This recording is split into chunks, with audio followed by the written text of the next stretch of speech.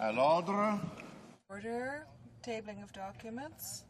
Lay upon the table the annual report on the Privacy Act of the Auditor General of Canada for the year 2006-2007. This document is deemed referred to the Standing Committee of Justice and Human Rights. The Honourable the Secretary of State, Foreign Affairs. Thank you, Mr. Speaker. Pursuant to Standing Order 32.2, I have the honour to table in both official languages Canada's State of Trade, Trade and Investment Update 2007. Dépôt de documents. Tabling of documents. Action of government bills. Déclaration. Statements by ministers. Reports from interparliamentary delegations. Présentation. Presenting reports from committees. Introduction of private members' bills. Mr. Atamanenko, seconded by Mr. Stauffer, moves for leave to introduce a bill entitled An Act to amend the Excise Tax Act, Goods and Services Tax on School Authorities. This motion is deemed adopted. The Honourable Member for British Columbia Southern Interior. Well, thank you very much, Mr. Speaker. I have the honour today of tabling this private members' bill to basically put school boards on par with municipalities. It's time. This has been discussed for a long period of time, and I think that probably we can get all parties' support to get this 100% exemption for school boards. Many of whom are struggling with cutbacks in provincial budgets, and I think it's time to get on with it, and I look forward to support from everybody on this private members' bill. Thank you. Hear, hear. Mr. Atamanenko, seconded by Mr. Stauffer, moves that the bill be now read a first time and be printed. Set motion. This motion is deemed adopted. First reading of this bill. When shall the bill be read a second time? À la prochaine. At the next sitting of the House. Mr. Bell, is it? No, is it? Yes. Mr. Bell, North Vancouver, seconded by Mr. Bryson, moves for leave to introduce a bill entitled An Act to Establish the Canadian Motion Picture Industry Secretariat. This motion is deemed adopted. The Honourable Member for North Vancouver. Mr. Speaker, it's my pleasure to table a bill to establish a Canadian Motion Picture Secretariat. The Secretariat will be comprised of representatives from major motion picture industry sectors across Canada with the purpose of ensuring that the industry in Canada has every opportunity to remain internationally competitive and successful, including both domestic and foreign productions. The Secretariat will monitor the industry and make biannual recommendations to Parliament regarding any legislative or other measures that could be taken by the Government of Canada in support of this industry, which last year contributed $4.8 billion to the Canadian economy and employs over 124,000 persons nationally. In BC, it contributes $1.2 billion to the economy and employs over 35,000 persons, and in my riding of North Vancouver, it contributes over $100 million and employs over 5,000. Film and television production in Canada has grown over the years but faces strong and increasing international competition. Canada has developed a great motion picture industry with a wealth of talented professionals, and this bill is intended to ensure it remains healthy and competitive. Thank you. Mr. Bell, North Vancouver, seconded by Mr. Bryson, moves that the bill be now read a first time and be printed. Set motion. This motion is deemed adopted. First reading of this bill, première lecture de ce projet de loi. When shall the bill be read a second time? À la prochaine. At the next sitting of the House. Appuyez pas, Madame. Mr.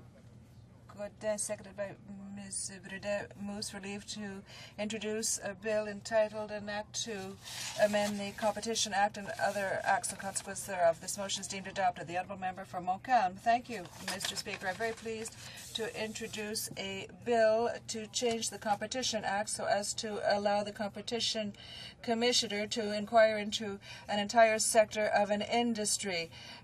The situation with the price of gas is becoming alarming, and we must act, and that is why I'm introducing this bill, seconded by the member for Trois-Rivières and critic for industry. This is to deal with the rising price of gas. Thank you, Mr. Speaker. Mr. Godet, seconded by Ms. Brunet, moves that this bill be now read a first time and be printed. First reading of this bill, première lecture de ce projet de loi. When shall the bill be read for a second time? Next sitting of the House. Dépôt de projet de loi émanant des Introduction of private members' bills. Senate public bills. Motion. Motions. Chief Government Whip.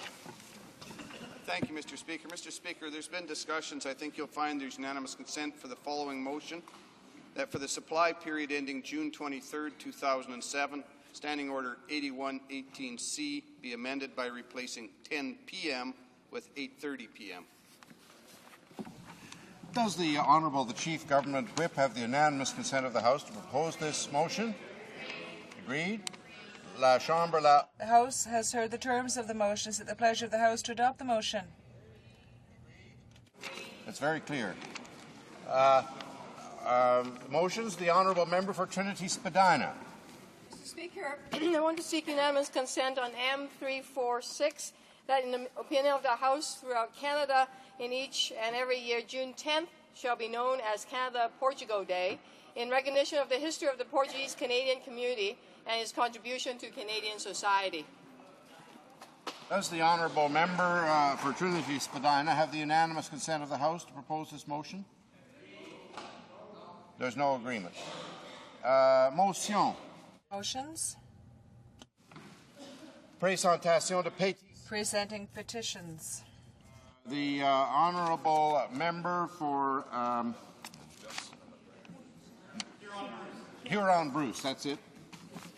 Mr. Speaker, I have a group of petitioners who have asked the House to consider the merit and the public support for the restoration of the Point Clark Lakeshore, specifically the improvement of water quality and beach conditions from Amberley Road to Pine River.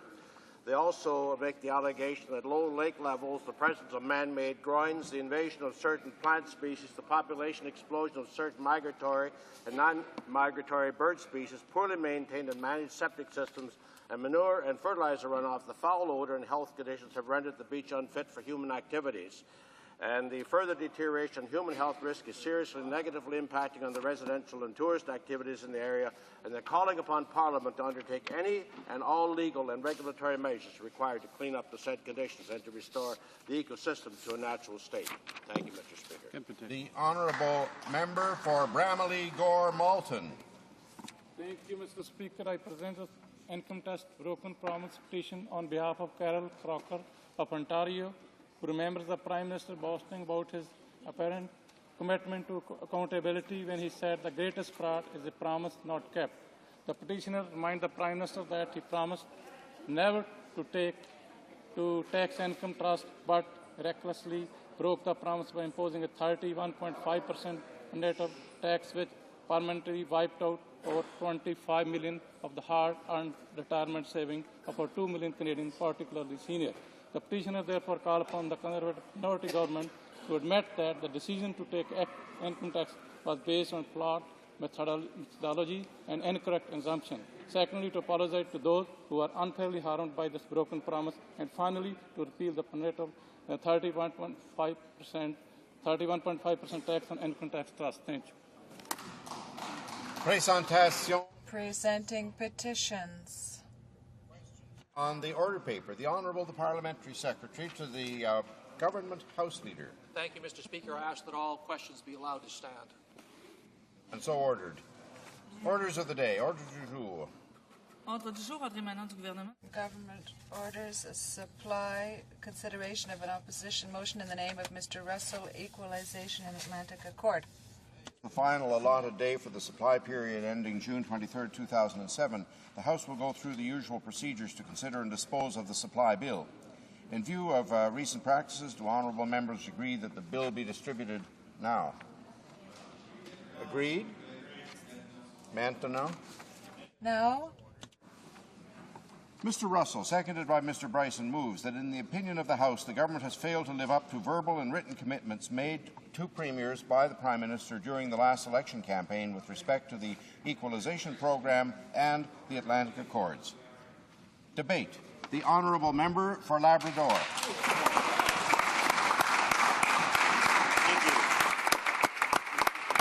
Mr. Speaker, good morning. I will be splitting my time with the Honourable Leader of the Opposition, the member for Saint Laurent-Cacheville. Mr. Speaker, I am pleased to speak to today's motion, and I would like to thank my colleagues on this side of the House, the Liberal Party, from all regions of the country who have supported us from Newfoundland and Labrador and Nova Scotia. We are two of the provinces most directly affected by the Prime Minister's broken promise, but as we all realise, if he can do it to us, he can do it to you. If it wasn't so serious, it would be funny in retrospect to recall the Finance Minister saying that with his budget, the days of arguing over fiscal federalism were over. In fact, he opened up new fronts in that ongoing dispute and picked fights he didn't need to pick. He could have honoured the Conservative election promises, and he didn't. He could have kept the commitment that the Prime Minister made no less than 6 times, but he didn't. In his famous mail-out to thousands in Newfoundland and Labrador, the Prime Minister said, "We would leave you with 100% of your oil and gas revenues, no small print, no excuses, no caps." It was a promise made and a promise broken. In his election letter to Premier Williams, the Prime Minister said, "We will remove non-renewable natural resource revenue from the equalisation formula to encourage the development of economic growth in the non-renewable resource sectors across Canada. The Conservative government will ensure that no province is adversely affected from changes to the equalisation formula." It was a promise made and a promise broken.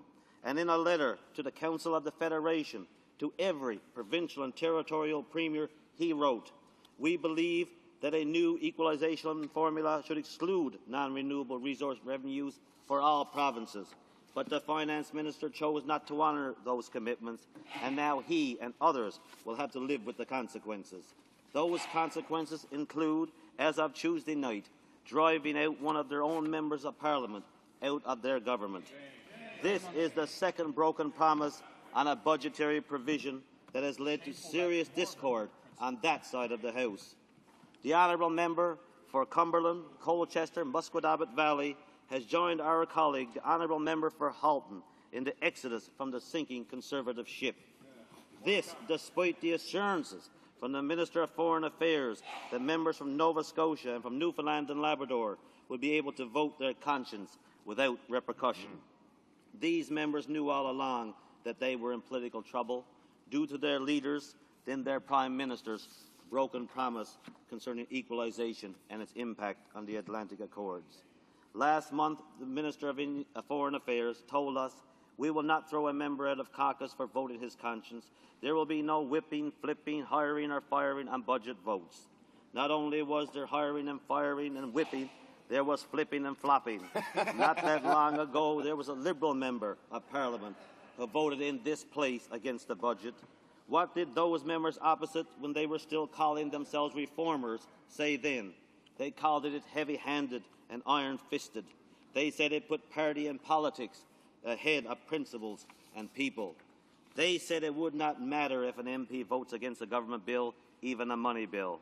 And in the immortal words of the current Minister of Human Resources, he said, "I appreciate what he's done.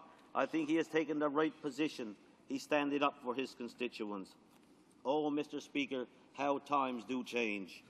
Before our honourable colleague from Nova Scotia had even sat back down from voting his protest against this broken promise, his name was being erased from the government party's website and access to his important computer files was cut off. We all know who's got the iron fist now. Where are those reformers, Mr. Speaker? We sometimes long for them, I think, who called for an end to party discipline and promised that they would do what they campaigned on or resign. Mr. Speaker, the example set by our friend from Nova Scotia is especially galling to people in my province, especially in those 3 Avalon Peninsula seats occupied for now, I would say, by members of this Conservative government. They had the chance to stand with their constituents, with their province, to have some backbone. They chose not to. But, Mr. Speaker, they still have that opportunity. They still have a chance to show some honour in the vote on third reading. The honourable member for Avalon already knows what it's like to side with his constituents, to put principles above politics. He did it as a provincial MHA. It cost him his seat in government, but it endeared him to his own electors and launched him on his way to this House of Commons. But it's sad, on a personal level, to hear what those people who supported him then are saying now. It is sad and disturbing to see the same position he's been placed in by a Prime Minister who cannot keep his word. The honourable member for St. John's East, who has served in politics with distinction for many years and who has announced his retirement with the next election, has nothing left to lose. There should be no fear of party discipline or punishment on his part, and in any event, the Foreign Affairs Minister already granted them immunity. And yet he sided with the Prime Minister and the Finance Minister and voted to break a solemn promise and a written promise. And the Minister of Fisheries and Oceans, during the last great debate on this issue back in 2005, said, "You cannot ever turn your back on your province on an important issue like this. Even if it meant your party says, tough stuff, you have to sit in the last seat, the last row." It's okay for him. He's still on that front bench. It's our friend from Nova Scotia who's now in the last seat and in the last row. In Labrador, we've long known the worthlessness of this Prime Minister's commitments, written and otherwise. In 2005, he promised 60% federal funding for the Trans-Labrador Highway. In 2006, he promised to cost-share the project. But in 2007, these promises are still left unkept. There was supposed to be a federal-provincial deal by June. It's June now, but there's still no deal. He promised a 650 rapid reaction battalion for 5-wing Goose Bay, along with a 100-member unmanned aerial vehicle squadron. The Defence Minister said he would personally give the orders to establish these units, but we all know in this House what the value of one of his orders is. He said we want stable funding for Marine Atlantic. What did they deliver? Rate hikes. The Prime Minister said he would accept the targets for social and economic progress for Aboriginal peoples set out in Kelowna and then scrap the Kelowna Accord altogether. He promised again in writing to support regional development agencies such as ACOA and did so by cutting their budgets. Supposed Conservative commitments on fisheries retraining and emergency measures to deal with the ice blockade this spring have also led us nowhere other than in circles, trying to decipher the contradictions coming from that side of the House. And overall, every broken Conservative promise, every platform plank left unfulfilled, we view through the lens of the broken promise on equalisation and the Atlantic Accord. He promised to protect that deal that our Liberal government negotiated with Newfoundland and Labrador and Nova Scotia. The Prime Minister made those commitments. He made them in writing. He made them 6 times. And with this budget, he broke them. He went back on his word. And with the support of his Atlantic Conservative caucus, trained seals all but one, and with the support of the separatists, he is about to turn his broken promise into the law of the land. To my honourable colleagues, I would only issue this warning. If he did it to us, he can do it to you. And I repeat, if he can do it to us, he can do it to you. And the Prime Minister and his government deserve the censure of this motion. Thank you, Mr. Speaker.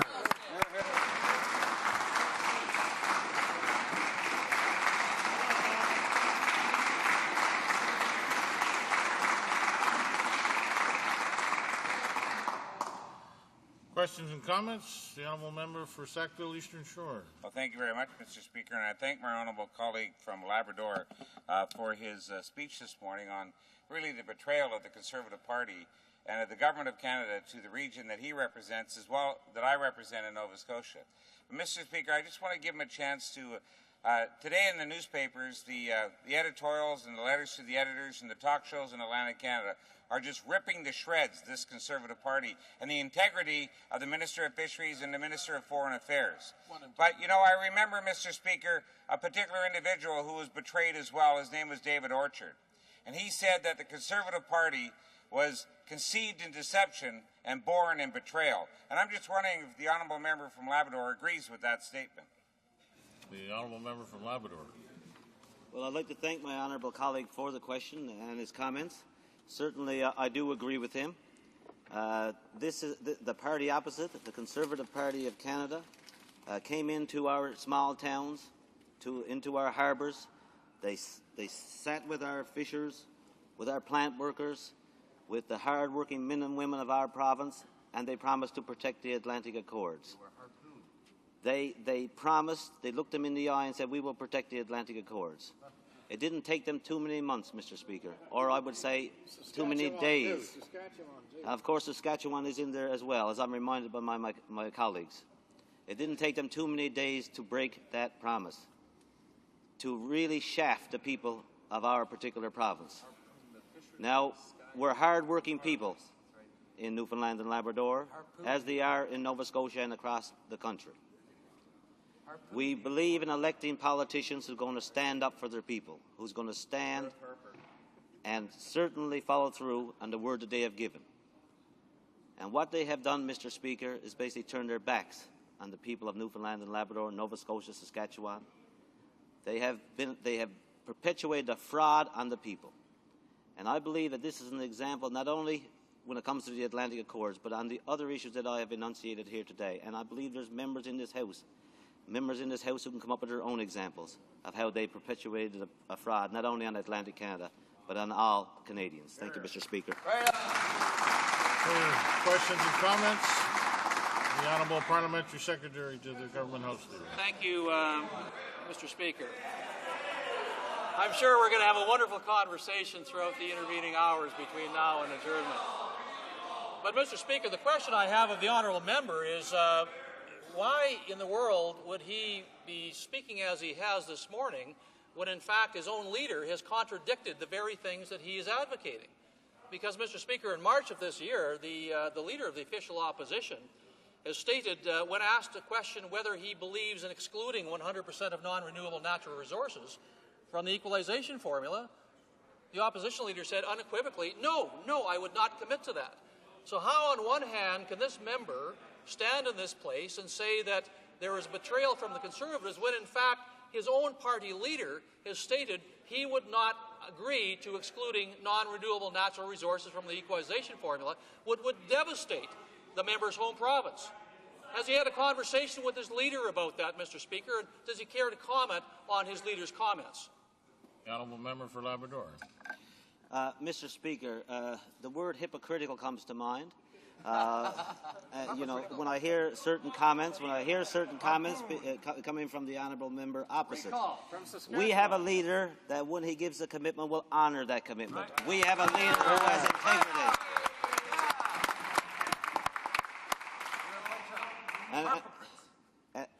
And for the honourable member to get up,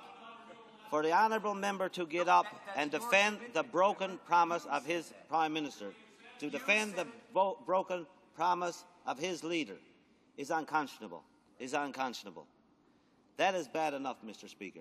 And I find it so disappointing today that I don't hear a voice from the Atlantic Conservative caucus members. I don't hear that voice of response.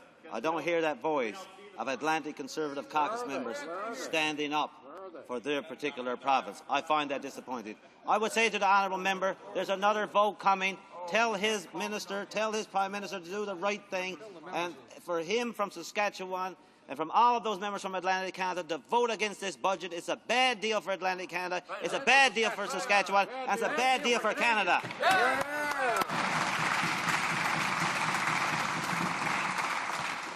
Resuming debate, the Honourable Leader of the Opposition.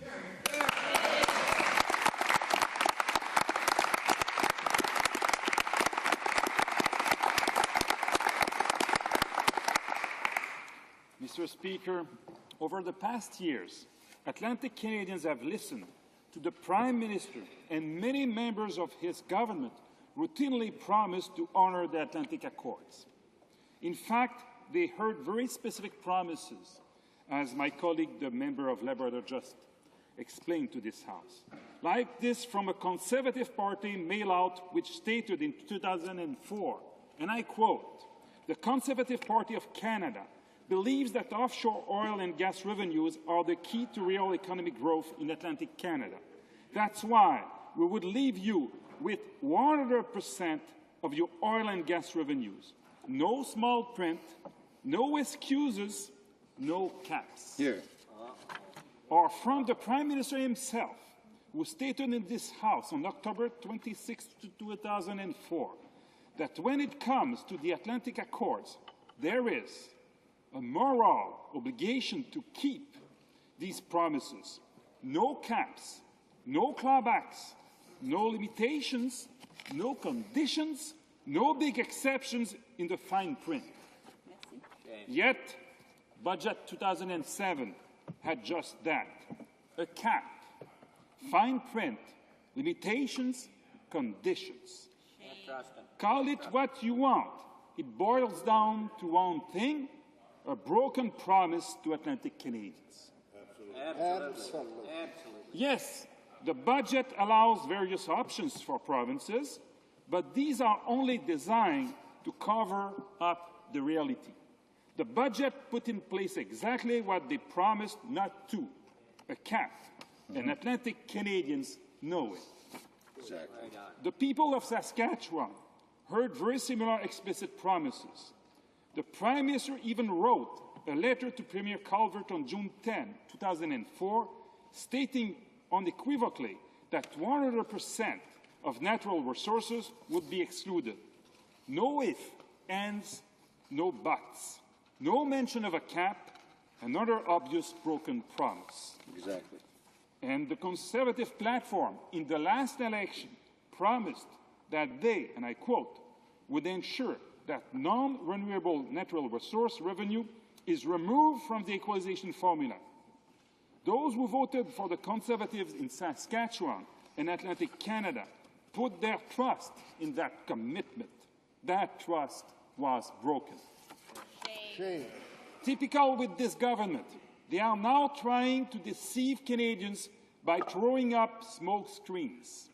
Even yesterday, the finance minister talked about the promise being fulfilled because the provinces have options. They can choose the old formula, they can choose the new formula with 50% exclusion. But what they cannot choose is what they were explicitly promised: 100% exclusion, the honoring of the Atlantic Accords with no caps. Mr. Speaker, Canadians know that this Prime Minister and this government broke its word on equalization and the Atlantic Accords. Premier Calvert, Premier MacDonald, and Premier Williams know. Even Conservative members of Parliament know it. But only one had the courage to stand up in this House and do something about it. The member from Cumberland, Colchester, Moscow-Dabbit Valley. I am proud to call this member my colleague.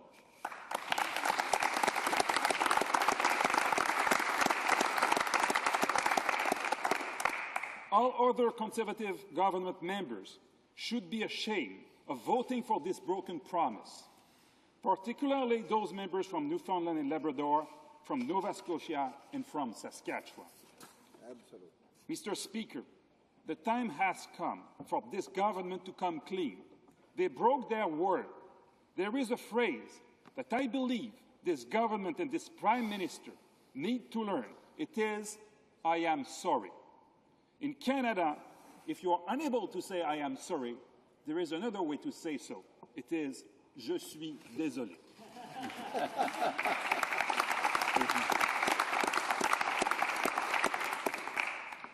The relationship between the federal government and its provincial partners is one built on trust. Yet, the Prime Minister is eroding that trust, and the relationship is suffering as a result.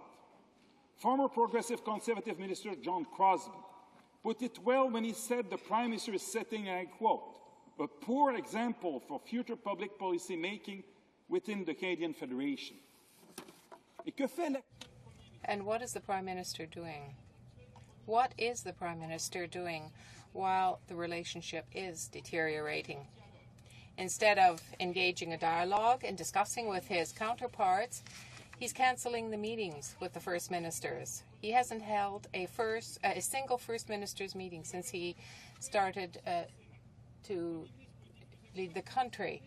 And with respect to the Senate, the Prime Minister can say what he wants in terms of negative advertising about me and about Senate reform, but he can't prevent the Senate reform from going ahead without consulting those who, under the terms of the Constitution, are his counterparts and must speak with him. This is what has led the premiers to express their concern about the Senate. And the result is that the committee, the Constitutional Legal Affairs Committee of the Senate, has recommended a reference to the Supreme Court.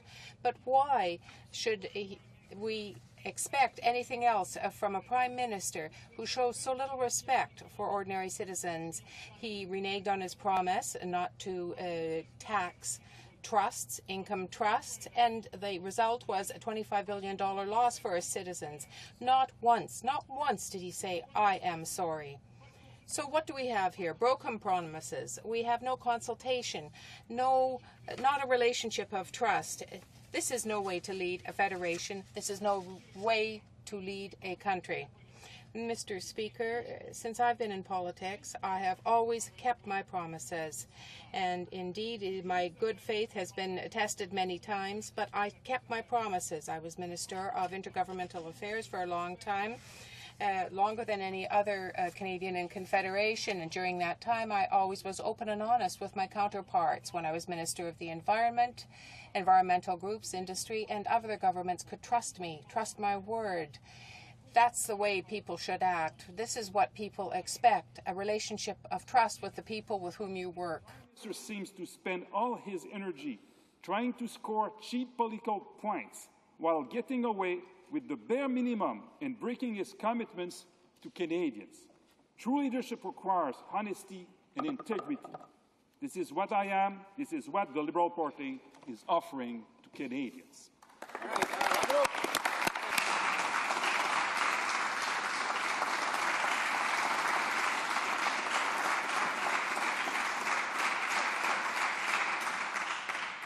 Questions and comments? The honourable member for Edmonton Sherwood Park. Well, thank you very much, Mr. Speaker. I thought of an analogy while I was sitting here listening to this speech. Let's say that when I was a younger man, one of my kids who was in school at the time got this promise from me, his dad. "Son, if you get over 80% in that next physics exam, I'll give you $10. Let's say that the son fulfilled that. When he came home, I gave him $20. Would he now be justified in saying Dad didn't keep his promise? I don't think so. Mr. Speaker, a careful examination of the numbers shows that under the new plan from this government, the Atlantic provinces and Saskatchewan get more than they did under the old one. How can they claim that this is a broken promise? It's just not an accurate statement, Mr. Speaker. The Honourable Leader of the Opposition.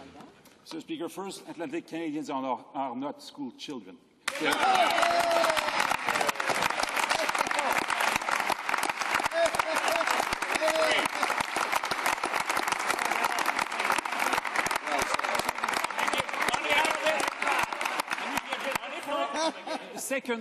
Second, the Prime Minister was not in the obligation to make this promise. All his candidates were not in the obligation to repeat this promise, but they did so, and they broke it. The Honourable Member for Sackville Eastern Shore. Thank you very much, Mr. Speaker. I'd like to remind the Honourable Opposition Leader that on June 28 of 2005, a widow of a veteran from St. Peter's, Cape Breton named Joyce Carter was given a written letter by the then Opposition Leader, now the Prime Minister, saying on Veterans Independence Program that if we form government, we will immediately extend the VIP program to all widows and veterans, regardless of time of death or application.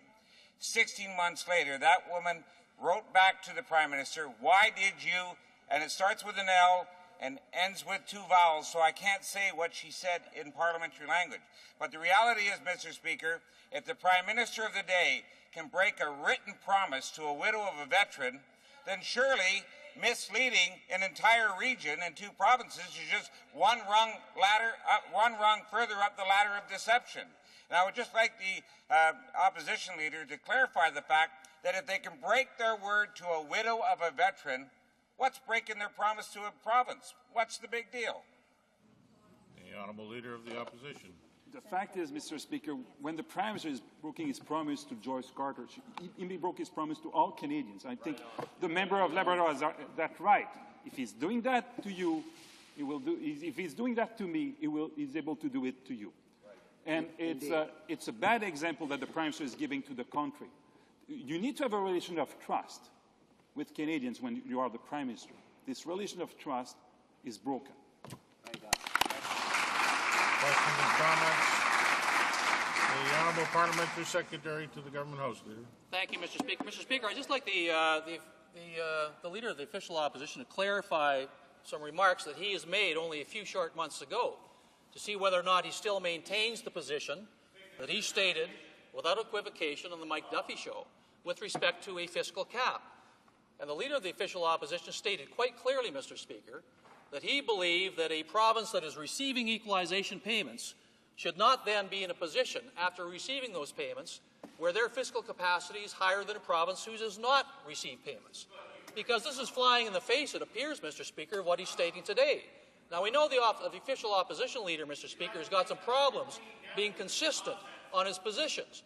But he stated only a few months ago in March, with respect to a fiscal cap, that a province receiving equalization payments should not see their fiscal capacity exceed those of a province who in effect is paying into the program.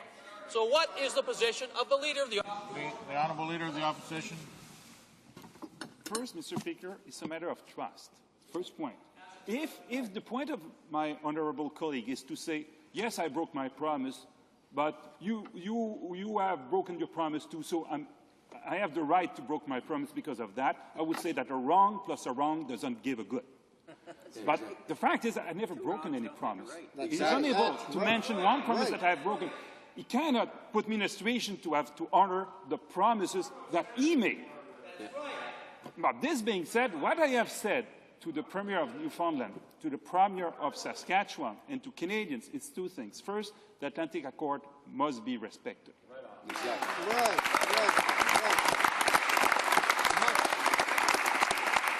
Second, I'm against a cap. And third, I'm consulting all the premiers to figure out how we will try to solve the mess the Prime Minister has created.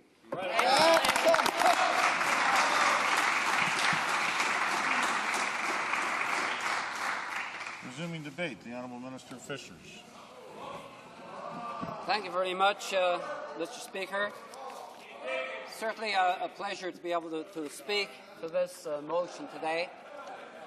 Usually when you stand to speak, Mr. Speaker, you make some reference to the previous speaker. I will do that, but very briefly, I just listened to two things that the Honourable Leader of the Opposition just said. He said, number one, the Atlantic Accord must be respected. Let me tell him, I know he will have to run off, he's a busy person, but let me tell him that the Atlantic Accord, in every aspect, will be respected. And whether you heard me, Mr. Speaker, I'll say it again. The Atlantic Accord will be respected. He also said he's against the cap. Well, Mr. Speaker, let me quote from the honourable member on 2 or 3 occasions. When asked just in March about excluding 100% of resource revenues from equalisation, he said, no, I would not commit to this. He also said it would be ill-advised to grant special treatment to Nova Scotia or Newfoundland. It's essential to maintain equitable treatment of all provinces within. He also said some provinces want special treatment to maintain their income and benefits even as their fiscal capacity increases. I disagree. This is the Leader of the Opposition who just said he's against the cap.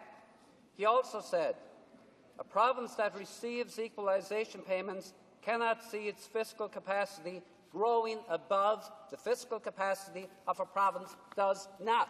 What do we call it, Mr. Speaker? We call it a cap. C-A-P. I can go on, Mr. Speaker. There are a number of other quotes, and I only put that on the record to just let people know how much they can rely on somebody when he says, I will give my word. It depends on the time, the place, and the occasion. So, Mr. Speaker, we'll dispense with that. Let me talk about the issue at hand. Let us look at a little bit of history here, Mr. Speaker. We have a situation where people opposite think that people on this side, the governing party, somehow or other is going to shaft the province of Newfoundland and Nova Scotia. They're hanging their hat today on the fact that one of our members, unfortunately, a very good fellow, good friend of mine, great member, decided that he would not stay with the party and vote for the budget. He would go across. I say perhaps, Mr. Speaker, if the gentleman had waited another few hours, if he had been privy to some of the results of some of the work that he and others of us have been doing, he wouldn't have done that. But the interesting thing about this is the members opposite, strictly for political reasons, as we know, but that's the name of the game. I'm not saying we wouldn't have done it had the opposite been true, but strictly for political reasons, are lauding the fact that somebody crossed the floor on principle. Well, they had a member who voted against the budget, or voted for the budget, actually, voted against their party on principle, and he is now sitting as an independent. So that's what they think about people who stand on principle. But that's the name of the political game also, Mr. Speaker. The interesting thing about it is the Premier of Newfoundland and Labrador is also joining with his newly found feathered friends on the other side, lauding the fact that somebody stood up and on principle and walked across the floor. Well, the interesting thing about that is the comparison of what his colleague, his counterpart in Nova Scotia is saying. The Nova Scotia Premier, it was calling the member to say, please don't do it because you can't do any good for us over here. We are working out a deal, unlike Newfoundland, by the way, we are working out a deal with the federal government that will take care of our concerns, or at least that's our hope. We believe we can do it by working collectively. Will you stay there? Will you stay there and work with us to make sure we get the deal? The member didn't listen. He went across. So I find it a bit hard to understand where the Premier of the province affected, in this case Nova Scotia, says, stick with it, boys, and let's get a good deal. And the Premier of Newfoundland and Labrador says, run across the floor, give up, come home. We don't want a deal. He mightn't want a deal, but, Mr. Speaker, the people of Newfoundland and Labrador want a good deal, and that's what they will get. Mr. Speaker, I said we will do a little bit of history here. What is this all about? If we had not talked about fiscal capacity, if we as a government had not recognized the fact that there was a fiscal imbalance in this country, we wouldn't be here today. This wouldn't be an issue. But there was, Mr. Speaker. You have said it. A number of other people in this House. We recognize there is a fiscal imbalance in this country. The equalization programs such as the passes to throw a few dollars wherever there was loud enough noise. And as you know, and as all of us know, that wasn't very successful. So this government started talking about addressing the fiscal imbalance. In order to do that, you need a formula which everybody accepts, which everybody can buy into, in which everybody can participate. Leading up to the last election, our party, in our blue book, and your orange book and their red book, whatever, somebody else's green book, Mr. Speaker, we said that we as government, if we would form government, would be satisfied to take 100% of the non-renewable resources out of the formula. We're not denying that. It's there in black and white, on web pages, you name it. When we were elected, we didn't duck that. We said the same thing. In the election and after the election, we said we as government, we are willing to take 100% of the non-renewable resources, not just oil and gas. We went further to say all non-renewable resources out of the equalization formula. But, Mr. Speaker, the equalisation formula affects 10 provinces and 3 territories. These people are the ones affected by whatever formula Ottawa puts in place. And consequently, they collectively will decide, is this the best formula for us collectively? And of course, each one will say individually. The premiers met on several occasions, the finance ministers met, and they could not agree on a formula. They did not, the majority of them did not want what we offered in relation to taking out 100% of the revenues. When people say government broke a promise, I hear it at home. People, the Prime Minister, wasn't the Prime Minister, it was government. It was the party, then government, not denying it. We made a commitment. We were ready and willing to do that, Mr. Speaker. We weren't the ones that went to the premiers or to the province and said, no, we're not going to do that. They had a whole year, Mr. Speaker, to put together a formula, including what we had committed, to address the fiscal imbalance of the country. The majority of the provinces said it will make it worse for us than better. We need something else. Back several months ago, the talk about equalisation and about fiscal imbalance centred around the O'Brien formula.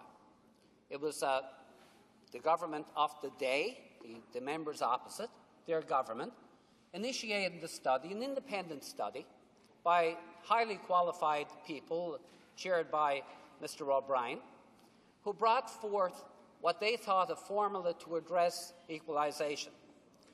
That became the talk of the town. Everybody, including all the premiers, realised that is probably where we are headed, and they started to scramble to get the best they could out of that formula. This is all on the record. This is not something I'm making up. The Premier of Newfoundland made a request to the Prime Minister, and that is that the Atlantic Accord be protected. 2 provinces, Newfoundland and Labrador, had different agreements. They weren't special agreements. They weren't fancy side deals done up. They were agreements that they had with the Government of Canada, hard worked-for agreements, which recognized the fact that our resources were located, the offshore oil and gas resources, it was only offshore oil and gas we're talking about, were located just there, offshore, outside the landmass, and of course were supposedly controlled and owned by Canada. Agreements were put in place to have our resources recognized basically as if they were onshore, that we would be the prime beneficiary, that we would get 100% of the revenues from the developments of the offshore oil and gas. In 1985, the original agreement was signed with the then Government of Canada, the then Conservative Government of Canada, after the former Liberal government had denied that for years. The Trudeau government had denied it for years. The Minister of Energy, who in Newfoundland denied it, who would not give us that control of our offshore oil and gas benefits, was a former leader of the Liberal Party, Mr. Chrétien. The Prime Minister was Prime Minister Trudeau. When the Mulroney government was elected, that deal was signed. There's a picture on my wall, Mr. Speaker, if you want proof, of Prime Minister Mulroney with Minister Crosby, the regional minister, Pat Carney, Senator Carney, who was the Minister of Energy at the time, along with Premier Peckford from Newfoundland, and the then Minister of Energy, Mr. Marshall. And sitting in the background with myself and others was one of the members on the other side, clapping his hands. Great day, great agreement for the Conservatives, Mr. Speaker. When we moved forward in 2005, the Williams government, led by Finance Minister Sullivan, negotiated improvements to the Atlantic Accord. Some improvements, but Mr. Speaker, it sounded great when the Premier came home, down the escalator, Not really cheered then by the member for Bonavista, Gander, Grand Falls, not at all. Cheers him now, Windsor. Don't forget Windsor. Great spot. Mr. Speaker, the Premier came down waving. We all remember it. We got it. $2 billion. Imagine coming into Newfoundland with a $2 billion check. And everybody thought, and I bet there are members here, if we did a quiz, and I'd love to do a quiz, who would tell you, Mr. Speaker, this $2 billion, this is above and beyond. This is great stuff. You know what it was, Mr. Speaker? It was an advance on our income. It's just like you. If you were making, $20,000, now I know you're making a little bit more than that. Not at all what you deserve. For the job I was watching the hockey game last night, as a lot of people were, and looking at the referees. They work an hour a night, basically, and they get paid a lot more than you do, Mr. Speaker. And I'm just thinking, if our Speaker, thinking of yourself, you would make a tremendous referee, because a lot of them aren't of physical stature to break up the rackets. But I think, Mr. Speaker, with a pair of skates and a much bigger salary, you would do it. But anyway, if you were making $200,000, if you were making $20,000 a year, and somebody suddenly gave you a check for $200,000, and you came home waving it, everybody in the family would be delighted. But what you didn't tell them is that for the next 10 years, all your net income is going into the bank, because you just got a $200,000 advance. Newfoundland just got a $2 billion advance. That's all we got. Nothing extra, nothing that wasn't ours, nothing above and beyond what we wouldn't get over time. And what it did, we got it so they could pay down the tremendous debt we had. And the Premier almost had a contest saying, how do you want it spent? When he knew, because it's written right in the agreement, it had to go on the debt. All fun and games, Mr. Speaker. However, some people think, we haven't drawn all that down yet, by the way. There's still, somewhere around $1 billion or a bit less. We haven't drawn it all down. We will over the next few years. Some people think, if anything happens after caps, we'll lose that, it'll be clawed back. Absolutely not. Let me state it clearly, categorically. The money, the advance money given Nova Scotia, Newfoundland, regardless of what happens, will not be clawed back. Any payments that we get because of the Atlantic Accords will not be capped. The Accord will not be capped. The Accord is protected. I'm telling you, write it down, look at Hansard, cut it out. Show it to me 5 years. Because, Mr. Speaker, we won't know those things right away. Simply because we are still receiving equalization money. The unfortunate thing about it, we're not receiving much. Our province, Mr. Speaker, is, as we would say home, we're getting well off. We're starting to become a have province. I'm proud of that. I think the members opposite are proud of that. But as anybody will tell you, you can't have your cake and eat it too. And I don't think anybody is really asking for it if they understood what this is all about. But what we don't want is something that we own, something that we were promised, something we were given. We don't want it taken away. And let me assure the members, it will not be taken away. How do I know it, Mr. Speaker? Because I've been working on it. I haven't been sitting complaining. I haven't been running around the country yelling and screaming and complaining about Ottawa not doing anything when I haven't even asked them, when I haven't met with them, when I haven't negotiated. You don't get deals unless you negotiate, Mr. Speaker. This year, we're receiving $477 million in equalization. Next year, we will receive only $197 million. And it's thought, Mr. Speaker, if our economy keeps going, the year after that, we get nothing. Now, Mr. Speaker, why our equalization is going down is because our revenues from resource development in particular, including the offshore oil and gas, have been going up. But we haven't lost any of the money. Anything we've lost in relation to the total revenues we would receive has been given to us by what we call offset payments through the Atlantic Accord. And people think this will end. It will only end when the Accord fizzles out. When it was signed, Mr. Speaker, when the Accord agreement was signed to give us this money in lieu of clawback, in lieu of equalisation losses, that nobody else has, by the way, not a bad deal. Others would love to have it. When the deal was signed in 1985, it was due to expire in 2011. Besides getting a $2 billion upfront payment that he could come home and waive, which really was an advance payment on, we are not getting a cent directly from government these days, Mr. Speaker, in relation to offset payments. It's all kept because they gave it to us in advance. And when the advance is paid off, we'll start getting real money again. But, Mr. Speaker, the other thing they did in a couple of years ago, 2005, they negotiated one extra year on the length of the Accord agreement. So the Accord agreement now ends in 2012. What does that mean, Mr. Speaker? Well, that means in 2012, that's it. We don't get any more of these offset payments. Unless in one of the previous years, one of the two previous years, 10 or 11, we are on equalization. So if we are receiving equalization, the Accord is extended until 2020.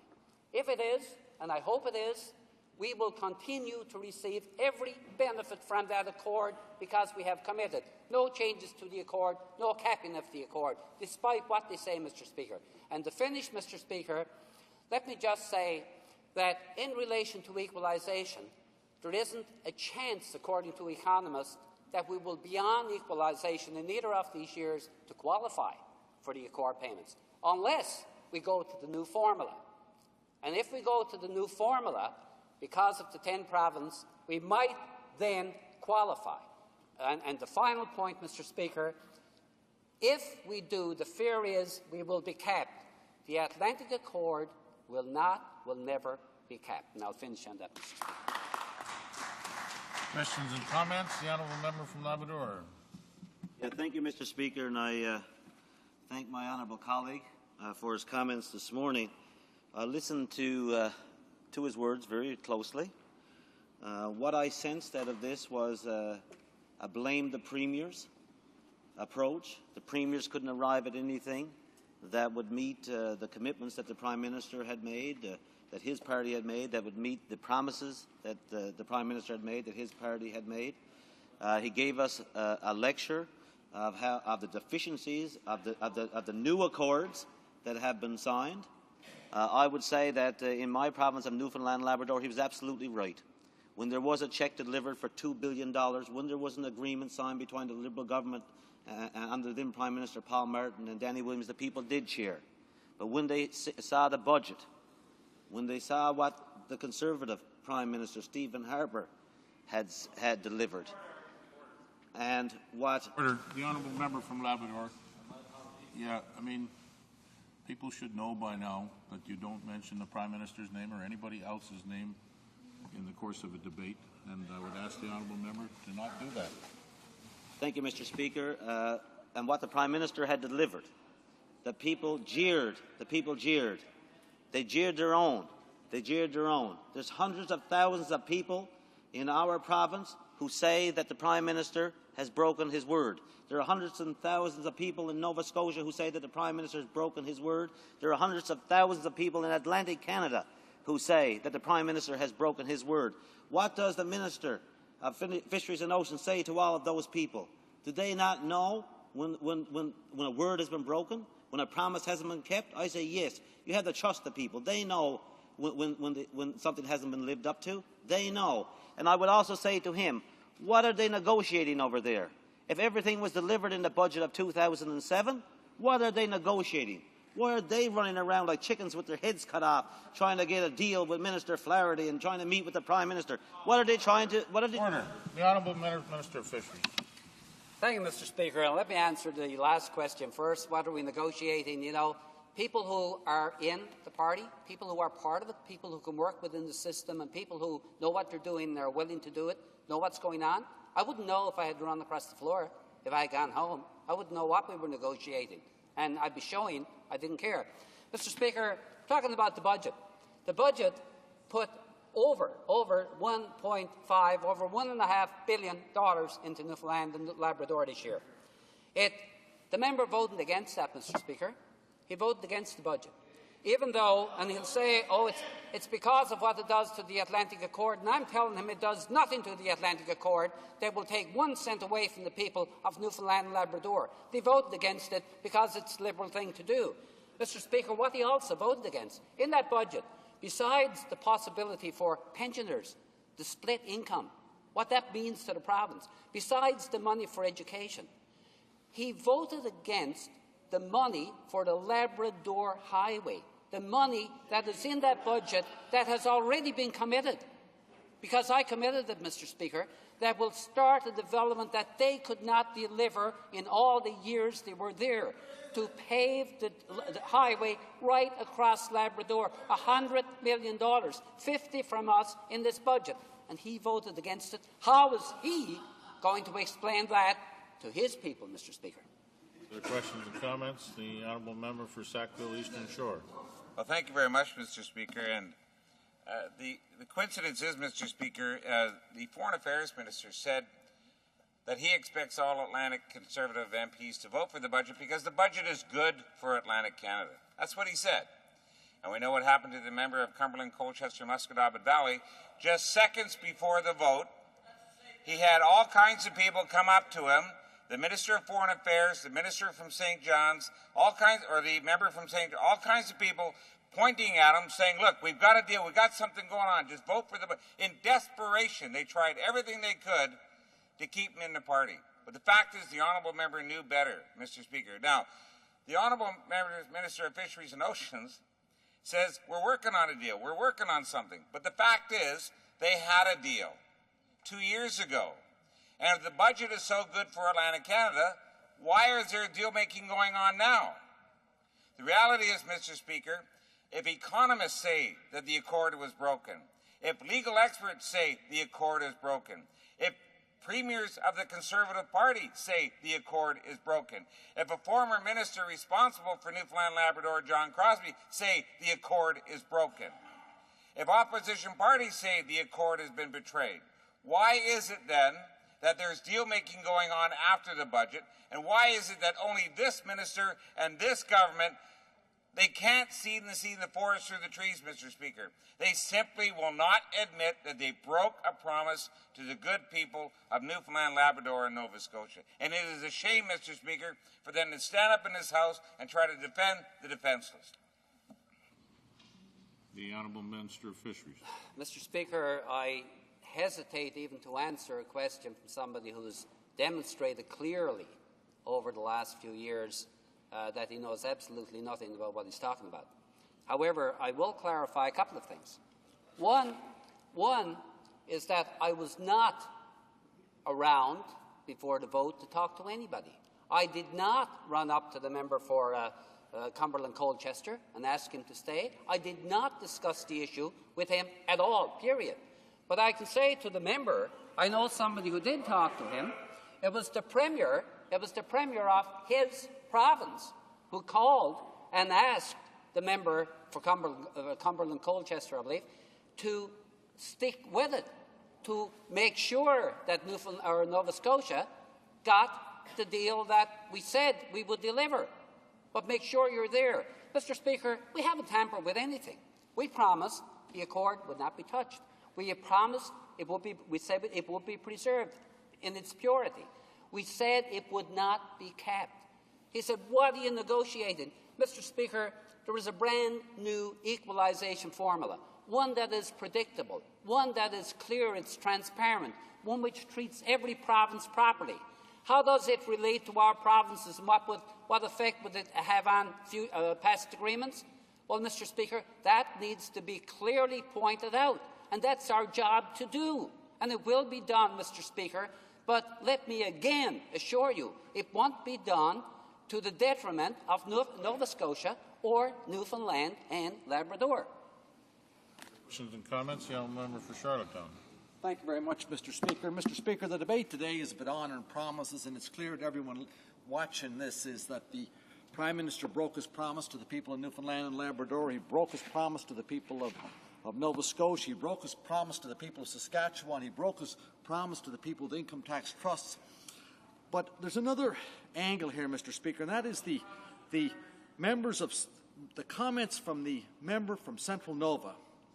He won the leadership of the Progressive Conservative Party based on an agreement with Mr. David Orchard that he would not merge it with the Alliance. 8 minutes after the agreement was signed, he started merger discussions.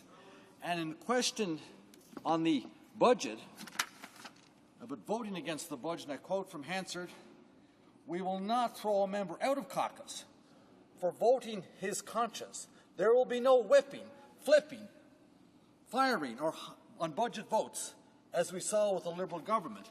8 minutes and 30 seconds after the member for Cumberland Colchester voted against the budget, he was kicked out of caucus, and 784 confidential files were seized. So my question to the honourable member across, does he condone the words of the member from Central Nova?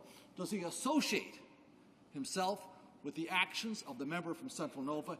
And does he now, in this House, wish he were still a progressive Conservative member so he could speak with honour and dignity? The Honourable Minister of Fisheries. Mr. Speaker, let me say to the honourable member, I've been around politics a long time. I entered provincial politics in 1982. I was involved in politics since I could walk, Mr. Speaker. There wasn't a campaign in my riding in which I didn't participate. 98% of them or so I ran. So, Mr. Speaker, I've been around. Let me say to the honourable gentleman, ever since I've been involved in politics, I've served under a number of leaders. I've served under 2 premiers.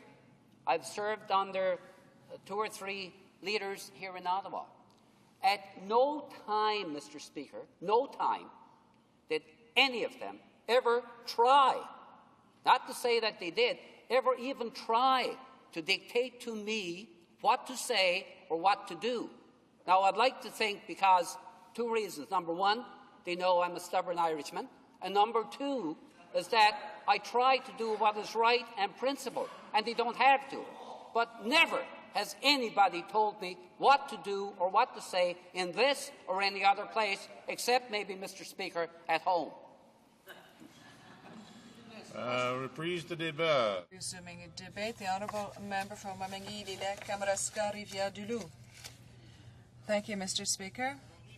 Today we're debating a motion moved by the Liberal Party, and it should be reread, that in the opinion of this House, the government has failed to live up to verbal and written commitments made to premiers by the Prime Minister during the last election campaign with respect to the equalization program and the Atlantic Accords. And the Bloc will be voting in favour of this motion because we feel that the Prime Minister should never have made the commitments that he made, commitments that he didn't live up to. During the election campaign or at other times, he should have ensured that what he was promising could be respected. Otherwise, why say it? And the text of the motion only deals with this particular issue because on the other side, when we look at the solution that the government brought forward, it isn't ideal, but it is a step in the right direction, and therefore we have to put things in their proper context. The Liberal Party says that the government has failed to live up to verbal and written commitments made to premiers by the Prime Minister. Well, that is true, but on the other hand, we have to look at what solutions have been suggested. The Bloc will vote in favour of the motion, but I would like to also speak to the whole issue of equalization. And I might remind the House of a certain number of things. Equalization is funded by the federal government through taxes paid by Canadians and Quebecers, that is, people from across the country. And this is the result of a fundamental commitment to fairness, In a federation like Canada, equalization is something very specific. It has an objective to provide comparable services and comparable levels of service to all Canadians in all parts of the country. And there are equalization systems in a number of countries. Most of these countries are federations, and the method involves evaluating the financial capabilities of provinces to provide public services, and provinces that aren't in a financial position to provide these services at the same level as other provinces receive equalization. Quebec receives equalization, but per capita it lags behind many other provinces, and therefore it isn't really the spoiled child in this system. The amounts paid in equalization come without any strings attached. Equalization has as its sole objective to put provinces on an equal footing, and there are no reductions when it comes to equalization. And the situation that we have today isn't a first. A former Liberal Prime Minister had made election promises, and during the election campaign, the Premier of Newfoundland had secured a commitment from the Liberal leader at the time that all petroleum resource revenue would go to the province without this affecting the amount that the province would be receiving through equalization. Now, for Quebec, this position was unacceptable, but the Liberal Prime Minister had betrayed that promise at the Premier's Conference on October 26th. Ottawa insisted on a ceiling after which equalization would start to drop, and after that the Conservatives came to the front on October 26th, and they had a series of commitments that stated that the Conservative government and the current Prime Minister would undertake certain things. So these commitments were made at the time, and they were official commitments. And recently I was at the Finance Committee when the Premier of Saskatchewan appeared, and he clearly demonstrated that these commitments had been made at the time, and therefore the motion that we have before us today is indeed justified. However,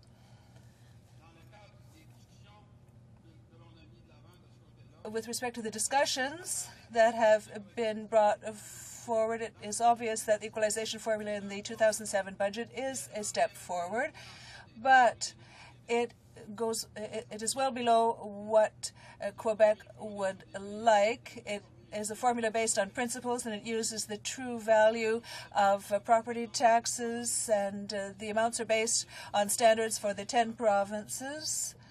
But the fact remains that it does not meet Quebec's demands. Quebec's demands are the following: a reform of the equalization formula to take into account standards for the 10 provinces, 100% of the revenue from natural resources, and the true value of property taxes. Why natural resources? Because historically, Quebec's development was based on hydroelectricity without any significant aid from the federal government, whereas other provinces received aid in other sectors, for example, Newfoundland for Hibernia. And so we feel that 100% of natural resources revenue should be included in the formula, because at the end of the day, this would represent more than $16 billion for 2007-2008, and that's the only formula that would allow equalization to meet its objective, that is to provide provinces a per capita capacity that would be equivalent to the Canadian average. And Quebec's demands come from the Séguin report published in 2001 and unanimously adopted by the National Assembly of Quebec. The Séguin report proposed 4 measures to reform equalization to make it acceptable for Quebec, and that comes back to what I was saying earlier, adopting the 10-province standard, including 100% of all revenue from natural resources, the use of the real tax values as opposed to the theoretical value that applies currently, and the use of a ceiling and a floor when it comes to the equalization envelope. And now, with respect to natural resources, it seems to me that what has been done is a step in the right direction. That isn't necessarily everything that Quebec wanted, and we will continue to press for that solution, that is, that 100% of the revenue from natural resources be considered. And these proposals were established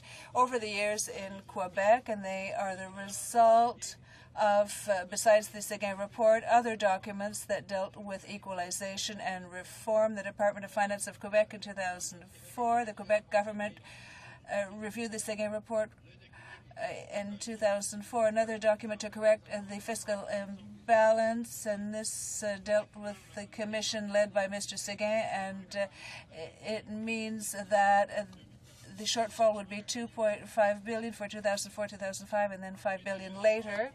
There was also the report of the Conseil de la Fédération in 2005, and the first report of the expert group on equalization. Overall, these measures mean for Quebec, and this has been represented in what we in the Bloc have said over the years in the House. You'll recall that no party in the House some years ago recognized the fiscal imbalance, that it existed, but the Bloc brought it forward, and now we insisted, and finally there was recognition of the fiscal imbalance. It's reflected in the budget this year. The federal government has not settled the fiscal imbalance per se. It has made a monetary settlement, which is part, but the monies represent the needs of the provinces being met. There has been a partial attempt to correct the situation, particularly given the reports that I've already mentioned to the House. At the end of the day, there was an engagement that was made, a commitment that was made by the Conservative government that it would have as its target the settlement of the fiscal imbalance. And so in a way we're in the same boat as what is decried in this motion. There is a monetary part of it that has to be increased significantly in the budget. This is why the Bloc, though, has decided that this is a good choice for Quebecers on the one hand, but on the other hand, there remains the fiscal imbalance. And in coming years, we have to think in terms of the economic vitality and other factors in the province. But the permanent way of settling the whole issue of the fiscal imbalance would be to transfer tax points to the province. So this would represent a permanent solution to the problem. But that's not the case at the moment. The Bloc will continue its fight to this end. We want to have a permanent solution. We want Quebec to get its fair share of the system at the present time. When you look at natural resources and the revenue that arise from it, that's a very powerful part of it. The debate will continue, but it seems to us that in today's motion, the motion moved by the Liberals, you can understand that there are people in some provinces of Canada to whom commitments were made and now are frustrated because those promises have not been kept.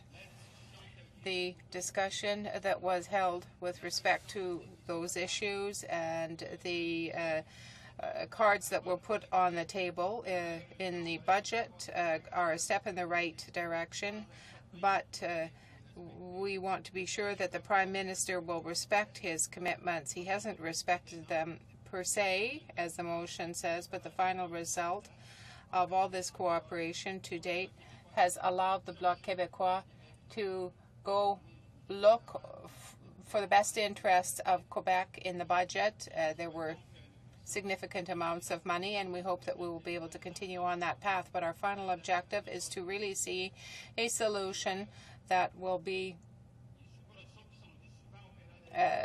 permanent and that will get over all the bumps in the road that appear at the times of election campaigns. Sometimes commitments are made, they're not respected after the campaign.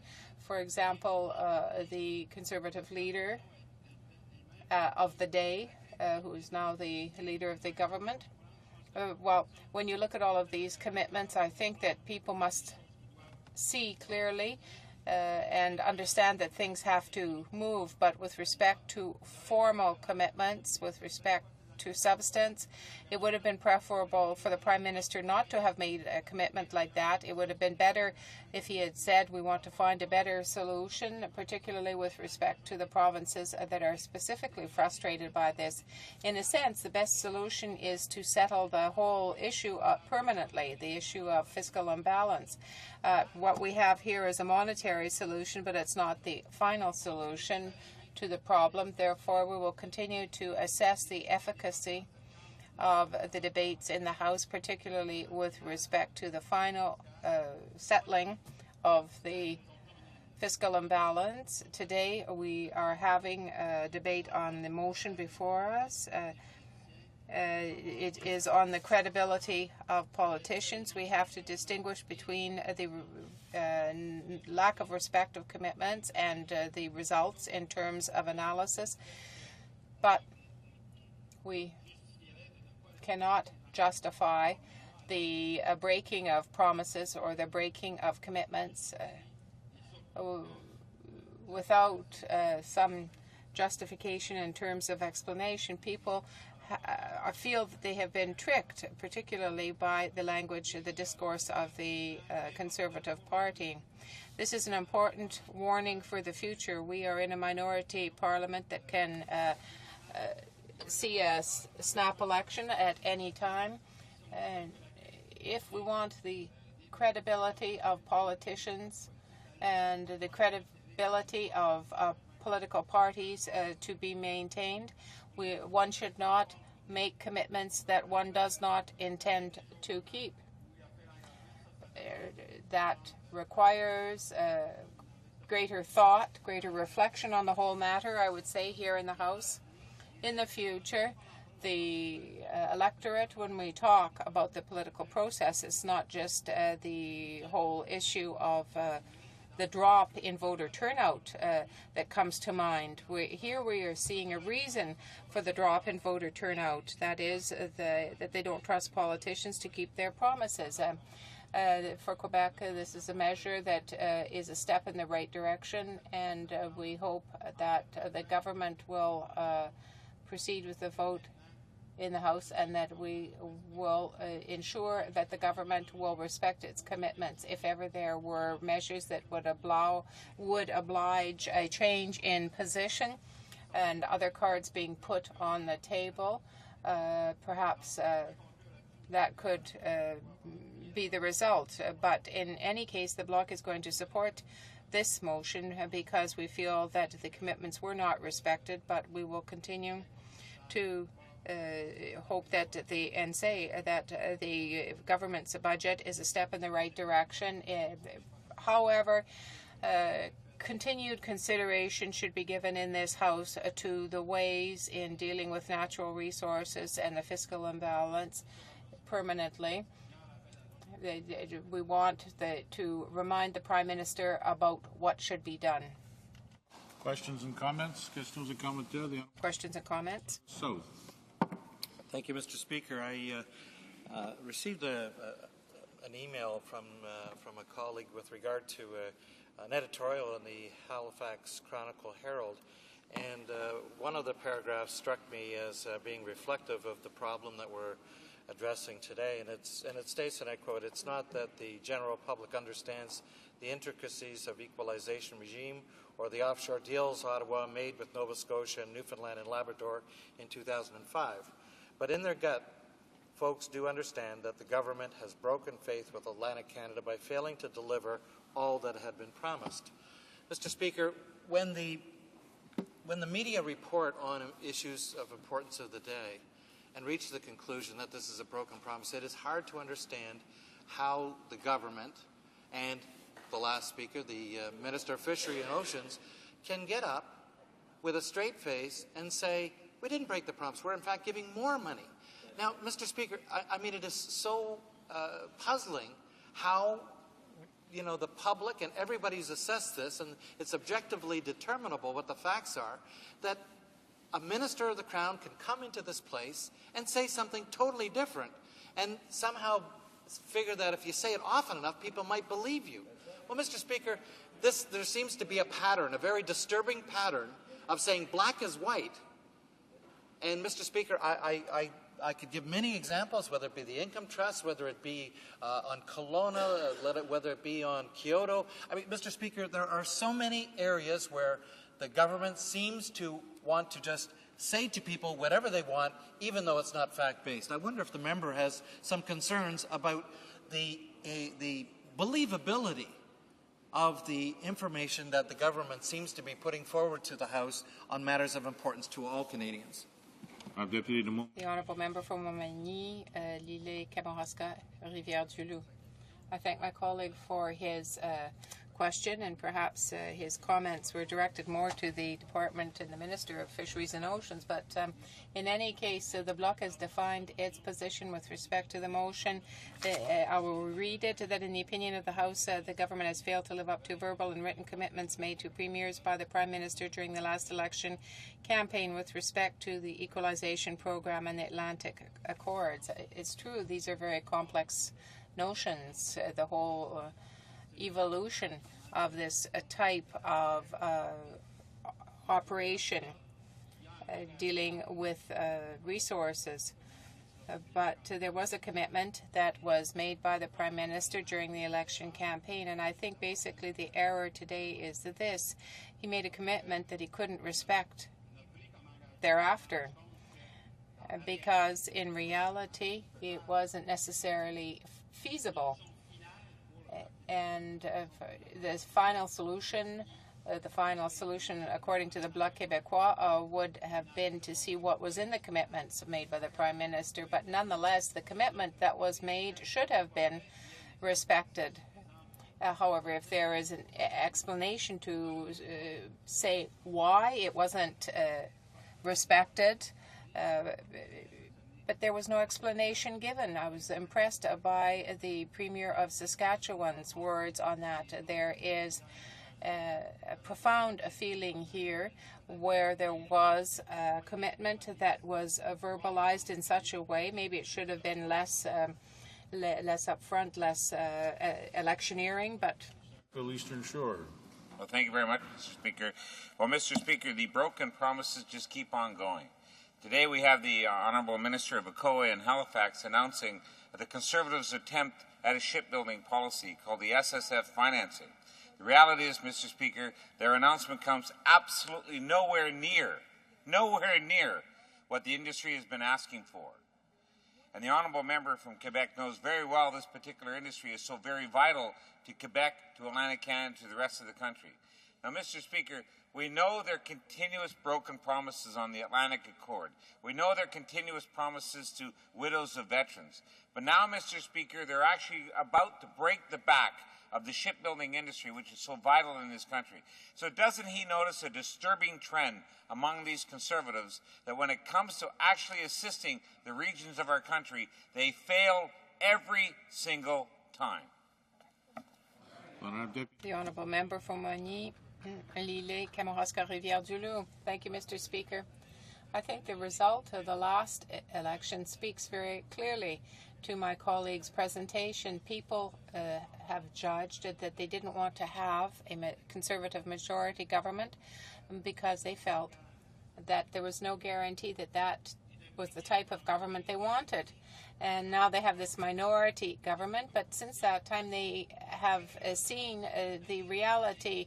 The opposition has been able to make representations and obtain results. We are the watchdog, if you like, of the government, particularly, say, in the area of naval shipyards. My riding is near the Levy shipyards, and we need to have a real shipbuilding policy in this country. Whether or not this will happen, there are some concerns with respect to international conventions, agreements that have been signed with various countries.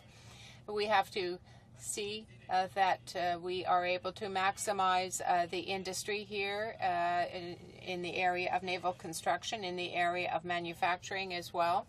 If we want to get more positive results, Mr. Speaker, so much the better. The Bloc has done its work very well indeed with respect to the budget. It has obtained a partial settlement to the fiscal imbalance, but what we want is a complete settlement.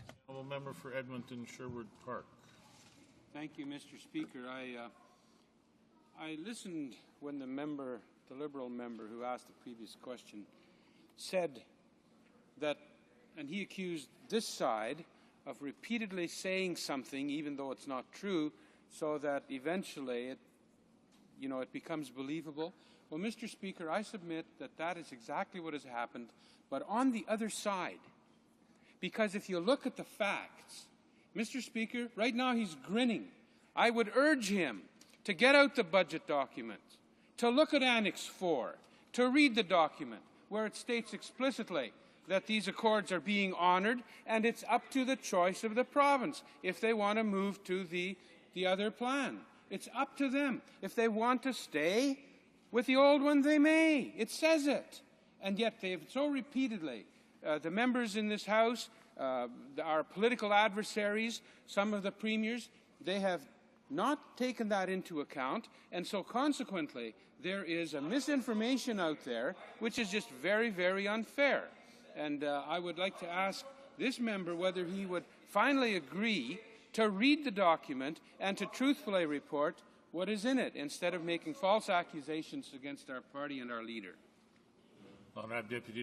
The honourable member. I note the accusations that my colleague made were directed more towards the Liberal Party, but I think that beyond partisanship in this debate, the electorate during election campaigns would like to see commitments made that will be respected afterwards. If those commitments aren't respected afterwards, they shouldn't be made, because that tarnishes, it sullies the reputation of the government. And I think that this motion will be a good reminder to the government, to a minority government that is probably going to head into an election before the fixed date for the next election. Well, even if it's the fixed date, there will be this important message that will have been given to them by the House, that no matter what party is involved, commitments should be respected, should be made and lived up to. We support the government on the budget because it's a good measure for Quebec, and at the same time we ask for a complete settlement of the fiscal imbalance with respect to the transfer of tax points, because this is the very basis of Quebec's future on the short term. So let us then take from this debate that if you make commitments, you should keep them. That is the intent of the motion today. It is deserving. I think that the Conservative Party and the Prime Minister deserve to have this little reminder. Resuming debate, the honourable member for Halifax. Thank you very much, Mr. Speaker. Let me indicate at the outset that I look forward to splitting my time with my colleague, also from Nova Scotia, the hardworking member for Sackville Eastern Shores. I want, Mr. Speaker, to start my comments in this debate by basically picking up where I left off yesterday afternoon in question period when I made the plea, frankly, Mr. Speaker, in the form of a question, and let me quote it to be accurate, as follows. Is there one Atlantic minister with the guts to tell their constituents that they will do everything within their power to fix this mistake? I could have said this betrayal, but I said mistake because, notwithstanding some of the comments we've heard this morning, this is both a mistake and a spectacular betrayal of a commitment made by the now Prime Minister of this country, who not so very long ago, in a slightly different role in between his political careers, talked about building a firewall around Alberta. And, you know, the real purpose of that was to communicate to Canadians that, you know, maybe just Albertans would want to say, let's keep all of the benefits of our resources and let Atlantic Canadians freeze in the dark. Well, Mr. Speaker, that kind of thinking went out in this country a very long time ago. And so when the current Prime Minister decided to make a comeback politically, he had to figure out how to jettison that view of the world, that view of our Canadian world, that was going to haunt him forever. And I cannot help but think that part of the reason, in addition to just grubbing for votes in election, but part of the reason why he championed the Atlantic Accord was to try to change his image, to try to change the reputation of this politician in terms of how he viewed the Canada that we've been trying to build for a very long time in this country. Which brings me to the point that he now is the Prime Minister of Canada.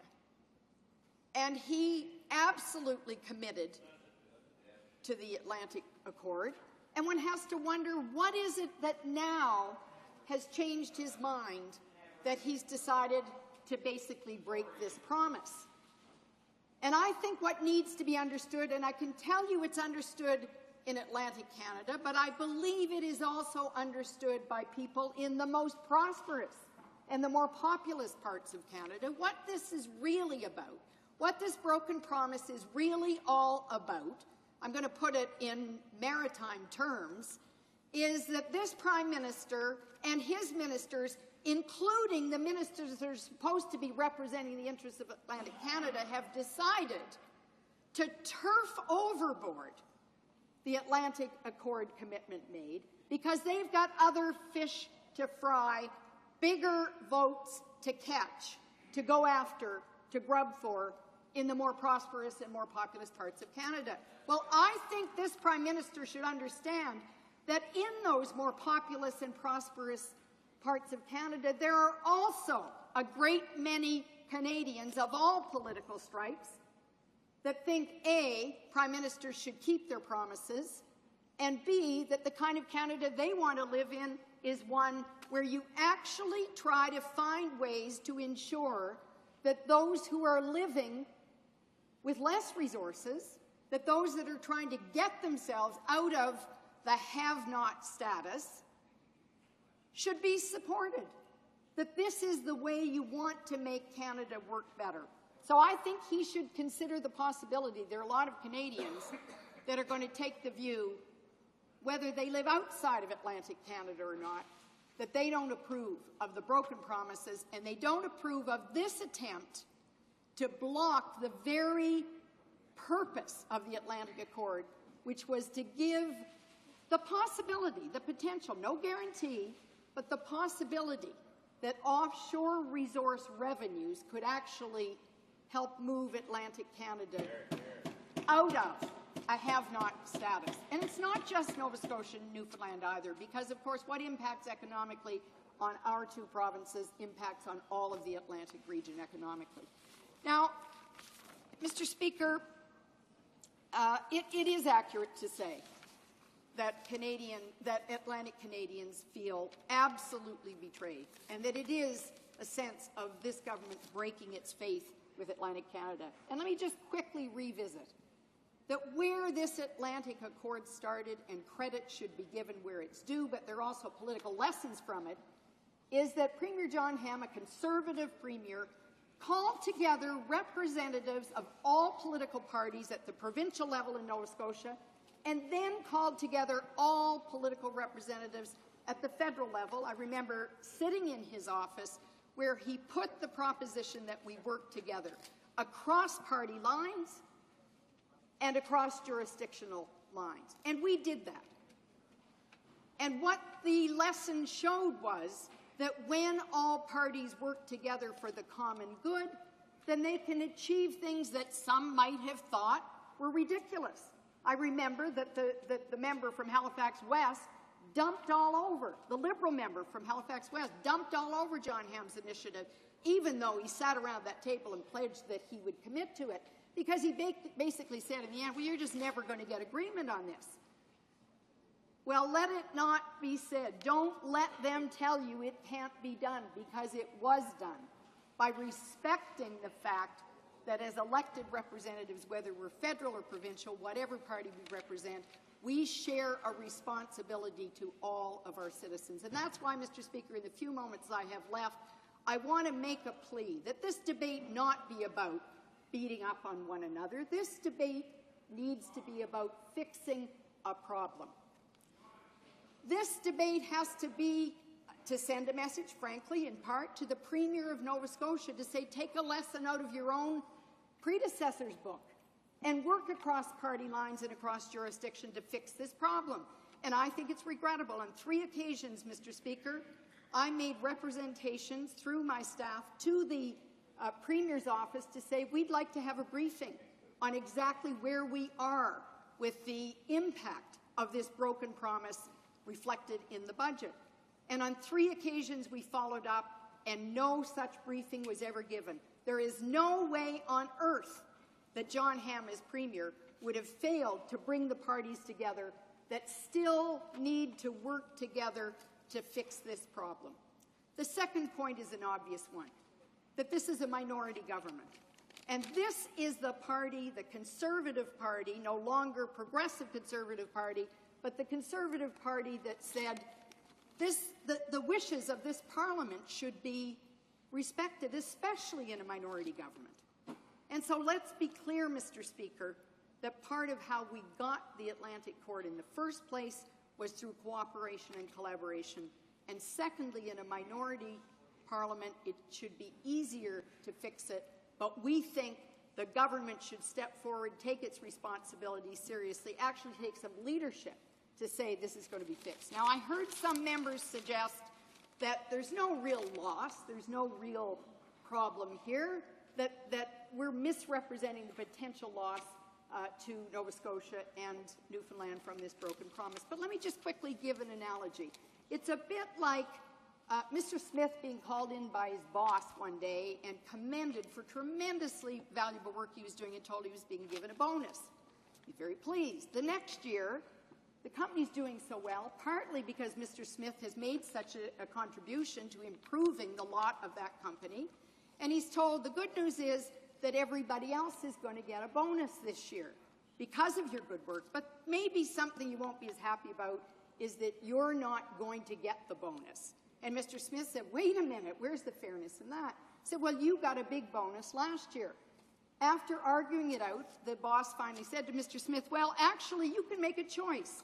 You can either give back your bonus from last year and get the same bonus that everyone else is getting, or you can keep last year's bonus and go without the bonus. Well, I think that it's an analogy that helps to give an understanding of what this choice is that the Conservative governments keep talking about, that Nova Scotia and Newfoundland should be happy about. It's analogous to the unfairness of what I have just described between a boss and an employee. So, Mr. Speaker, let us use the opportunity. It's not too late. Don't let them tell you this is something my leader has said again and again when it comes to dealing with tough problems and things people say are impossible. Don't let them tell you it can't be done. It can be fixed. It's our responsibility to learn the lessons of history and work together to fix it. Thank you, Mr. Speaker. Questions and comments? The Honourable Member for Scarborough, Pickering, Scarborough East. Thank you, Mr. Speaker. I was very pleased to hear the comments of the Honourable Member and pleased to see that her party and her comments support the resolution, the initiative of so many members of our caucus as well. Mr. Speaker, it will not be a surprise to you that in the 1950s, the Canadian government concluded an agreement with Western Canada, particularly with the province of Alberta, to provide an extra 5 cents a gallon to ensure that we could develop the infrastructure in Alberta, which would be good not only for Alberta but for the entire country. That's right.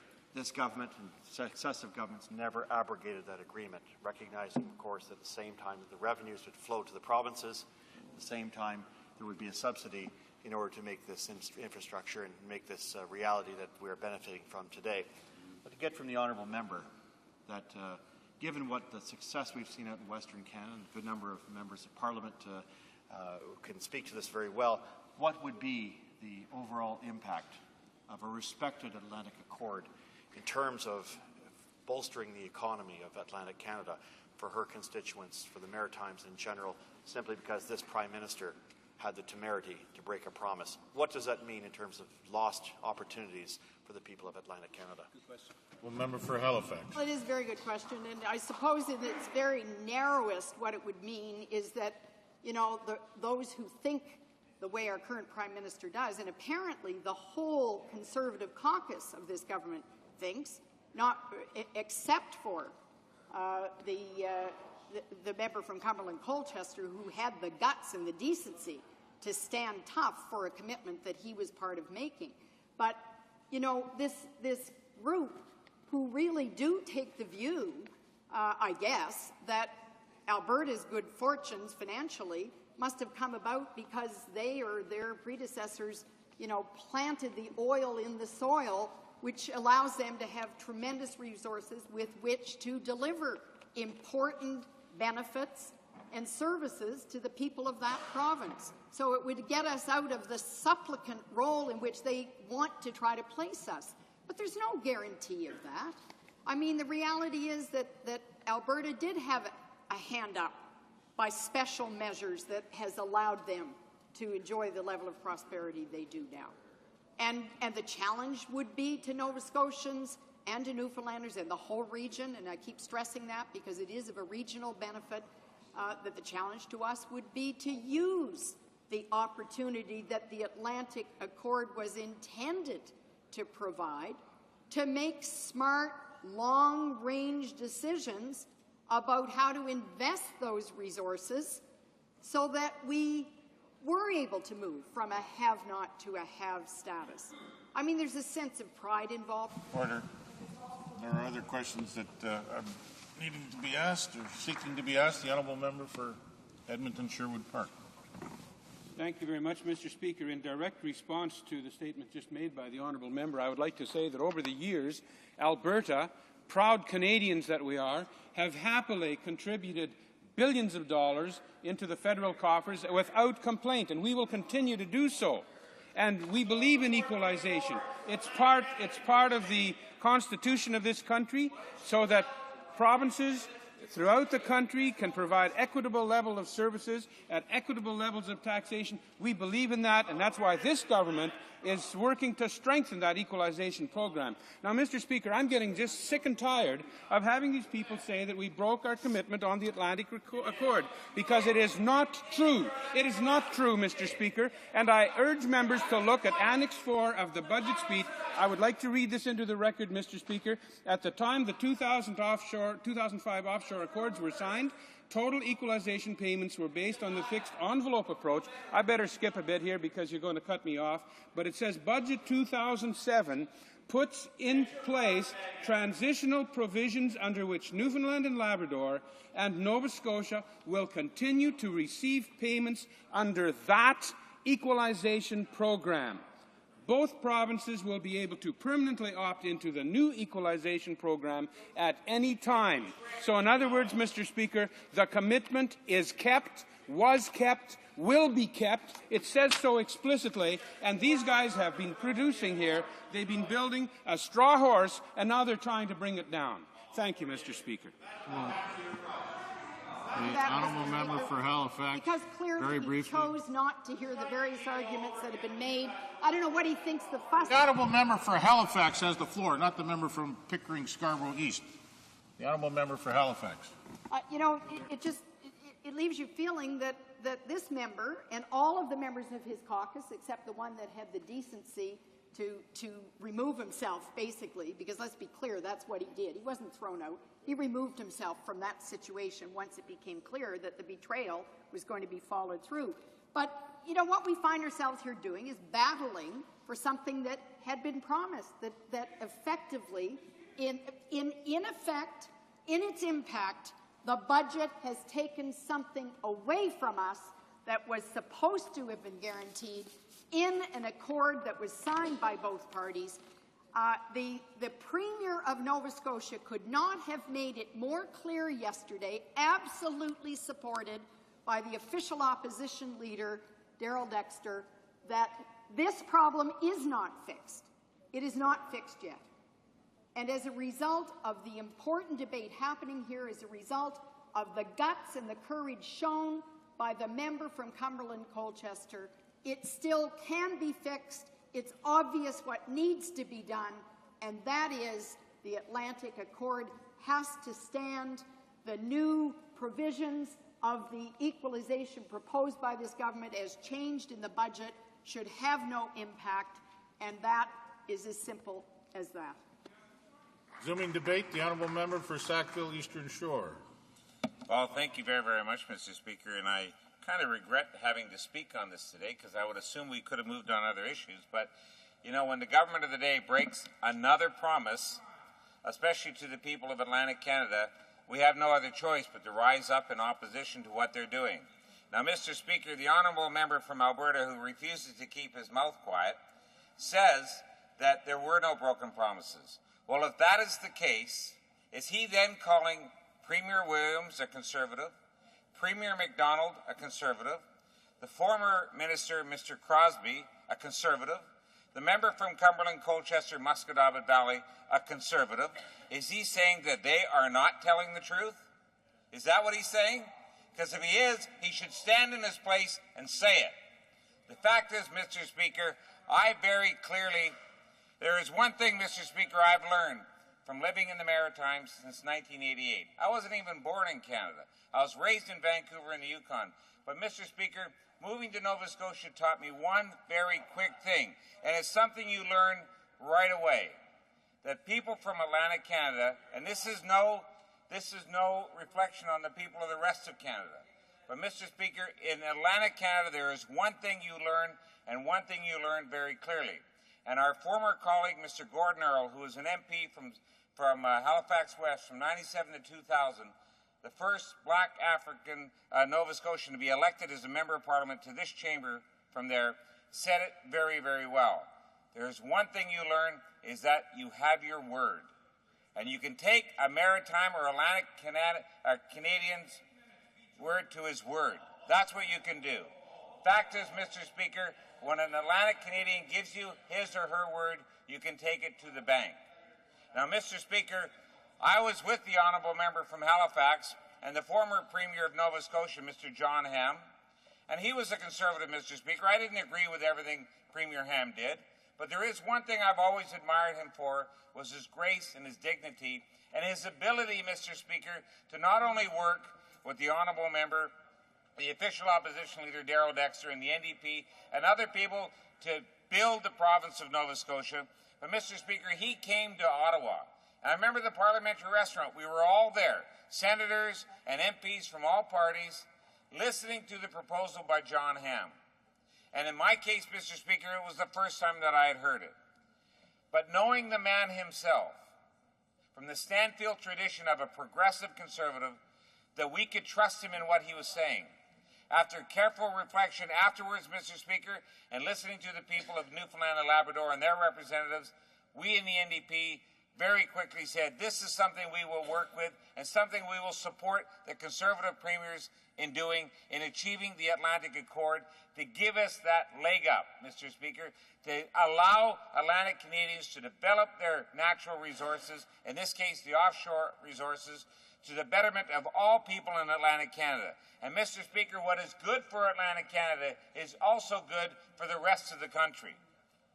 Now, Mr. Speaker, I cannot tell you, as an MP in this place for 10 years, the litany of broken promises from the Liberals when they were here as government, but hopefully they've learned from that, Mr. Speaker.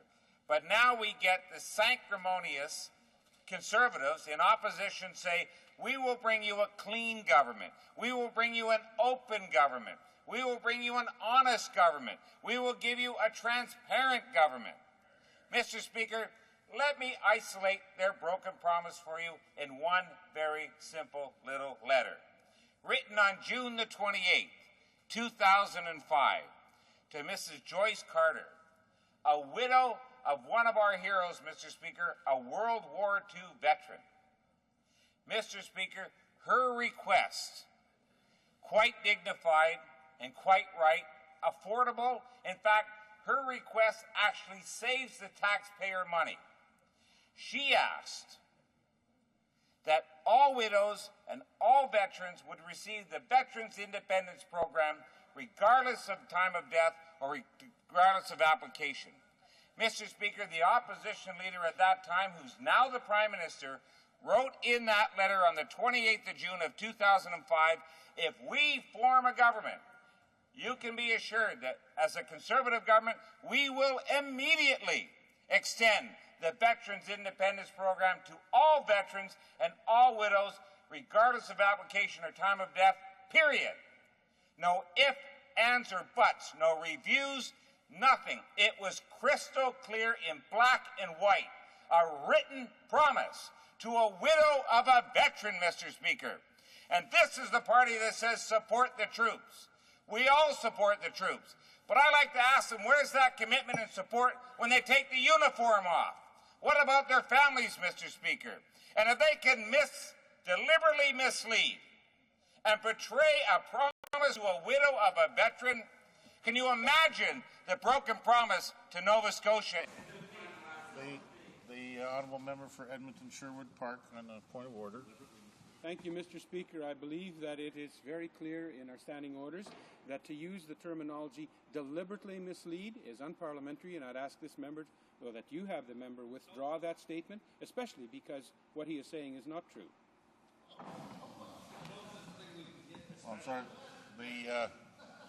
It's unparliamentary for someone to accuse a particular member of deliberately misleading the House, but to accuse an entire party or a government or an opposition party of deliberately misleading the House is unfortunately part of the usual rule around here. The honourable member for Sackville East. Thank you, Mr. Speaker. You know, that honourable member from Edmonton just cannot handle the truth. At the end of my speech, I will give him the letter that his Prime Minister wrote. And then I'd like them to stand up in this House and then apologize to the House for accusing me of telling something that's not true to a widow of a veteran. I can't believe these Conservatives, Mr. Speaker. They stood in opposition and on their hind heels and went absolutely crazy on that government over this, Mr. Speaker. The reality is, it is time for them to go. You cannot trust them, Mr. Speaker, anymore. And you know the sad thing is, Mr. Speaker, there are some very good people in that Conservative Party that I would love to call my neighbors. They are decent and honest people. But the fact is, it's that front bench, Mr. Speaker, all centered around the PMO's office, that is being corrupted and absolutely saying anything they can to get elected, to try to get their majority and betray the promises of Atlantic Canada, Saskatchewan, and for that matter, Mr. Speaker, as my honourable member from Labrador said, if they can do it to her, they can do it to you.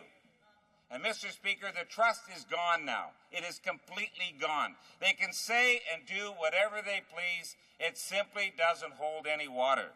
Let me refer to you something that's in the Daily News today, Mr. Speaker, by a gentleman named Mr. David Rodenheiser, who's a well-known columnist of the Daily Newspaper. Now, Mr. Rodenheiser is certainly not a New Democrat. I don't think you can accuse him of being a liberal. But here's what he said about the Prime Minister and the Conservative Party. The Prime Minister's Conservatives are vicious, vindictive, and I can't say the last word, Mr. Speaker, because it's unparliamentary, but it starts with an L and ends with an R, and there's two vowels in the middle. The fact is, Mr. Speaker, this is what their own commentators are saying now about this party. And it is most unfortunate, Mr. Speaker. We had hope that there would be openness and transparency and they would honestly keep their promises. But the income trust promise, gone.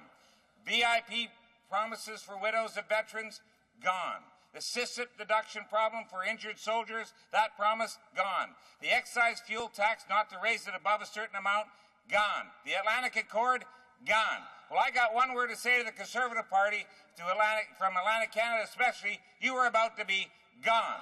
And I can assure you, Mr. Speaker, that election can't happen fast enough. And if it wasn't for the support of the separatists in their budget, they'd be gone already today. Mr. Speaker, the people of Atlantic Canada deserve better. They deserve better.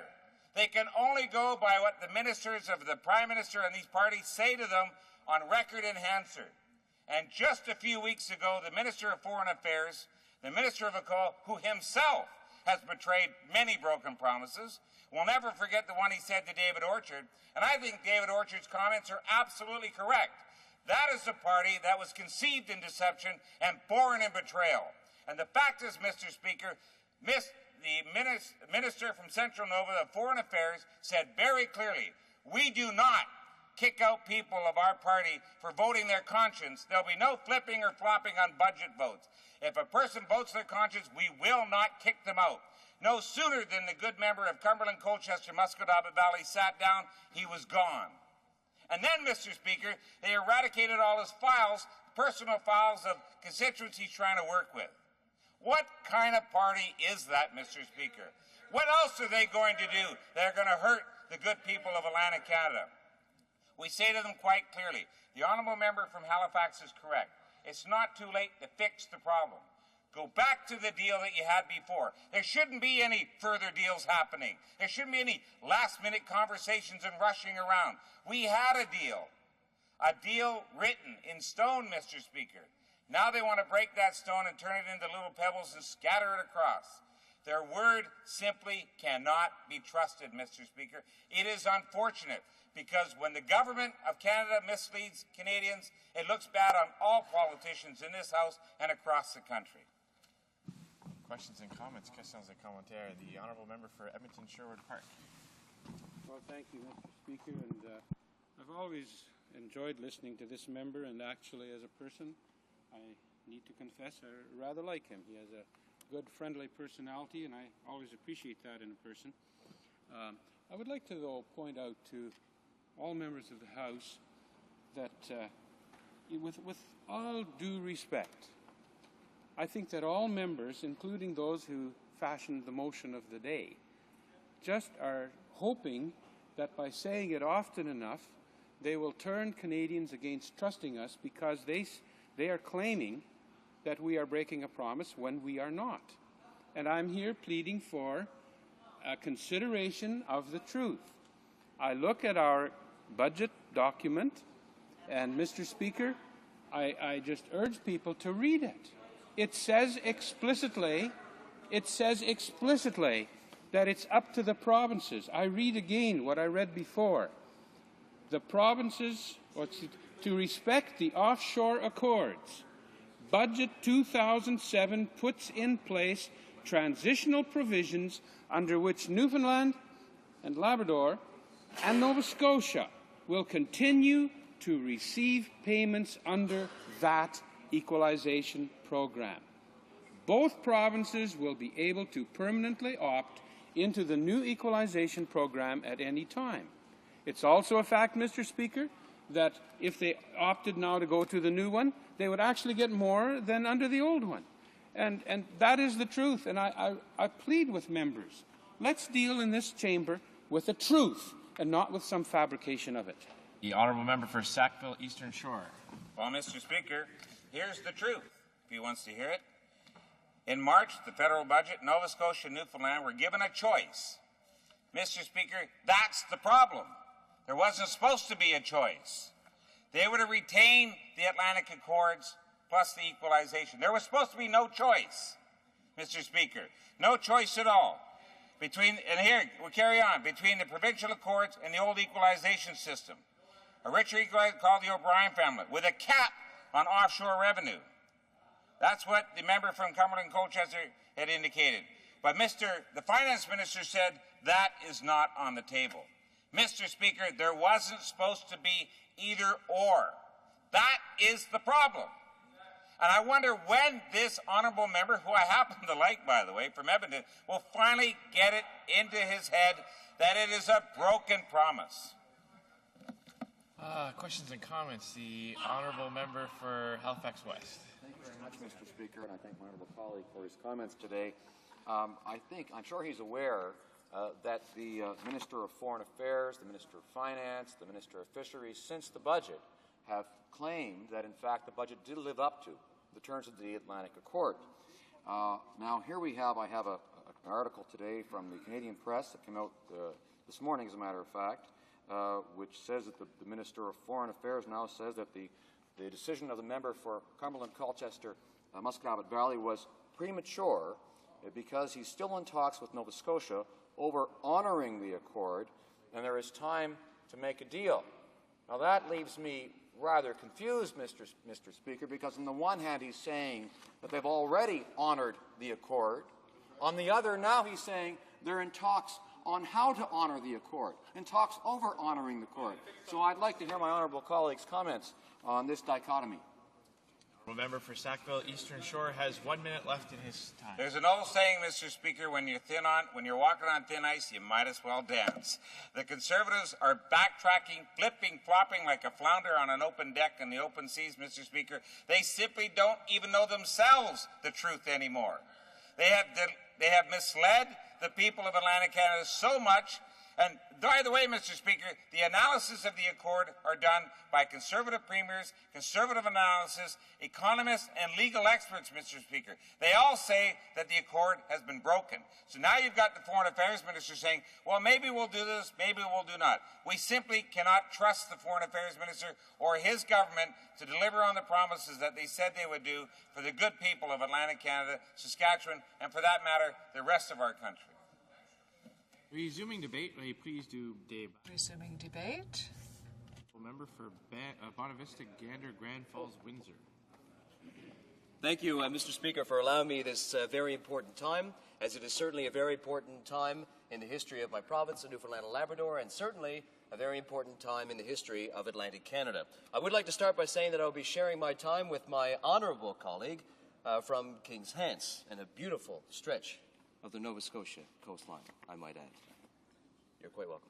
Anyway, I would like to get on with the fact that here we have a motion today, and this is the second time that we have brought up this issue in this House, and we have proposed another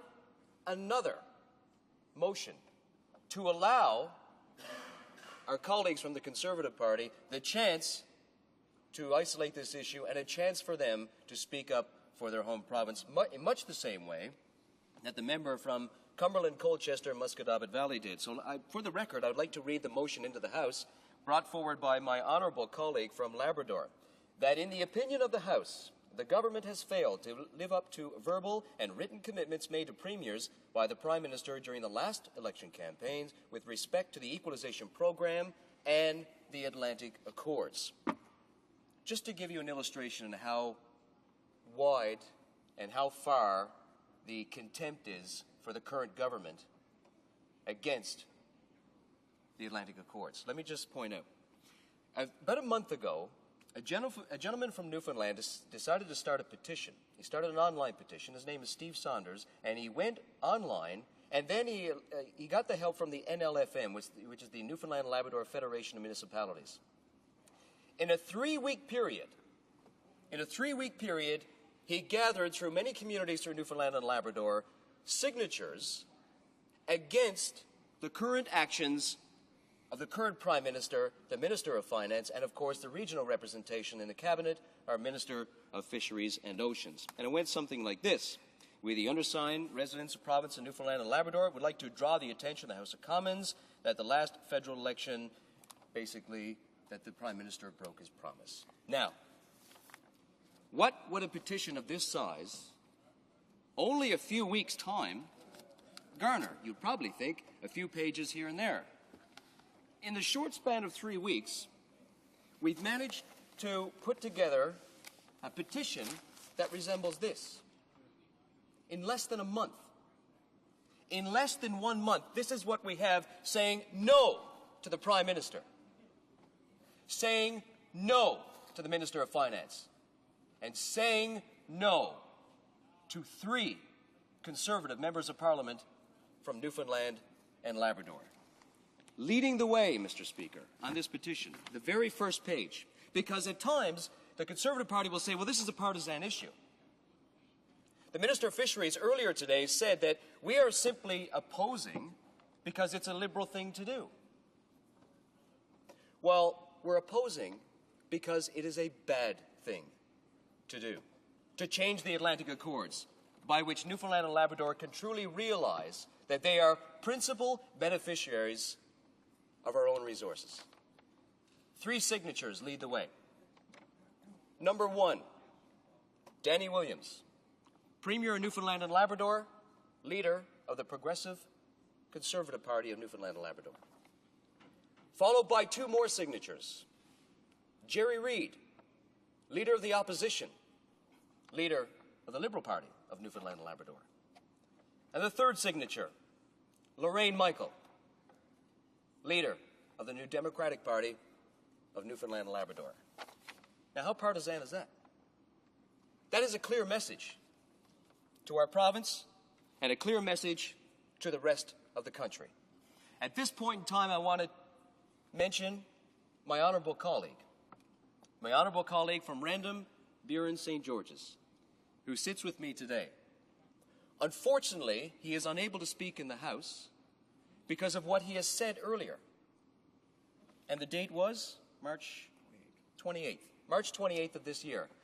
My honourable colleague from Random, Buren, St. George's stood in this House and used a word against the Prime Minister, against the Minister of Finance, stating that he begins with an L, ends with an R, 2 vowels in the middle, as was explained by my honourable colleague from Sackville Eastern Shore. No, it's not loser. But my honourable colleague is no longer allowed to speak because he used that word. But the funny thing is, just a short time ago, in the last few days, our honourable colleague from Cumberland, Colchester, Musquodoboit Valley stood in this House, voted against the budget for the sake of his constituents, for the sake of his province, and for the sake of Atlantic Canada, completely vindicating my colleague from Random, Buren, St. George's. Completely vindicating him for using the word that he used, which is one that is absolutely and utterly correct. And he will not stand up in this House, as he has so eloquently pointed out, because if he did that, he would only be doing the same to his own constituents by misleading them as well.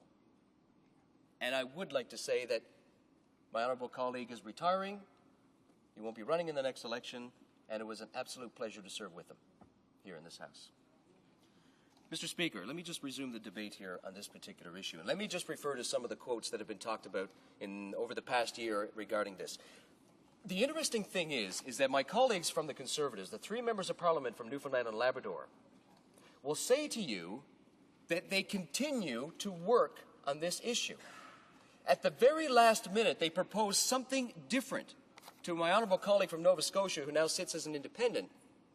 It was a scramble of issues. Here's what some of them had to say. Shortly after the budget was introduced, the Minister of Fisheries from Newfoundland said, "We don't always have control over our own destiny. We all like to do things. We make commitments."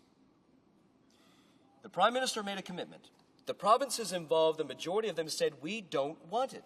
We want a different deal." So there is the situation that you're in. Now, how shameful is that? Because when they said that they were going to do their version of the Atlantic Accord was to take the non-renewables out of the formula, we said, well, you may have some problems with the other provinces. But yet they said, oh, no, don't worry, because we have the fortitude to do it. Well, so much for that. Now they admit that they don't. So therein lies the first treacherous action. Now, let me just go on to say what else was said.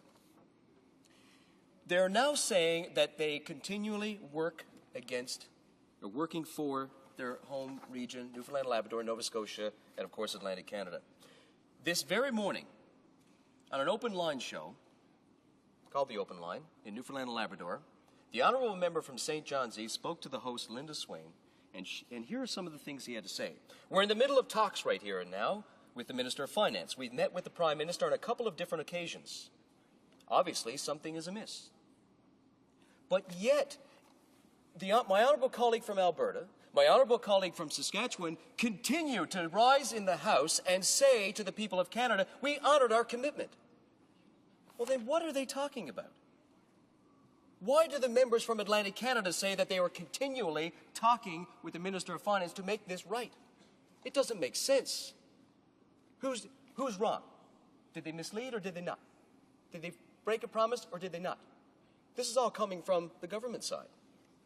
And every time that members, the Minister of Finance or the Prime Minister stand in this House and talk about how they didn't break their promise in regards to the Atlantic Accord, the members from Atlantic Canada sit there, all of them, with faces like a robber's horse, Mr. Speaker.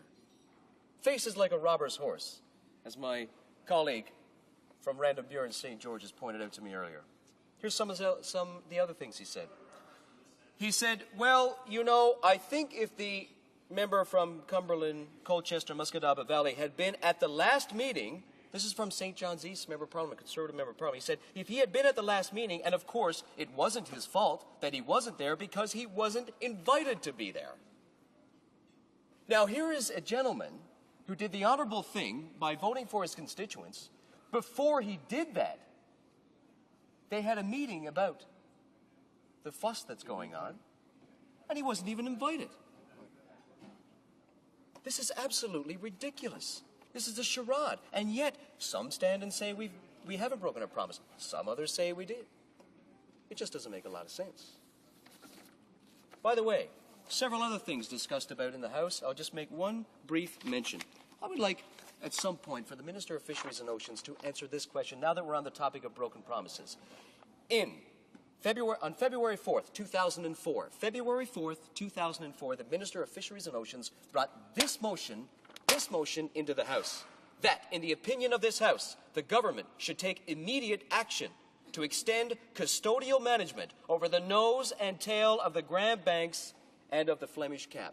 Well, Mr. Speaker, I asked that question in committee, and it turns out that the Minister has not done this at all. I thank you for your time.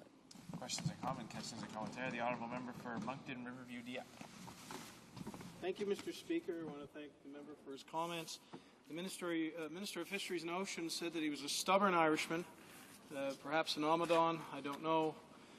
But his party's leader has said that Canada is a northern European welfare state, that people on unemployment insurance don't feel bad about themselves, that Atlantic Canada has a culture of defeat.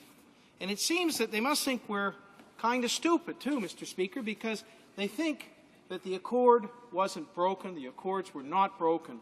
I wonder what my honourable member thinks about page 347 of the budget document itself, which says that the offshore accords provided for 100% protection from equalization reductions. The Conservative Party, Mr. Speaker, and I ask the honourable member, cannot have its cake and eat it too. He cannot insult Atlantic Canada and take away their money. Maybe he can insult us and let us keep our money, but which would the member prefer? And am I correct in my interpretation of the blue-clad budget document provided to all of us by the Conservative government, which provides 100% protection from equalization? The Honourable Member for Bonavista, Gander, Grand Falls, Windsor. Thank you, Mr. Speaker. And I'd like to thank my honourable colleague from New Brunswick who made some very, very, very good points, because let me just point out again what was said this morning on this open line show by the honourable member from St. John's East. We have a new equalization formula, he says, a formula that was agreed upon by 7 out of the 10 premiers in Canada. There's a cap on equalization. We can't do anything about that. I mean, the cap is going to be there forever and a day, possibly, so we can't change that. He goes on to say, and the Atlantic Accord is unfortunately not a perfect document. My impression was it was, or maybe it wasn't, according to them. We think it's perfect, at least as close as perfect as you're going to get. It's vulnerable on a couple of different fronts. That's what he says. The accord is affected by the price of oil, and it's affected by whatever equalization formula happens to be in place at the time. But that's not true. Because the whole point of the Atlantic Accord, signed by my honourable colleague in the House, from Halifax West, I might add, with the Prime Minister of LaSalle-Imard, they stated that future changes to the Atlantic Accord would not affect from equalization. So if you made changes to the equalization, the Atlantic Accord would not be effectively insulated from those changes. But now what they've done, according to independent economists like Wade Locke and St. John's, they have proven that this new formula does affect it. And even if they went to the old formula, it still affects it. And they stand there and say it's untouched. That's the crux of the issue. Our independent economists say that we will suffer as a result of this, unbiased people. And that is what I put before this House of Commons today. Questions and comments. The honourable member for Sackville Eastern Shore. Well, thank you very much, Mr. Speaker. My honourable colleague knows the Minister of Fisheries and Oceans probably better than any of us. But the reality is this is the individual who represents in Cabinet the good people in Newfoundland and Labrador. And, Mr. Speaker, we heard his speech in the House, which simply a litany of deception. The fact is, this is the same Minister of Fisheries and Oceans that said to us that there was broad consultation with fishermen and their families across the country on the new Fisheries Act Bill C-45. Well, I remind my honourable colleague that at the Maritime Fishermen's Union Conference, the minister stood there and said the exact same thing to all the fishermen in the room. There was broad consultation. So I got up right after the minister and I asked the MFU myself, were any of you in this room consulted on the new Fisheries Act before it was tabled in December 13th? Put up your hand. I asked it twice, not one person put up their hand. So if the Minister of Fisheries and Oceans can mislead a whole group of fishermen at their convention, misleading an entire province is just one rung up the ladder of deception. Wouldn't he agree? The honourable member for Bonavista, Gander, Grand Falls, Windsor. As my honourable colleague points out, that him and I have both worked on this issue about C-45, and we also know that we have been, I'll say, inundated by all interests, environmental groups, Aboriginal groups, fishing groups far and wide, who have said that what is the government talking about broad consultations? Absolutely nothing or very little.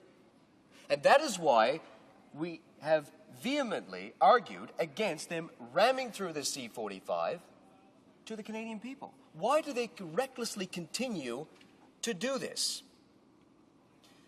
Just the other day, I'm glad my honourable colleague pointed this out, just the other day during debate, on second reading,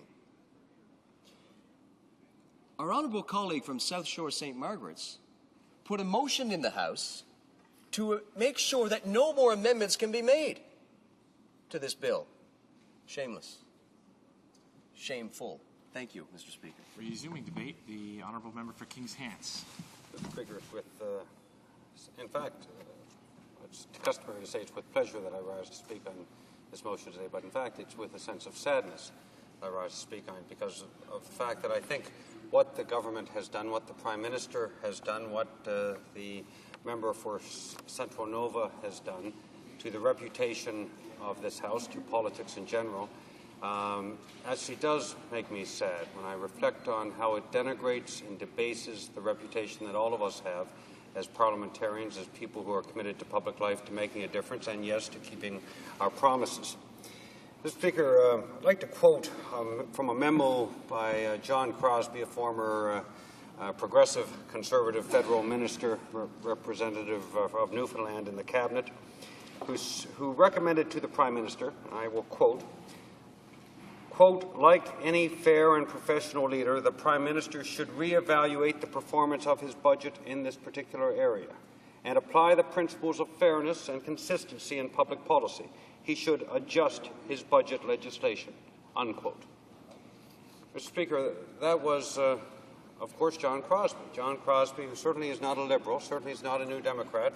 The Conservatives are accusing us of indulging in a partisan debate. John Crosbie believes that the Prime Minister should act fairly. Well, we know that this Prime Minister does not act fairly. He does not act fairly when he cuts programs for literacy. He does not act fairly when he kills the Court Challenges program. He does not act fairly when he attacks women's organizations. John Crosbie asked that the Prime Minister act professional. Well, this is a Prime Minister who, on the floor of the House of Commons, will accuse members of Parliament who ask legitimate questions about Canada's commitment to international protocols, to the Geneva Convention, to reasonable treatment of prisoners of war. When we ask questions like that, he accuses us of supporting the Taliban, so he's certainly not professional. And when John Crosbie asked the Prime Minister to be consistent, well, we certainly know that this is a Prime Minister who's not consistent. He's not consistent when he tells Canadians that He will not be taxing their income trust investments. He's not consistent when his budget commits to, when his budget makes a ridiculous commitment to eliminating the foreign interest deductibility or the interest deductibility on foreign investments, and that had to be flip-flopped on a few weeks later. So this is a Prime Minister who is not fair, is not professional, and is not consistent, and in fact, who is hurting the reputation of all politicians, federal and provincial. Mr. Speaker, I was part of a government, part of a cabinet that in fact responded to Premier Ham's campaign of fairness. The member for Halifax West was a fellow member of the cabinet who led the charge and helped negotiate this accord. And it was a remarkable accord. It was extraordinary for a number of reasons. First of all, it was not easy to negotiate. The Federal Department of Finance, other ministers, it took a lot of discussing and hard work and focus on achieving an agreement that was good for Atlantic Canada and fair to all Canadian provinces. It was a 16-year agreement. It was based on the ability for Atlantic Canadian provinces of Newfoundland and Labrador and Nova Scotia to be able to receive 100% of their offshore revenue without any impact on that equalization agreement or any further equalization agreements after that. Now, the government is saying it only applied to the equalization agreement of the time. Well, that is false. That was one of the reasons why it was such a difficult agreement to negotiate, and such a difficult accord to negotiate, because it was extraordinary and it did apply to any subsequent equalization agreements. And it was based actually on solid ground, and the precedent was the Alberta precedent. And the Prime Minister, in fact, in a debate on November 4th, in this House, November 4th, 2004, he said, quote, "This is an opportunity, a one-time opportunity.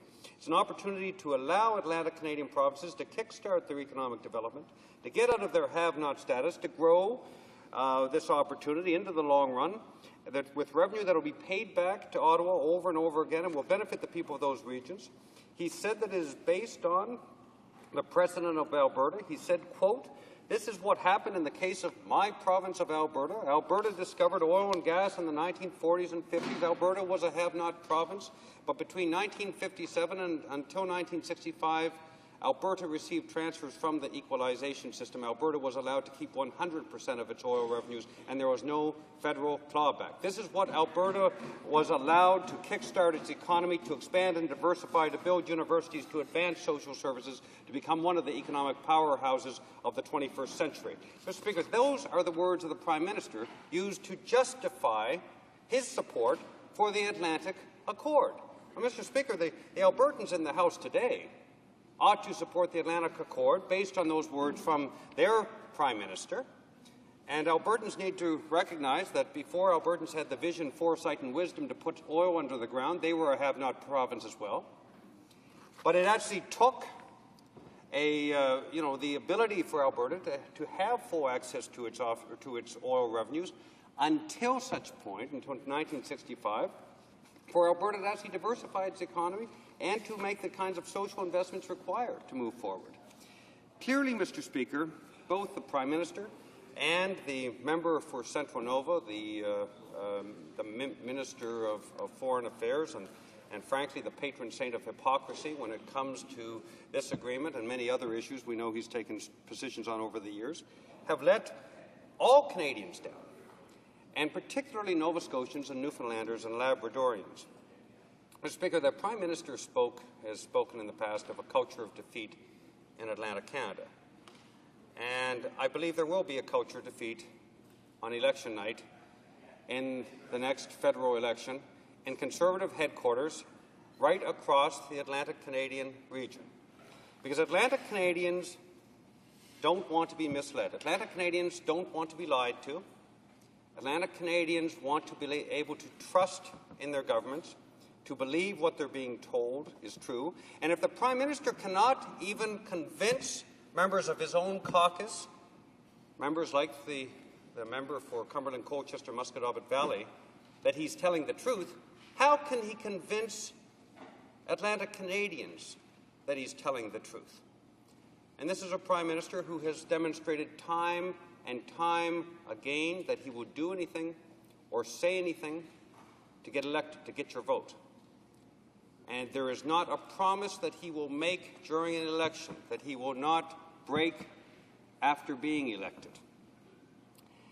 We have an opportunity, Mr. Speaker, in this Parliament to, in a minority Parliament the Canadians have chosen, we have an opportunity to respect their choice, to make this Parliament work, to advance public policy that's important for all Canadians, to work together in the interests of Canadians, and to give Canadians the type of government they can believe in. It's very tough for us to do this when we have a governing party, the Conservative Party, and a Prime Minister and a Minister of Foreign Affairs whose signatures are not worth the paper they're written on. This is a Prime Minister who tends not to like accords. He, in fact, is working this week at the G8 to try to destabilize the industrial world's commitment to the Kyoto Accord. He has ripped up the Atlantic Accord. He has, in fact, the Halifax Daily News today had a quotation in one of its editorial comments that this Prime Minister hates accords so much it must be difficult for him to drive by a Honda dealership. But the fact is that the people of Nova Scotia, the people of Newfoundland, have learned the hard way that they cannot trust this Prime Minister. Income trust investors who lost $25 billion almost overnight as a result of this Prime Minister's breaking of his promise have learned that they cannot trust this Prime Minister to keep his word. In today's Chronicle Herald, the editorial, the quotation is, "In their gut, folks do understand that the government, the Conservative government, has broken faith with Atlantic Canadians by failing to deliver all that it promised." It went further, said, "If the member for Cumberland, Colchester, Musquodoboit Valley can't even vote for these Conservatives, how can you?" And I think that's the question that across Atlantic Canada in the next election, Atlantic Canadians will be asking themselves. Atlantic Canadians are extremely proud to be strong Canadians who fight for Canadian values and interests around the world, who fought in global conflicts in World War I and II in the Korean conflict and made a difference in helping to build a more peaceful and democratic and stable world, who are fighting now in Afghanistan and making a difference, and we're proud of them. Atlantic Canadians are people who are tremendously proud of the difference they make in Canada and around the world. They deserve the respect of this Prime Minister and not to have promises broken to them. Questions and comments. Questions et commentaires. The honourable member for Sackville Eastern Shore. Well, thank you very much, Mr. Speaker, and I truly respect the words of the honourable member from King's Hants, because he was a cabinet minister when these deals were being made with the Atlantic Accord. And he is correct, Mr. Speaker, it was not easy. There wasn't unanimity to say, oh, absolutely, we're going to do this right away. There was tough slogging, tough negotiations. But as the honourable member knows, we in the NDP and his party, the Liberals, and also with Premier Hems, you had three parties, Mr. Speaker, working towards a conclusion to do exactly what the honourable member from King's Hants said, to give Atlantic Canadians that step up, similar to what Alberta received, so that we could get out of the sort of economic doldrums. Some people call it have-not provinces. I don't like to use that term, Mr. Speaker, because have-not reflects upon the people of the area, and I don't think we're a have-not province at all. I just think there's certain developments, certain policies that need to happen among ourselves and with the assistance of the federal government in order to get us going again. And Mr. Speaker, we have some tremendous opportunities in Atlantic Canada to move forward so that our young people don't have to move away and can stay back.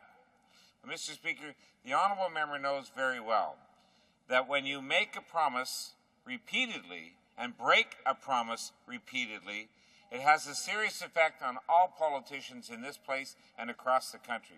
So the problem, Mr. Speaker, can be fixed. I'd like to give the honourable member an opportunity to say to this House how it should and can be fixed. Honourable member for King's Hants. I thank the honourable member for his question. In fact, the ultimate irony of this is that the Minister of Fisheries from Newfoundland and the Minister of Foreign Affairs from Nova Scotia have both said, and they said immediately after the budget, that there's nothing wrong with the budget, there's nothing to fix. And since then, they've been saying that they're working very hard to fix it. So they are effectively saying that they are working extremely hard with other levels of government to fix a problem that didn't exist in the first place. The fact is, it can be fixed simply by enabling the provincial governments, Newfoundland and Labrador and Nova Scotia, to continue to have full respect for the original Atlantic Accord, which means that any new equalization deal will apply to them as well as to other provinces, any more generous equalization deal, a new deal, and they will continue to receive 100% of the offshore revenues. That was the intent, that was the letter of the Atlantic Accord, and that was the spirit and the letter of the Atlantic Accord. That was for a full 16 years that Atlantic Canadian provinces of Newfoundland and Labrador and Nova Scotia would have full access to offshore revenue and full access to any subsequent equalization deal. That principle was broken by this government. It can be changed simply by going back to the original accord and keeping their promise to Canadians. Questions and comments? Questions et commentaires? Resuming debate, are you pleased to débat? Resuming debate. St. Catharines. Well, thank you very much, Mr. Speaker. I appreciate the opportunity to participate in today's debate, which was, of course, instigated by the member from Labrador, regarding the Equalization Program and Budget 2007. However, today's spectacle isn't about having a rational, factual discussion about equalization, or a fiscal balance, or the Atlantic Accord, for that matter. It isn't about what's best for the people of Atlantic Canada, or best for Canada. And it certainly isn't about Budget 2007. In fact, I doubt the sponsor of this motion has even read the budget document or the detailed chapter and annex on the subject itself. Because it doesn't matter to him or to his party what the budget says or what it proposes. It's simply about partisan politics at its worst. It's really about a Liberal Party that doesn't know where it's going. It's about a party so devoid of principles that logical and rational thinking has been displaced in this debate. That's why it's so unfortunate that the member opposite would take an issue so important to his province and the province of Nova Scotia, indeed all Canadians, and exploit it for cheap political gain. I know it would be too much to ask the members opposite to engage in a rational, informed discussion here today, but I urge him, at the very least, to keep all the inflammatory rhetoric down so we can have some semblance of an educated debate.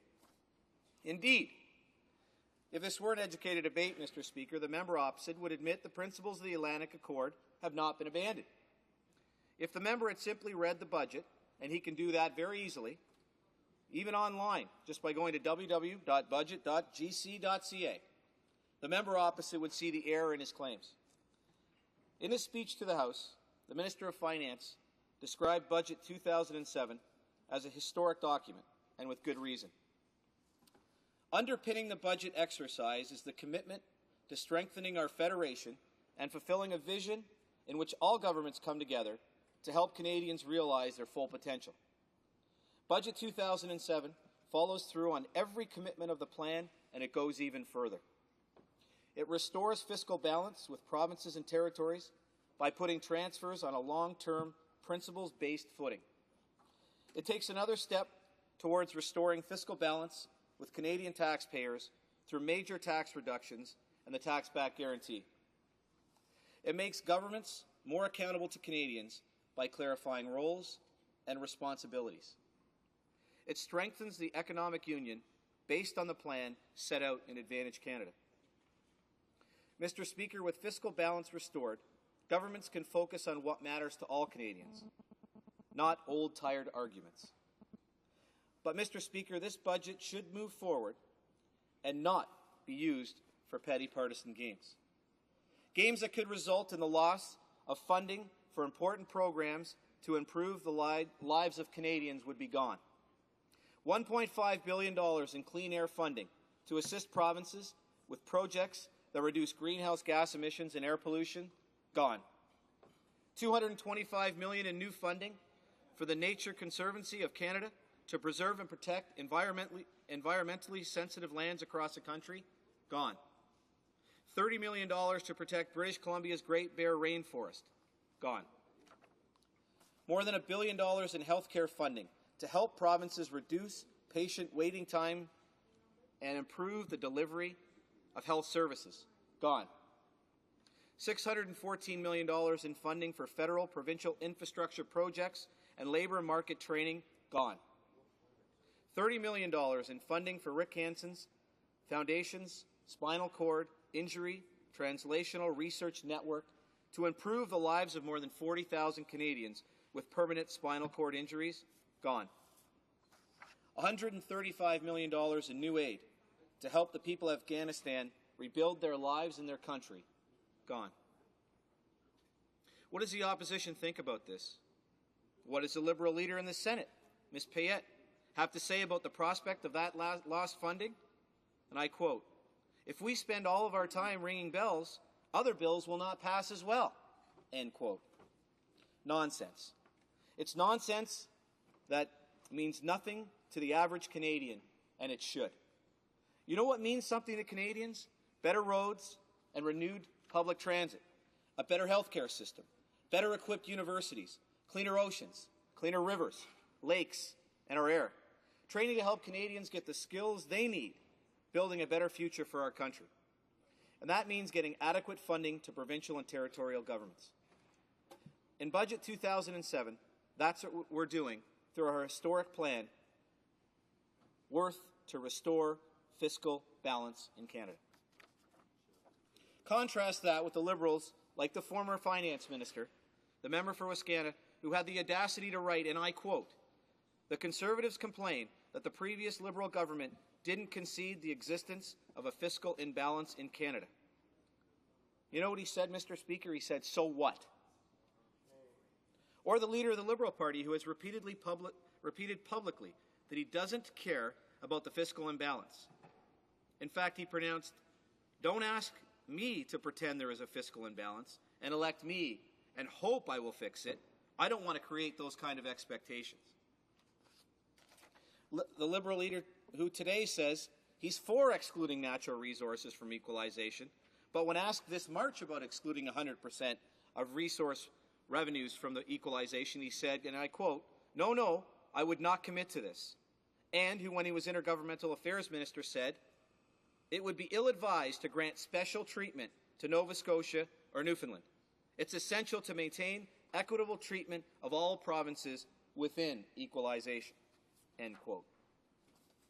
A Liberal leader who today says he's against a fiscal capacity cap, but when asked last March, he said, "A province that received equalization payments cannot see its fiscal capacity going above the fiscal capacity of a province that does not." And who, Mr. Speaker, when he was Intergovernmental Affairs Minister, said, and I quote, "Some provinces want special treatment to maintain their incoming benefits even as their fiscal capacities increase." Well, I disagree. That's what he said. He said he disagreed. I'm particularly proud to note that our approach to restoring fiscal balance is the result of significant consultations conducted with all of our partners, as committed in Budget 2006. Our approach to restore fiscal balance was not conducted in a vacuum. Rather, broad consultations were conducted by the Minister of Human Resources and Social Development, the Minister of Health, and the Minister of Transport and Infrastructure. The former Minister of Intergovernmental Affairs predecessor held face-to-face meetings with his counterparts between August and November of 2006, seeking views on ways to achieve a balance between a principle-based approach to limitation of the federal spending power and the need to continue to offer and ensure flexibility. The minister sought perspectives on lessons learned from the past, options for future consideration, and potential priority areas for action. Written submissions from provinces and territories were also provided. These consultations allowed the Government of Canada to demonstrate to provinces and to territories its commitment to a new and open federalism. They also provided an opportunity to obtain provincial and territorial views on ways to achieve enhanced accountability through a clarity in roles and responsibilities of all orders of government. The government took into account all that we gleaned from these consultations. And we also committed, Mr. Speaker, to returning the equalization program to a principles-based, formula-driven footing as part of our plan to restore fiscal balance. In doing so, we relied extensively on the recommendations of the independent expert panel chaired by Al O'Brien, a former Alberta Deputy Treasurer. A panel appointed under the tenure of the aforementioned member from Wascana, who at the time said of the panel, and I quote, "There are so many arguments among the provinces about what the right formula ought to be that we will engage an independent panel of experts, people who don't have a particular bias, don't have any kind of regional vested interest, and have them come up with recommendations." End quote. I wonder, Mr. Speaker, what those experts would react to the member from Wascana's new "so what" attitude to the fiscal balance. Following extensive consultation, the O'Brien report proposed a comprehensive, principles-based set of reforms to the equalization program. And as a Globe and Mail editorial pronounced, the O'Brien report presented a largely acceptable approach to the predicament. A predicament caused by what the Globe termed the recklessly and dubious meddling of the old government. We reviewed this report and consulted extensively with Canadians and with provincial governments, and we've concluded that the O'Brien report forms a solid foundation for the renewal of the equalization program. As the Toronto Star noted, the Conservative government is cleaning up the equalization mess the member from LaSalle-Amard left behind. Indeed, the new program meets our commitment on fully excluding natural resource revenues from the program. We said we would exclude non-renewable natural resource revenues without adversely affecting provinces by the changes to the equalization formula, and Mr. Speaker, we did. Budget 2007 delivers on this commitment.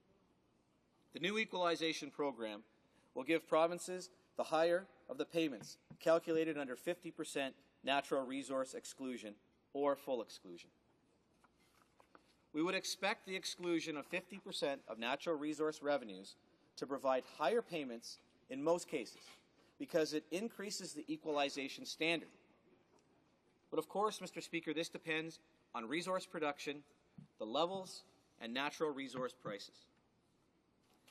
Giving provinces the benefit of full exclusion or 50% exclusion fulfills the government's commitment to fully exclude non-renewable natural resource revenues from equalization. Without, Mr. Speaker, without lowering payments to any province. We said we would respect the offshore accords with Newfoundland and Labrador and Nova Scotia, and we did. Newfoundland and Labrador and Nova Scotia can continue to get the benefits of their offshore accords and operate under the previous equalization system, ensuring that these provinces continue to receive the full benefit envisioned in these agreements. As a Globe and Mail editorial bluntly remarked, there is no cap. Resource revenues are not included when the province's share of equalization is calculated. And that is because, and I continue to quote, the Atlantic Accord explicitly exempted the province's resource revenues from any calculation of its equalization entitlements. That accord trumps the budget measures. That accord trumps the budget measures. And the Conservatives went out of their way, as I continue to quote, Mr. Speaker, out of their way to underline that stipulation in their budget. Mr. Speaker, I'll conclude my remarks by reminding the member opposite that we do not, and we have not, abandoned any principles. We have not abandoned the Atlantic Accords. Rather, we have taken action on fulfilling our commitments in an open and principled way, to strengthen our federation so that government can work in a collaborative way to provide tangible results for all Canadians. If the members opposite don't believe us, they should listen to what the independent equalization experts are saying, and I quote, "The people who don't have a particular bias," as the former Liberal finance minister would call them. People like Thomas Corchin, who rendered a thumbs up to the budget 2007. Corcoran, sorry, thank you. Wouldn't want to say his name improperly without correcting it. Thank you. He rendered a thumbs up. He is a good guy, and he also rendered a thumbs up to Budget 2007 and its major accomplishment to remove, and I quote, "the fiscal basis of our federation from its earlier state of disarray and to strive to reposition Canadian fiscal federalism within a framework of principles, fiscal, institutional, and political."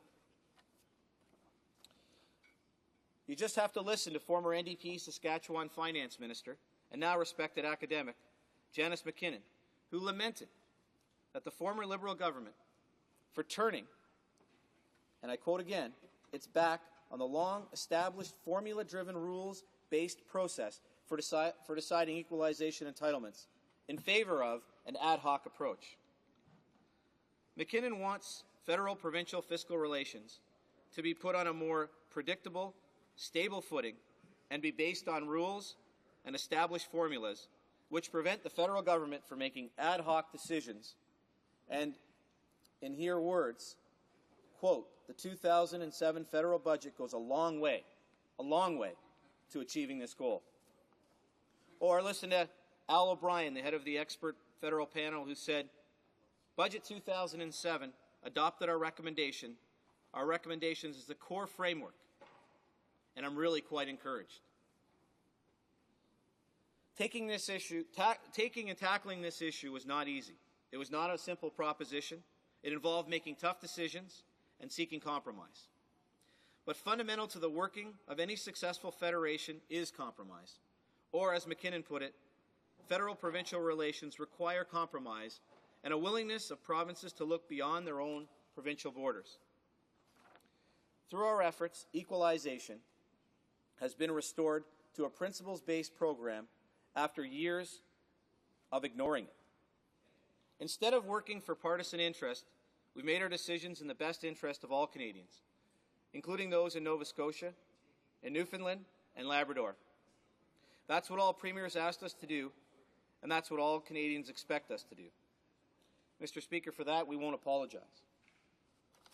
And you know, Mr. Speaker, when you take a look at what we've done, and when you look at the commitments that we have made to each and every province and territory in this country, it's clear that while decisions aren't easy, and tough decisions are that much more difficult to make, it's clear that when you look at Newfoundland or you look at Nova Scotia, $1.3 billion under the new equalization formula, $130 million in offshore accord offsets, $639 million under the Canada Health Care Transfer, $277 million for Canadian social transfer, which includes additional funding for post-secondary education and childcare.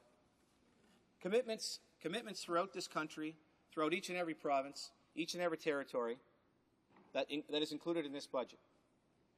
And Mr. Speaker, certainly the budget itself went through committee. We had witnesses, including the Saskatchewan Premier, who appeared. Got an hour or two of our time to make sure that he specifically had an opportunity to present his thoughts, his positions on the budget, or what he feels that they didn't include. We haven't ignored anyone who's wanted the opportunity to speak to this. And I think what's important at the end of the day, Mr. Speaker, is that we have a budget that went through the Finance Committee, clause by clause. It's here in the House today. We're debating it. It's one that should go to the Senate, and it'll go through the process there of being heard. But at the same time, and as I indicated in my speaking notes, there are so many, close to $5 billion in priorities. And even so, Mr. Speaker, the fact that we put a number to it is important and relevant obviously from a numbers perspective.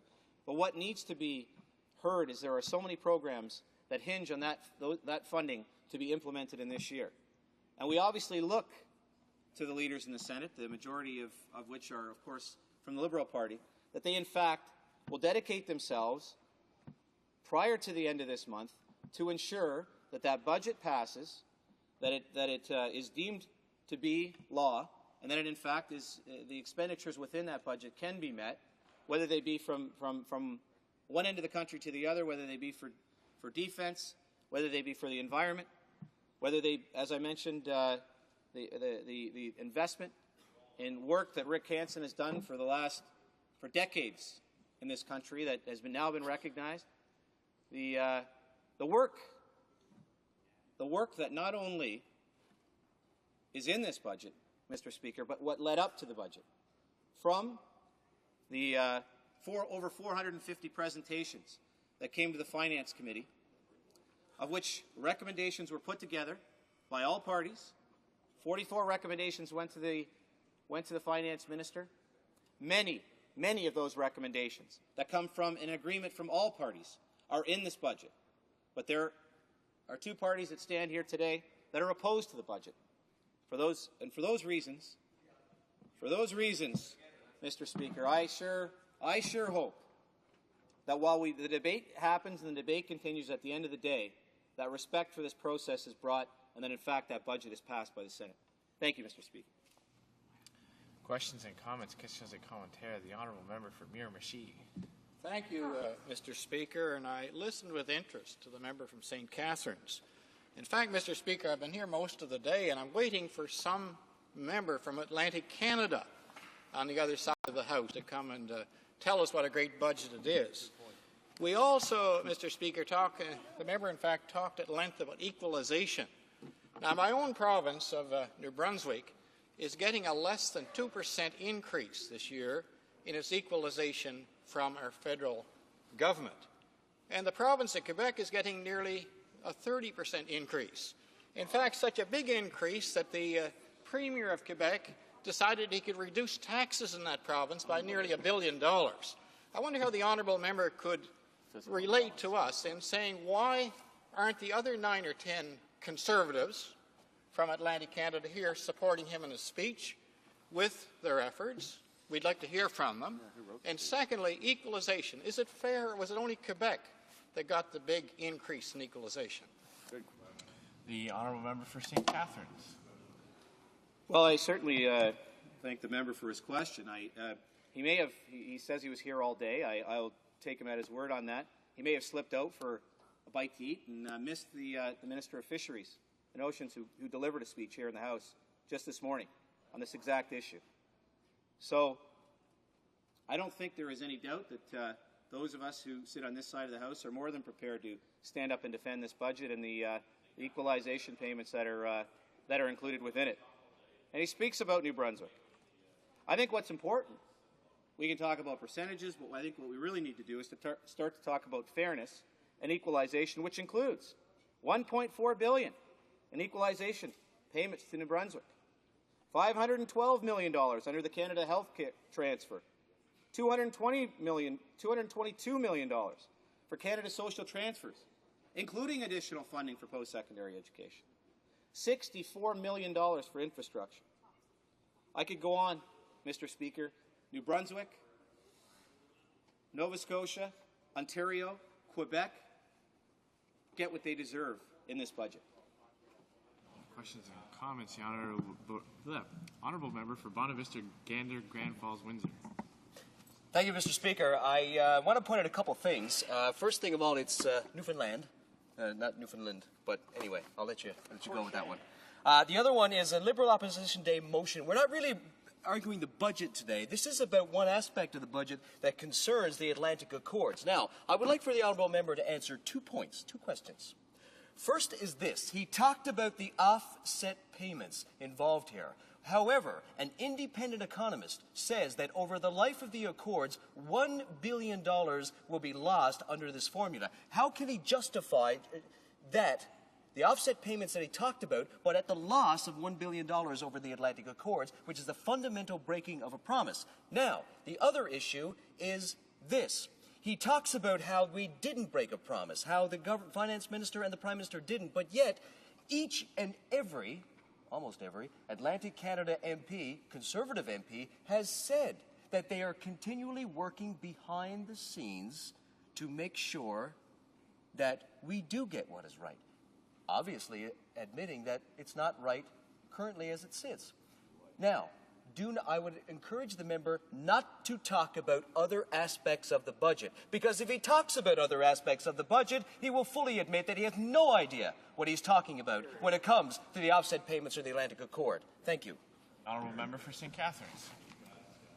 Well, I'll speak to his second point first, Mr. Speaker, and that is whether or not there are members on this side of the House that continually work to improve every single aspect of whether it be a justice piece of legislation, whether it be a finance piece of legislation, whether it be any other piece of legislation that we have moved forward.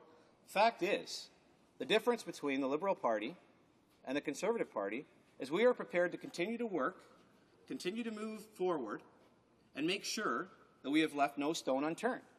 So I fail to see when the member makes a comment that I guess for the Liberal Party, you say it once and you never say it again, and you continually say that that is always right, regardless of whether it is wrong. What I'm speaking to, as I indicated very clearly, Mr. Speaker, we have not broken our commitment. We laid out very carefully the Atlantic Accord. The Atlantic Accord is without the budget or with the budget. The Atlantic Accord is what is being honoured. The honourable member for Sackville Eastern Shore. You know, Mr. Speaker, it'd be comical if it wasn't so sad. The honourable member accuses one of the Liberal members of not reading the budget. Well, I would doubt, Mr. Speaker, that this honourable member even read the Atlantic Accord. He didn't sit in on the meetings, Mr. Speaker, but he talks about the budget, Mr. Speaker, so let's talk about what's not in the budget. There was a motion passed in this House, Mr. Speaker, for Veterans First, to help injured soldiers and to help widows and veterans. Mr. Speaker, that motion was passed by this House, and not a word of it, not a penny of it in the budget, Mr. Speaker. A promise made by his Prime Minister to a widow of a veteran that a VIP program would be extended immediately, not a word in the budget, Mr. Speaker. Now, I'll get back to the point of the Accord. There's many things they left out of the budget, but they won't tell you about that part. But the reality is, Mr. Speaker, an honourable member from his caucus was booted out unceremoniously from that Conservative Party after his Foreign Affairs Minister said, "We do not and will not kick people out of the Conservative caucus for voting their conscience." So I would just want to ask the honourable member a very simple question. Does he support what the Finance Minister or the Foreign Affairs Minister said? Or does he support the booting out of one of his own colleagues from the Conservative Party? The honourable member for St. Catharines. Thank you, Mr. Speaker. The member asks a question and makes comment with respect to issues of conscience. Well, I would submit the member goes back to his writing and talks about the valuable things that are in this budget, talks about and says that they are good for his riding, things like accelerating the implementation of the Canada First Defence Plan so that Canadian forces will receive $175 million this year, earmarking $60 million to bring the environmental allowances paid to soldiers, $10 million to establish 5 new operational stress injury clinics to assist Canadian forces, investments in his riding, investments in his province that he will no doubt, after the budget is passed, even though he votes against it, will say are good for his province. Good for his province. But he will stand in this House and he will vote against the budget. The honourable member from Scarborough, Pickering... Scarborough East. Pickering, Scarborough East. Thank you, Mr. Speaker. Very interesting to hear a member from Ontario discussing this issue, and I wish the honourable member would stick to the issue at hand, which of course is the abrogation, bald-faced abrogation of an agreement which the then Leader of the Opposition, now Prime Minister, said fully, squarely, and without equivocation he would support. I will give the honourable member a copy, if he wishes, Mr. Speaker, of the arrangement between the Government of Canada and, for instance, the Government of Nova Scotia on offshore revenues. Mr. Speaker, signed February 14th, 2005, St. Valentine's Day. It breaks my heart to have to tell the honourable member this because it contrasts what is said in the budget.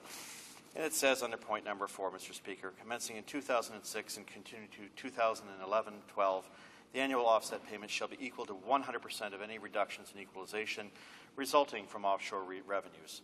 The amount of the additional offset payment for a year shall be calculated as the difference between the equalization payment that would be received by the province under the equalization formula as it exists at the time. If the province received no offshore petroleum resource revenues, it goes on in that year under the equalization formula as it exists at the time. Mr. Speaker, his budget, page 115, which he claims to have read and he's invited other members to talk about, simply says, the offshore accords ensure that the provinces will continue to receive the full benefit as they are entitled to under the previous system. That's the problem, Mr. Speaker. You've gone to the old system while abrogating the new one. Now, will the honourable member finally get it right? Will he answer this? Will he at least acknowledge that this is a broken promise? Honourable member for St. Catharines. Well, absolutely not. He just the member obviously just verified that the Atlantic Accord trumps the budget. Simple as that. Just verified that for me. So thank you for doing that. The fact is that we wouldn't even be speaking about if it were not if the Conservative government were not here and it were a Liberal government.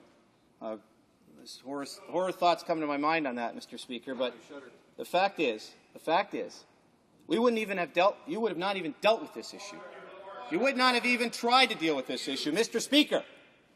Through you, would not have even tried, attempted, because all across the way you don't think this is an issue and it isn't a problem. We dealt with it, Mr. Speaker. Thank you. Resuming debate, the honourable member for Halifax West. Thank you very much, Mr. Speaker. Mr. Speaker, I actually feel sorry for my honourable colleague for, I think it's St. Catharines, is that correct? Who obviously has been sent in here today. He's been asked to give a speech on this subject. They can't find many folks from Atlantic Canada who are willing to speak on this from their side. He's come in, read a speech, and tried valiantly to defend the indefensible, Mr. Speaker. And I think that I want to thank my honourable colleague from Pickering, Scarborough East, who's had a look at the Atlantic Accord, the accord that I signed, in fact. I'm familiar with it as well. And he's tried to explain to the member for St. Catharines what it actually means, so we'll understand how it is, in fact, that there is a betrayal in this case. The question before us today is, in fact, very simple. It is very simply, has the government honoured the offshore accords with Newfoundland and Labrador and with my province of Nova Scotia? Well, Mr. Speaker, the answer is also very simple. The answer is no. I know it. Danny Williams knows it. John Crosby knows it. The member for Cumberland, Colchester, Musquodoboit Valley knows it. And, Mr. Speaker, he had the guts to admit it. And he can be proud of that. And Nova Scotians are proud of him for his decision. And the Premier, Rodney MacDonald, sort of knows it. I wish he'd be a little more firm about it, be a little stronger. He seems to be a little afraid to stand up and fight for Nova Scotia. Maybe he's afraid of the Prime Minister. It seems members on that side, lots of them are. I understand that. But I'd like him to be a little firmer and stronger. We've seen Mr. Williams be very strong. But everyone with a shred of common sense in Atlantic Canada knows it. They know that our region has been betrayed. They know that the Prime Minister has shown to Atlantic Canadians that his word is worthless. And I don't think I mentioned, Mr. Speaker, that I have the honour of splitting my time today with the honourable member for West Nova, my esteemed colleague, and I look forward to his comments as well. They know, Mr. Speaker, that the Cabinet, the Conservative Cabinet, members of their caucus from Atlantic Canada, are too afraid of the wrath of the Prime Minister to speak up, to tell the truth, and to fight for the interest of the people of their provinces, as they should do. Well, Mr. Speaker, Atlantic Canadians are not being fooled by the false arguments that are being trotted out by Conservative members to explain how my province, for example, will lose $1 billion and how that's a good thing, supposedly, for Nova Scotians. The Finance Minister, of course, loves to say that Nova Scotia has a choice of either the new equalization program or the Accord and the old equalization program. Now, my honourable colleague for Pickering-Scarborough just explained why that's a false dichotomy, a false choice, Mr. Speaker. But as Jim Meek, a columnist in the Halifax Chronicle-Herald, said today, the minister's cheap parlor or parliamentary trick is to suggest he has given the province a fair deal. We know that's not the case, Mr. Speaker. The fact is that the accord applies, as it says, to equalization as it exists at the time. So no matter how it changes, provisions and the terms of the accord still apply. The payments under the accord are still to be made. This government has denied that. It has torn to shreds the Atlantic Accord. But what other answers are they giving? Well, the government, the Minister of Finance, for example, loves to list off the various things in the budget, other things that affect Nova Scotia and Newfoundland and Labrador and Atlantic Canada in general. You know, but are they really saying that we don't deserve to have payments for health care? That we don't deserve funding for environmental protection, for example, Mr. Speaker? Is that what they're saying? That you can't have this because you're going to have this. You can't have these, what we promised on the offshore accord, because we're going to do something in terms of funding that we're giving every other province anyway. That's some deal, Mr. Speaker. That's not very impressive. Or are they really saying that we only get equalization and education dollars because of their charity and goodwill? Is that what they're saying, Mr. Speaker? It's hogwash. What absolute rubbish, Mr. Speaker. The arguments they're making are beneath contempt. And worst of all, they know it, Mr. Speaker. But they don't dare cross the bully boss, the Prime Minister. They're clearly afraid of him, and they haven't found the intestinal fortitude. I'm not sure referring to the Prime Minister in that term would be parliamentary, so I'd ask the honourable member from Halifax West to maybe withdraw that comment. Well, Mr. Speaker, if that is in fact parliamentary, and I wasn't aware that it was, frankly, then I'll withdraw it. But I think it is fair to say that my honourable colleagues are clearly afraid of the Prime Minister, and we've seen many. I think we can say we've seen many bullying tactics here in this House and on this Hill. But these colleagues from Atlantic Canada haven't found, unfortunately, the intestinal fortitude to stand up to the Prime Minister, and I hope they will, because there's still the third reading of the budget coming up shortly, Mr. Speaker, and I hope that they'll show that fortitude then. But there are two things that everyone in Nova Scotia knows. The first is that this Prime Minister betrayed Atlantic Canada on Budget Day when he failed to honour a signed agreement between the Government of Canada and my province. A signed deal, a signed contract. I know because I signed it. The second is the members for Central Nova and South Shore St. Margaret's had the chance themselves to stand up for their province. They could have said, wait a minute, this isn't right. You can't just unilaterally tear up a written contract just because you don't like the region and want to punish us. They could have said that. They could have done what the member for Cumberland, Colchester, Musqueam Valley did, who showed that he has a backbone, who stood up for his region and his province. But instead, sadly, they chose to support their misguided leader. Was it out of party loyalty? Was it out of fear? Well, I don't know what the reason was, why they couldn't show more fortitude, Mr. Speaker. But I know one thing. I know that voters in Nova Scotia and across Atlantic Canada will remember the lack of support that these Conservative MPs from Atlantic Canada showed us, showed our region, when the next election is called and they're out knocking on doors. I think they'll hear about it, Mr. Speaker. Voters will remember the budget betrayal at the hands of these Conservatives may cost my province, for example, $1 billion. $1 billion for things that we need, for better hospitals, better schools, for fixing roads, for many other important investments. They'll remember that these members of Parliament squandered a deal that gave Nova Scotia 100% of its offshore revenues with no clawback. That's exactly, Mr. Speaker, what these members promised when they sent out a brochure to Atlantic Canadians a few years ago, a brochure that said on the cover, a promise broken. There's no greater fraud than a promise broken, it said, and they promised no clawbacks, 100%. That promise has been broken.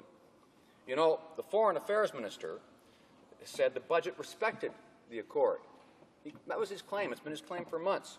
But now he's saying, in fact, that the decision of the member for Cumberland, Colchester, Musqueam Valley was premature because he and others are still in talks over honoring the accord. Huh? I don't. How's that possible? That if you've already honored it, but you're still in talks over honoring it? It seems to me it ought to be one or the other, Mr. Speaker. The finance minister and his Nova Scotia puppets over there tell us we should be happy that we're getting more in equalization this year. What a joke. What a farce. They should read the accord. And that's why columnists in Atlantic Canada, columnists like David Rodenizer of the Daily News, are so outraged. And he said today, quote, "We have a government that lies to us, steals from us, and aligns itself with a party bent on tearing the nation apart. These are not proud days for Canada," unquote. In fact, below it has a line underneath his article. It says, David Rodenizer thinks the Prime Minister has a phobia of accords. The Atlantic Accord, the Kyoto Accord, the Kelowna Accord. The man must be petrified when passing a Honda dealership. Now, when the finance minister was Mike Harris's henchman in Toronto, he mocked Premier Ham, saying that his campaign for fairness was like someone who won a lottery still wanting to collect welfare.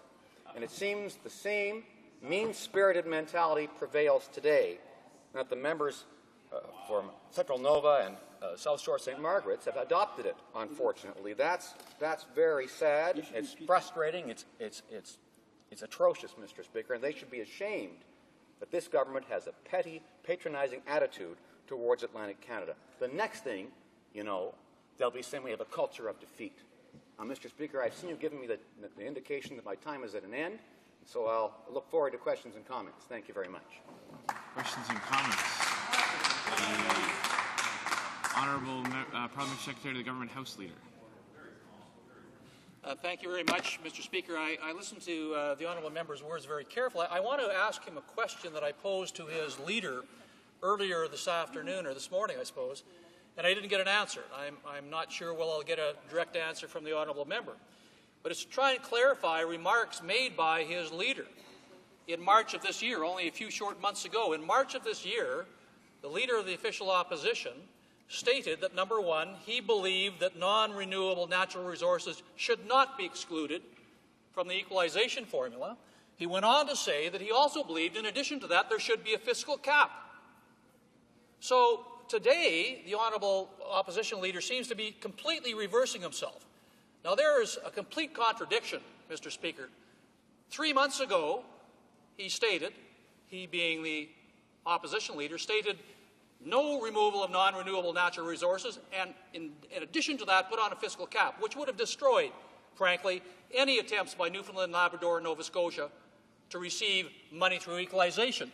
So, since the opposition leader is clearly a learned man, and he chose his words, I'm sure, very carefully, Mr. Speaker, was he misleading Canadians then, or is he misleading them now? Honourable Member for Halifax West. Well, Mr. Speaker, in fact, my honourable colleague should have listened to the answer to his question this morning. Obviously, he didn't, because he would have heard the leader of my party make it very clear that's not what he said at all. And in fact, I know what he said, Mr. Speaker. He has made it very clear that he will live up to the terms of the Atlantic Accord. And in fact, he was part of the cabinet that approved the Atlantic Accord, that implemented the Atlantic Accords. So what this member is talking about is absolute nonsense, Mr. Speaker, and he ought to know it. But, you know, I think that we should hear more from Conservative members from Atlantic Canada who actually have some idea, or I hope do, of what the Accords are all about. Questions and comments. The Honourable Member for Hamilton East Stony Creek. Thank you, Mr. Speaker. I rise in my place today very, very troubled. We went through an election campaign where we were promised honest and accountable government with good stewardship. And in Hamilton, where we've lost 11,000 manufacturing jobs in the last year alone, and we're facing a situation where there's no manufacturing strategy. We've had the softwood sellout, and now we have the Premiers MacDonald and Williams and the former Premier Ham flatly saying that this government has betrayed people. And my question to the member opposite is, how low do you think they'll go, and who's next?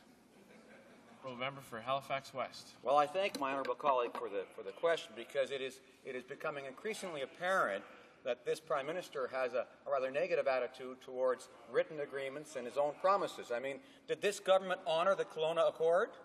No. No. Did this government honor the child care agreements that it signed with every province in the country? Not a chance. No. Did this government honor our international obligations under Kyoto? No. No. Did this Prime Minister keep his own word on income trusts? Not No. Does this government have any honor or integrity left? No. I don't think it does, Mr. Speaker. It's not showing it, Mr. Speaker. Can this Prime Minister be trusted to keep his word to hard-working Canadians on anything? No, Mr. Speaker, unfortunately. Comments, the honourable member for Kings Hants. Mr. Speaker, my question for my colleague, the member from Halifax West, is a fairly simple one. The fact is, the Premier of Nova Scotia said immediately after the budget, quote, "I'm caught by surprise by the budget. Frankly, my government's caught by surprise. I've always believed that the offshore accord was an economic right of Nova Scotians, not a handout. It's almost as if they want to continue to give handouts to Nova Scotia. That's unfair." He said that he was blindsided by the federal budget.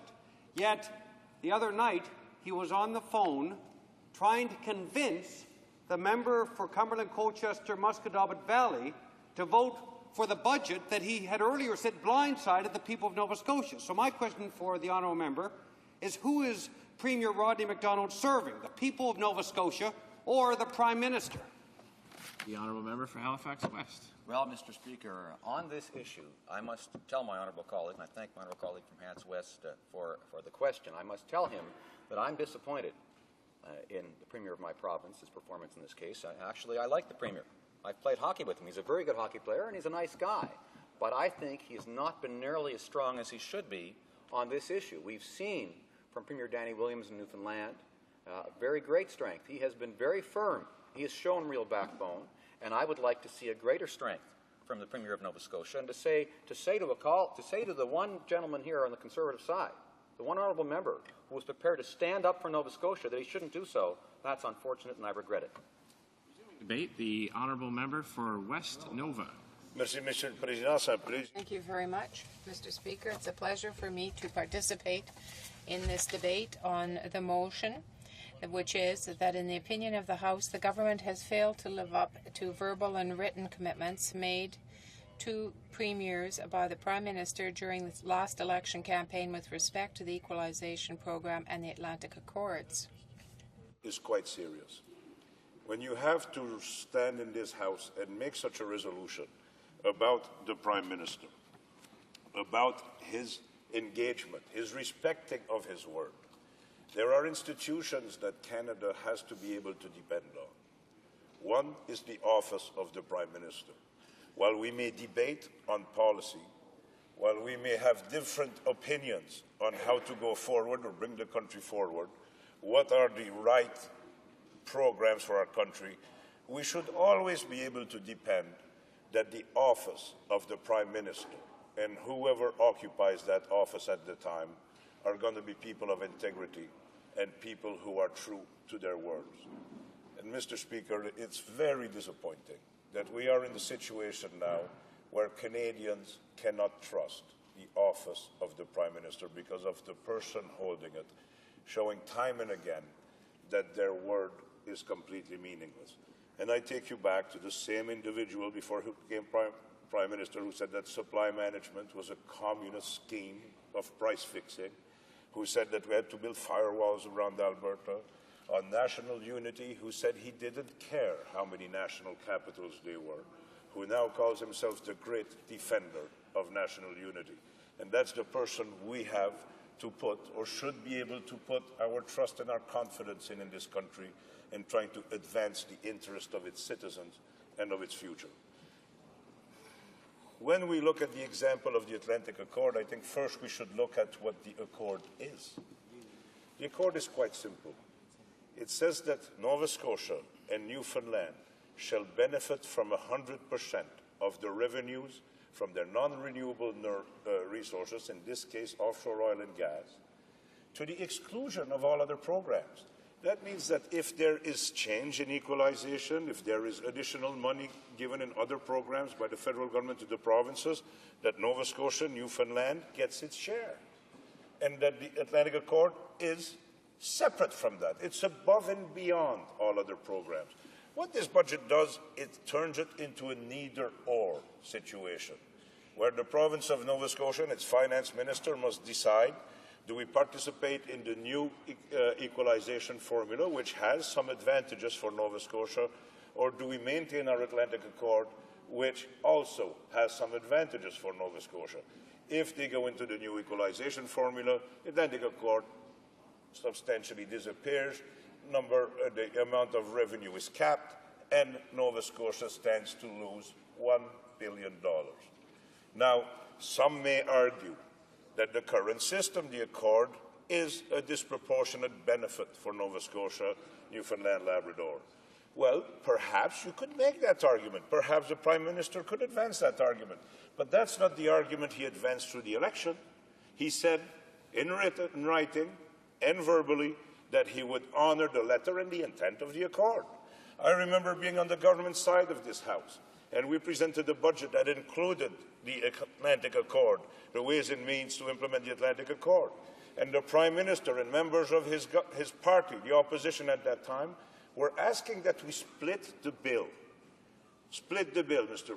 Speaker, that we remove the Atlantic Accord from the budget, because the intention of the opposition at that time was to vote against the budget, but they wanted to vote in favour of the Accord.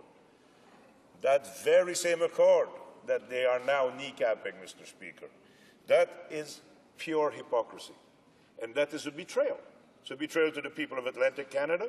It's a betrayal also to the people of Saskatchewan, who were made the promise that they would get 100% of the revenues of non-renewable natural resources outside of the equalization formula. It was well pointed out yesterday that we are getting hit, or this morning by the member from Labrador, that we are getting hit now. Others will each at their time. Now, the Prime Minister didn't, when he made those promises in the campaign, say, I will somewhat honour the Accord, but I will cherry-pick elements and suggestions and recommendations out of this report and that report, some of the O'Brien, some of others, and I will make a budget that dismantles the intent of the Atlantic Accord. That's not what he promised. He promised that there would be 100% exclusion of non-renewable energy revenues from, or natural resource revenues, from the equalization payment, and that the Accord would be maintained. I was disappointed. I happened to have the privilege to sit on the Finance Committee where we evaluated the budget. Premier Lorne Calvert came and made a very good presentation on behalf of his government. I was very disappointed, as was mentioned by the member from Halifax West, of the relative weakness of the Premier of Nova Scotia on this issue. We know that he's in dire political situation. We see the polls that he's in third place. There's not a lot of confidence in his government, and people are looking for alternatives. And rather than showing strength and fighting for what has already been won by his predecessors, not asking for anything new here, we're asking that the Government of Canada honours its commitment. That brings me to the second point, the institutions. We must be able to trust the office of the Prime Minister and whoever occupies it, and we must also be able to trust the legacy of the succession of the Government of Canada, that an agreement signed by one Government of Canada lasts till the end of its natural course when signed. In this case would be 2020. An agreement is an agreement is an agreement. Premier Rodney should accept the invitation of Stephen McNeil, leader of the Liberal Party, to put a calm in front. I'm sure Darrell Dexter, although I haven't been in discussions with him, I'm sure he would join, and we'll have a calm in front of all Nova Scotians to fight for 100% of the Atlantic Accord. What we see, what we hear in the media and the papers is that there's negotiations happening. The Minister of Fisheries mentioned that in question period, for improvements to the bill presented by the government, but not the 100% retention of the Atlantic Accord. Well, a promised 90% cap, 80% cap, 70% cap is 100% broken. The Accord is a signed deal, should be maintained. I think the member from Cumberland, Colchester, Musquedob Valley has made it very, very plain.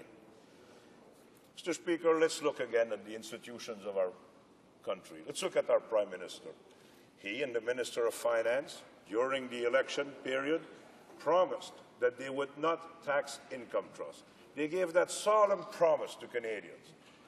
Canadians, a lot seniors, were encouraged to invest even more within the income trust sector, as they had the promise of the Prime Minister that they would not be taxed. What does he do? First occasion, 33% tax. 33% tax, 100% betrayal on those investors. $25 billion worth of capital loss. A lot of it in the hands of seniors, either retired or preparing to retire. Imagine that. I spoke to some seniors who were telling me that it went for them going to have a comfortable retirement, economic self-sufficiency, financial self-sufficiency, to essential poverty, sustenance living on small pensions and reduced savings, losing $10,000, $15,000 of revenue a year. When your revenue is going to be $35,000, $45,000, losing $10,000 is a lot. It's huge. And that's money they had planned on, and they'd been encouraged to do it by the Prime Minister. If the Prime Minister hadn't made that promise, a reasonable investor would not have had such huge exposure in one element of the market. But that wasn't the case. Atlantic Accord, betrayal. Betrayal by the Prime Minister to the people of Atlantic Canada. Betrayal by the Prime Minister to the people of Saskatchewan. A member from Central Nova, an experienced member of the House of Commons, who's not prone to fly off the handle and make things he hasn't considered. He's been here long enough. He made the promise in this House, in an answer to my question, to his colleagues, that they could vote as they wished. They could vote their conscience on the Atlantic Accord, and there would be no retribution. They would not be kicked out of caucus. Either he was misleading this House, or he's a complete buffoon, because he knew, as we saw with the vote, that the member from Colchester, the minute he voted his conscience, was removed from his caucus. Now, this member goes around the world representing our country. We've seen the Prime Minister betray the country and its citizens and Atlantic Canada. We've seen the Minister of Foreign Affairs betraying his colleagues. And these people are out there representing the interest of the nations, entering in dialogue with other states and statesmen from other countries, trying to find accommodations to bring forward, while these people can have no confidence in the institutions of our country. It's a dire situation, a situation that I have not seen before. So I ask, before it is too late, that the Prime Minister and the Minister of Finance apologize to Canadians, to Saskatchewan, to Atlantic Canadians, and that they reverse this unfortunate decision. Questions and comments, questions and commentary. The Honourable Member for Hamilton East, Stony Creek. Well, thank you, Mr. Speaker. The member's comments drew to mind the newspaper headline following the last election in Nova Scotia, where it said the NDP, a government in waiting. Now I'm starting to understand why, with the references to what this Premier's been doing. But my question is very simple. I'll never proclaim to be a mathematician, but if there's no exclusion, that's a $1 billion loss for Atlantic Canada. Would you agree? It should be that simple. And when you have the Premier, MacDonald, Williams, and Ham all saying that this government has betrayed them, again I say, who's next? The Honourable Member for West Nova. Well, absolutely. And if you look at a small evaluation, a quick evaluation of the budget, you'll see on the equalization and on transfers, the three provinces that suffered the worst or that get no increases are Saskatchewan, Nova Scotia, Newfoundland. Three provinces that need a lot of assistance, that need a hand up to use their resources to advance their own cause. I was pleased, I was honored to see that the member from Colchester, Cumberland, have the courage to make a very tough decision and leave his caucus, vote against his caucus. I'm amazed that not one of the Newfoundland MPs had the courage to do that. And when 1 out of 3 in Nova Scotia did, 0 out of 12 in Saskatchewan. A dozen MPs, Conservative MPs, none of them raise the issue, none of them make noise. A dozen is 6 of one, half a dozen of the other, isn't it? 6 sheep and half a dozen cowards. They should fight for their province, as did the member from Colchester County. Questions and comments. The Honourable Member for Halifax West. Thank you, Mr. Speaker. I thank my honourable colleague from West Nova for his excellent speech. I'm sure he's aware of the brochure that was sent out during the discussions over the Atlantic Accord 2.5 years ago or so by the Conservatives in our province, and it says the Conservative Party of Canada believes that offshore oil and gas revenues are the key to real economic growth in Atlantic Canada. That's why we would leave you with 100% of your oil and gas revenues. No small print, no excuses, no caps. And then we have the comments on May 15th in answer to a question from my honourable colleague from West Nova, the Minister of Foreign Affairs, who said this: We will not throw a member out of caucus for voting his conscience. There will be no whipping, flipping, hiring or firing on budget votes, as we saw with the Liberal government. Unquote. And yet, Mr. Speaker, our honourable friend, the member for Cumberland, Colchester, Muscatlet Valley, was in fact thrown out of that caucus. So I'd like my honourable colleagues' comments on what has happened here. The honourable member for West Nova. Well, it's amazing. I've never seen anything like that. I've been in this House going on 7 years. I've never seen the government stand in this House and say that the vote would not be a confidence vote, and then after the vote has been held, declare it a confidence. When a senior minister of government, the Minister of External Affairs no less, former leader of the Progressive Conservative Party of Canada, the same guy who said he wouldn't unite the Progressive Conservative with the Alliance, but later did, the guy who said he did not make disparaging remarks about one female MP of the Liberal caucus, but all witnesses say he did, stands in this House and says that it's a free vote, that member of parliaments from Atlantic Canada or anywhere else will have the freedom to vote their conscience, and when one of them has the courage to do that, he cuts the legs from under him, kicks him out of his caucus. The member didn't have time, according to what I read in the papers, to make it to the curtains. He was kicked out, expelled from that caucus on the spot. It's not unusual, Mr. Speaker, that members have whipped votes on the budget and on the speech for the throne. What is unusual, what is amazing, is that the government would make an announcement that the vote is not a confidence vote, that the members have the right to vote how they are, and in a very hypocritical fashion, when one member votes his conscience, is immediately expelled from that caucus. It's either misleading members or total buffoonery, or both. Resuming debate. La reprise du débat. Resuming debate, the honourable member for Jean-Robert. Thank you very much, Mr. Speaker. I'm very pleased to rise to speak today on the Liberal motion, which reads that in the opinion of the House, the government has failed to live up to the verbal and written commitments made to the Premiers by the Prime Minister during the last election campaign with respect to the equalization program and the Atlantic Accords. You know, Mr. Speaker, that the Bloc Québécois is supporting the motion, quite simply, because it is a clear truth with respect to the Atlantic Accord. We do not agree, and we've said it in the past, we will continue to say it in the future. We think that the government should have honoured its commitment. It's clearly a fact. So, basically, we support this motion. Unfortunately, this is not the only promise that this government has broken since it came into office.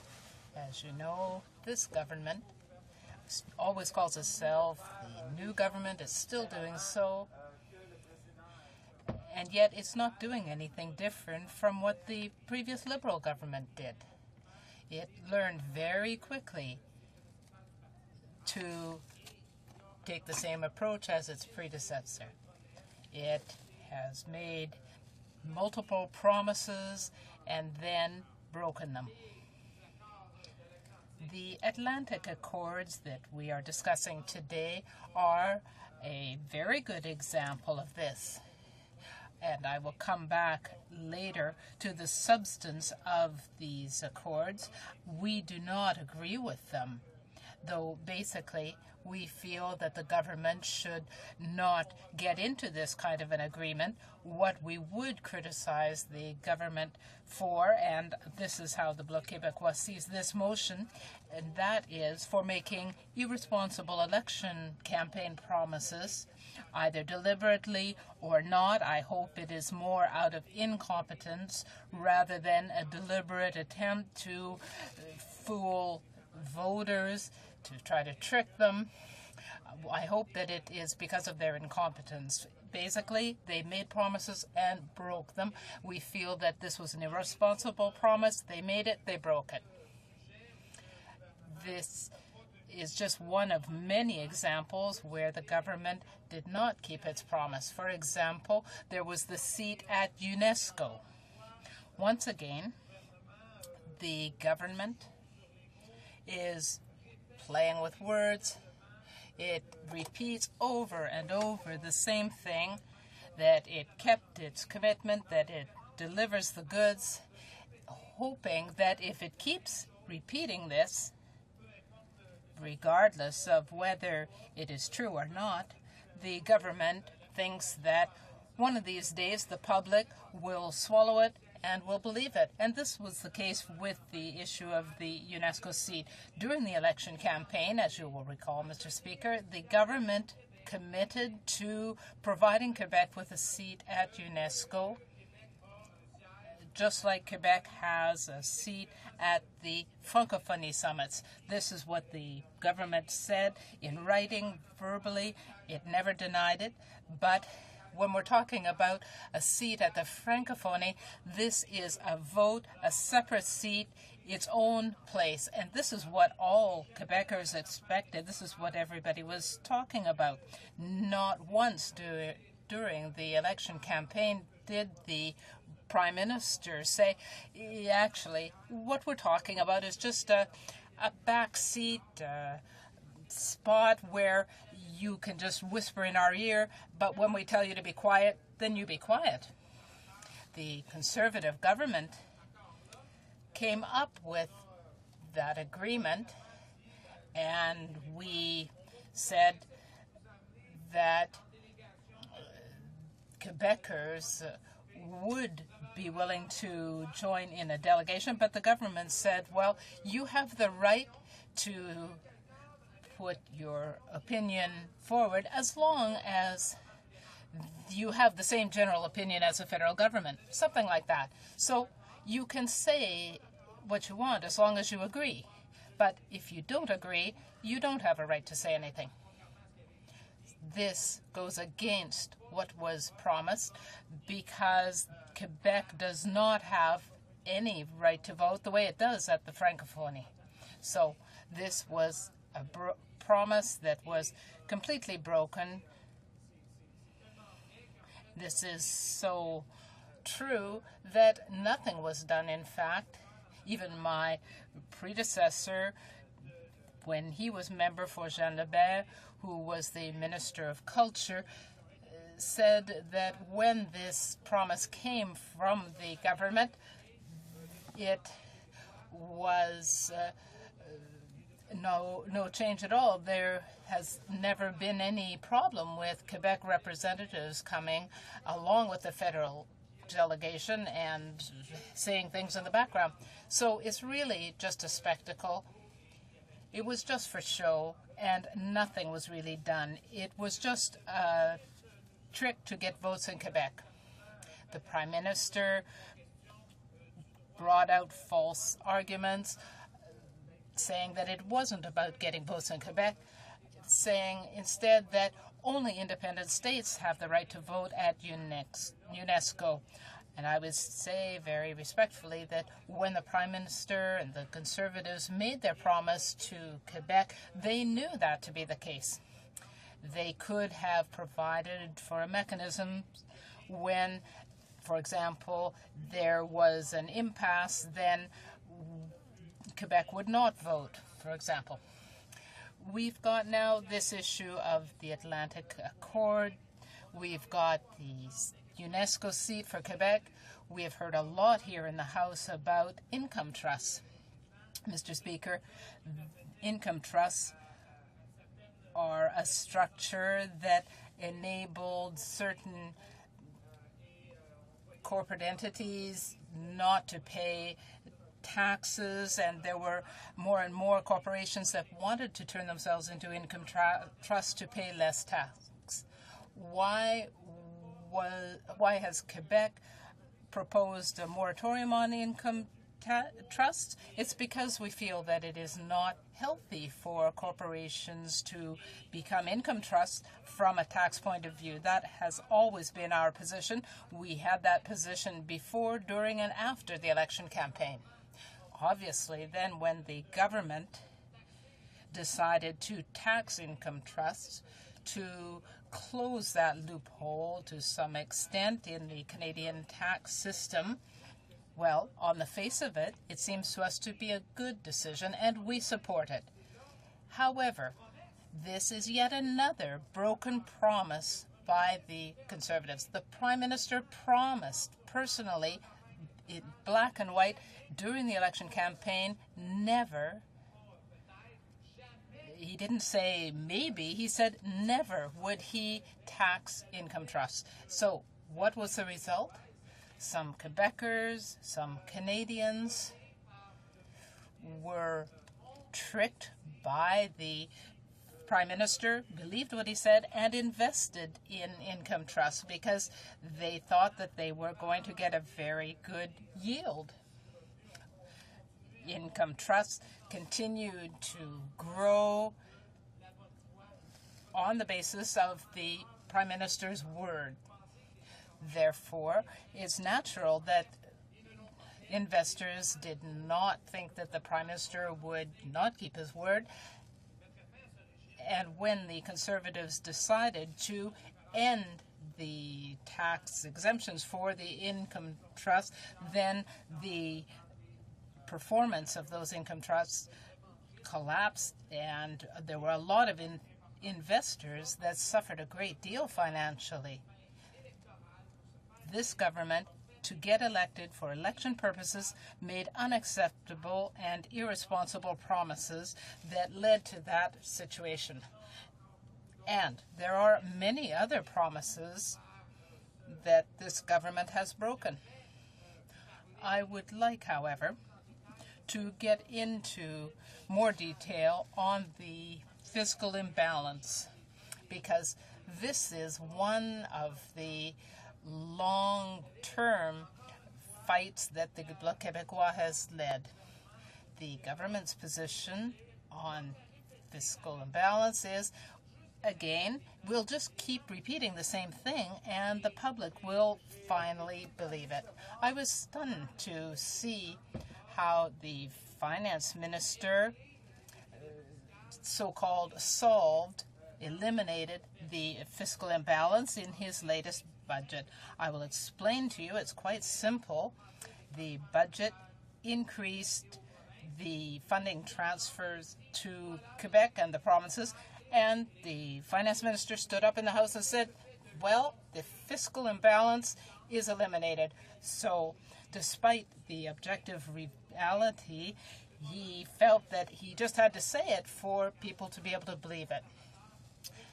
The fiscal imbalance was something that the government promised to solve, and the Quebec people felt that they could believe the government. We had the Séguin Commission that looked into fiscal imbalance, and that term was invented and proposed. It was not chosen just for some abstract reason. It really describes an imbalance that exists between the provincial and federal government, and it is a fiscal imbalance. We could have called it a financial imbalance or a budgetary imbalance, but in fact it is a fiscal imbalance. So when the government said that it was going to eliminate the fiscal imbalance, Quebecers could certainly expect that it would be a fiscal solution. But the minister and the finance department officials said clearly that there were no tax transfers to Quebec or to the provinces in the budget. However, he said that despite the fact that there were no tax measures being taken, it was still a fiscal imbalance. Well, that just doesn't work. This is a step in the right direction. There were major financial resources transferred to Quebec and the provinces, but nothing guarantees that next year or in 2 or 3 years those resources will still be there and transferred. There are provinces that receive equalization, but it always depends on the government's mood of the moment. These things can change. The economy can do better or worse. It can be the same government or a new government that changes its approach. What Quebec wants is financial autonomy, to be able to have predictable, stable funding.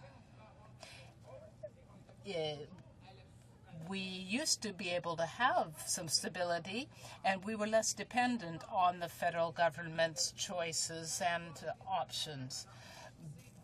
It is entirely true that the fiscal imbalance is not permanently solved. Even the Conservatives in the advertising that they're doing in Quebec are saying that the leader of the opposition, if he became Prime Minister, might take that money back. So that is what they are saying verbatim to Quebecers, that this is no permanent solution to the fiscal imbalance. So if there is a new Prime Minister, then the fiscal imbalance will still continue to exist. However, if there was a transfer of tax fields, such as the GST, that would help Quebec to have stable, predictable funding. They could have transferred tax points, as was done in the past. But this was not done. So, Mr. Speaker, it is clear that a number of promises have been broken by this government, and that was the case as well with the previous government. It seems to us, objectively, that it is a good thing that this government is still a minority government, because if it can break so many promises in a minority government, I can't imagine what would happen if this government became a majority government when it could do anything it wants here in the House. We can just imagine the number of broken promises. They would be many times more. The Liberal motion that we have before us today has the advantage of acting as a bit of a reminder for Quebecers that they need to send as many Bloc Québécois members as possible to Ottawa to make sure that they have a strong voice, that Quebecers are heard in Ottawa. We certainly cross our fingers hoping that the Conservatives remain in a minority position.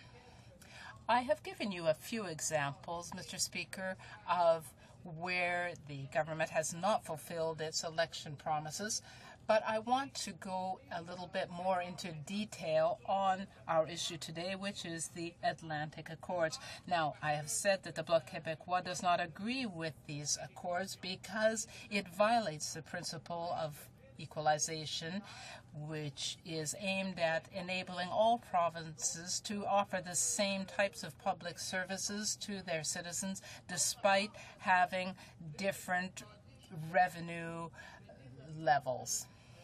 And second, we are dealing here with fossil fuel development, and now that this development has taken place, we feel that we should not be paying for the operation of this industry.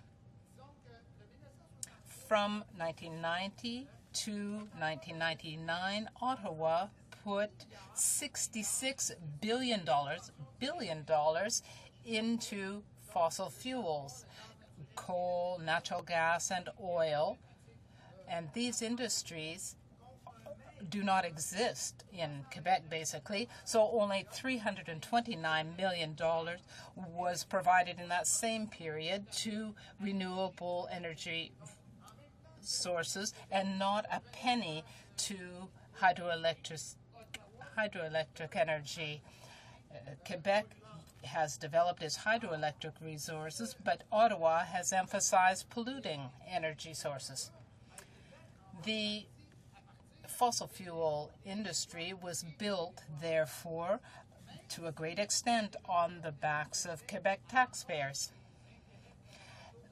this does not take into account our basic interests in Quebec. So either from a fiscal point of view or an environmental point of view. Fossil fuels, after all, as we know, are highly polluting industries. So $66 billion was put into that, $5 billion for Hibernia alone. And again, Quebec tax money went into that.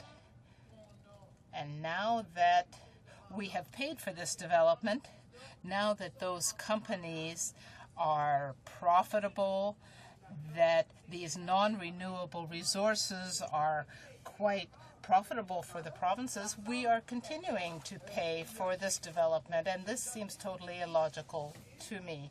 We are giving a bonus to provinces that decide to develop non-renewable resources, whereas Quebec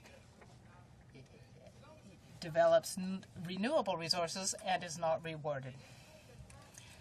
The development of non-renewable resources was an arbitrary choice. Why was it made?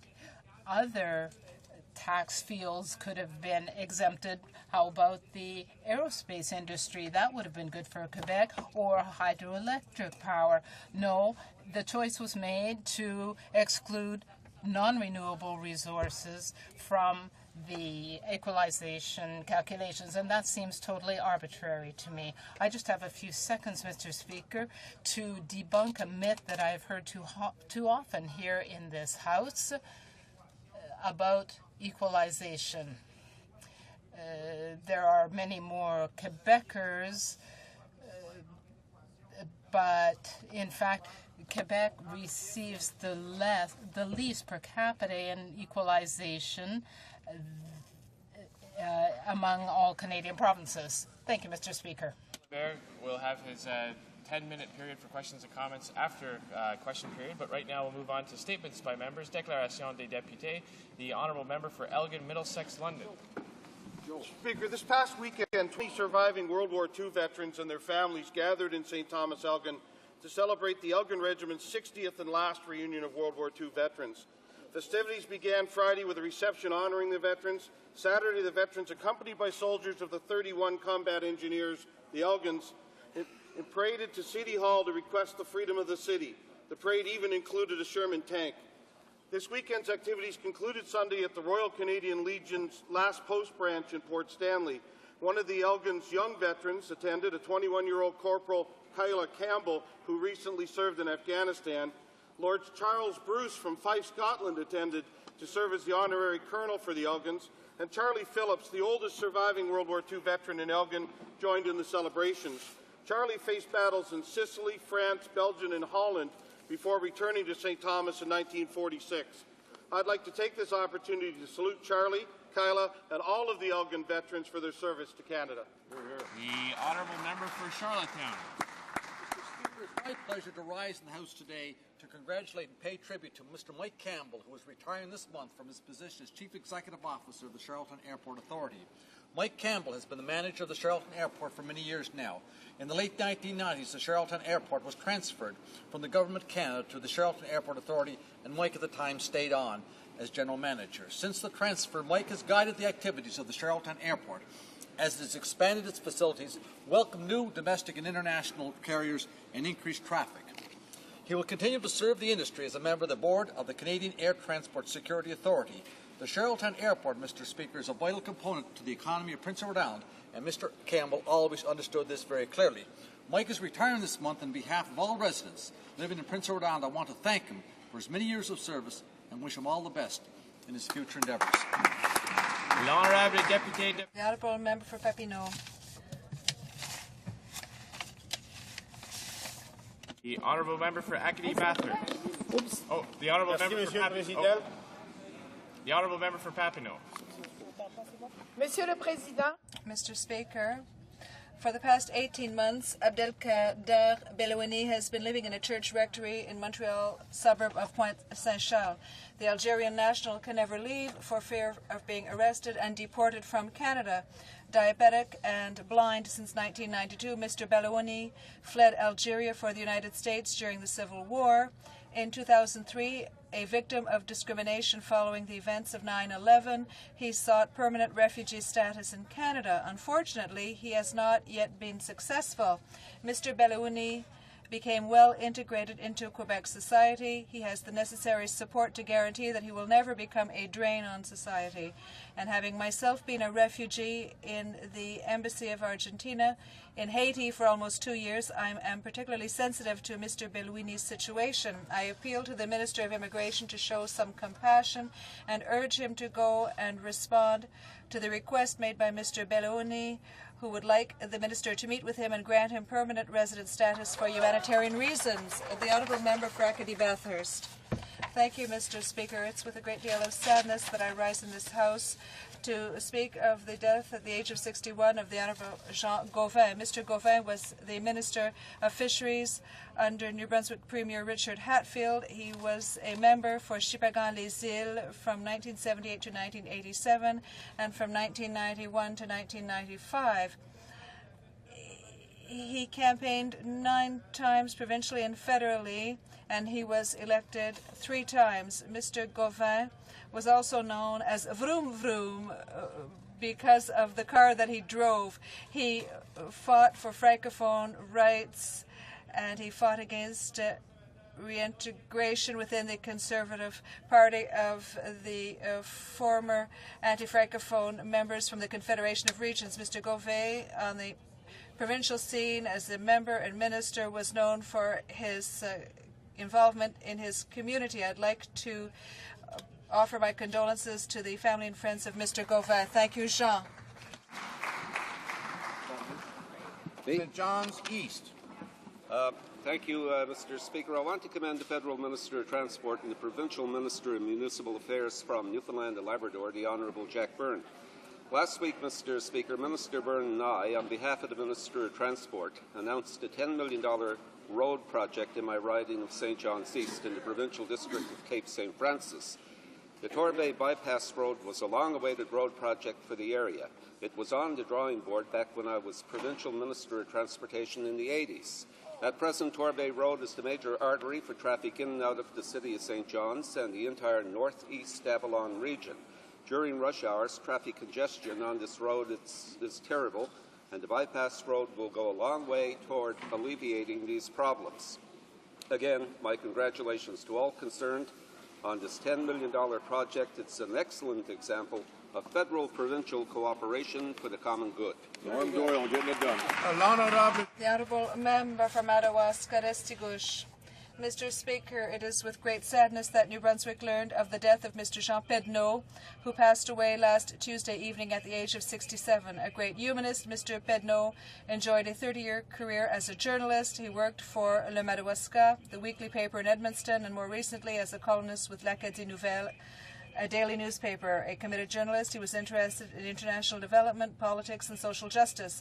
Jean Pedneau was a man for whom I always had a great deal of respect. Jean Pedneau was awarded the Pope John Paul II Medal for services to the Church and was made a Knight of the Ordre de la Pléiade of the International Association of French Language Parliamentarians in 1989. He was also awarded an honorary doctorate in communications by the University of Moncton in May 2001, as well as the Prix Napoléon Dugal in 2003 for his dedication to the French cause from Acadie to Madawaska. Mr. Pedneau has left his mark, and we owe him a final tribute to thank him for his active involvement in our community. I would like to convey my heartfelt condolences to his family and friends. Thank you, Mr. Speaker. The Honourable Member for Lévis-Bellechasse. Thank you, Mr. Speaker. I would like to call to your attention the ordeal that a family from Lévis is currently experiencing. You are no doubt aware of the unfortunate incident last May 28th in Bolivia that cost the lives of 2 University of Laval students. After completing a course in agroeconomics, the 2 young women were finishing their stay by vacationing in a small village. The night spent in the hotel was fatal. They fell victim to carbon monoxide poisoning caused by a defective heating system. One of them, Adrienne Lacroix-Pelletier, was the daughter of Mrs. Hélène Lacroix and Clarence Pelletier, a lung specialist. at Hôtel Dieu Hospital in Lévis. By a twist of fate, the same parents lost their eldest daughter in a motor vehicle accident last January. The two girls were their only children. Out of human solidarity, we cannot remain silent before such events, and on behalf of myself and my colleagues, I would like to express my condolences and support to these tearful families. May they find serenity. The Honourable Member for Buddy-Chaulieu, Nicolet Bécancourt. Mr. Speaker, bravo to the Anaheim Ducks, who for the first time in their history have won the Stanley Cup. Their excellent defenseman, François Beauchemin, a native of Sorel-Tracy, is one of the most remarkable and most productive players on the team. François played minor hockey in Sorel-Tracy before joining the Quebec Junior Major League, then going on to the American League. Drafted by the Montreal Canadiens, he then went on to Columbus before joining the Ducks, where he became a pillar on the team and one of the best defensemen in the NHL. His great talent, his dogged determination, and his constant drive to improve have made him an extremely skillful player. I join his parents, his friends, and all of his friends and the citizens of Buddy-Chaulieu in extending my heartfelt congratulations and sincere wishes for a long career in the NHL. Thank you, François, for being such a good ambassador for Quebec. You are an example for our young people. Member for Sarnia-Lambton. Mr. Speaker, once again we are still learning about Liberal incompetence. The Liberals commissioned a report surrounding Status of Women Canada's role. The report was conducted by an independent research group, and after several interviews and surveys with Status of Women Canada officials, the report concluded there was a lack of political will and leadership, and that Status of Women Canada could no longer go forward with the status quo.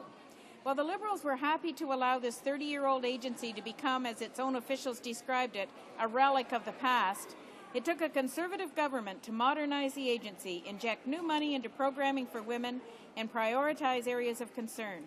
This is true political leadership from a government who knows how to make a difference. A real change from Liberals who are still scratching their heads and telling Canadians, do you think it's easy to make priorities? Mr. Speaker, the truth is out. They were out of touch with women. They couldn't deliver results, but we did. Canadian women deserve better, and now they know the truth. The Honourable Member for Desnethy, Missinippi, Churchill River.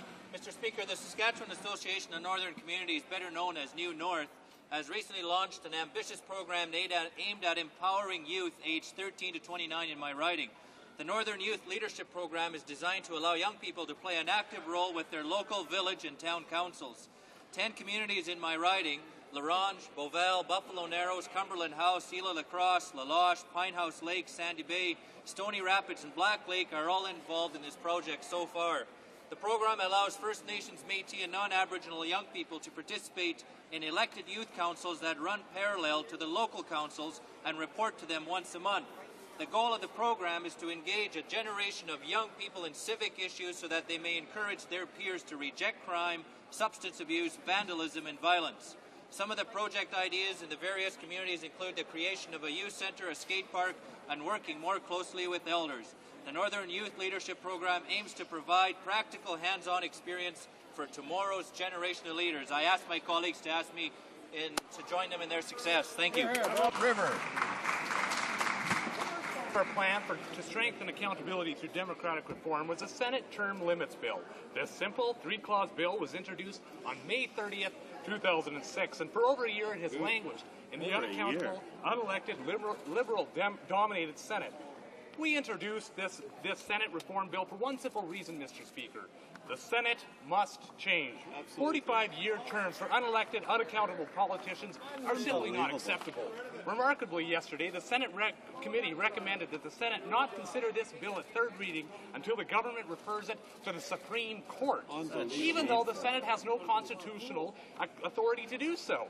These obstruction tactics are dangerous grasp at power by the Liberal-dominated Senate and simply offer more proof that the opposition leader is powerless within his own party and that the Senate must change. Our Conservative government is leading the charge to end the practice of 45-year terms for unelected, unaccountable politicians. Real leadership. Honourable Member for Elmwood, Transcona. Speaker, I rise today on a matter that I've raised before in this House, and that's the growing length of trains and the subsequent length of time that trains take to clear a crossing. Waits of 10 to 15 minutes are not uncommon. This is a problem in many constituencies, but it's particularly acute in Transcona, where constituents report that some crossings are tied up for close to half an hour because of switching in and out of the nearby yard. I urge the Rail Safety Task Force, headed by former Transport Minister Doug Lewis, to look into the effect that these 10 and 11,000 foot or 2-mile trains are having on public safety and community access to emergency services. Otherwise, it may only be a matter of time before someone in an emergency situation is sacrificed to a railway bottom line. The Honourable Member for Ottawa South. Mr. Speaker, I rise today in honour of Environment Week. Unfortunately, this year, Environment Week is a reminder that the Conservative government celebrated its return to power by slashing over $5.6 billion in environmental spending.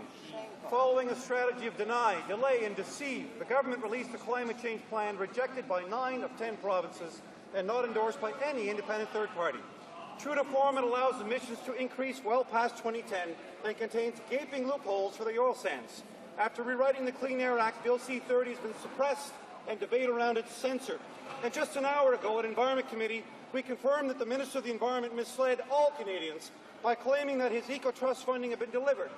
After all the photo ops, after all the gimmicks, after all the bravado, now we learn that his department cannot confirm the status of $1.5 billion while the Prime Minister works to weaken G8 commitments abroad.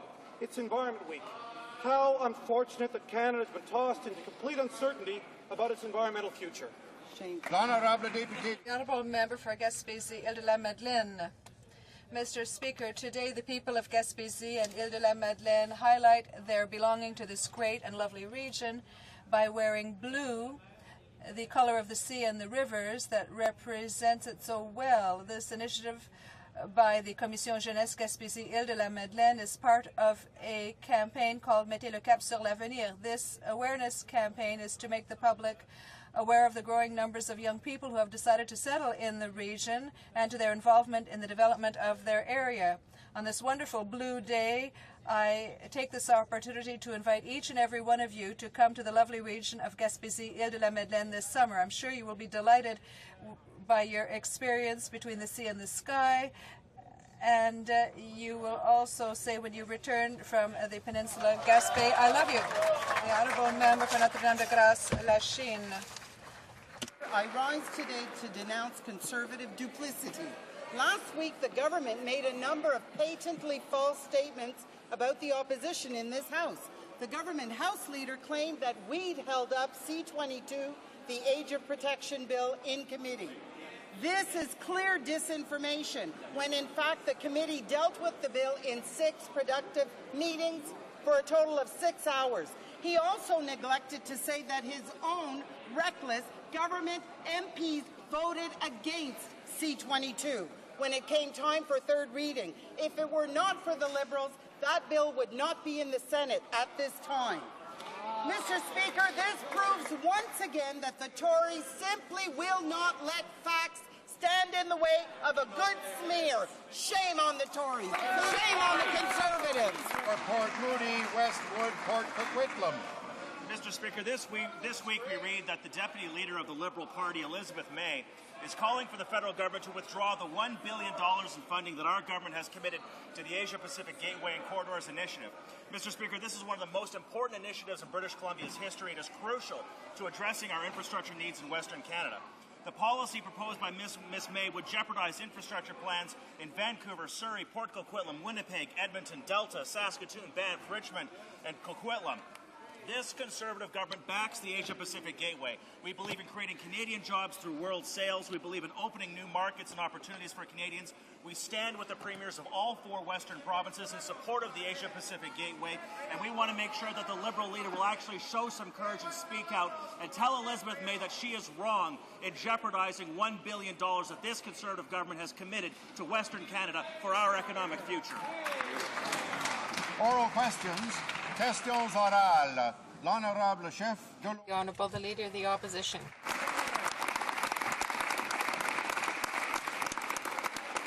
Mr. Speaker, when the Prime Minister said that he wanted to be a bridge at the G8, he didn't say that it was a bridge to nowhere, to a watered down declaration that does not recognize the scientific imperative to limit temperature increase to 2 degrees Celsius, that does not set targets for global emissions reductions, and that does not clear energy efficiency targets. Why has the Prime Minister failed Canada and the world? The Government House Leader. Mr. Speaker, we're quite proud of what's happened at the G8 meetings. There's a declaration that's been issued today, and I'll read from it. It says, by the G8, in setting a global goal for emissions reductions in the process we've agreed today involving all major emitters, we will consider seriously the decisions made by the European Union, Canada, and Japan, which include at least a halving of global emissions by 2050. Canada is now being cited as a leader in the world after a decade of waste.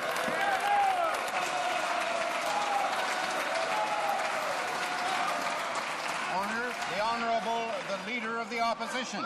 Order. Monsieur le Président. Mr. Speaker, the bar has been set so low that this so-called agreement does not even reflect what is really necessary to fight against climate change. The Prime Minister in the world has to do at least the minimum, because this represents a minimum. Should the government not admit once and for all that all they want to do is the minimum for Canada and the world? The Government House Leader.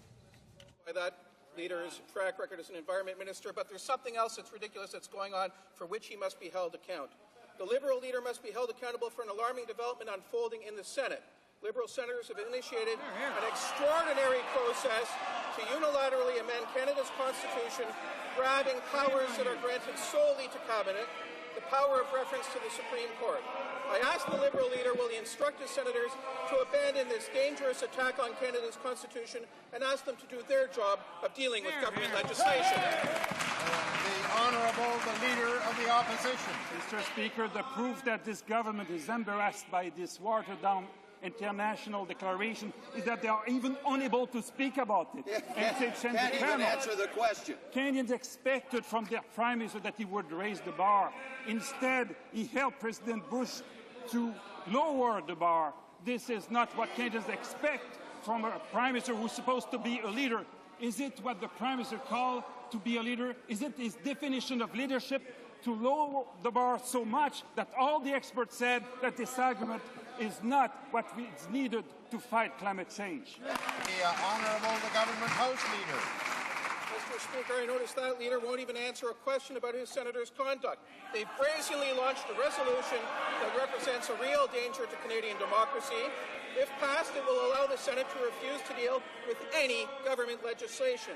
It arrogates to the Senate a power to compel references to the Supreme Court, something not even allowed the House of Commons, all this to avoid losing their entitlements through Senate reform. I ask the Liberal leader, will he direct his senators to respect constitutions? Is there any leadership in the Liberal Party prepared to stand up for Canada's Constitution?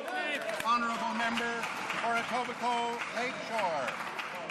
Mr. Speaker, at the G8, the Prime Minister made empty commitments on the world stage to conceal his lack of leadership here at home.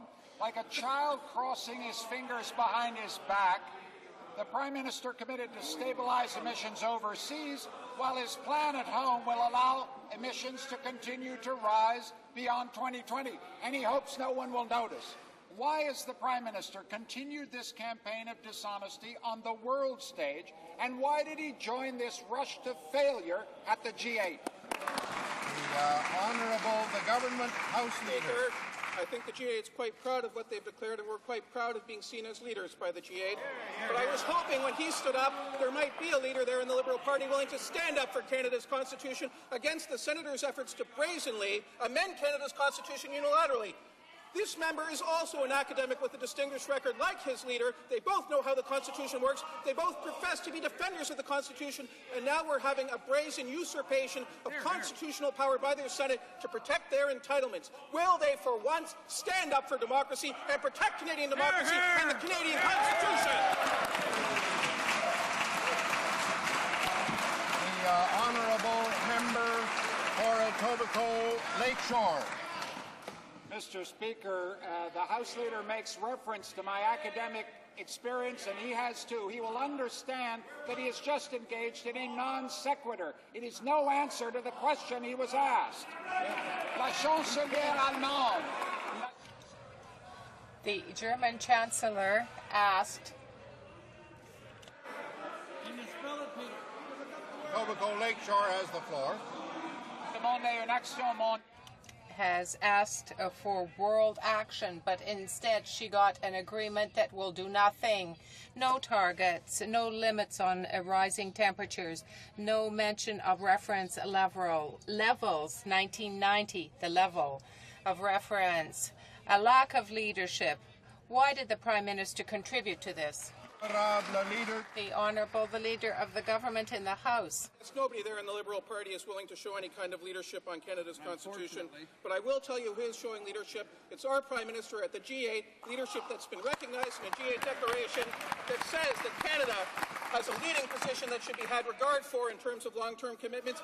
And what did Angela Merkel, who's president of the G8 meetings and president of the EU, say right now? Merkel said that the goal to cut greenhouse gas emissions is to cut greenhouse gas emissions in half by 2050. She hailed the decision as a huge success. Hear, hear. Everybody but the Liberal Party says this is a great success. I guess that's because they don't know what a success is. That's because they had 30. Honorable Deputy. The Honourable Member for Laurier-Sainte-Marie. Maria. Mr. Speaker, last week, Judge Grenier said that there were several grey areas with respect to what was done by the federal government during the 1995 referendum. Chuck Guite revealed yesterday that there were pamphlets that were produced that were to be distributed in all the houses of Quebec during the 1995 referendum campaign. We don't know how much those pamphlets cost. Would the government not have a public inquiry to shed all necessary light on the federal involvement for partisan purposes in the 1995 referendum? Mr. Speaker, the Bloc Québécois is talking about something that happened 12 years ago.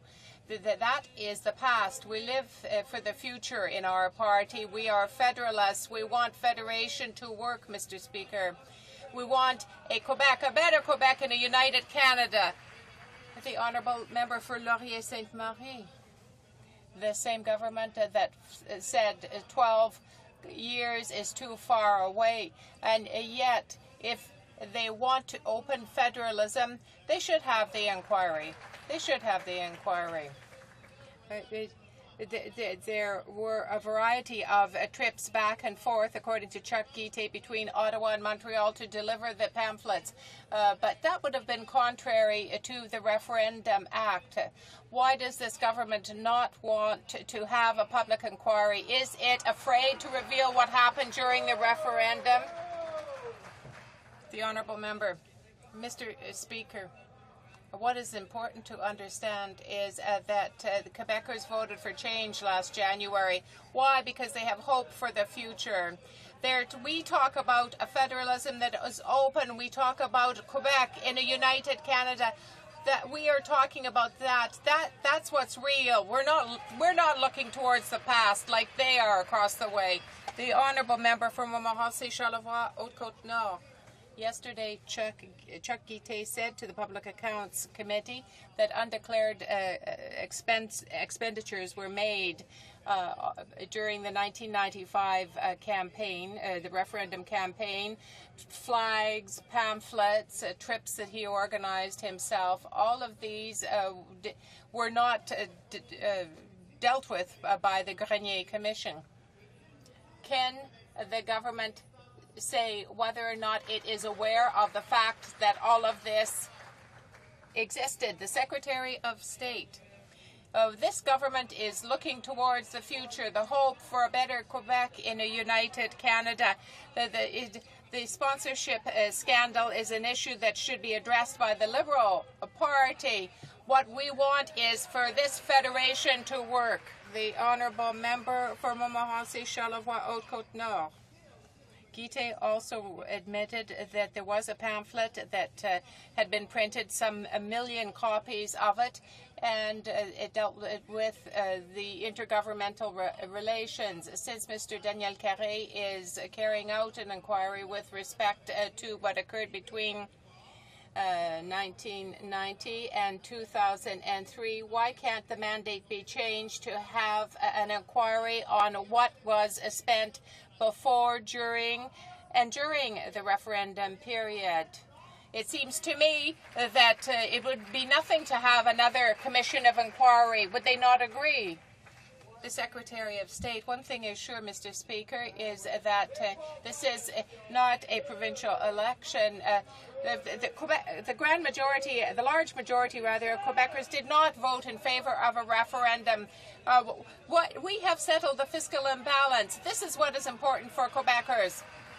Toronto, Danforth. Mr. Speaker, the reports show that our Prime Minister has failed as a mediator within the G8 and within the G8 leaders. Because what we see now is a watered-down commitment that amounts to nothing more than something cooked up by George Bush and served up by our Prime Minister. What our Prime Minister should have been doing is working to convince George Bush and the Americans to adopt the higher targets and goals and standards preferred by the Europeans and the other countries and by Canadians instead of watering it down. Why is the Prime Minister helping George Bush export his bad ideas instead of importing? The Honourable the Government House Leader. Order, please. Mr. Speaker, leadership on the environment means making the environment better in a serious way and not just having a holier-than-thou position. For us to survive in the long term on this planet, we have to have the major emitters that are creating greenhouse gases part of the solution. That means we have to bring them in. And Canada, as a recent convert to actually taking action on the environment, is well positioned to serve as a bridge, to serve as a mediator, and that is exactly what has happened at the G8. That's why you have a declaration that says, in setting a global goal for emissions reductions in the process we have agreed today involving all major emitters, we will consider seriously the decisions made by the European Union, Canada, and Japan, which include at least having... The Honourable Member for Toronto Danforth. Is scared of adopting real firm targets on these issues because of their friends in the corporate oil and gas sector. We all know, and their friends at the White House. More disturbing, or at least equally disturbing, are the reports coming out now that Canada is trying to water down the commitment to Africa to deal with the AIDS and HIV crisis there, where instead of adopting the firm targets, goals that are needed to reduce the suffering in Africa, our government is trying to come up with just general language, no longer committing us to getting the job done. Why is the Prime Minister turning his back on Africa? The Honourable the Government House Leader. Mr. Speaker, that's entirely untrue. In fact, Canada is carrying through on its commitment to double aid to Africa. I know there is a concern, and this was disclosed by Jerry Barr the other day, that while the Liberals made that commitment, they then reneged on that commitment and didn't talk about it. Well, we can't do much about broken Liberal promises, but we can keep our commitments since we came to office, and we are doubling foreign aid to Africa. In fact, we're doubling our entire foreign aid program over the period intended. Honourable Member for Brampton Springdale. Mr. Speaker, the chaos, the confusion, and the cover-ups by this Conservative government are never ending. After repeatedly misleading this House, the Ministers of Defence, of Foreign Affairs and Public Safety were forced to admit that there are 2 new detainee capture cases. They are obsessed with covering up their own mistakes rather than protecting fundamental human rights. So, Mr. Speaker, will the Minister tell us how many detainees have been captured by Canadian forces, or will they admit once for all that they just do not know? The Honourable the Minister of Foreign Affairs. Mr. Speaker, I think the Honourable Member is quite confused. She asked 2 different questions, one about detainees and one about allegations of abuse. What we do know, Mr. Speaker, is that the previous agreement had shortcomings, which we have now enhanced. We have an agreement in place that allows for unfettered private visits. During one of those visits in Kandahar and another in Kabul, it came to our attention during the visits that there were, in fact, 4 allegations of abuse, Mr. Speaker. We're following up on that in the process that's in place. That includes consultation with the Afghan Independent Human Rights and the Red Cross, Mr. Speaker, as well as the Afghan government. Honourable member for Brampton Springdale. Mr. Speaker, this is just more hypocrisy because your story changes on a daily basis. Yesterday, the defense minister said that neither the Americans nor other NATO forces in Afghanistan published their list of prisoners. Wrong again. The fact is, the U.S. issues a press release about every detainee they capture.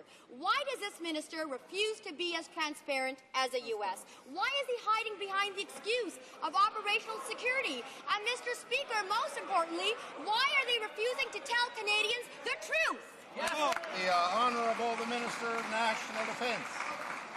Mr. Speaker, in Afghanistan, each country determines their policies, and in the case of Canada, the military has determined that the public release of information on detainees would be detrimental to their military operations. The operational chain of command has a responsibility for deciding what type of information is releasable or not. It is a military decision, not a political decision, and we do not intend to do anything to impede military operations in Afghanistan. The Honourable Member for Bourassa.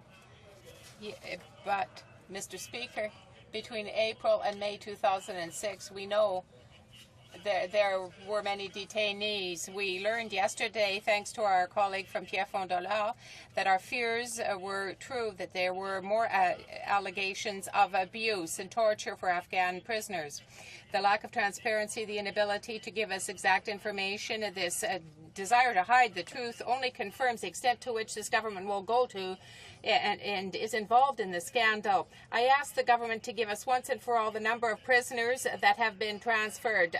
Are they trying to transfer victims of abuse? Are they covering things up? The Minister of National Defence. Before, this is an operational security issue.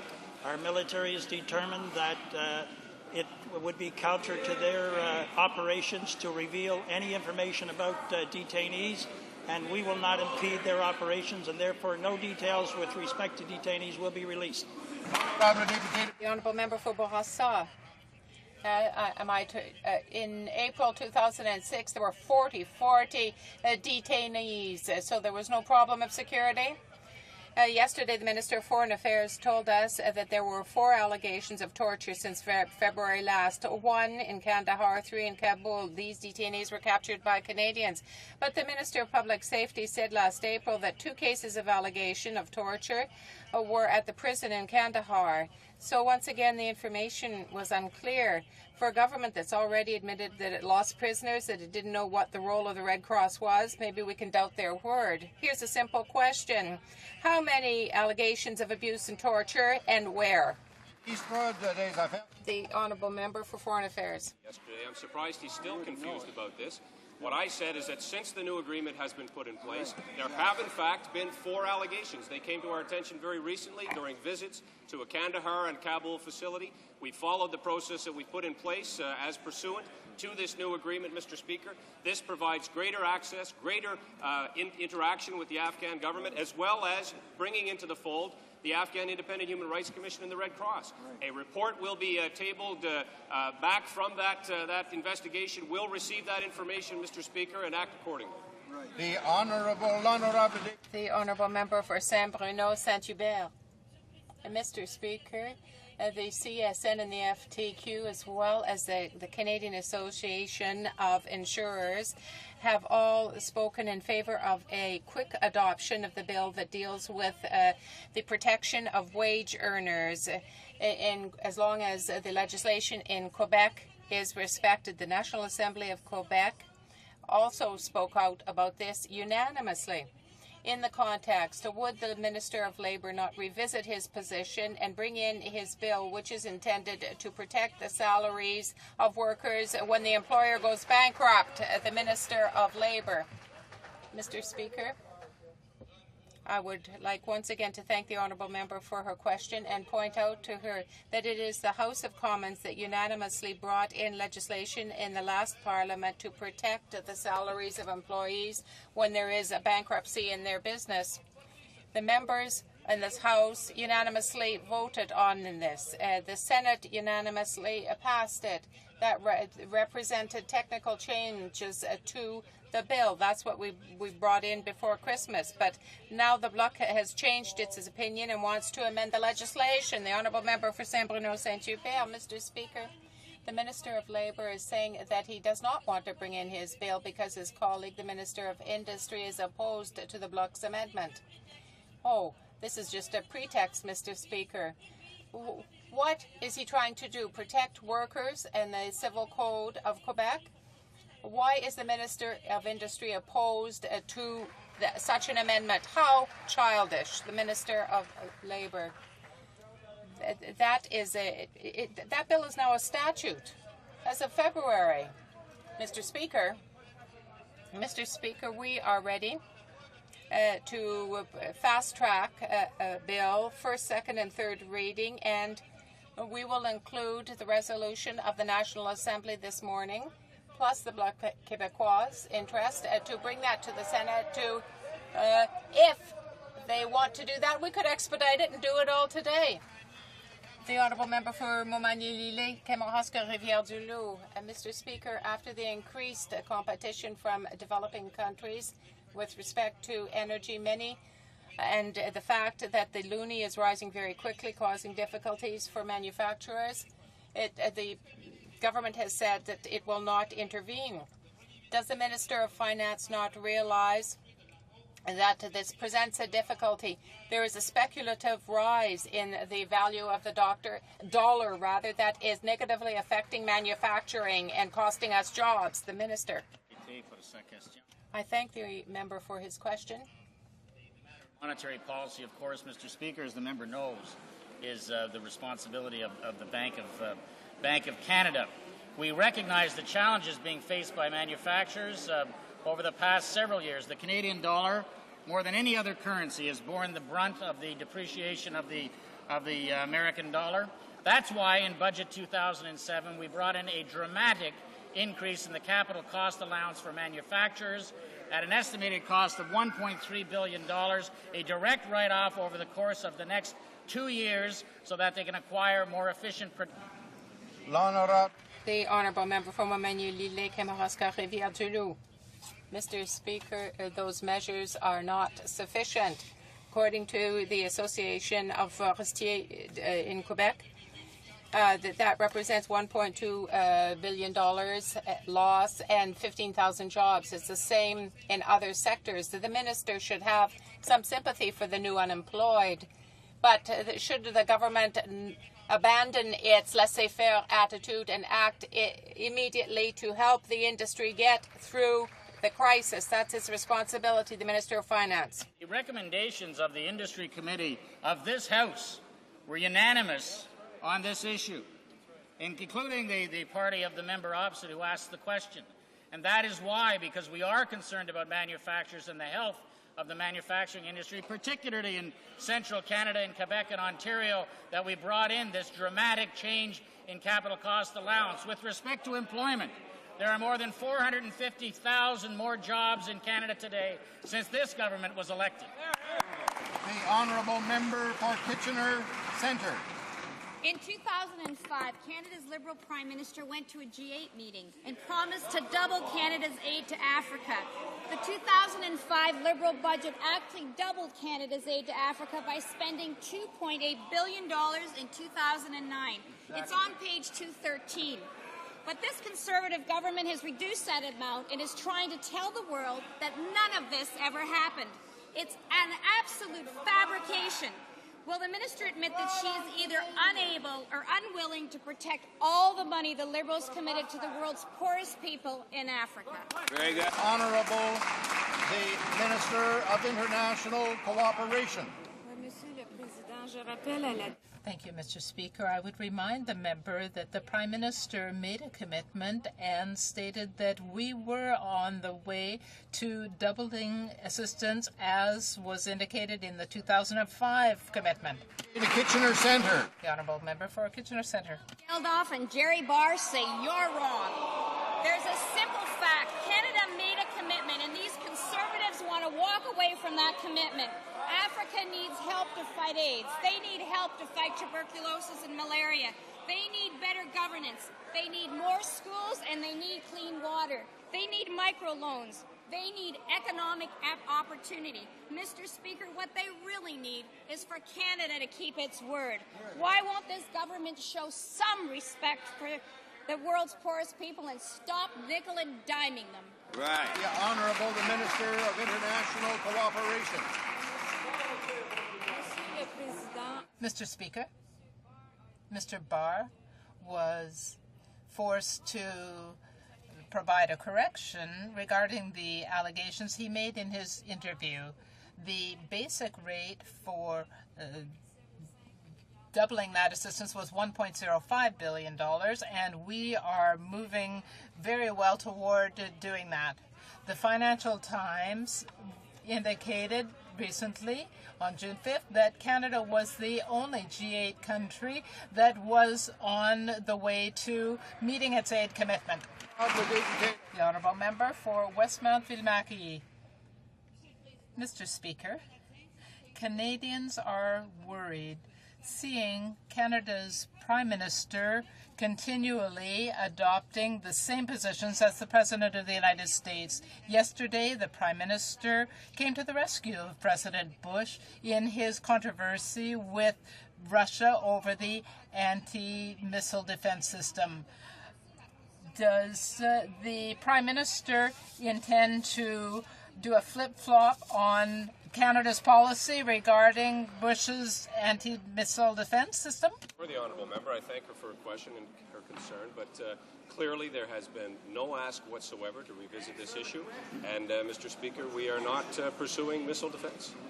The Honourable Member for Westmount-Ville-Marie. Mr. Speaker, the Prime Minister always uses the same recipe when it comes to major issues for our country. He sows confusion. In 2005, he said he was ready to go back to the table with the Americans on the anti-missile defense system. Now, he said he didn't support the Americans in this, and yesterday he supported Bush against the Russians. Can we know clearly whether or not the Prime Minister wants to take part in this system? The Honourable Minister of Foreign Affairs. Last question. The answer is no, Mr. Speaker. But what we do know clearly, in spite of the efforts to sow confusion, what we do know clearly from the Liberal Party's stated position, and I'm quoting from that, we should indicate, this is the Liberal Party position, we should indicate our willingness to be part of discussions within NORAD to determine whether such a North American ballistic missile shield is not only viable but also desirable. This is the Liberal Party of Canada's Democratic Society Task Force report on security, Mr. Speaker. That's their words. The Honourable Member for Chatham, Kent, Essex.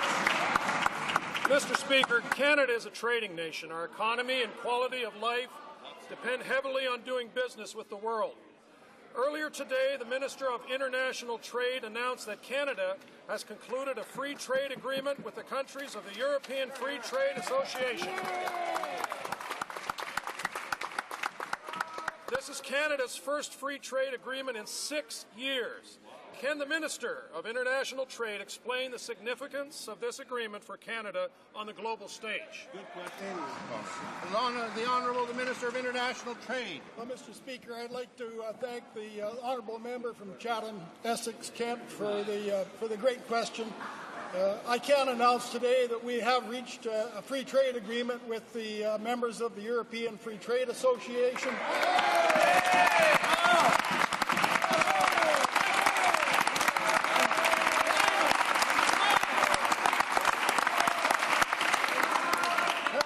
As the Honourable Member said, Mr. Speaker, this is Canada's first free trade agreement in 6 years. During this time, our competitors have been entering into numerous free trade agreements that are disadvantaging Canadian exporters. This is an important agreement. $22 billion in... The Honourable Member for Skeena Bulkley Valley.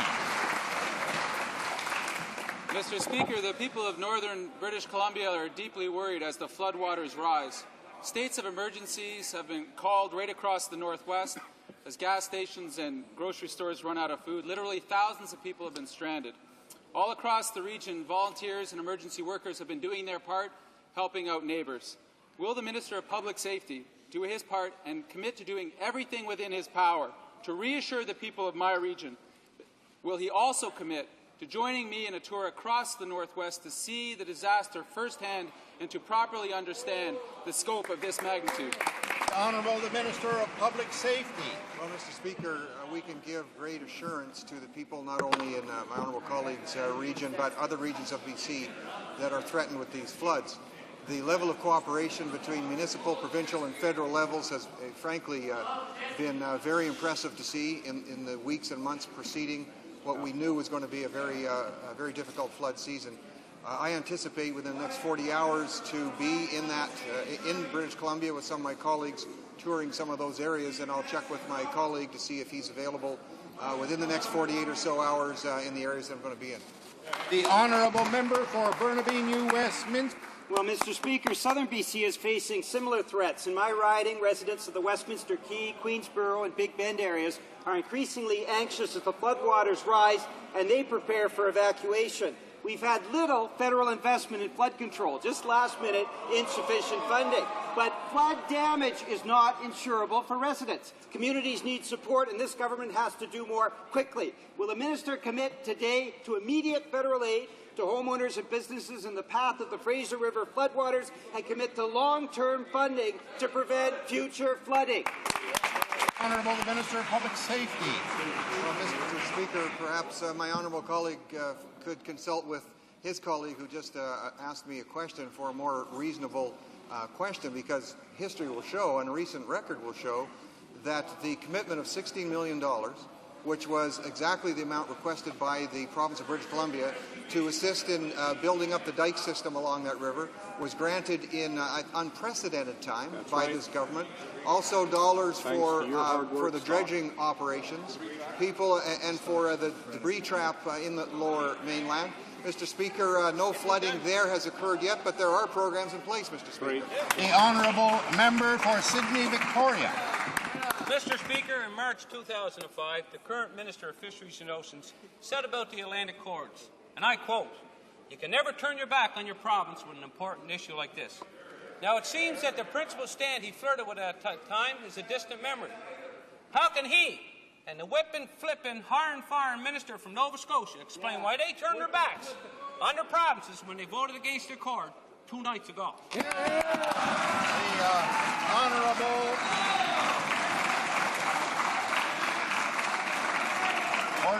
Order. The Honourable the Minister of Finance. Order.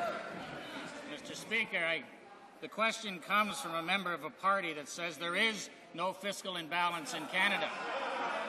Budget 2007 addresses the issue of fiscal imbalance in Canada, and I would have thought the member opposite would welcome the fact that this budget provides the province of Nova Scotia with massive benefits, $2.4 billion in restoring fiscal balance in the province of Nova Scotia.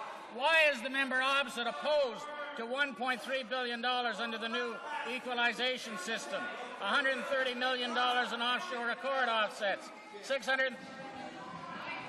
The Honourable Member for Cumberland, Colchester, Musquodoboit Valley. Thank you, Mr. Speaker. I'm glad the Minister of Finance brought up the equalization payments, because every day he stands in the House and he says that Nova Scotia, Newfoundland and Labrador can have the new formula and the old accord. But that isn't accurate, and I know the Minister will want to be accurate, so I'd like him to acknowledge his own amendments to the Atlantic Accord, the 12 paragraphs of amendments in Section 80, 81 and 82 that amend the Accord, and the 6 paragraphs that amend the John Hannam Agreement of 2005. So I'd just like the Minister to acknowledge his own 5 amendments and refer to this from now on as the amended Atlantic Accord. The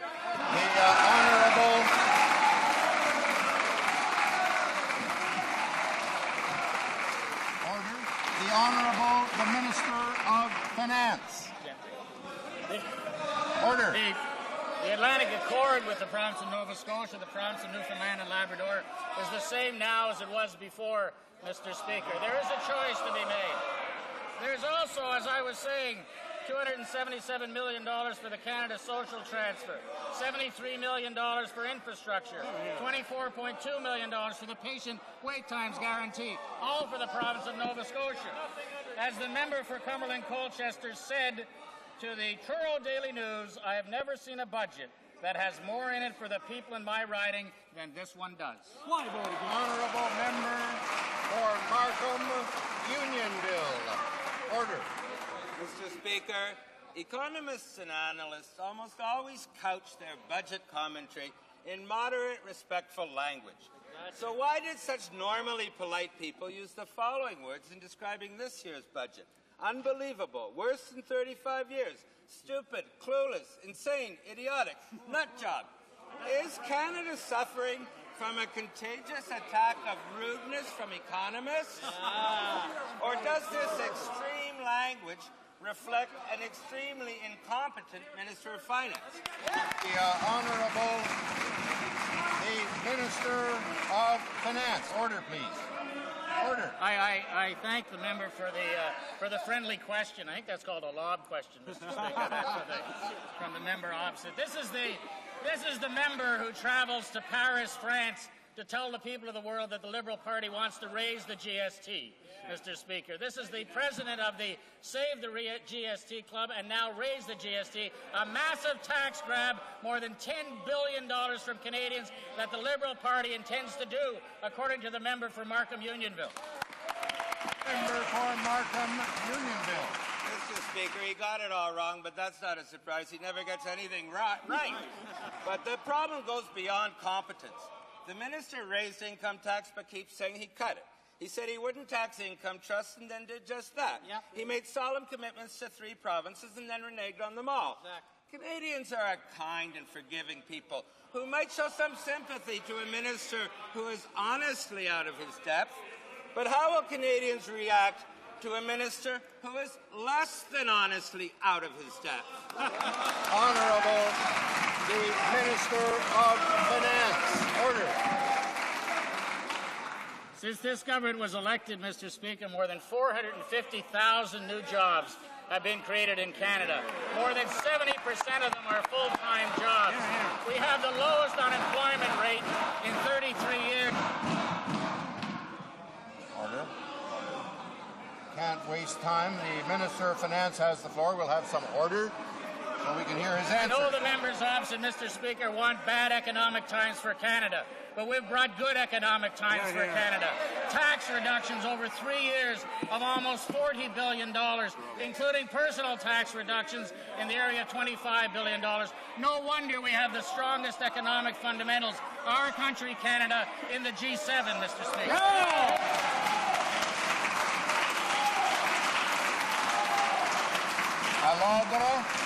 Order, please. The Honourable Member for Châteauguay-Saint-Constant.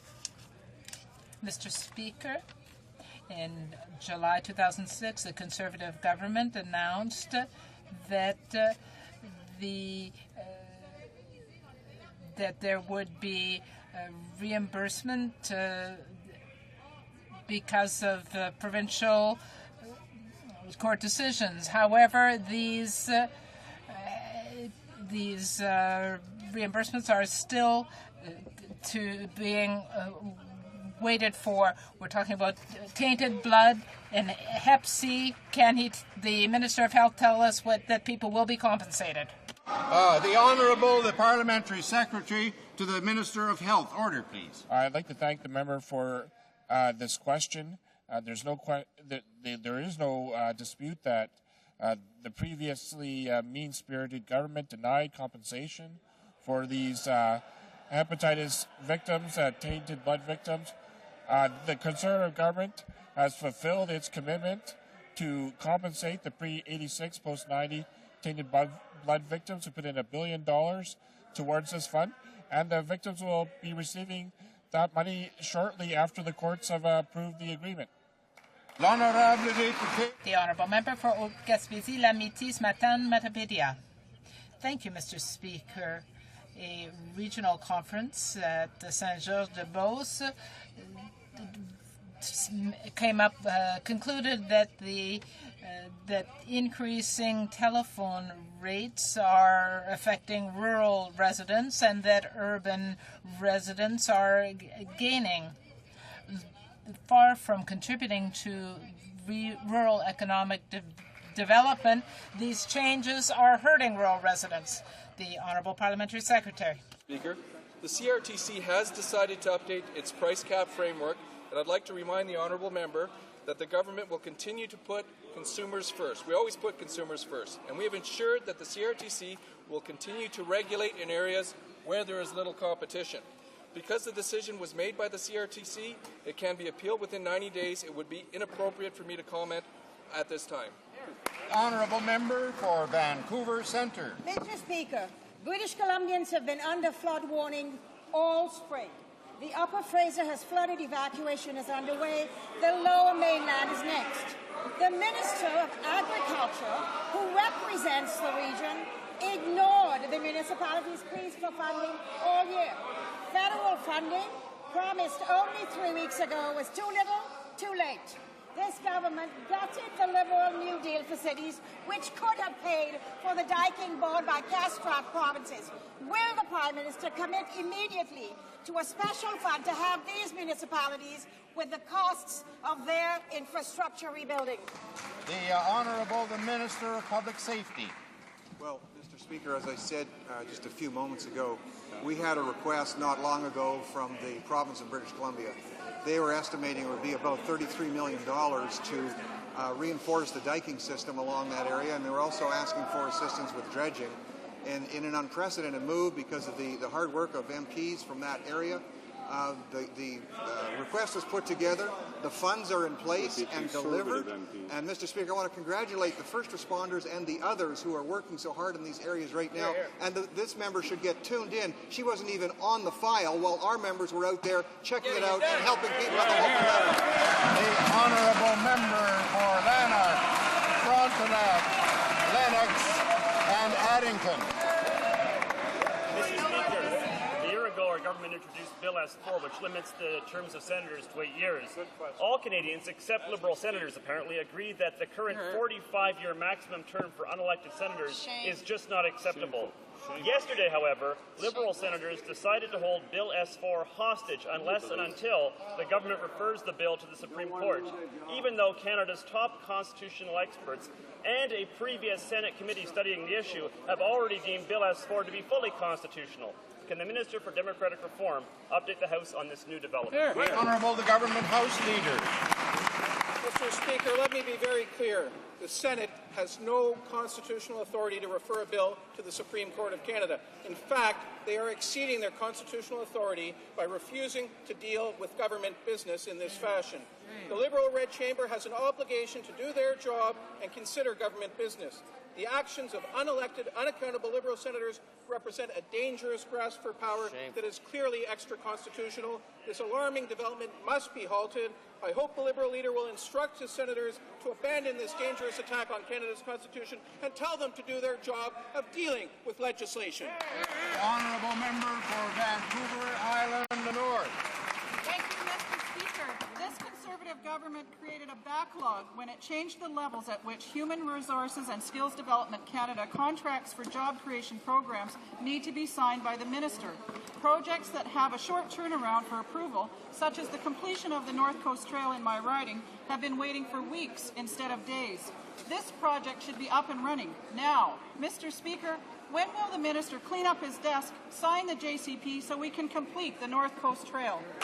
The Honourable the Minister of Human Resources and Social Development. Well, Mr. Speaker, I want to thank the member for her question. I appreciate her concern with respect to these important projects. Mr. Speaker, I can assure the member that my department is working very hard to ensure that all of these very worthy groups and the causes they represent get their funding and get their funding very quickly. The Honourable Member for Vancouver Island North. Mr. Speaker, why didn't the Minister take into consideration the backlog when he made his signing authority changes? This is becoming just like the Summer Jobs Program debacle and the passport fiasco. And there's more, Mr. Speaker. Now the Minister has instituted a 5-day waiting period from the time he approves jobs funding to when the project gets notified. And why, Mr. Speaker? So he can put forward a press release. Why is the Minister more interested in media creation than job creation? Why does he make us wait? The Honourable the Minister of Human Resources and Social Development. Mr. Speaker, the member mentions job creation. I point to the fact that we have the lowest unemployment in this country in 33 years, Mr. Speaker, thanks to the leadership of the Minister of Finance, Mr. Speaker. I'm very proud of that record. Mr. Speaker, I also want to point out that it is important to do these things correctly. We don't want to rush money out the door, Mr. Speaker, without proper accountability. That's the old Liberal way, Mr. Speaker. We saw it in the sponsorship scandal. We don't want to go there, Mr. Speaker. Yeah. That will bring to a conclusion the question period for today. But I would like to draw to the attention of honourable members the presence in the gallery of the Honourable James Kenobi, Minister of State for Youth and Children's Affairs for the Republic of Uganda.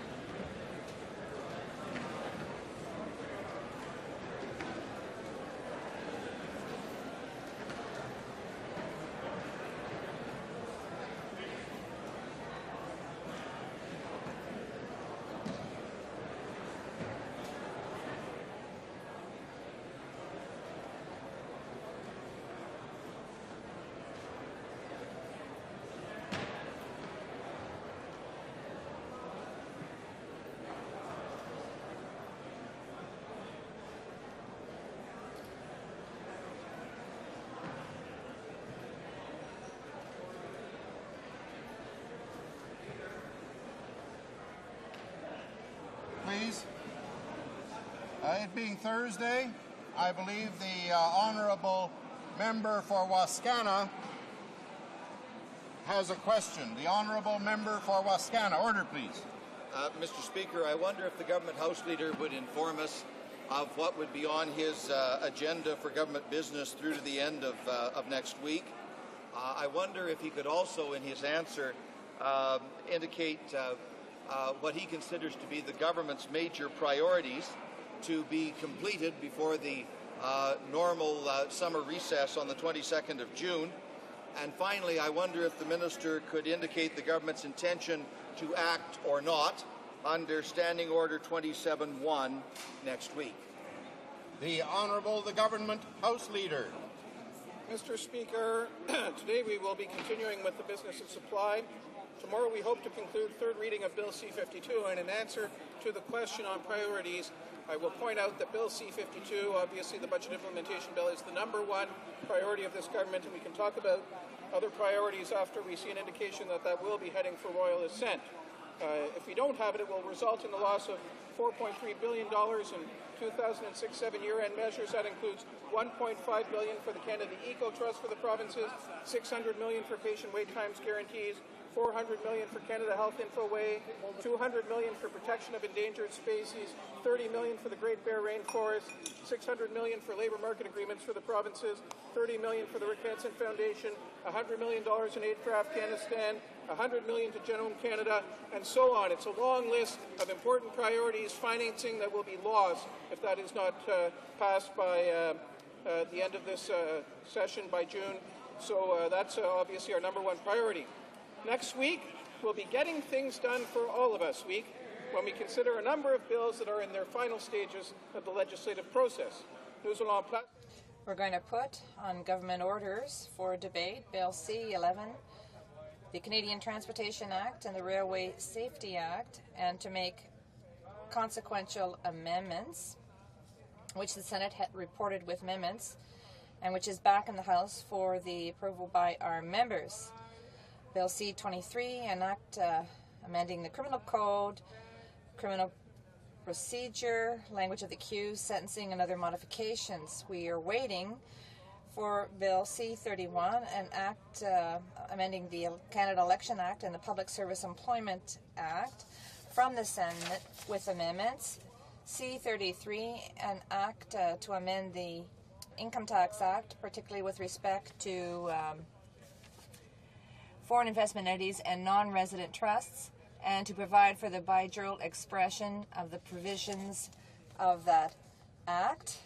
C-42, an Act to amend the Quarantine Act, and C-47, an Act respecting the protection of marks related to the Olympic Games and the Paralympic Games, and protection against certain misleading business associations, and making a related amendment to the Trademarks Act, and which will be getting House approval at third reading. We have had consultations with opposition parties, and there may be consent for fast passage of a few, if not all, of the following bills. C-59, an Act to amend the Criminal Code registration, non-authorized registration with respect to film. S-6, an Act on the First Nations Land Management Act, and C-51, an Act implementing the Nunavik Inuit territorial land claims and modifying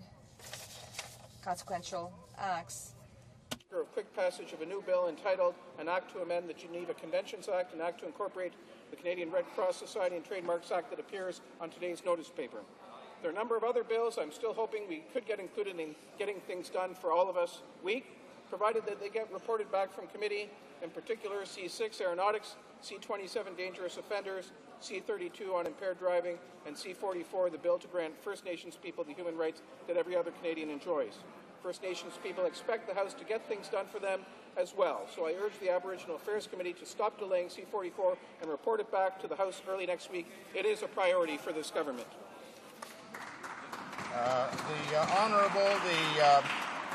Secretary of State for the Minister of Foreign Affairs is rising on a point of order.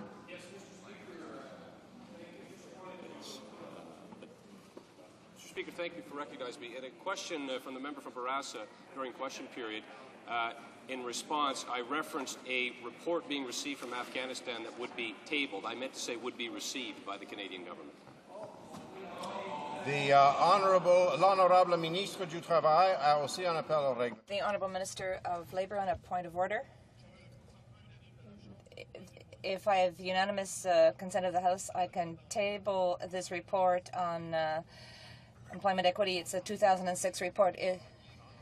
Unanimous consent is not required. The Minister can table the document when he wishes, so the documents have now been tabled. The Honourable Minister of Saint-Bruno, Saint-Hubert on a point of order. Mr. Speaker, when I saw the Minister of Labour rise to seeking unanimous consent, I was hopeful, but I was quickly disappointed, so I would ask for unanimous consent to adopt the following motion, which is different presented on previous days, but it's on the same subject, but written a bit differently, that under Means and Ways number 13, that the Minister of Labour,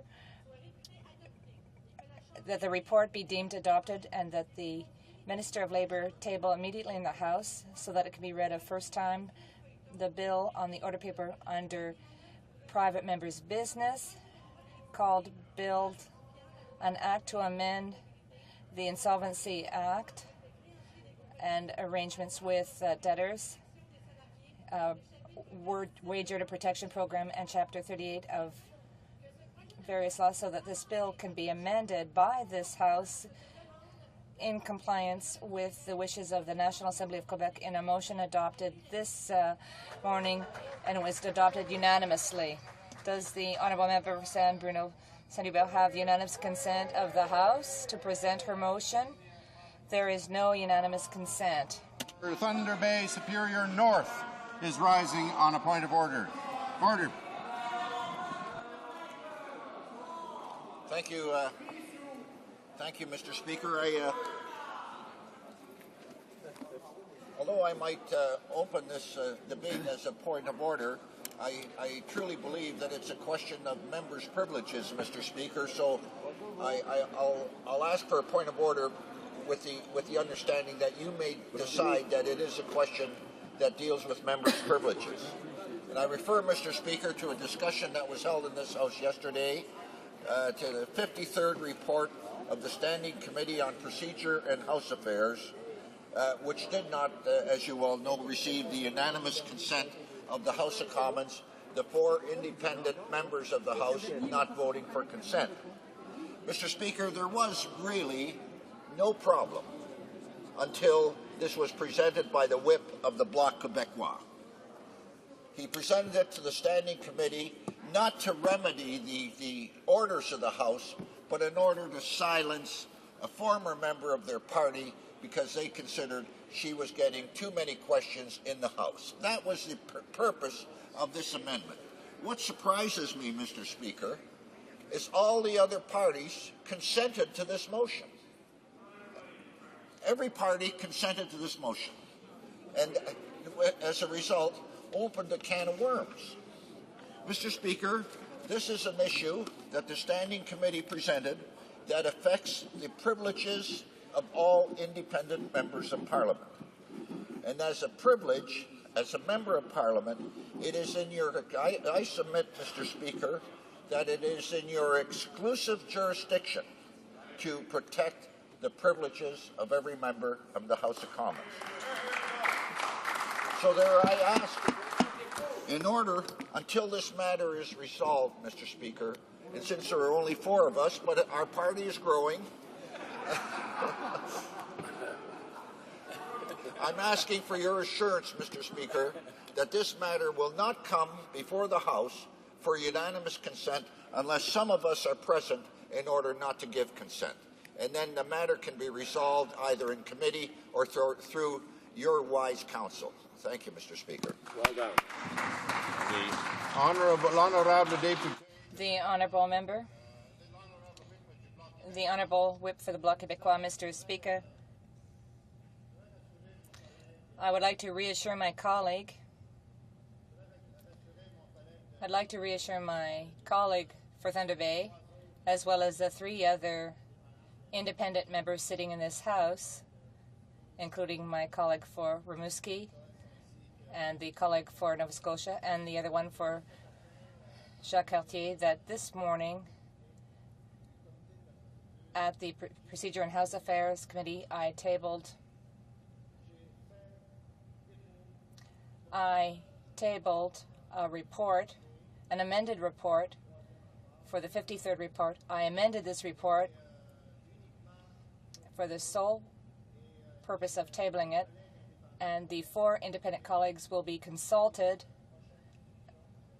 for the discussions that will take place next Tuesday at the House, the Procedure and House Affairs Committee. I'm sure that we will come up with a solution. I have changed my approach further to comments made last week, or rather earlier this week. The honourable member for Ottawa-Vanier. It would be useful for you to know, sir, that not everybody in every political formation would necessarily support this if unanimous consent were requested. I, for one, would have tremendous difficulty in restricting the ability of independent members of Parliament to address questions in this House as well. Thank you, Mr. Speaker. The Honourable, the Chief Government Whip. Well, thank you, Mr. Speaker. This issue has been raised, I think, yesterday and again today. And I know that the whips have discussed looking at clearing this up. In the sense, Mr. Speaker, if I could explain it to other members, because I think there's a lot of concern not only by the independent members but by others about what it is that the whips and the Procedure and House Affairs Committee is concerned about here. As I understand the issue, Mr. Speaker, it is this, that when you have a number of independent members, there is obviously certain number of questions and Standing Order 31s, in other words, members' statements, that could be assigned to those independent members. We've had cases in the past, and indeed, Mr. Speaker, we could have cases in the future where a party falls below the requisite 12 members. And for that purpose, Mr. Speaker, there has been precedent set for speakers to pool the questions that those members, those independent members, would be entitled to, so that they could assign their questions to their leader or to some other member of their caucus. And of course, in my political lifetime, Mr. Speaker, you'll recall that post-1993, we had that situation with 2 of our parties in the House of Commons, that while they were recognized registered political parties outside of this chamber, they didn't have the requisite 12 members to be a recognized party in the chamber. Both the Progressive Conservatives at the time and the New Democratic Party, one had 2 members, the other had 9, as I recall. The Speaker at the time pooled or bundled, or whatever term you want to use, the number of questions that they would get during question period, and then assigned it to them as a group. And I think where the problem lies here, Mr. Speaker, is that if you take into consideration that there are currently 4 independent members of Parliament right now, you take the fact that of the questions that are that we usually go through in the rotation, the number of questions in a day, you divide those, excluding the 3 that the government gets, you divide those by the number of opposition members of Parliament, whether they're one of the 3 recognized parties or the 4 independent members, and you get to a ratio of how often each member would be eligible for a question, all things being equal. But the problem arises if you say that there should be, for example, there's, say there was 3 independent members, each one of them should get 1 question per week. Okay, that makes sense. So to make it equal, whether they were in a recognized party or sitting as an independent, they would have exactly the same rights to ask 1 question per week. But what's been happening, as I understand it, Mr. Speaker, is that if you bundle those questions together, so you say there's 3 questions for independents in a week, and then 2 of the independents choose not to have any questions, not to ask a question, and you give the others questions to that other member, as though they were a party, then that individual member, that individual independent member, would obviously get more questions than they would be entitled to if they sat in a recognized party. And I think that's the question that we're trying to deal with. And certainly we don't, and I can speak for myself here, I don't want to see any inequity. I want to see the same rights and responsibilities for every member of Parliament, whether they're an independent or whether they sit in a recognized party. No greater or lesser advantage to being in a party or sitting as an independent when it comes to those rights of a Standing Order 31 or asking a question in our chamber. And that's, I think, the goal is to ensure that if you take that equation, the number of questions asked per day or the number of questions asked per week, and you divide it by all the opposition members, and you get to how many questions that person would get in a week, then it should be the same, whether they're an independent member or in a party. Now, obviously, when you're in a party, you have a mechanism in place to assign that question. Let's say, for argument's sake, every member would get 1 question per week, whether you're an independent or whether you're in the Liberal Party, for example. Obviously, the Liberal Party has a mechanism in place in their caucus to assign those questions to certain members, whether it's their leader or deputy leader or whoever it is.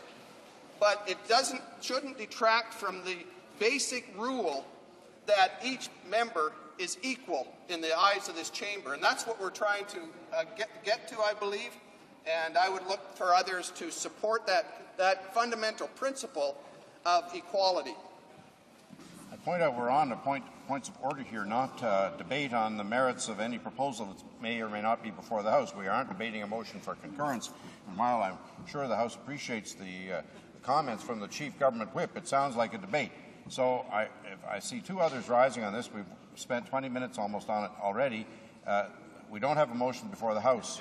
In my view, there is no point of order here. I've given a ruling yesterday that this was not. The member for Thunder Bay Superior North has asked me to give an assurance that somebody won't pull a unanimous consent stunt when the members aren't here. I can only urge them to stick around. I can't control what members do in this House, and if a member stands up and asks for unanimous consent for something and he gets it, I'm stuck. I can't say no. And I can only urge the honourable member to keep a close eye on the House. He's got 3 colleagues. One of them can sit here 24 hours if necessary and do what they have to do if they are concerned about this. But no one has moved concurrence in this report at this stage. All right. Now, the honourable member for Mississauga South is rising on a point of order, and I hope he'll stick to the point of order and not debate the merits of any proposal. Yes, and I do agree. Mr. Speaker, as I raised the matter yesterday, and I believe that the privileges are not going to be affected unless a decision is taken, and so I don't doubt there's a matter of privilege here. But, Mr. Speaker, the point of order is that within the standing orders, there was mechanisms for ordinary members to debate relevant changes to the standing orders. There were special ledge committees that are set up to consider a renewal or improvement or modernization of the rules. We have not had that. Mr. Speaker, I'm simply asking, on behalf of all members which I believe would support the premise that the majority of members should not establish rules that will affect a minority of members of Parliament. It is an issue. Mr. Speaker, I would only ask that a proposal from Procedure and House Affairs come forward for the information of members so that they can have all members can have input before a question is put before this place. I believe, Mr. Speaker, you would find unanimous consent for that motion. No proposal from Procedure and House Affairs can be adopted by the House without a motion for concurrence in the report. It's simple. So there has to be a motion. Motions are debatable if members choose to debate them. It's up to members. It's not up to the chair. And the honourable member must know that. He must realise that if this motion for concurrence in this report is to be put in this House, it has to be done either with unanimous consent and no debate, because everyone agrees not to debate it and let it go through, or the member moves concurrence. This is basic procedure. And if the motion for concurrence is moved, there's a 3-hour debate, and then the question will be put. The standard on all committee reports, including ones that recommend changes in the standing orders of the House. No, there aren't two questions. There's a motion to put to the House, and then you vote on it. So I'm going to leave it at that. The Honourable l'Honourable Député. The Honourable Member for Rimouski, Témiscouata, Les Basques. Nijet, on a point of order as well. Thank you, Mr. Speaker. I would simply like to say that, first of all, I support my colleague for Thunder Bay, and secondly, we would be delighted if such a process would become transparent. That's a basis for democracy. And thirdly, I would simply like to point out to the leader of the Conservative Party that there is another aspect that I raised yesterday, namely, if ever, even with the amended version, if ever this were approved, we would have 3 types of members: members who belong to parties, members who belong to parties but who are not recognized in the House because they're not a big enough party, and finally independent members. And I think that we should continue to express our disapproval of that. Thank you. Order du jour. Orders of the day, business of supply.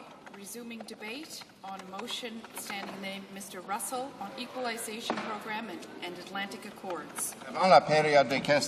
Before the question period, the Honourable Member for Jean Labert had the floor for questions and comments. He has 10 minutes remaining for questions and comments.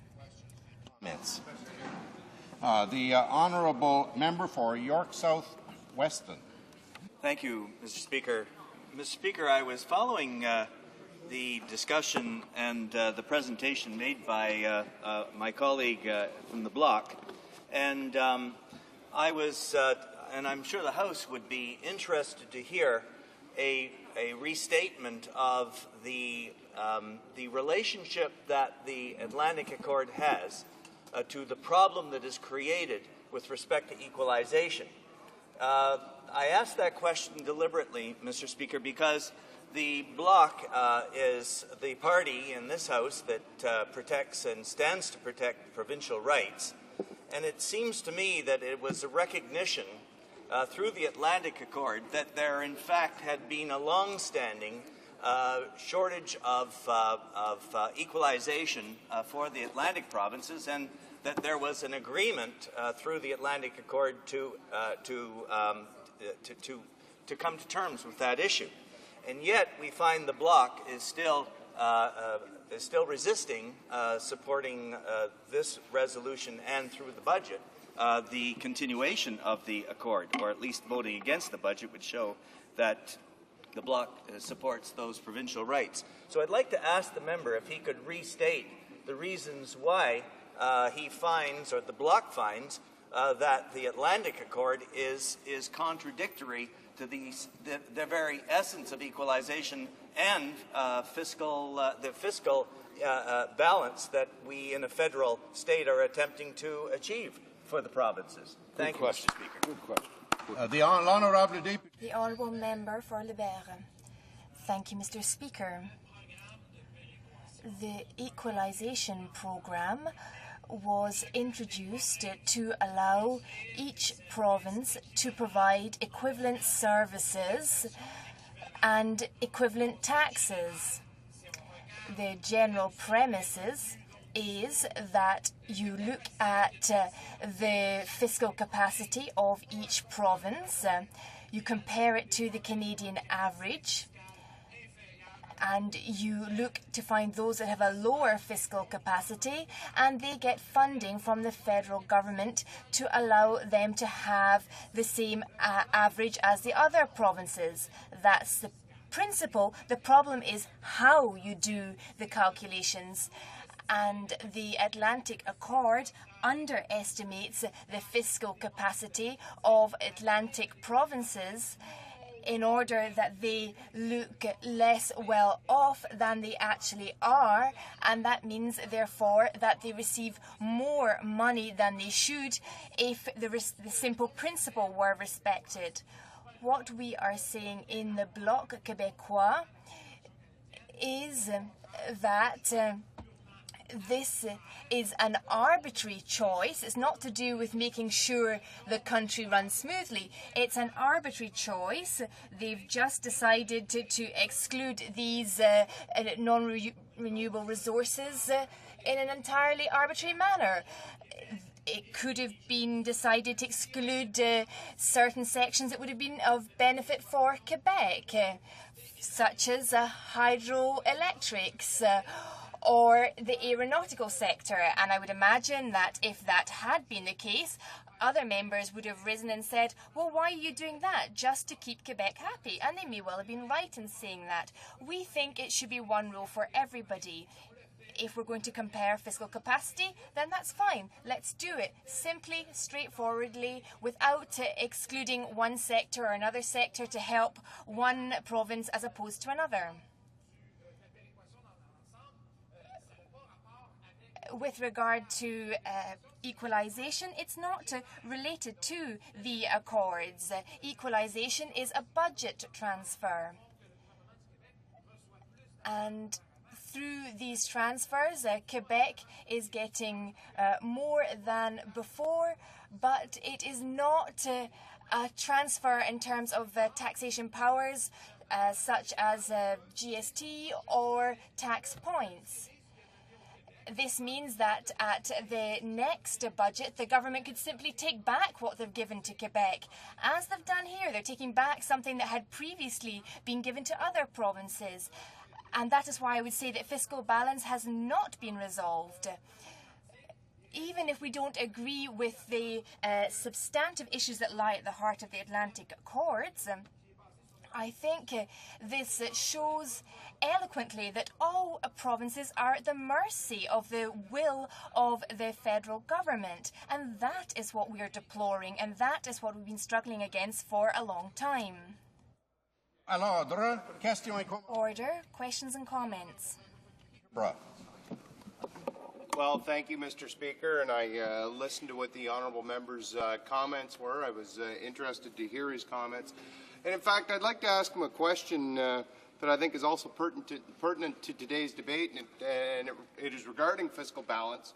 And I'd like to know a little bit about how, during a previous government's tenure, how difficult it was in the province. I know he's going to speak of the province of Quebec, but it applies to all provinces because of the fiscal imbalance, how difficult it was for provinces to provide health care, to provide education, post-secondary education, the types of strains that it put on, and why it's important to have a principled approach towards fiscal balance in Canada and provide capacity to the provinces to provide these services. The honourable member for Jean Lebert. Effectivement, Monsieur le Président. Mr. Speaker, my colleague is correct that during the Liberal administration, there was no recognition of fiscal imbalance. In fact, the Liberals still do not recognise a fiscal imbalance. That was something that hurt Quebec and the provinces. I mean, that's what we tend to say, Quebec and the provinces, but it's actually the citizens of these provinces that felt the effects. They're the ones that suffered and didn't get the services because of the fiscal imbalance between the funding that the government has with regard to its responsibilities and the money that the provinces have with regard to their responsibilities. However, even if the Conservative government recognises a degree of fiscal imbalance in the Federation, they don't really recognise that it's a fiscal imbalance. In the change that was made in the last budget, there are just changes to monetary measures. This means that year after year, budget after budget, the province of Quebec will be at the mercy of the federal government's mood of the moment. So be it the Conservatives or the Liberals that are in power, or perhaps another party, the situation will still be the same. That is why Quebecers, regardless of their political stripes at the National Assembly, ADQ, Liberals or PQ, that is why they are asking for a real fiscal resolution to this situation. For example, a transfer of tax points or other transfers. If there's a fiscal resolution of the system, then it will be predictable. Quebec will be able to forecast the revenues available, and they will not simply be at the mercy of the federal government. That's where the problem lies. Even if the Liberals did not recognise fiscal imbalance, and the Conservatives and while the Conservatives may recognise a degree of imbalance, they don't fully understand it, and this is something I hope we'll work more on in the next budget. Resuming debate, the honourable member for St. John. Question? Thank you, Mr. Speaker. Mr. Speaker, I'll be pleased and honoured to be splitting my time with the courageous member for Cumberland, Colchester, Musquodoboit. Mr. Speaker, having served in this House for 7 years, I have never seen such a blatant disregard for the economic prosperity of an entire region, such as the way this government and this Prime Minister has treated Atlantic Canada. The Prime Minister came to office, Mr. Speaker, trumpeting a new approach, a new relationship, he said, between the federal government and the provinces. He called it open federalism. And he said that a Conservative government would be more sensitive to the differences between provinces and regions. He broke promises to the governments of the Atlantic provinces and decided that the welfare of our people was not his concern. And he continues with his campaign of pitting region against region. With this budget, the Prime Minister has wielded his knives on Atlantic Canada and tried to give truth to his lie about a certain culture of defeat. Mr. Speaker, the numbers that I find in this budget simply speak for themselves. Quebec receives a 29% increase, or almost $700 million more in equalization payments. New Brunswick, on the other hand, Mr. Speaker, receives a mere 1.8%. And Atlantic Canada receives only 4% of all new money spent on equalization. For the second straight year, the Atlantic Canada Opportunities Agency doesn't even receive a mention in a 478-page budget document. Mr. Speaker, this callous disregard for New Brunswick and all of Atlantic Canada adds to the government's list of broken promises on income trusts, their slashing of literacy programs, their failure to fund affordable housing in my city of St. John, and the cancellation of the Court Challenges program piles on to the broken promises of the Atlantic Accord. The government simply doesn't understand Atlantic Canada. though the Prime Minister, Mr. Speaker, believes ACOA to be for wasteful projects, unnecessary spending, projects that are not of vital importance to Atlantic Canadians. It's true, Mr. Speaker, Atlantic Canada does not have the financial security of Alberta or the industrial base of Ontario. Ours is a region trying hard to promote itself as a destination for the 21st century business and industry. A new generation of political leaders, including my Premier from New Brunswick, Sean Graham, has taken up the challenge of reaching for full economic self-sufficiency. However, provinces like New Brunswick need help today from the federal government in order to put tomorrow's economic blueprints in place. Our former government proposed a plan that would have brought $830 million, new dollars, worth of infrastructure and new program funding for New Brunswick, at the same time that the Atlantic Accords were signed. This plan served as the baseline of funding for the province in our effort to achieve a goal of self-sufficiency. Our plan had a similar goal of the deal that was reached with Alberta in their drive for self-sufficiency 30 years ago. The member for Fredericton crafted a plan to put New Brunswick on the road to requiring less equalization from Ottawa. What happened? Instead was the former New Brunswick Premier Bernard Lord changed from a progressive conservative to a reformer. And he decided that he would rather deal with a conservative government in Ottawa.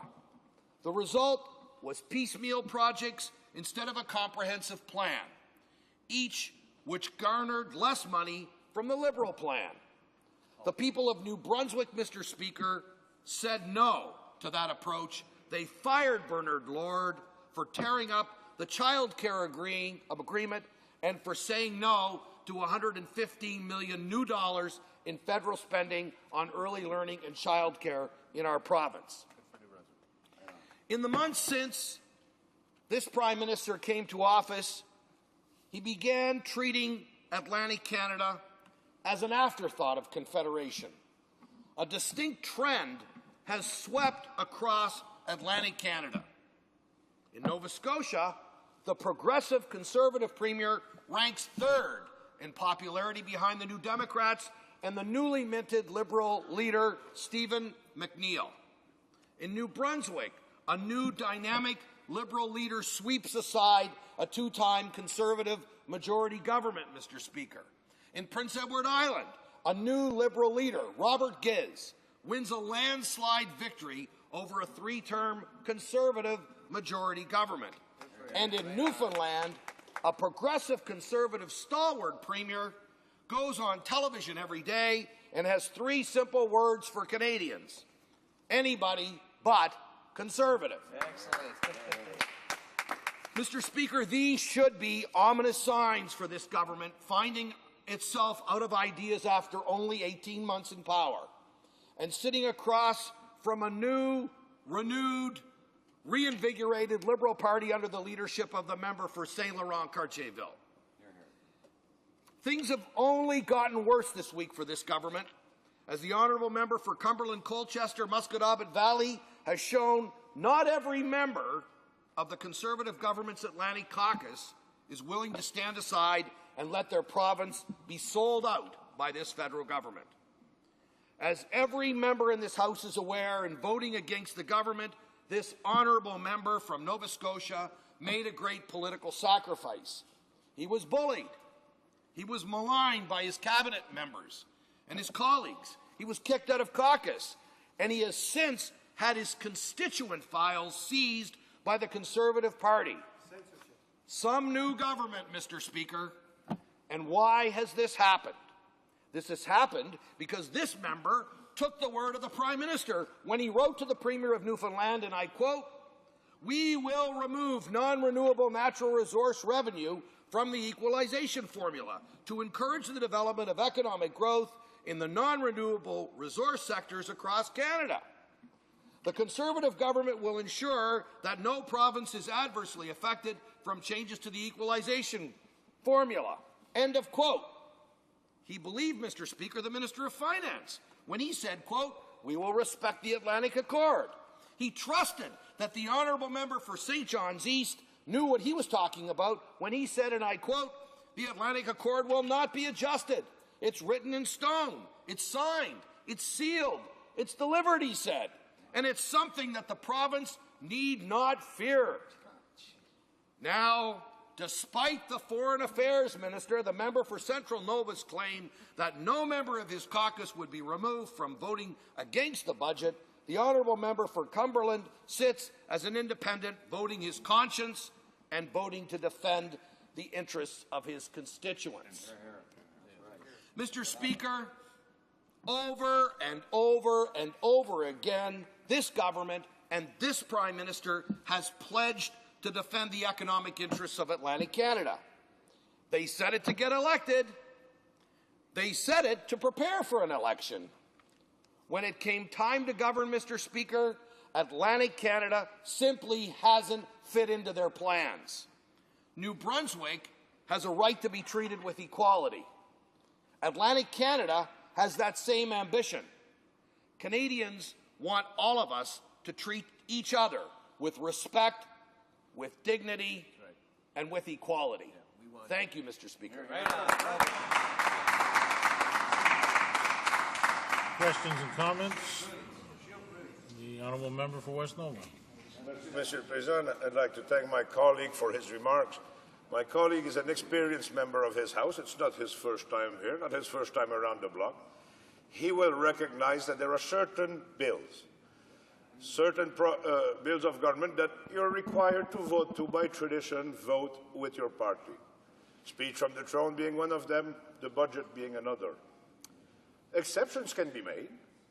I would ask him if he's ever seen any case where a government has made an exception, where a senior minister of government would stand in this House and say that a bill, these members can vote their conscience, that they will not be kicked out of their caucus if they vote against a bill.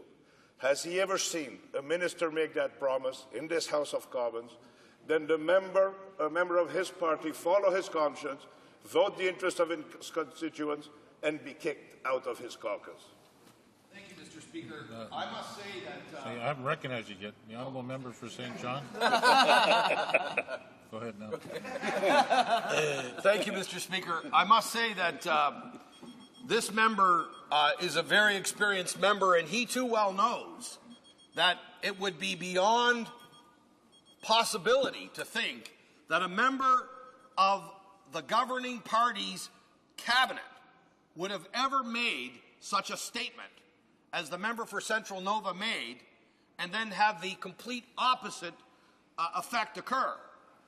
I'm frankly, like a lot of Canadians and like a lot of members of this House, shocked at such a betrayal, shocked at such a treachery that could possibly have occurred, and frankly, I think it does this place a weakness when our words are not honored the way those words from the member of Central Nova has spoken about his own colleague.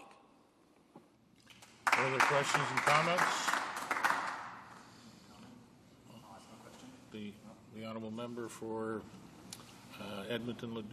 No. Edmonton-Leduc. Thank you very much, Mr. Speaker. I just want to pose two substantive questions to the member opposite. Firstly, the O'Brien panel, which was appointed by his government, by the former government, former Deputy Minister from Alberta, Al O'Brien, who chaired this panel, does the Liberal Party accept or does the Liberal Party reject the recommendations of the O'Brien panel? That's the first question. The second question I would ask him is with respect to fiscal capacities of provinces. And without naming any provinces' names, does he believe that the equalization system going forward in the future, you can have a situation where taxpayers in one province with the fiscal capacity less than another province should be paying into equalization, while those people in another province are receiving equalization even though their physical capacity is higher. So on those two substantive questions, could he just indicate where he stands and the Liberal Party stands? The honourable member for St. John. Thank you, Mr. Speaker. Well, I thank the honourable member for his questions, and he will know that in my in the speech that I just gave, I specifically cited his own province from 1957, 35, 40 years ago, 50 years ago, sorry, when they were allowed above the cap under equalization. So I think that what's really important for all Canadians to understand is that we believe in Atlantic Canada that these reinvestments, the Atlantic Accord, the People Building New Brunswick document, which was going to reinvest in the province of New Brunswick $800 million. The member for Fredericton had crafted a document with the previous Liberal government, had a document ready that would be part of helping out a province like New Brunswick who, moving forward into the 21st century, wants to say we don't want to be taking the same draw on the national treasury for equalization. We believe in self-sufficiency, just exactly like the national government helped out the province of Alberta 50 years ago. That's right. Allowed. Resuming debate, the honourable member for Cumberland, Colchester, Musquodoboit Valley. Thank you very much, Mr. Speaker. I represent the Flat Earth Party. Anyway, and we have a position on this. But anyway, no, Mr. Speaker, seriously, I'm pleased to rise today to debate this issue. I'm going to focus most of my remarks on the Atlantic Accord aspect of the debate today. And I just want to address the comments by the very distinguished member from Edmonton, Leduc, who just rose and tried to provide the perspective perhaps from Alberta. But to me, this debate, the part of the debate that I'm focused on, is not about whether the equalization is right or wrong, or what's best for this province or that province. My focus is on the fact that I think the Government of Canada should honour a signed contract. I believe that when the Government of Canada signs a contract, it should be gold-plated. It should be bulletproof. Everybody in the country should know when the Government of Canada signs their name with the little red flag and puts their name on a piece of paper, that if you're in Tokyo or Moscow or Halifax or St. John's, Newfoundland, you can count on that signature. It's solid gold. This contract that we're talking about that's been amended so much in the budget of C-52 was only signed in 2005. It's a 14-year contract signed by the Government of Canada, signed by the province of Nova Scotia. We've got only 2 years into it, and the government has decided they don't like it. So they've put 12 amendments in the budget, and I want the members opposite to notice, because what they say isn't accurate, but under consequential amendments, there are 12 paragraphs of amendments to the Atlantic Accord. And then if you go further, there's 6 paragraphs of amendments to the Offshore Revenue Agreement, which John Hamm signed in 2005. 2 years ago, the government has now taken this contract signed by the Government of Nova Scotia and the Government of Canada. They're amending it with 6 fundamental changes to the contract. And to me, this is just simply right or wrong, and I think every Canadian has an interest in this. It's not just Nova Scotia or Newfoundland. I think we should all stand up. I think every member of Parliament in this House should say and insist that if the Government of Canada signs a document, it doesn't matter whether it's a Liberal government or a Conservative government or an NDP government or, heaven forbid, a Bloc government, if the Government of Canada signs a contract, it should be honoured no matter what for the life of the contract. And it is not flexible, it's not amendable or anything. And I honestly think the member from Edmonton, Leduc, would agree with that. Now, Mr. Speaker, I just found something here. This was just given to me, and it's a news article. It's a comment by the Prime Minister. He just made it a few minutes ago at the G8, and he commented about my voting against the budget. And he talks about the budget, how good it is. And let me say, it's a good budget. It's a good budget for my riding.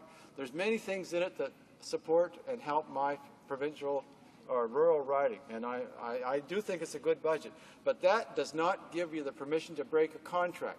Just because you do some good things, it does not give you permission to break a contract. And that's my opposition to it, and that's why I voted against it, and I am 100% convinced that the budget does break this contract. But the Prime Minister said the budget actually gives the province of Nova Scotia $95 million in equalization over and above the Atlantic Accord, and that is not right. That's not right. And also then he says that that's one of the reasons Mr. Casey voted for this, 4 times for the budget, so obviously I don't think much of him for changing his view the 5th time. Well, Mr. Speaker, in all fairness, he knows better than anybody that we've met with him over and over and over and over. We've met with the Minister of Finance over and over and over, and we've put proposals on the table. We got legal opinions. We raised it in caucus. We've raised it in the House. We've done everything we can. And a week ago yesterday, I realized we weren't making any headway. I wrote to the Prime Minister. I put it right in his hand, and I said, we're not making any headway with this by working behind the scenes. I'm going to start speaking out publicly. And he took exception to that, and I said, we have to put pressure on it to make it move ahead. I gave it to him in writing. I didn't want to broadside him, so I waited 2 days. I made my first statement. And again, we made no progress. So on Monday morning, I wrote the Prime Minister a letter, and I said, I cannot support this bill because it breaks a contract with the government between the government of Canada and the government of Nova Scotia, and I will not vote for it. I made it very clear. I said it 2 places in the letter. So the Prime Minister knows exactly why I voted for it the first time, because we were in negotiations trying to find a solution. But they went absolutely nowhere. And and the Prime Minister says, it's interesting, he says, Nova Scotia got $95 million more in equalization. That is not true. If the Atlantic Accord was honored, they'd get the $95 million plus the benefits of the offset that are not included in this. And that's the fundamental part of the problem. Really, for us, the Atlantic Accord could be changed with 4 or 5 words. And the problem is actually the budget, the actual budget, and the Accord have different wording. And I've pointed this out to the Prime Minister and the Finance Minister several times. The Accord says that the calculation of the payment will be based on, under the equalization formula that exists at the time. Any time that the government of Nova Scotia wants to calculate their offset payment, they use the equalization formula that exists at the time. Now, if we change it in 2010, it's that formula. If we change it in 2015, it's that formula. If we change it in 2019, it's that formula. That's what the Accord says. That's a signed agreement and agreed to by both sides. But if we go to page 115 in the budget, it says from now on it will be based on the previous formula. Instead of the vision of this Accord being following along as the equalization formula evolves and changes, that's what the Accord says. The budget locks it in at the previous formula. So it amends and changes the Atlantic Accord fundamentally. And I asked today the Minister of Finance if he would stop saying that the Nova Scotia has the option of the new formula or the old Atlantic Accord, because they don't. He has said it 1,000 times. Many of the ministers have. I said it myself because I believed it until I get into this. But it is not true. The province of Nova Scotia, the province of Newfoundland and Labrador do not have the option of the new formula or the old Atlantic Accord. Everybody in this House has heard the Minister of Finance say it 12 times. It is not true, because the budget changes both of them, both the Atlantic Accords. There are 2 agreements that changes both of them. In 12 paragraphs on the Accord are changed and amended, and 6 paragraphs on the John Hamm Agreement that was negotiated in 2005. So I would call on the government, if they're going to be honest with people, if they're going to be accurate, they should say the province of Nova Scotia has the choice of the new formula or an amended Atlantic Accord, but they do not have access to the old Atlantic Accord. I hope that the minister would take my advice and be accurate and say that, if that's the case. And when I asked that question, he pointed out that I said that the budget was good. And I did say the budget was good. It's good for my riding. But that does not give anybody the right to break a contract. We all sign contracts and we all honor them. All Canadians honor contracts. We all make contracts and honor them. And the government of Canada should honor their contracts. It doesn't matter who signs them, whether it's the Liberals or the Conservatives or the NDP or whoever is the government at the time. And I feel very, very strongly about that. So, Mr. Speaker, that is my main point. Some other points here. I'm getting lost. My notes. Anyway, I'll go back to the agreement, which is a 9-paragraph agreement. This is the Atlantic Accord. It was signed by John Ham, or agreed to by John Ham, and it was signed at the time by the very distinguished Minister of Fisheries and Oceans from Halifax. And it's 9 paragraphs. It's simple. It's very meaningful to Nova Scotia. There's a similar one for Newfoundland. It means the world to Newfoundland. It means the world to Nova Scotia. Now, the member from Edmonton took exception to it, but every province has exceptions. Every province has special deals, and this is our special deal, and we value it tremendously. But every province has special deals. We just signed an agreement with British Columbia to give them hundreds of millions of dollars for the Pacific Gateway. Manitoba didn't get a Pacific Gateway Fund. Ontario didn't get a Pacific Gateway Fund. Even Digby didn't get a Pacific Gateway Fund. So, Mr. Speaker, Nova Scotia's special deal is the Atlantic Accord, and we are not flexible on it. We're going to demand the Atlantic Accord. It's 9 paragraphs long. It's a work of art. And it's a work of art in a lot of ways. And I didn't realize how good it was till we get into this debate. And then I started to study it. And I realized how neat it is.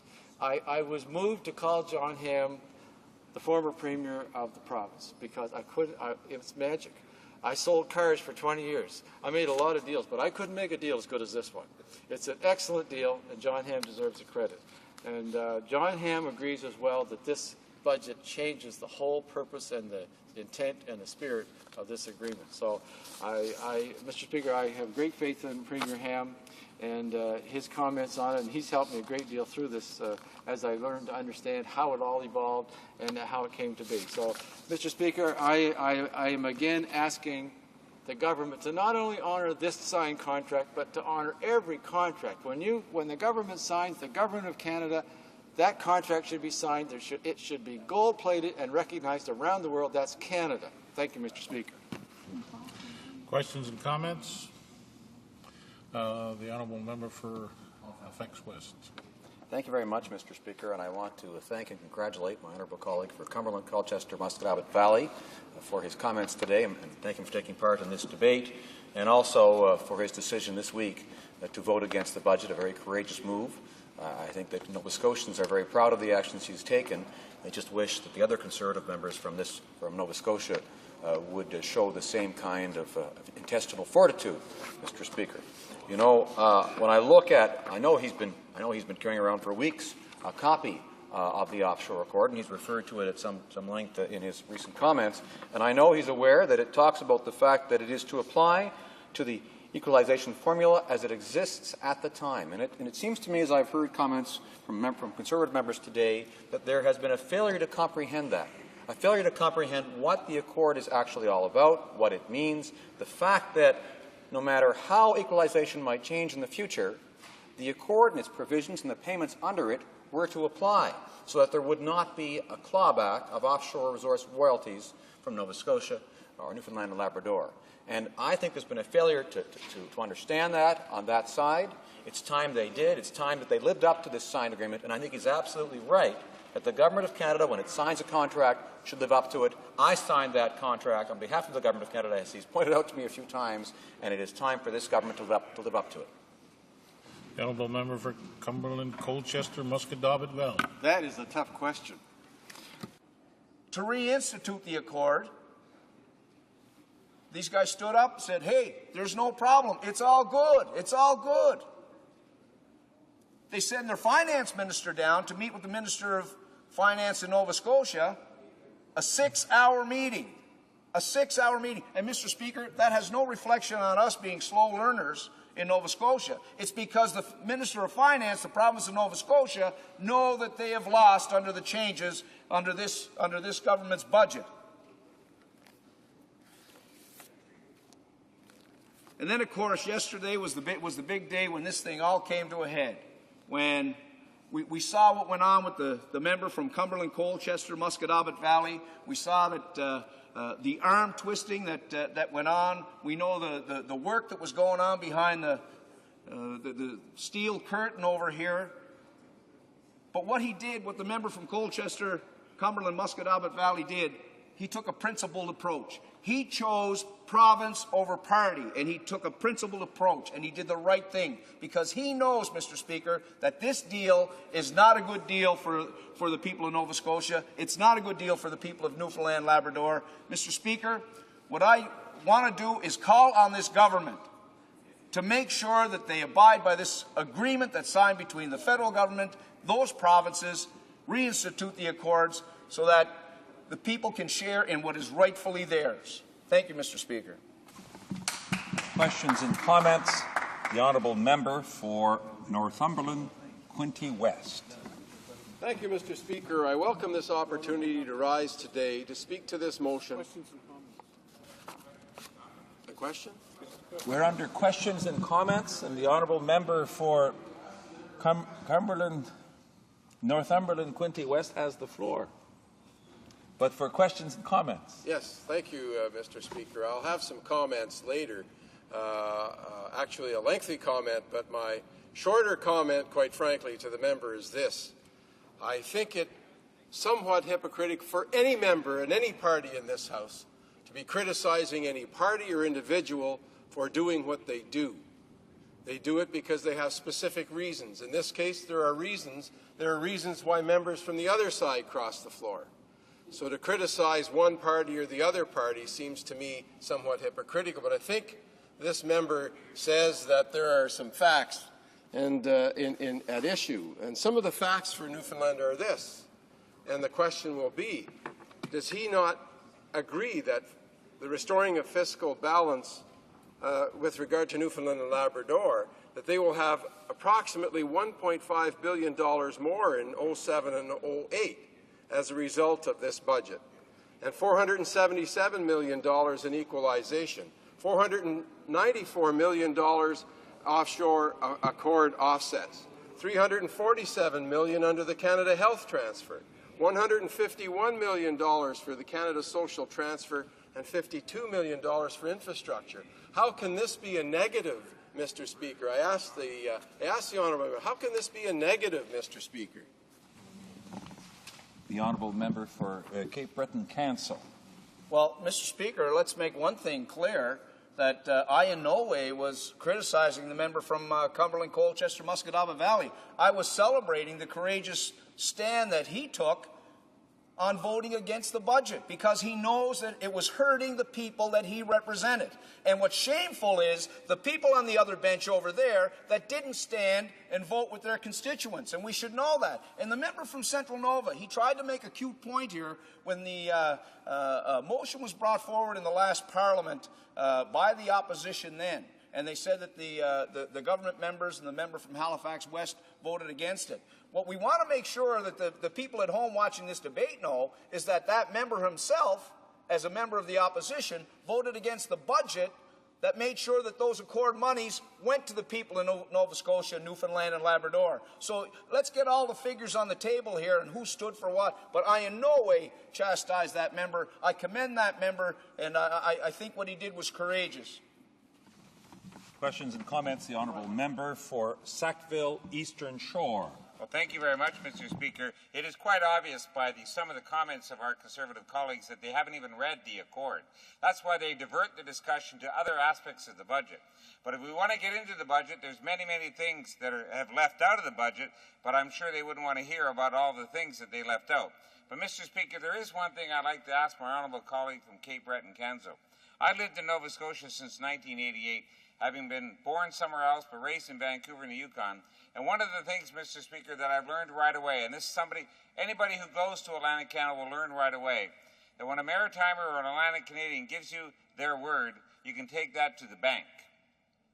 And, Mr. Speaker, when the Honourable Minister of Foreign Affairs and the Minister for HoC stood in this House to a question from a gentleman from West Nova, said, "We will not kick anybody out of our caucus for voting their conscience. We will not flip or flop on the budget." Basically what he said very clearly to the people of Canada and to the people of the Conservative Party, you can vote your conscience on the budget and there will be no reprimand in any regard. So my question to my colleague from Cape Breton Canso, what does he think about a maritimer going back on his word and betraying the people of Atlantic Canada? The honourable member for Cape Breton-Canso has 30 seconds to respond. Well, Mr. Speaker, I would think that, and I thank my colleague for the question, if in fact the member from Colchester, Cumberland, Musquodoboit Valley, if he was waiting for the green light to stand up for his constituents without any repercussions from the caucus chair, I would think that would have been it. But maybe what he should have asked for was for him to write it down on a napkin and sign it. Oh no, sorry, he doesn't honor those either. I'm sorry. Reprise du débat. Resuming debate, the honourable member for Acadie Bathurst. Thank you, Mr. Speaker. I will be sharing my time with the member for Winnipeg North. Mr. Speaker, today's debate in the House of Commons pertaining to the opposition motion, you do not need to share your time. You have 20 minutes. I'm sorry for interrupting you. Thank you. Are you giving me 20 minutes and 20 minutes to someone else? Is it 20 minutes each? Guy has to try. The opposition motion that, in the opinion of the House, the Prime Minister has not kept his commitments to provinces during the last election campaign. He did this by doing away with the Atlantic Accord. And, Mr. Speaker, this is not the first time that we in Atlantic Canada have seen promises broken.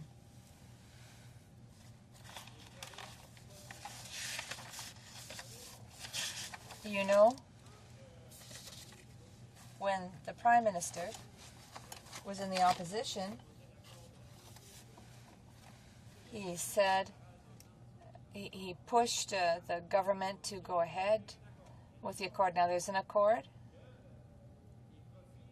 and the profits, the oil profits for Nova Scotia or Newfoundland, well, they were told that they could keep them. And then there was equalization. He said that this would have no impact on the accord. But that's what he said in the opposition. He said that what the Liberals were doing wasn't good because he wasn't giving the Atlantic provinces of Saskatchewan a chance to better their lot. And now we have answers for everything. He says Ottawa is going to decide what's best for Nova Scotia, what's best for Newfoundland. Some individuals, like Danny Williams, the Premier of Newfoundland, said, no, I don't agree with that. The former Conservative member, who was a progressive Conservative, John Crosbie, a former minister who was very respected both in Newfoundland and Ottawa, doesn't agree with a Conservative government who does not keep its word. John Ham, the former Premier of Nova Scotia, Ronnie MacDonald, the current Premier of Nova Scotia, does not agree with the federal government. He doesn't like this choice. You either take the accord or equalization payments. And afterwards, people wonder why in our country, why we have provinces that are always so angry with the government. They say that everything's decided in Ottawa. Well, it's for things like this, Mr. Speaker. The Conservatives should remember that back in 1996, when the Liberals decided to cut back on EI programs in our regions, and not only in our region but throughout the country, well, these Liberal cutbacks, I'm certain that the member for Cape Breton remembers that. There weren't many Liberals left in Cape Breton.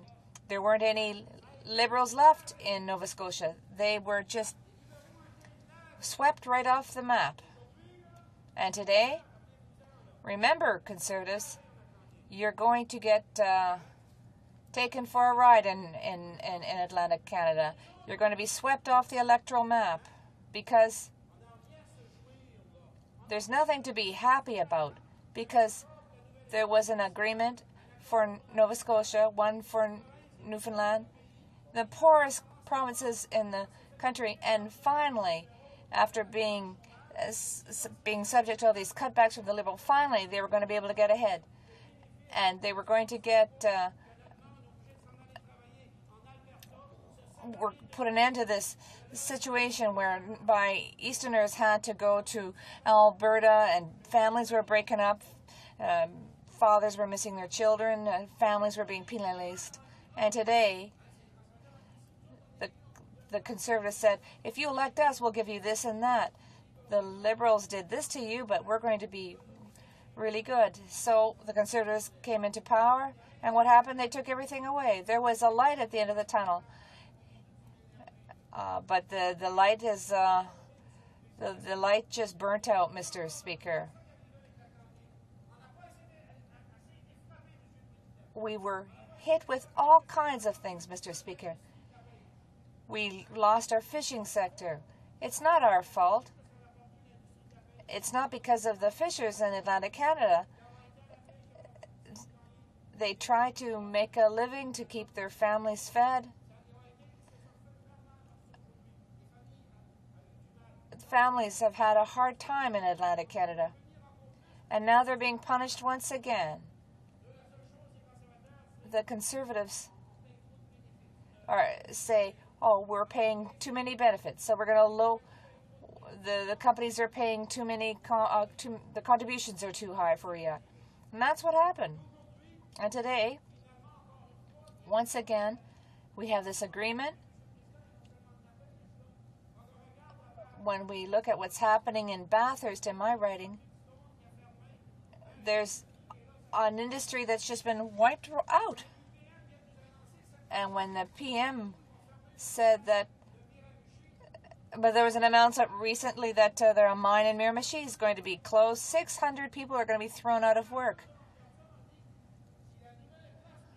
If Nova Scotia could just get back on track, if it could become prosperous, and if Nova Scotia could follow suit, well, perhaps New Brunswick will get some spin-offs from that as well. Maybe we'll be able to do things with Nova Scotia if Nova Scotia is more prosperous. No, but the government is not going to give us an opportunity to restore a climate for economic development. They're not giving us a chance to survive. Their plan is that we're just going to leave them to their own devices. And the rest of the economy in the country is going well. And if it's going well in Alberta, well, I'm happy for Albertans. I'm not jealous of them. But that doesn't mean that they can let us bleed in our regions. We need our fair share. We need help. And if provinces can't help each other, if the federal government can't help the province, if we're not able to help each other out, why? Why? Someone asked questions about the Bloc. Why they're here.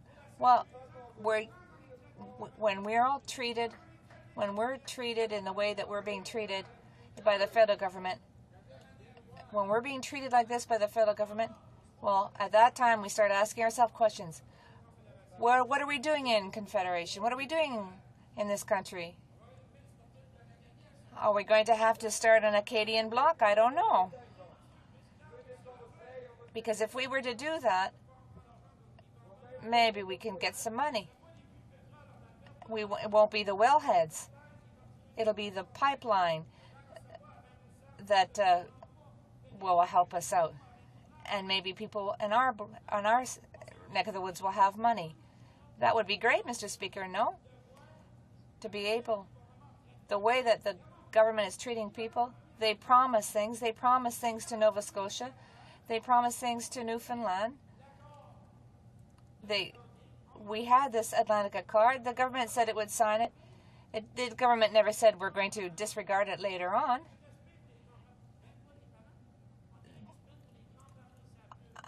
It looks like it would seem as though the federal government is just taking itself as being the big brother or the big daddy who knows best for everybody else. Why is the Premier of Nova Scotia complaining? Why is he saying it's not a good deal? And the Premier of Newfoundland is saying the same thing. You signed an agreement, they're saying. You signed a contract, and now you have to honor it. We want you to honor the accord. We're just asking the government of Canada to respect and honor its contracts. When you sign it, honor it. Why can't it do that? Mr. Speaker, I think that the government will have an opportunity to sign its mind. I hope it will, because an agreement is an agreement. And it's terrible to find the situation where a member has to leave his party. Thank you, Mr. Speaker. Questions and comments? The Honourable Member for Ottawa South. A question to the member. For many maritime Canadians, it's their first exposure to this Minister of Finance. But for Ontarians who suffered under a conservative right-wing ideology in a previous government for years, this is not new. I'd like to put to the member the following question.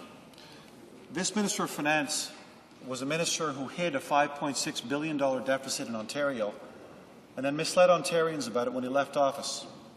This is the same Minister of Finance who, with his cabinet colleagues at the time, was the government of Walkerton and the government of Ipperwash. This is the same Minister of Finance who stood up and announced that this was the end of bickering on fiscal imbalance in the country, when he's in fact lit brush fires across the country. So for many of our Canadian neighbours and friends and family who live in maritime Canada, this is their first exposure to a right-wing ideological Minister of Finance who cannot be trusted. Perhaps he can help us understand what is the real impact now on the credibility of the Minister of Finance and the government in our important maritime regions. The Honourable Member for Ekiti Bathurst. Well, I think the only thing left is to elect a NDP government. Very nice. The only thing left is to elect a NDP government and try a NDP government, because when we look at what the financing minister of the government, of the Conservative government, has done to us, and when we look what the Liberal Minister of Finances done to us when he took away our employment insurance for the people of the Atlantic and the Maritime, when the government now have $54 billion surplus of the employment insurance, we're used to that, to get it right between the eyes. But we're just sick and tired of it. Just sick of tired to be told that here's some hope, but we'll take it away from you. Here's some hope, I'm going to take it away from you again. And we're going to take your family, that if you don't have a job, it's too bad. Just jump on the train, take the first flight leaving Moncton or Halifax or St. John's, and just go to Alberta. Just go to Fort McMurray, and you have a job. And if you don't do it, it's just because you're lazy and don't want to work. That's what we've been told from the Minister of the Liberal one time when he was the Minister of Human Resources. Doug Young said the people of the Atlantic are just lazy and don't want to work. That's why we will cut the employment insurance. Now, here's another minister come up and say, we'll give you an accord. We will sign an accord, or the Liberal government has done it when they got pushed into it, and say, now we'll take it away from you. We're so used to be giving and take it away before we get it. But we're getting sick of it, though, because it hurt family. The calls that I get in my office, the woman that called me and said, I have no food to give to my children. We're not in Ottawa, I could tell you this. And even in Ottawa, a beautiful city like ours that we have here in Ottawa right now, when we see people on the street begging for food, it's not the country that we should have. When we have 1.4 million children that is hungry in our country, we should be ashamed of it. when in 1989 we passed a motion that within 10 years, not one children will be hungry in our country. When you go to Toronto, in the front of the City Hall, and you got people laying on the cardboard to sleep in a country like Canada, we should be ashamed of it, Mr. Speaker. Then I'm not too proud sometimes of my country, the way that we treat the human being, the way that we treat our children. I'm not too pleased. Then I don't have much to say. I don't have much to say what we have passed in the last 100 years. That's why I said to my dad, might as well vote something else on the Conservative and the Liberal, because we serve them on a silver plate and we are the poorest one of the country. It's about time to maybe change the political party in the Atlantic. The honourable member for Jean Labert ought to know there's less than a minute left for both the question and the answer.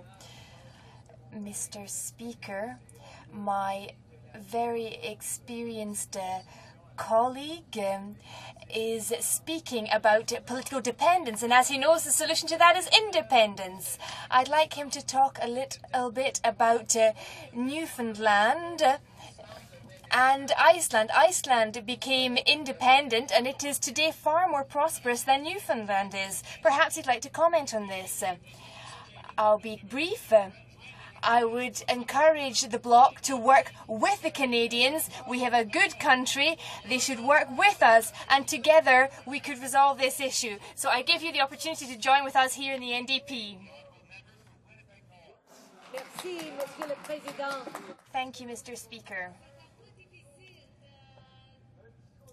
It is a little difficult to take the floor after my colleague from Acadie Bathurst, because he has so much passion, and it's very difficult to live up to his high standard and follow on from him. I would like to congratulate my colleagues from the Atlantic for the work that they have done, and also congratulate my colleague from Acadie Bathurst for his credibility. The incredible valor of another member in our House, the member for Cumberland, Colchester, Musquedabbit Valley, who yesterday made a very, very difficult decision to stand up for a principle he believed in and to take the consequences, despite being assured publicly by colleagues that he would never be shunned by his political party, that he would never be forced to leave his Conservative Party because he stood on principle. Mr. Speaker, we know in this House that it is never easy to take that kind of principled position and to suffer those kinds of consequences. And so obviously today we salute this member and we thank him for his courage. But we don't relish in it, we don't take glee in it, because in fact, Mr. Speaker, his act was a reflection on a failure by this place. It marked a very black day in the history of this country, because in fact, Mr. Speaker, what we are dealing with is a development that will feed and contribute to even more cynicism and skepticism on the part of Canadians everywhere. Who can believe in their politicians, in their democratic elected institutions, in their governments, when in fact promise after promise gets broken?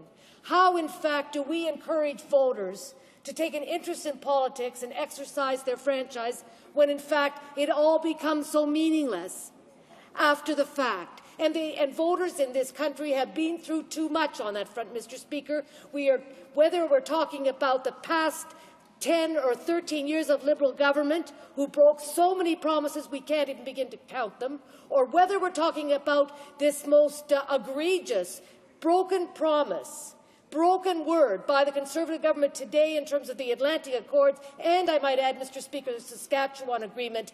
It is unbelievable. It is absolutely beyond the realm of comprehension to think that our system would have degenerated to this point, to the point where you can't count on anybody, anywhere these days. You don't know who to trust. And you know, when it comes to something as fundamental as the future economy of our Atlantic provinces, which have which have suffered through many, many years of economic ups and downs and despair and gloom and lack of hope, Mr. Speaker, it was so important in this case to find a way to keep a promise. Mr. Speaker, let's not forget, let's not lose sight of what actually happened. We are talking about an agreement that was made back in January of 2005. Mr. Speaker, the provinces of Nova Scotia and Newfoundland and Labrador reached a deal with the federal government on January 28th of that year to keep 100% of their offshore energy revenues. Mr. Speaker, regardless of what has happened since, no matter how many studies we have had to talk about how equalization should work in the future, we have to remember that this was a written accord with a government now who promised when in opposition to abide by the accord. Mr. Speaker, members of the Conservative Party stood in this place and clearly stood on the principle of keeping an accord and an agreement.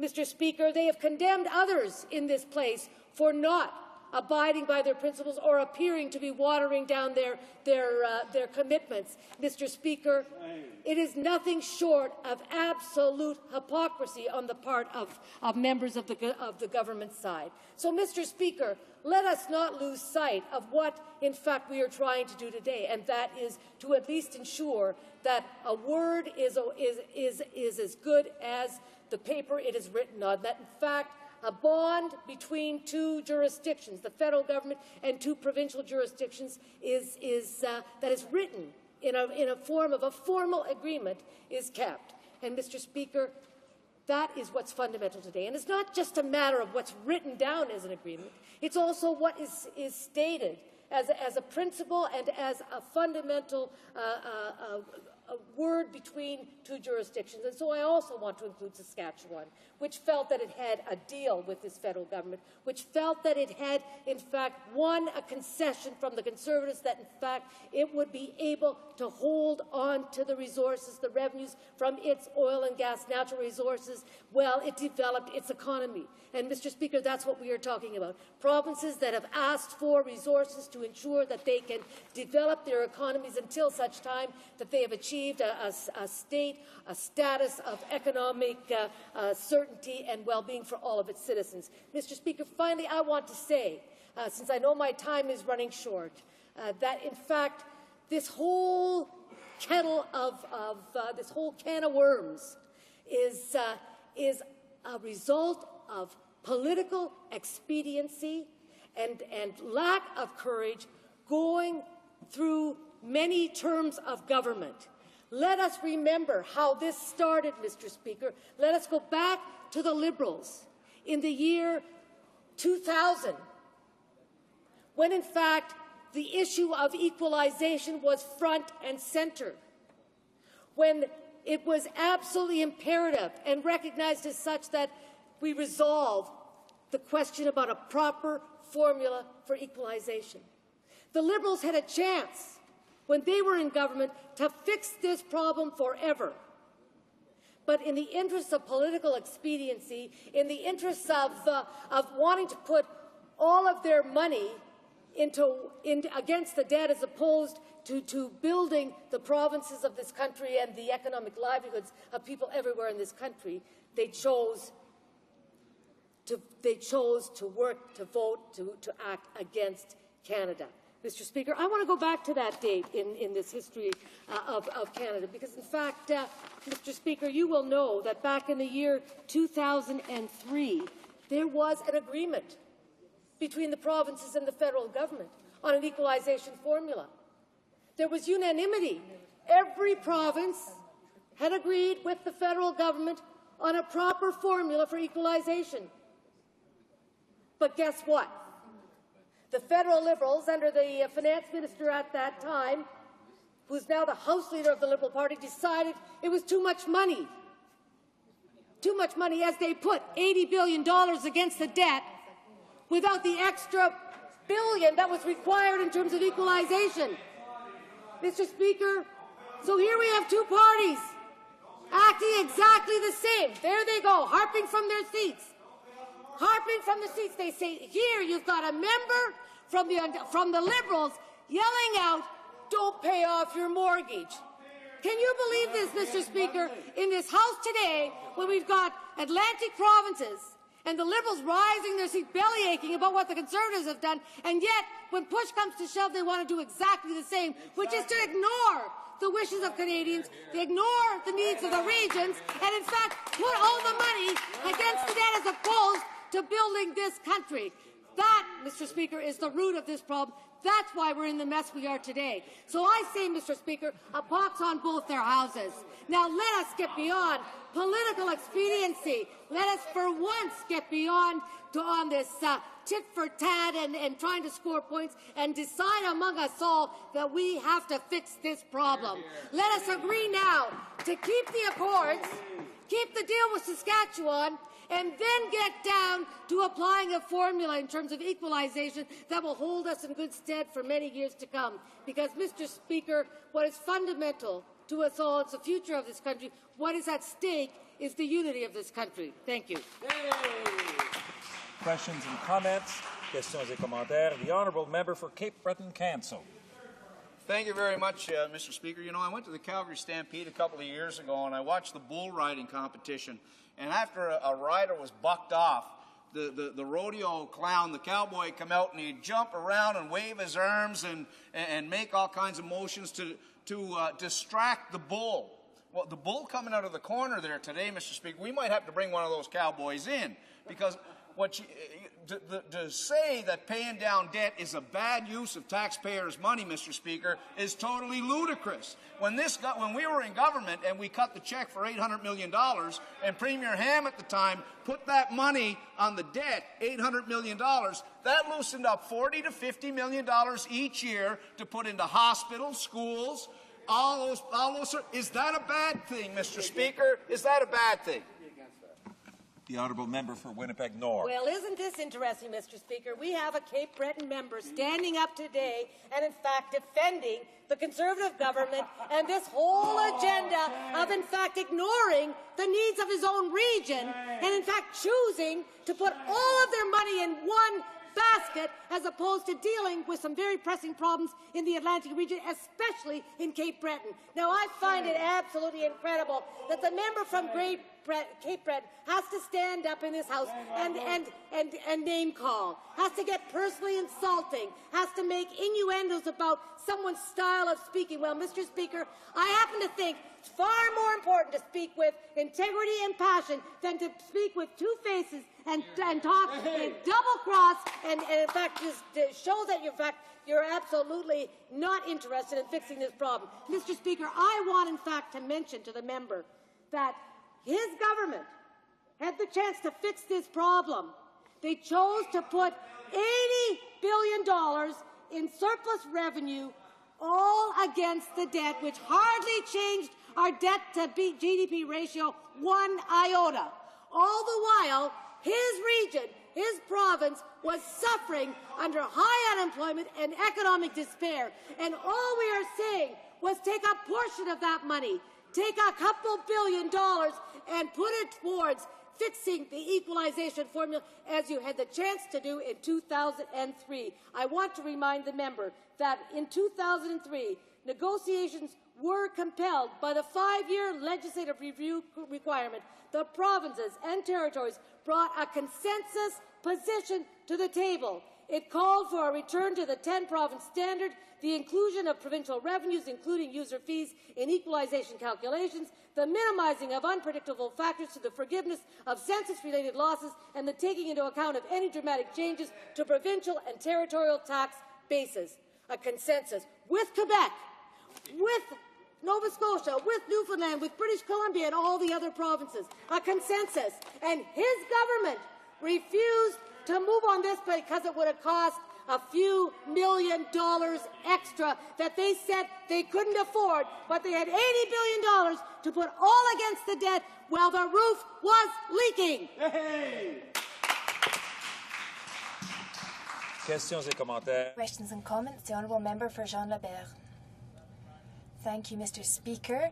I hope I'll get a few extra seconds so that I can carry on with my question that everybody seemed to respond to.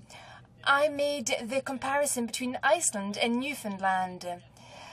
At the same time that Newfoundland became dependent on Canada, Iceland declared its independence. And now in Iceland, their level of prosperity is far greater than in Newfoundland. Perhaps my colleague would like to talk then about the consequences of dependence as opposed to independence, how it affects a nation's prosperity.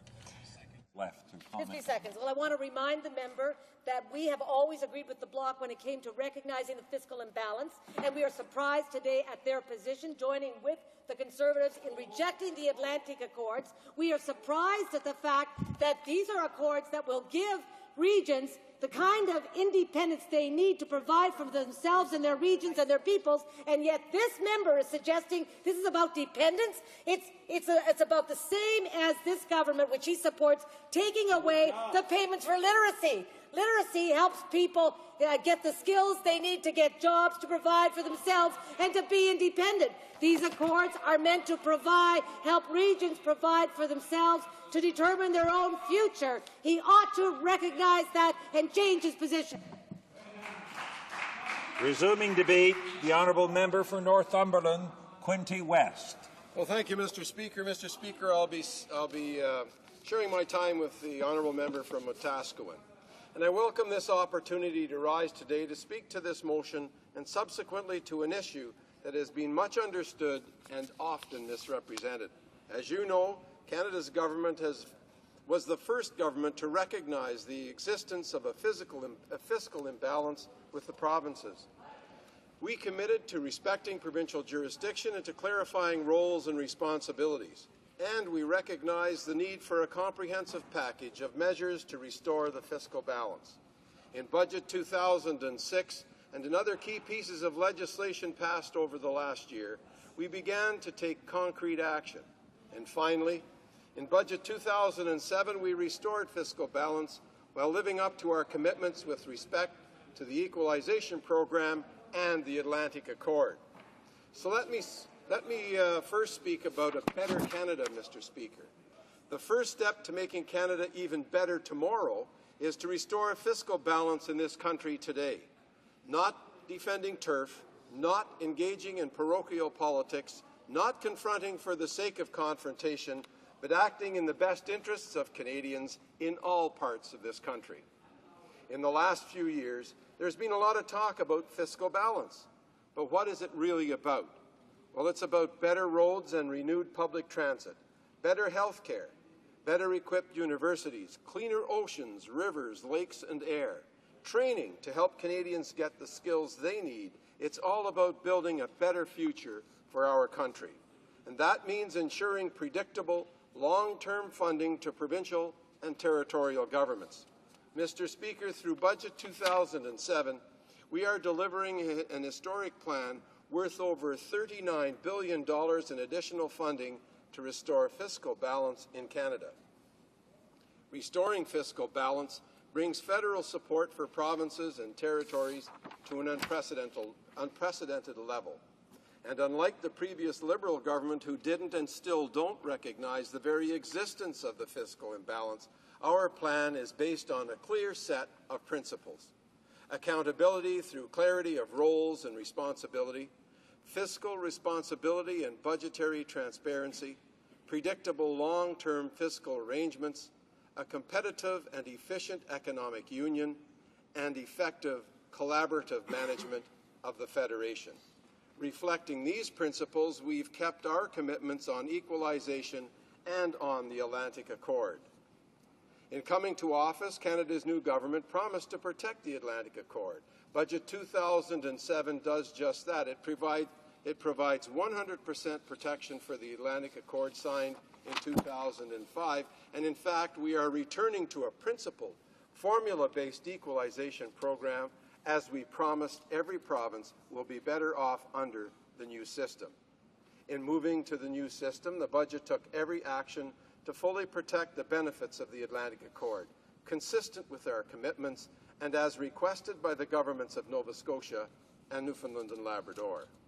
Let me be clear, both Nova Scotia and Newfoundland and Labrador can continue to operate under the existing equalization system for the life of the Atlantic Accord.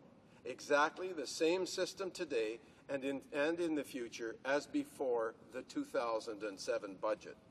As long as these provinces continue to operate under the existing equalization program, there is absolutely no change to either the Accord or the equalization calculations on which it is based. What is more, both provinces have also been given the right to opt permanently into a new, improved Canada-wide equalization system. In particular, while the new equalization system automatically applies to the other 8 provinces, both Newfoundland and Labrador and Nova Scotia have a choice. They can keep their existing arrangements or opt permanently into the new principle and formula-based equalization system when and if it becomes more advantageous for them over the remaining life of their Atlantic Accords. Canada's new government went even further to facilitate that choice.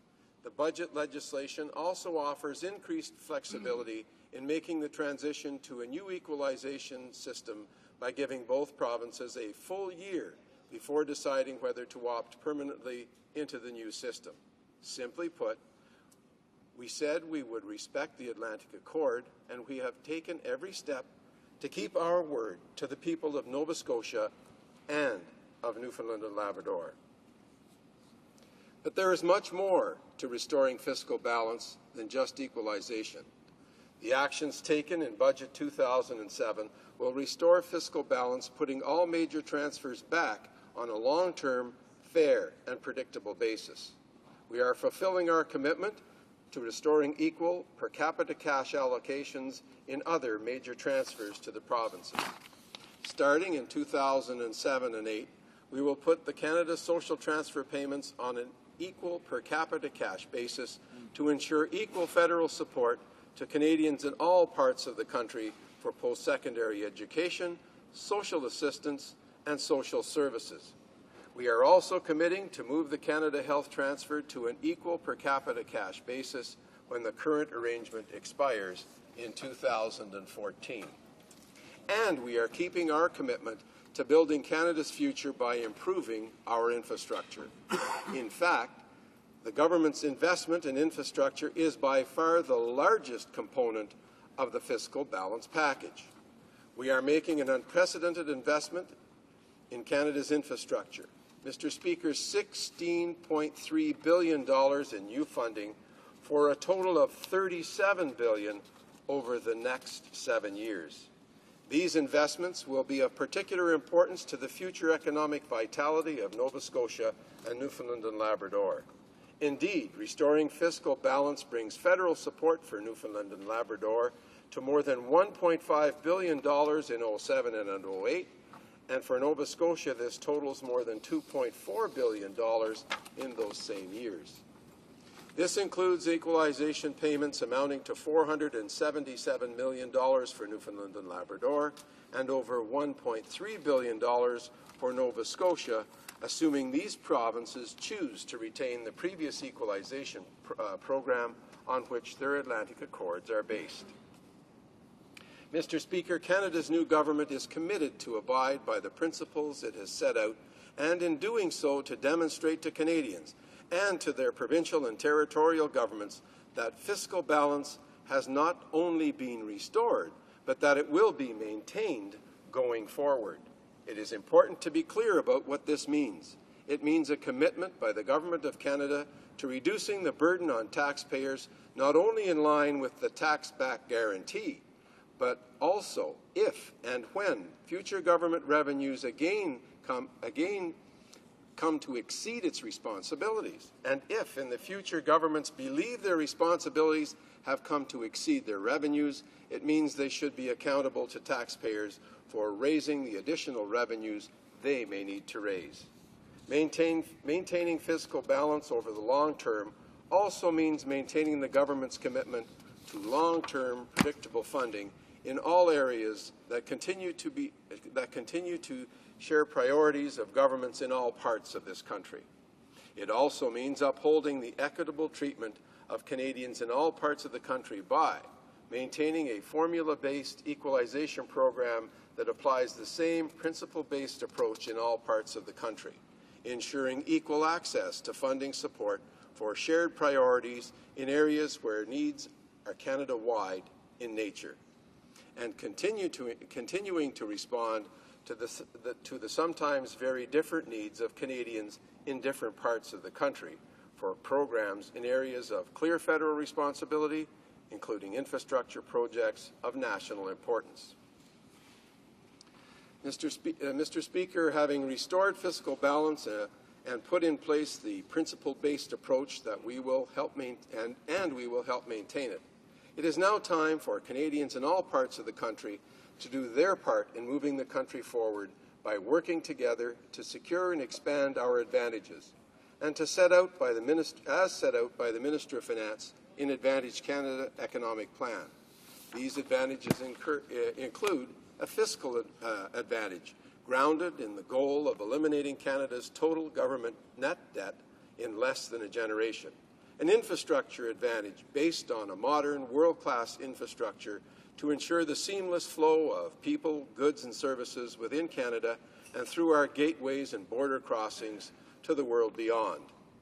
An entrepreneurial advantage freed up by the elimination of unnecessary regulation and a reduction in the burden of tax compliance and more competitive business. A knowledge advantage and a tax advantage. In conclusion, Mr. Speaker, I know that we can count on the provinces of Nova Scotia, Newfoundland, and Labrador, and especially on the people of these great provinces, to remain focused on building Canada's future prosperity and sustainable environment by expanding the many advantages we already possess as a nation. Questions and comments? The Honourable Member for Ottawa South. Thank you very much, Mr. Speaker, and thank you to my colleague for his remarks. I'd like to read for my colleague and for those who might be watching or reading or listening to this debate. This is the actual motion that we're debating today.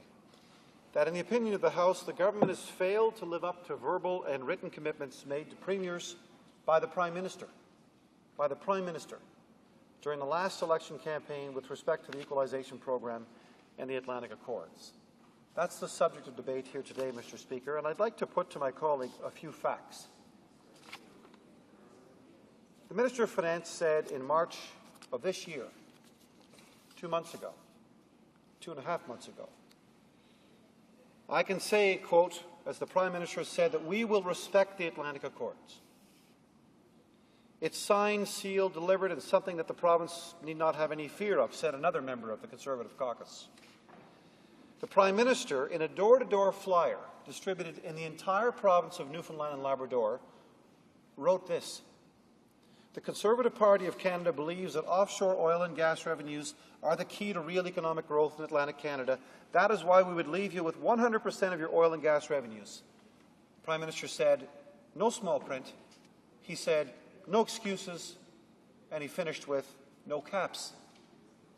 Now, can the member help Canadians who are watching understand to what extent the claims here, the comments made by the Minister of Finance and the Prime Minister before, during, and after the election, and in the budget of 2007, how this is not interpretable by average Canadians as a completely false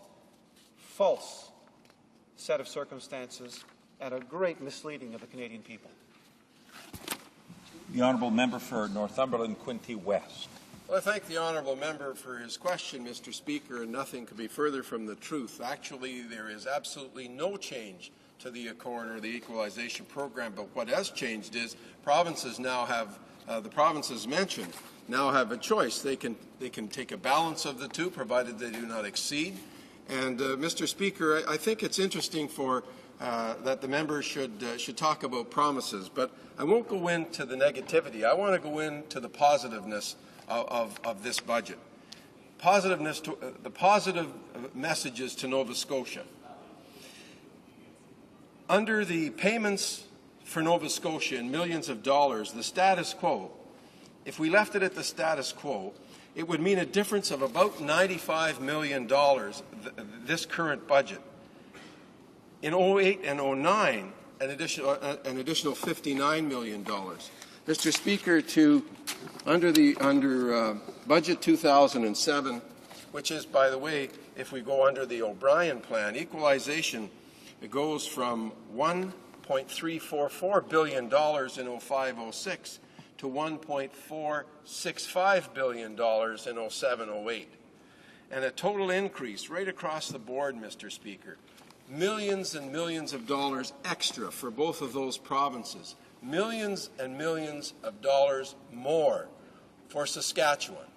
And how anybody in this place can get up. I mean, there's interpretations, Mr. Speaker, but we are maintaining our commitment, and we're maintaining the very commitment that the Prime Minister made, and we're actually adding to it because of the great economy that Canada has at this time under the leadership of both the Prime Minister and the Minister of Finance.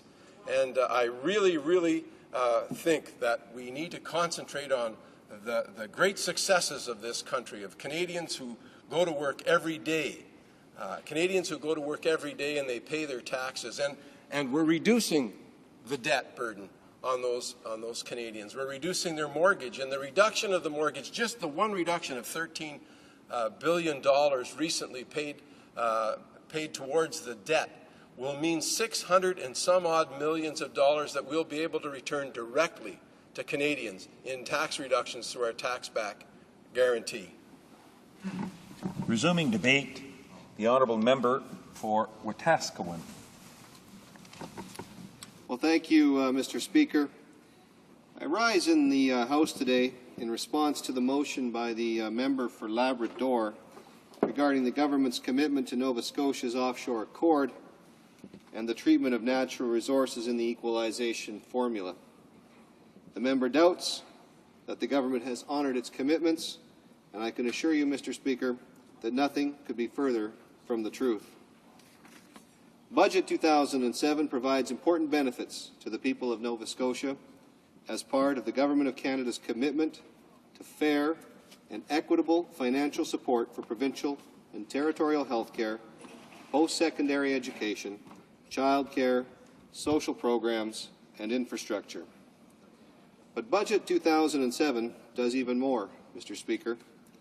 Nova Scotia will continue to receive 100% of offshore resource revenues, including royalties, as if these resources were on land, Mr. Speaker. And this fundamental aspect of Nova Scotia's relationship with its offshore resources, its ability to manage the resource, to tax and to collect the royalties, remains the same. This will help Nova Scotia to develop its economic potential and ensure its future prosperity. Let me remind this House that it was a Conservative government that signed the 1986 Canada-Nova Scotia Offshore Petroleum Resources Accord, which facilitated the development of the oil and gas reserves off the coast of Nova Scotia. In specific terms, Mr. Speaker, Budget 2007 will allow the governments of Nova Scotia and Newfoundland and Labrador to continue to enjoy the benefits of their 2005 offshore accords. Again, I remind the House that it was a Conservative opposition that forced the previous government to sign these agreements. Hear, hear. The accords are unique in Canada in recognition of the province's unique economic and fiscal circumstances. Budget 2007 offers Nova Scotia a positive choice for the future. It can operate under the existing equalization formula, or it can choose to opt into the new equalization formula based on the O'Brien report, if and when the province determines this as being most advantageous.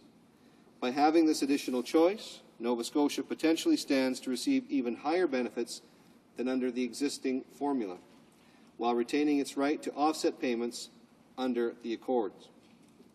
Of course, if the Nova Scotia government chooses the new equalization formula, it is only fair that the whole package would apply, including the fiscal capacity cap that is an integral part of the new equalization formula. It would not be fair to other provinces if only Nova Scotia were allowed to choose those parts of the new equalization program that benefit the province.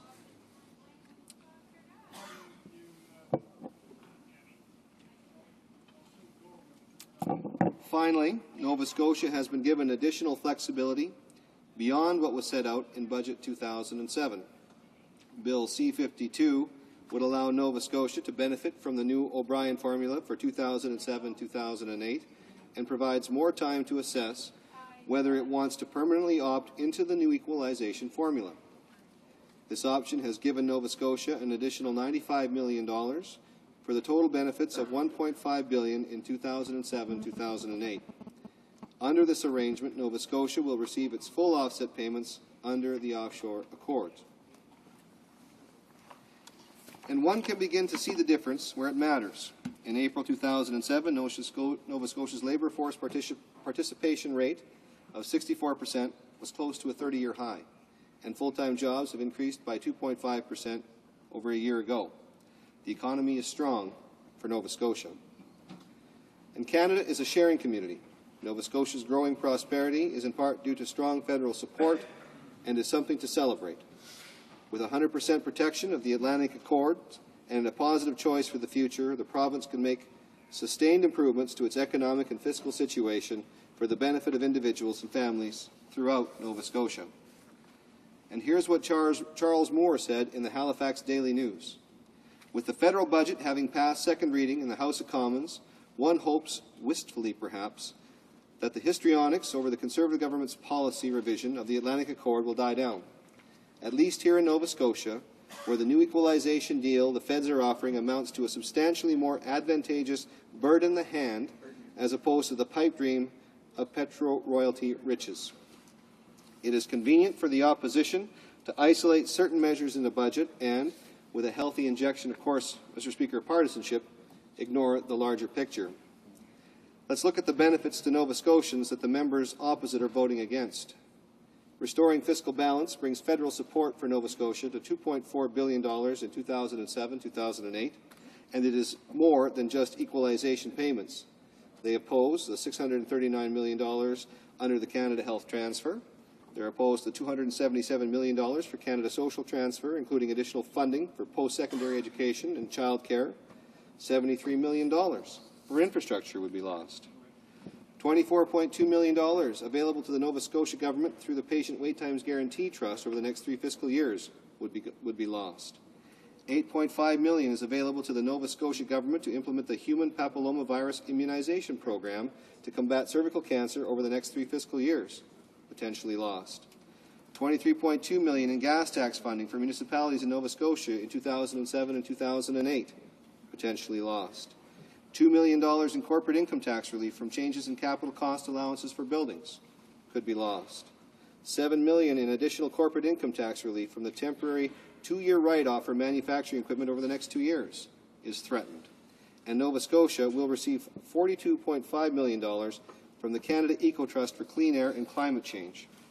Of course, if the budget continues to be delayed by the official opposition, many of these millions could be lost or are threatened to be lost. And we are delivering, Mr. Speaker, on our commitments to the people of Nova Scotia, more than any of the members opposite ever did when they were in power. They should start supporting Nova Scotians and supporting this budget.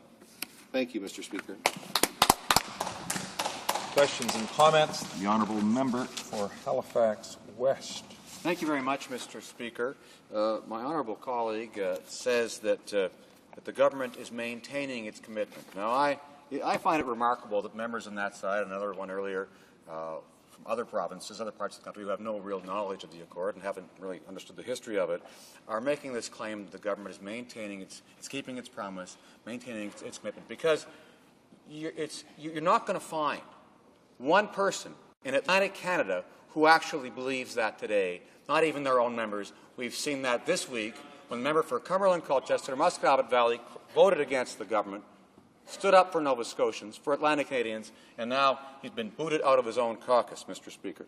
Now, my honourable colleague quoted someone from the columnist in Daily News. Well, here's what another columnist in Halifax Daily News said. Mr. David Rodenizer said, "We have a government that lies to us, steals from us, and aligns itself with a party bent on tearing the nation apart. These are not proud days for Canada." When will this government understand that it has not kept its promise? Why will it not listen to the member for Cumberland Colchester Musqueam Valley, who talked about the 12 clauses in the budget that deal with the Accord because they're changing it? And why are those 12 clauses there if they are in fact keeping their promise? Why are they fiddling with the Accords and talking about the Accords at all if they're keeping their promise and not touching them? How is that possible? The honourable member for Wetaskiwin. Well, thank you, Mr. Speaker, and I'd like to thank the honourable member for the question. You know, Mr. Speaker, it's amazing. The member opposite asked me a question, and he posed in his question that he couldn't find a single person in Atlantic Canada that agrees with what's happening here, and it's completely baffles me because, Mr. Speaker, in order to have any credibility to represent your people, you have to be following a leader that bases decisions on principle and integrity. And you know, this member, as a member of the Liberal Party, seems to think that through his leader that there is no fiscal imbalance. So for him to even get up and even ask a question in regards to the fact that the Conservative government is dealing with the fiscal imbalance is completely hypocritical. I mean, they've got no credibility when it comes to talking about this. As a matter of fact, the leader of the Liberal Party said when he was intergovernmental minister, he said some provinces want special treatment to maintain their incoming benefits even as their fiscal capacities increase, and he says he disagrees. But they've done an about-face in an attempt to do nothing but smear the Government of Canada, which is trying to restore fiscal balance between all the provinces. It's a fair treatment for all of the provinces in this country. And, you know, the cap was in place to make sure that receiving provinces of equalization do not have greater fiscal capacity than non-receiving provinces, and I think that's only fair and reasonable. The province of Nova Scotia has been given a choice. The province has got, as a matter of fact, an extra year to even figure out what choice it wants to make. It's going to try, I believe, the new formula right now with the new equalization. I think that's a wise choice. It's a bird in the hand. And they can make a decision after that first year as to whether or not they want to continue on with that. I think we've been more than gracious. The Government of Canada is listening to the people of Nova Scotia, and my colleagues from Nova Scotia and Atlantic Canada that have stood up and have voted on principle and on basis for the budget are doing fine work on behalf of their constituents, and I fully support them.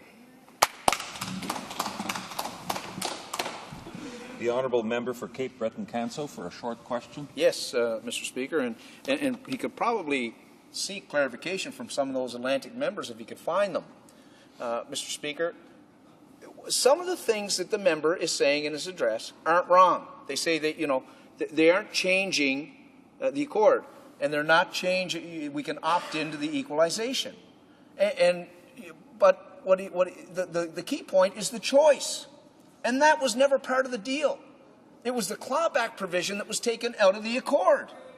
It was the clawback provision that was taken out of the Accord. And what they've done was pull the rug out from under the clawback provision. Mr. Speaker, if it was such a great deal, I'll ask the member to answer me this. Why are the ministers from Atlantic Canada now working so hard to try to ratify? Why are some media outlets saying there's an imminent fix in place that we're going to hear of soon? The honourable member for Wetaskiwin should know there are 30 seconds left to respond. Well, Mr. Speaker, I'm not going to respond to media allegations. Certainly, I'm not going to think that the Government of Canada is going to put its finger up in the air after and test the wind and see which way the media is blowing on any particular day. All I can say to my members opposite is, this is what's in the budget, and this is what they're going to lose. This is what they're voting against for the people of Nova Scotia. $1.3 billion under the new equalization system, $130 million in the offshore Accord offsets, $639 million. Resuming debate, the honourable member for West Canada. No. Thank you very much, Mr. Speaker. This is a very important debate because I think it helps to explain why the Conservatives gave up on their plans earlier this year to engineer a premature spring election in Canada. They very much wanted to call one. They doled out more than $12 billion for pre-election government spending to buy votes through January and February and into March. They added another $4 million for some very abusive attack advertising. Their budget was delayed to suit their election timing. They thought they would use it to launch a campaign about the middle of March, but then Mr. Speaker, everything began to fall apart. The budget, instead of launching, landed with a dull thud. It confirmed increases in personal income taxes, and that wasn't popular with Canadians. It slashed things like student summer jobs, and they have been debated extensively in this House about the disappointment across this country among both the employers and the employees. The budget mangled the funding for Aboriginal people, for foreign aid in Africa especially, and for the fight against climate change. And, Mr. Speaker, quite surprisingly, it reduced federal help for farmers. Mr. Speaker, the budget demonstrated utter Conservative incompetence on issues like the hollowing out of Canadian enterprise. And, Mr. Speaker, it broke promises left, right and centre. For example, the Conservatives drove a stake through the heart of the Prime Minister's promise on income trusts. And let me quote one particular journalist that's written a lot on this topic, John Ibbotson, writing in the Globe and Mail. He said this, quote, "The Conservatives deserve every bit of grief they are subjected to on this file. The Prime Minister promised over and over again that his government would never attack the hard-earned savings of seniors by taxing trusts, and then they broke their word." End of quote. Mr. Speaker, and the same is true, this issue of broken promises and broken trusts. The same is true on equalization and the Atlantic Accords, especially betraying Saskatchewan, Nova Scotia, and Newfoundland and Labrador. These provinces were given explicit and written promises by the leader of the Conservative Party, now the Prime Minister, and, incidentally, by every Conservative candidate. In Atlantic Canada, the Conservative promise was to respect the spirit and the letter of the Atlantic Accords as they were signed in February of 2005. In Saskatchewan, the promise was to calculate the province's entitlement to equalization as if Saskatchewan had no provincial revenue whatsoever from oil and gas. And the Conservatives were good enough to calculate exactly what that promise to Saskatchewan would mean. They promised an extra $800 million in equalization benefits to Saskatchewan every year. And I would point out that when the Finance Committee made the opportunity available for the Premier of Saskatchewan to be heard on this matter, he read into the record chapter and verse of the Conservative speeches, the Conservative pamphlets, the Conservative promises that made the point absolutely crystal clear. There were no ifs, ands, or buts. It was absolutely unmistakable, absolutely unequivocal. It was in writing and in every Conservative speech about Saskatchewan for more than 2 full years. But then, Mr. Speaker, out of the blue, on Budget Day 2007, it all came to a crashing halt. Saskatchewan was sucker punched. Now, I should point out, Mr. Speaker, that these promises that have been accumulating on the part of the Conservatives have been accumulating, as I said a moment ago, over a period of 2 years. When the election came and went and the Conservatives were elected in January of 2006, Saskatchewan people anticipated that this would be, that is, the promise to Saskatchewan, would be one of the very first things that the newly elected government would be dealing with. It didn't appear in the throne speech. It didn't appear in their first budget. The government said, well, you'll have to wait for First Ministers' meetings and for other negotiations. So Saskatchewan put its expectations on hold. They thought for sure it would come in the fall of 2006. But the First Ministers' meetings were cancelled. So there was no action in the fall of 2006. So they put their expectations on hold again and deferred their waiting period until the budget of 2007. When that day came and went, on the 19th of March, as I said, it all came to a crashing halt because Saskatchewan was indeed sucker punched. There was no $800 million more to come to Saskatchewan from equalization every year. Not even close, Mr. Speaker. And why? Well, the problem is very much the same as the problem that afflicted the promise in Atlantic Canada with the Atlantic Accords. Because a never-before-mentioned Conservative cap on how much Saskatchewan could gain was suddenly imposed in the budget of 2007. And that cap effectively guts the entire promise to Saskatchewan. My province will get about $226 million once, this year, and this year only. Then it's over. Nothing thereafter. Remember, Mr. Speaker, the promise was $800 million per year ongoing. The promise was clearly broken, and it was broken by the cap. Now, the process of reforming equalization began much more successfully for Saskatchewan under the previous Liberal government. Between 2004 and 2005, Liberal changes to how equalization works brought into Saskatchewan an extra $799 million in direct equalization benefits over those 2 years. That was the biggest equalization bonus in history. We also increased other federal transfers to the provinces to an all-time record high level, and Saskatchewan, like all provinces, benefited from that. And we invested and put into the financial projections of the Government of Canada another $100 billion in steadily increasing federal transfers over the coming decade, particularly for health care and equalization, but also for a number of other things like child care, for example. But when the Conservatives arrived in office, they reduced or cancelled a broad range of federal transfers, programs and services for Saskatchewan and its citizens.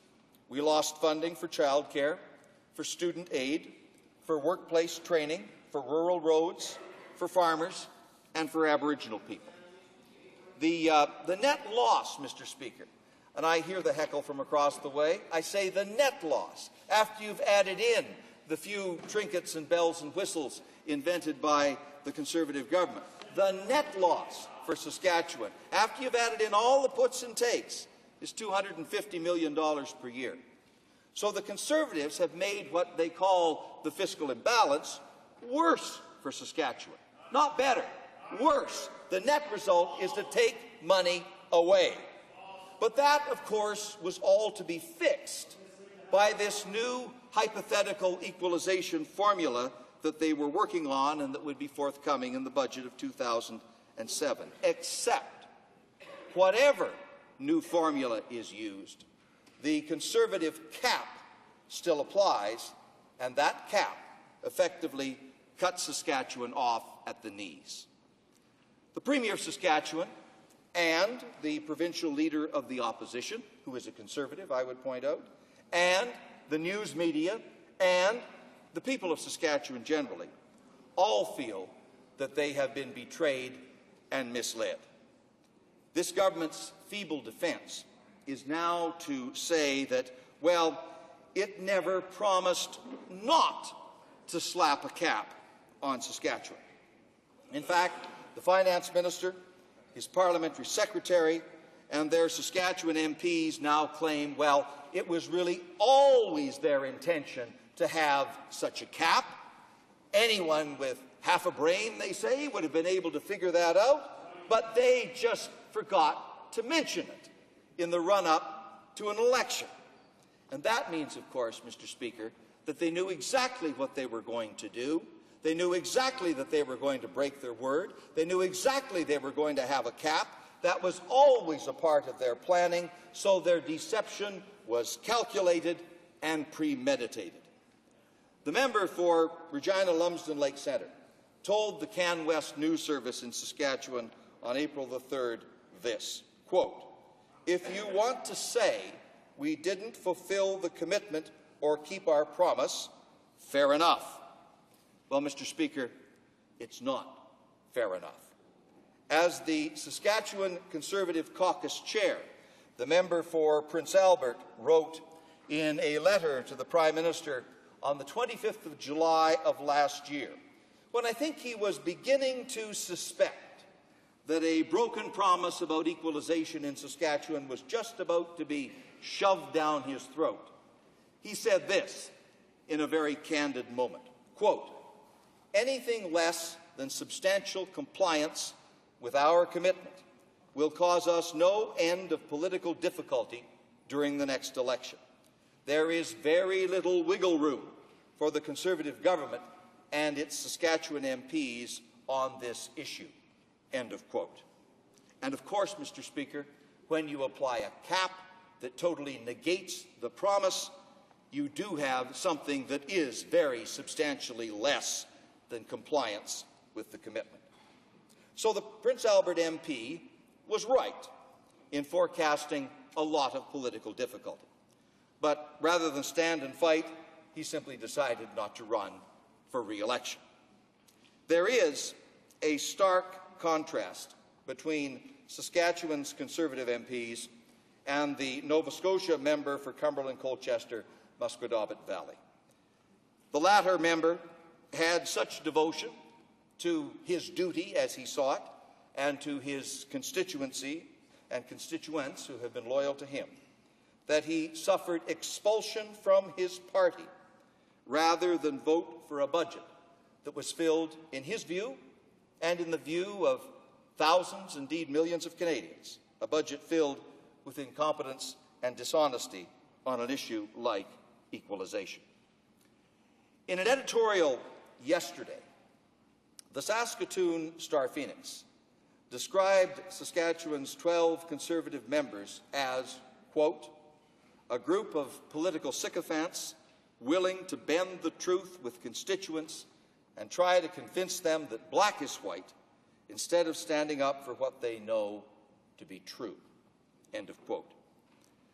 As a diversionary tactic, the Conservatives have concocted a rather wild yarn lately that their budget is in fact investing $878 million in what they call new money in Saskatchewan. Well, Mr. Speaker, when you look at the figures, that assertion is absolute nonsense.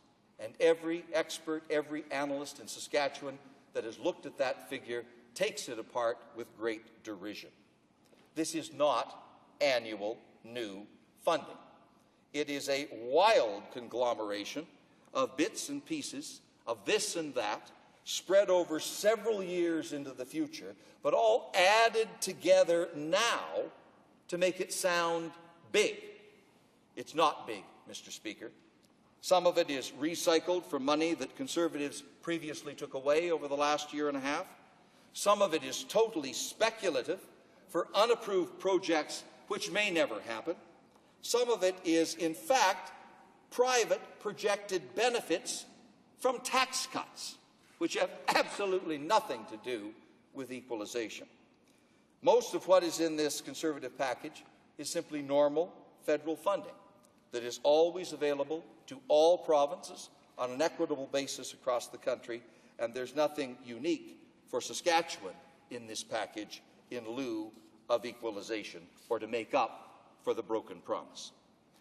Murray Mandrick, the political columnist who writes for the Regina Leader-Post, summed up the situation as follows, quote, "What we've got from all these Conservative MPs on their equalization commitment is unadulterated dishonesty, a calculated political effort to deceive the Saskatchewan people into believing their rehashed annual spending or one-time commitments in the federal budget are equivalent to the equalization commitment by their party," end of quote. Mr. Speaker, the facts are these. The Conservatives have in fact failed to tell the truth about equalization from the very beginning, from 2004, when they first began to talk about the subject. And you remember very well that we had a number of debates in this House, not just question period back and forth in the give or take of that sometimes rather hostile period in the House of Commons, but full opposition day debates and other debates about the future of equalization. The position from the Conservatives was always clear. Take non-renewable natural resources 100% out of the formula. And they never once mentioned a cap. They have, it seems to me, Mr. Speaker, taken a page out of the Karl Rove playbook for the Republican Party in the United States. If you tell a big enough falsehood loud enough and long enough without showing an ounce of conscience, you just might get away with it. But, Mr. Speaker, no one believes them anymore. And that's why this equalization issue is changed. And I hear the bravado from across the way. It's nice to have a little chutzpah. But the fact of the matter is their behavior on this issue has changed the issue. It is no longer some narrow technical argument about which complicated equalization formula is better. It's not a clash of various types of arithmetic and mathematics. That's past. The issue is now a character issue. It's a trust issue. It's an honesty issue. It's an issue that goes directly to this government's integrity, or, as most Saskatchewan people now see it, this government's obvious lack of integrity. Saskatchewan has been used and abused on this issue. Saskatchewan has been taken for granted. So have the people of Newfoundland and Labrador and Nova Scotia. And I think a very telling exchange with respect to the Atlantic Accords just took place a few moments ago in the course of the question and answer period before I began my remarks.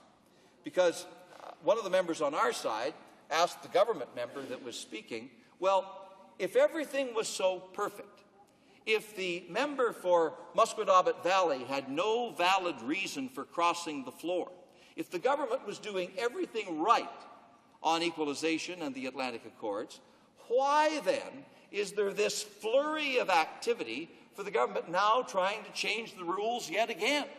If they've got it so right, why are they still trying to change it? Why did they offer, with 1 minute to go on Tuesday night, some deathbed deal to try to keep the member from Musquodoboit Valley from in fact doing what he intended to do and cross the floor? I think all members of this House have an enormous respect for the member from Musquodoboit Valley and for the courage that he demonstrated on Tuesday night. It's clear that his constituents have a very huge regard for him. It's clear that the public and the media in Atlantic Canada are praising his actions. What is equally clear, Mr. Speaker, is that there are observers and media commentators across this country that are praising the member, including in my province, in Saskatchewan, where they are asking, why wasn't there a Saskatchewan Conservative that was willing to demonstrate that kind of backbone? Mr. Speaker, the people of Newfoundland and Labrador and Nova Scotia and Saskatchewan have been betrayed, and so have a great many other Canadians in many ways by this budget. There's one common theme that underlies all of this concern. It is a sense among a great many Canadians that they have not been told the truth, a sense that they have been betrayed at the hands of a dishonest government. Mr. Speaker, the depth of that feeling, which exists in this country today and which is growing, the depth of that feeling is something that the Conservatives will not be able to cap. Questions and comments?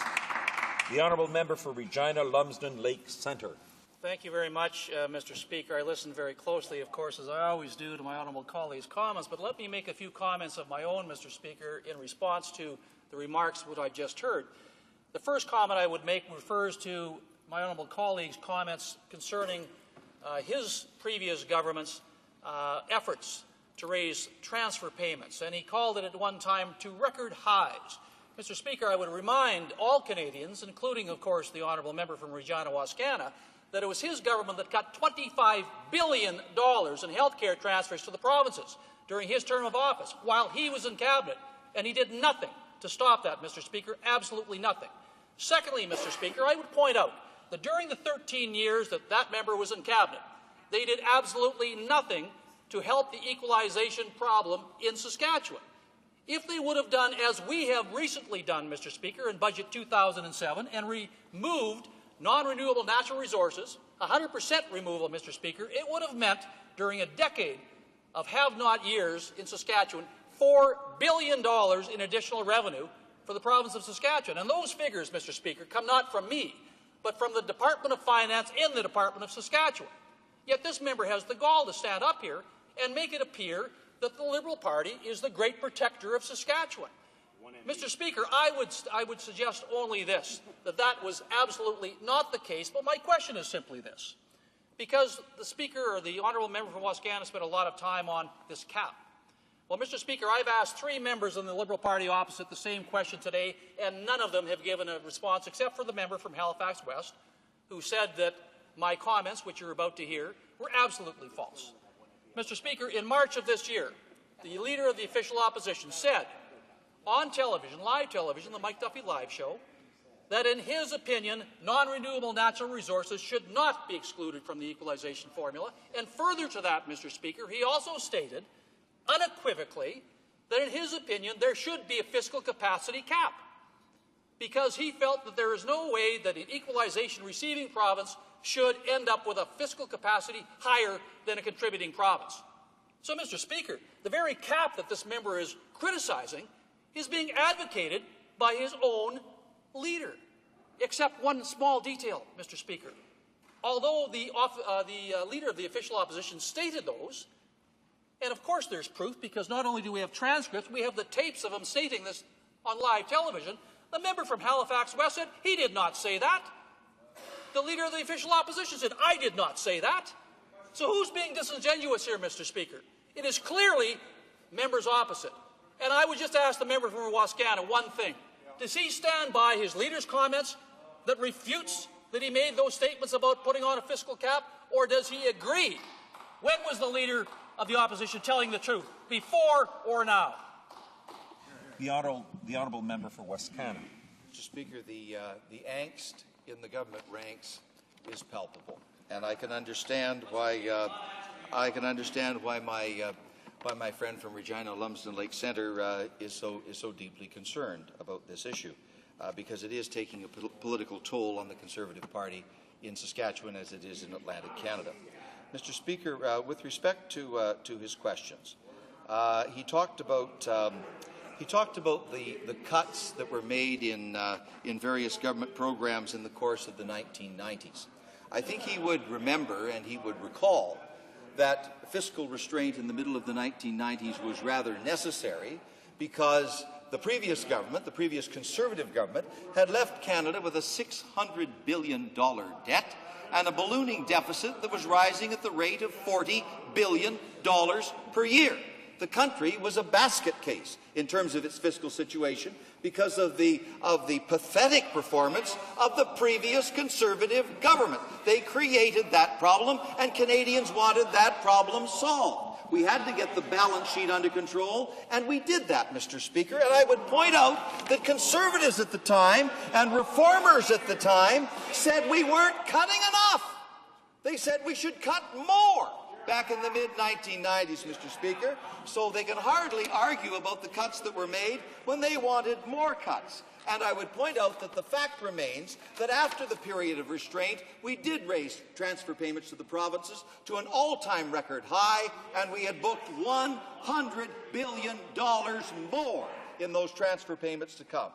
Secondly, Mr. Speaker, the honourable gentleman said Liberals didn't help the situation in Saskatchewan. I would point out that, in fact, we made changes in the formula that put $799 million in extra equalization benefits into Saskatchewan between 2004 and 2005. And finally, Mr. Speaker, on the issue of the promises that have been made, I would point out that it is his leader and his Prime Minister that made the promise of removing non-renewable natural resources, his leader and his Prime Minister, who said there would be no cap. That's the promise that's been broken, Mr. Speaker. Our leader has said that when he gives his word on an issue, you can honour that word. He will keep his word. He will not betray the provinces and the premiers like the Prime Minister has done. Comme il est 18h30. As it is 6:30, it is my duty to inform to interrupt proceedings and put forthwith every question necessary to dispose of the opposition motion. Seconded by Mr. Bryson. Moved that in the opinion of the House, the government has failed to live up to the verbal and written commitments made to premiers by the Prime Minister during the last election campaign with respect to the equalization program and the Atlantic Accords. Plaît-il à la Chambre d'adopter cette motion? Is it the pleasure of the House to adopt this motion? All those in favour of the motion will please say yea. Que tous ceux qui s'opposent. All those against the motion, please say no. In my opinion, the nays have it.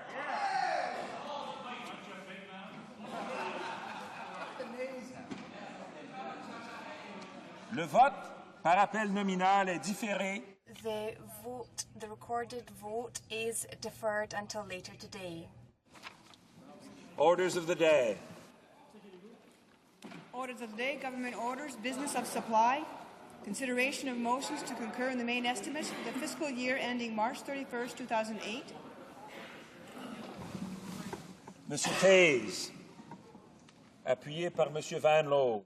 Mr. Taze, seconded by Mr. Van Loon, proposes that the main estimates for the first fiscal year ending March 31st, 2008 be adopted. Debate.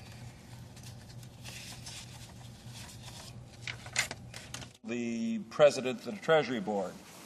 Well, Mr. Speaker, the form of this bill is essentially the same as that passed in previous supply periods.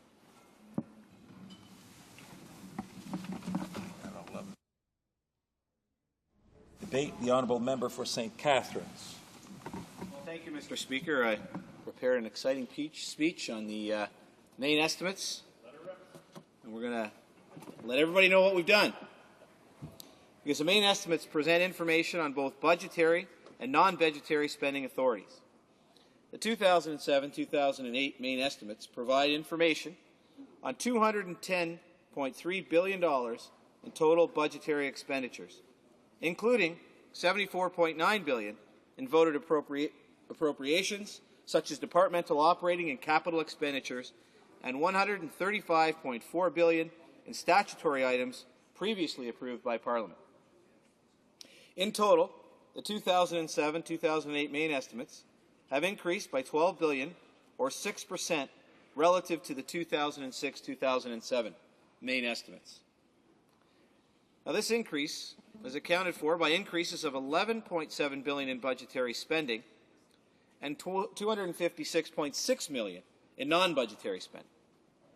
However, when the 2007-2008 main estimates are compared to the total 2006-2007 estimates, including supplementary estimates A and B, the year-over-year increase in total projected spending is $2.3 billion, or only 1.1%.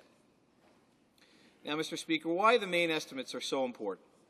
The estimates help to ensure parliamentarians and Canadians are sufficiently informed of the government's expenditure and resource plans, so that the government may be held to account for the allocations and management of public funds.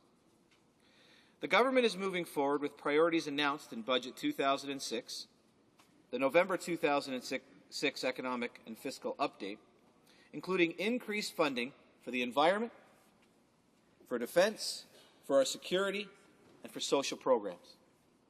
The 2007-2008 main estimates demonstrate that the government's approach to effective and transparent management of taxpayers' hard-earned dollars and its commitment to keep growth in spending to a rate that is sustainable. Now, Mr. Speaker, these main estimates show this government is keeping its fiscal house in order and taking the right steps to effectively manage taxpayers' hard-earned dollars and ensure that they do get the best value for government programs and services. The estimates, in conjunction with the budget and the economic and fiscal update, reflect the government's annual resource planning and allocation priorities. Now, last November, Finance Department released Advantage Canada, and it's got 4 core principles, Mr. Speaker. Number 1, focusing government, making sure that spending is efficient, effective, and accountable. The second is creating new opportunities and choices for people, creating incentives and ensuring opportunities for Canadians to succeed right here at home. The third part of Advantage Canada is investing for sustainable growth, investing in the areas that are needed for a strong economy, including scientific research, infrastructure, and a clean and sustainable environment. And finally, and fourth, Mr. Speaker, freeing business to grow and succeed, ensuring that government is facilitating business and not hindering growth through excessive tax or regulatory burdens. Now, those 4 core principles build upon the 5 comparative advantages, and those 5 are fiscal advantages, tax advantages, obvious infrastructure advantages, knowledge advantages, and what we're so strong at here in our country, Mr. Speaker, entrepreneurial advantages. Now, let me talk a little bit about 2007 budget spending. With respect to infrastructure, Budget 2007 delivers more than $16 billion to infrastructure, including the infrastructure funding provided in Budget 2006. Federal support under the plan will total $33 billion over the next 7 years. That is about, Mr. Speaker, $1,000 for every Canadian. An estimated $17.6 billion in base funding, $8.8 billion for the Building Canada Fund, $2.1 billion for the National Fund for Gateways and Border Crossings. Part of this amount will be used to make a contribution toward the cost of a new access road that will link a new crossing at Windsor-Detroit with Highway 401. Mr. Speaker, there's also $1.26 billion for the National Fund for Public-Private Partnerships, $510 million to the Canada Foundation for Innovation to enable it to undertake another major competition before 2010. The government will account for the funds as they are disbursed by the CFI to institutions. It is anticipated that $70 million will be provided to institutions in 2008-2009. Not bad for even those in my riding, students at Brock University, to enable additional young Canadians to pursue graduate-level studies.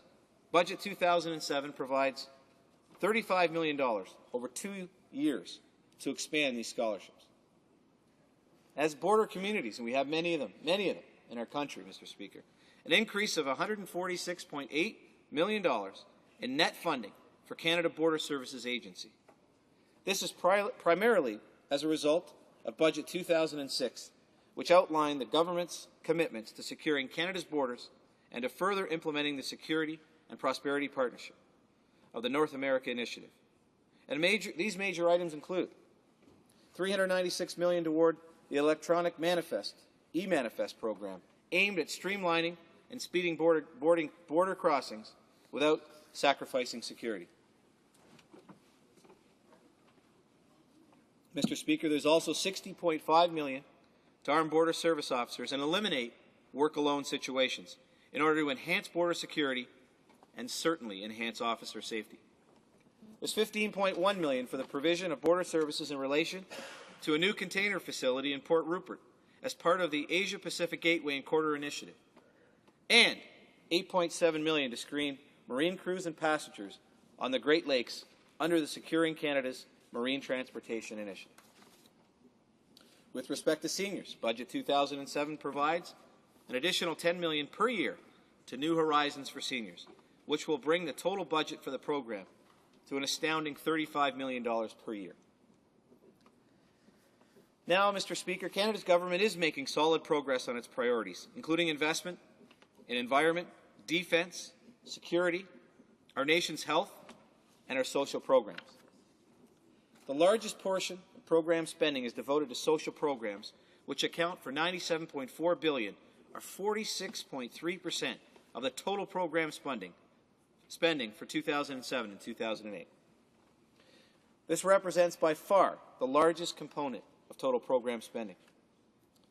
Of the remainder, spending on public debt charges, international immigration, and defense programs, and general government services account for an additional $82.9 billion, or 39.4% of total spending. And this government has made a commitment to ensuring that Canada's aid programs deliver tangible results while making effective and efficient use of our resources.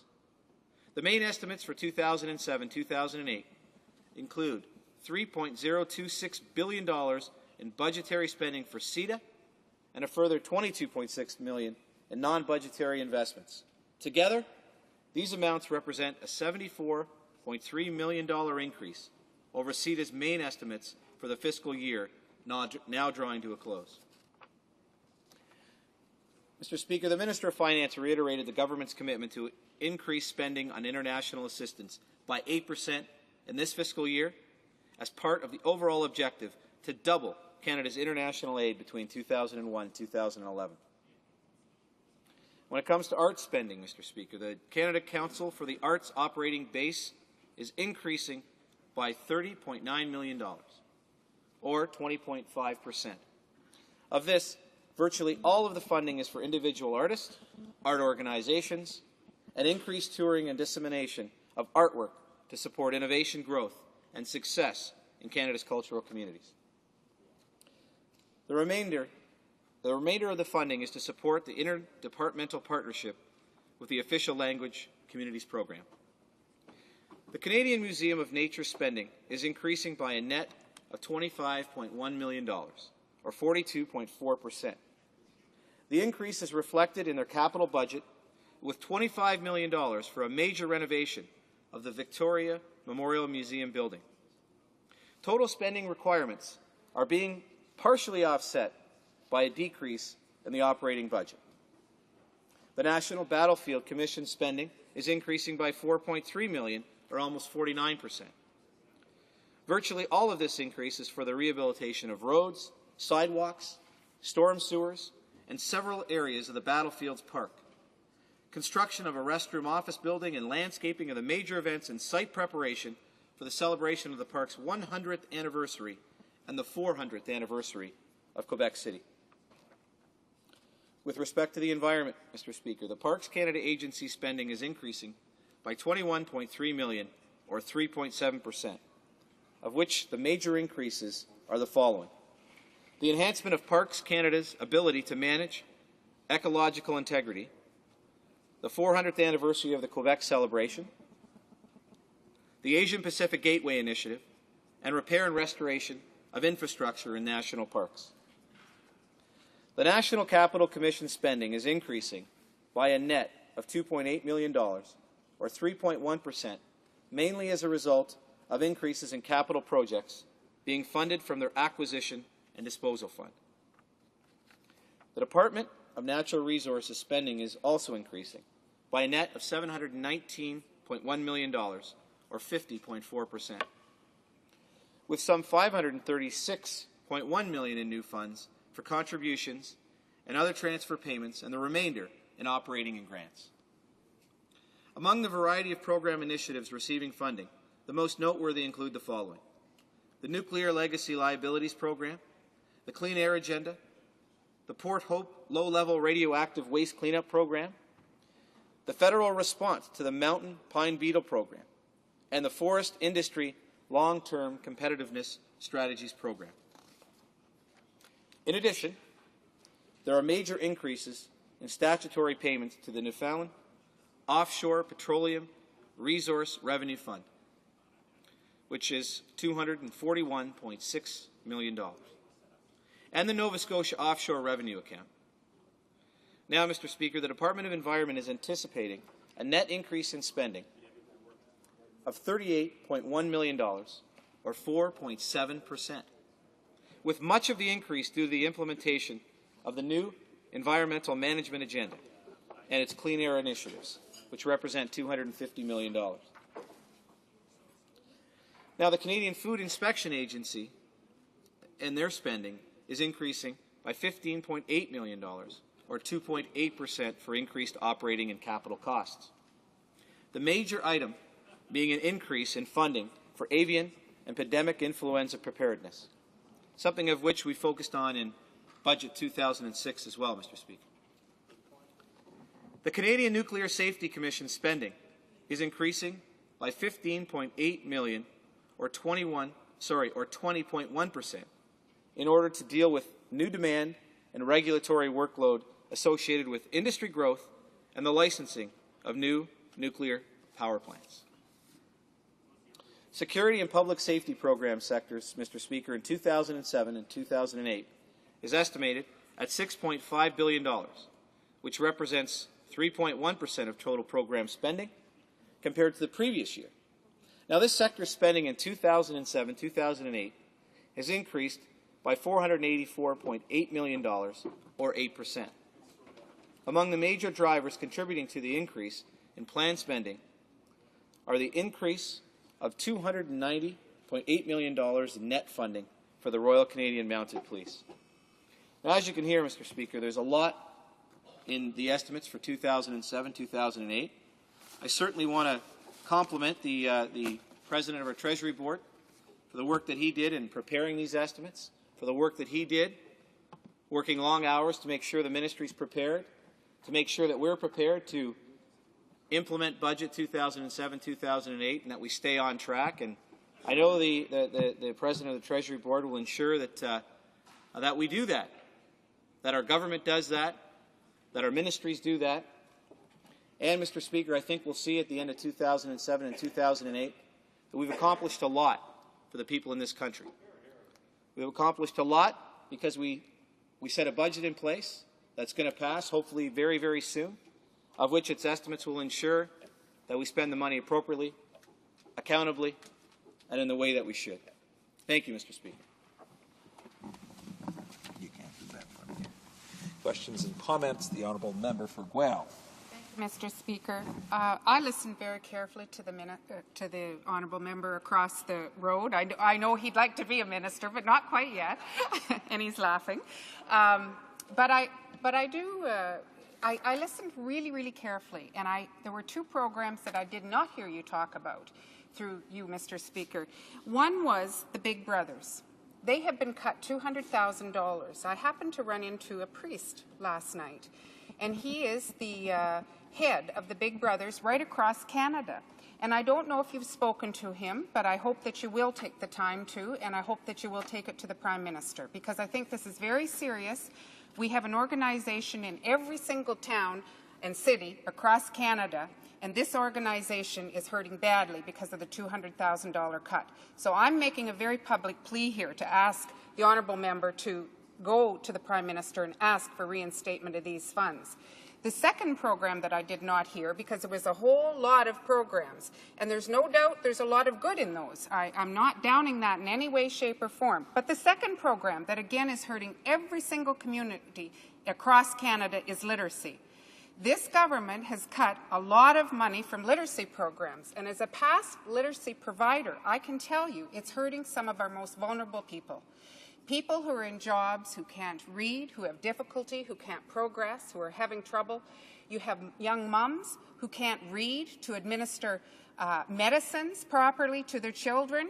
You put a lot of people at risk by attacking these two programs. And so my plea today is to say, if you will go to the Prime Minister, if you will ask him, will he reinstate money for Big Brothers? Will he reinstate money for literacy?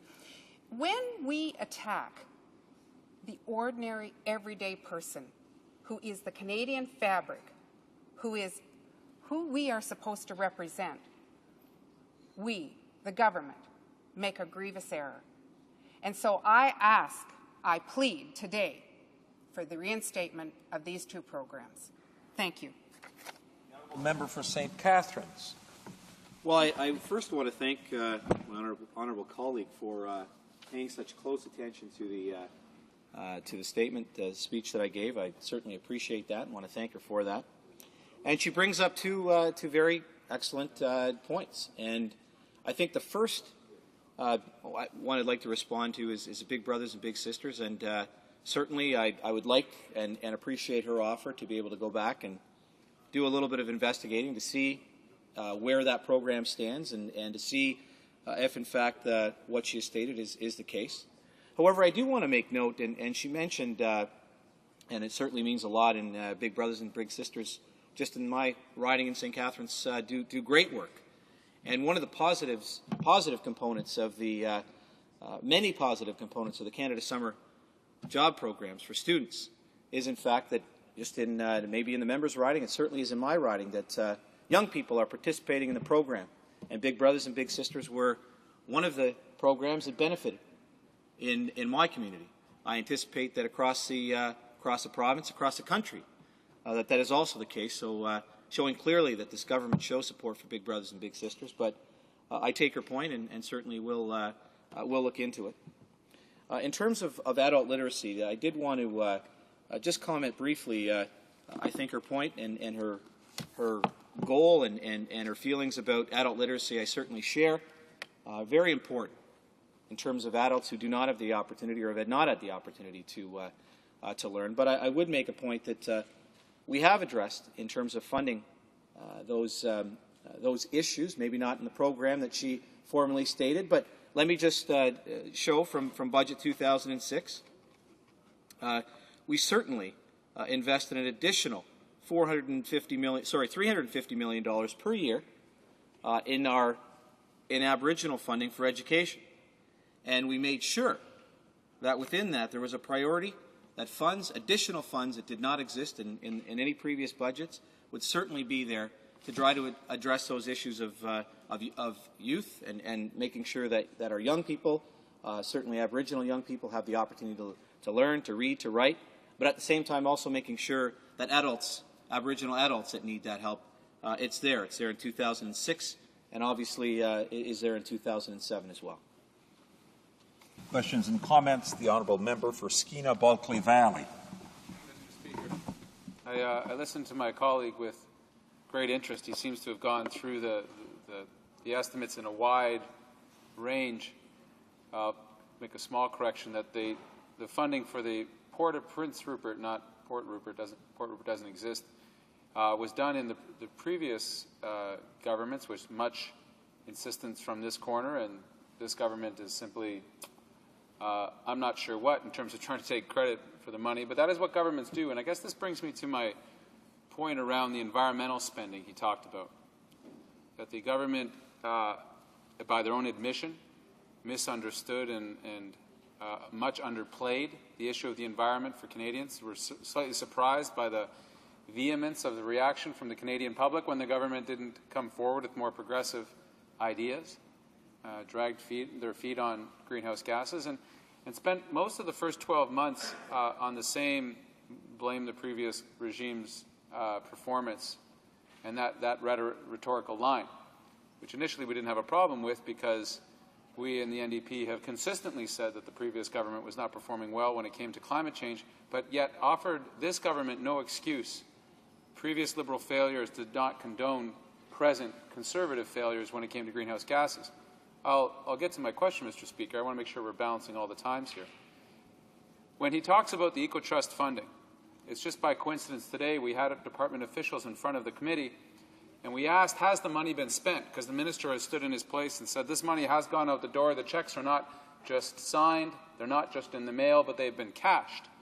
And yet when we check with the provinces, no one has seen any of the money. There seems to be an enormous discrepancy. And he's taking much credit and claim for all these environmental initiatives when the money hasn't gone out the door. And secondly to this, that there is not a single string attached to this money so that they will actually lead to reductions in greenhouse gases, further continuing Canada's deplorable record on greenhouse gas emissions, delaying action from other countries. It seems to me that it would be wise, before the government actually took credit for programs and spending and initiatives, that they actually spent the money. I know they were paying attention when they were in opposition to the Liberal government's tendency to re-spend and re-announce until it was beating a dead horse. But I would resist the temptation if I were this member, because it seems to me that Canadians need to know actually what's happened. And when he speaks to the environmental initiatives and the Eco-Trust funding, it hasn't happened. The money hasn't been spent. The money hasn't been delivered. The provinces haven't seen it. I wonder if he could take this opportunity to clarify the record a bit in terms of I know he doesn't wish to mislead Canadians or those that are watching. Correct the record here in the House to make sure that we actually understand what's afoot. Thank you. The honourable member for St. Catharines. Well, Mr. Speaker, the member raises a number of points. I would like to just briefly address them. And to his point about the expenditures with respect to the environment, certainly this government has taken a strong approach, and I take his comments about whether or not it's our job here to blame previous governments, whether it's our job here to, in fact, address those issues. And Mr. Speaker, I would simply say to that point, I won't even talk about casting blame, but more talk about what our commitments to Kyoto were supposed to be, and what hasn't happened in the past number of years. And obviously, to take the type of approach that the Members' Party would like to take would certainly bring this country's economy to its knees. That isn't our intent. That isn't going to be the approach that we take. And what we have done is we've set money aside. We've put money in the budget. We've developed programs, including Turning the Corner, which speaks specifically to the issues that the member speaks about. But let me tell you something. Inside of this budget, if it isn't passed through the Senate, Mr. Speaker, the money that is booked to be able to spend on the environment will have to come out of this year. And the difficulty that the member speaks about is a fair one in terms of where that revenue is going to come and where it's going to go and how much it's going to be spent and where it's going to be allocated. And I can tell you right now what we need to do, specifically to be able to address the issues he's mentioned, is get the budget through the Senate, Mr. Speaker, and get the budget through the House here. Resuming debate, the honourable member for York West. Thank you very much, Mr. Speaker, and it's my pleasure to be able to rise tonight and to talk about the estimates, and I'll be sharing my time with my colleague from Winnipeg Centre. As we all know, these debates are very important, and for the benefit of the many Canadians who are watching at home, I'd like to begin by explaining that this evening we are debating estimates. We're talking tonight about the money that is being spent, but we're also going to talk about the money that's not being spent. And I expect that you'll hear that clearly from this side of the House by the minority Conservative government. And I think it's important to remind Canadians that the Conservatives inherited from our great Liberal government the best fiscal situation in the history of Canada. Back in '93, when the Liberals took over as government from the Conservatives, what we inherited, to a great surprise to those who were elected at the time, was something like a $42 billion deficit. The country was almost at a point of bankruptcy for a variety of reasons. Certainly fiscal mismanagement was a big part of all of that. So we made a lot of commitments, that we had things that we had wanted to do, and we got into government and found out that that was impossible. And it took years of constraints, of having to cut programs, and for Canadians having to cope with all of that while we attempted to get ourselves out of the deficit position we were in. It was a difficult time. In contrast to the Conservative government of today that got in and found themselves with about an $11 billion surplus. So that was a very different thing. So they had lots of money to throw around in a lot of places. Hence, part of the reason for the discussion tonight about some of the areas that I would have liked to have seen them put some more money into. But this minority Conservative government, unfortunately, preferred to cut many of the important programs.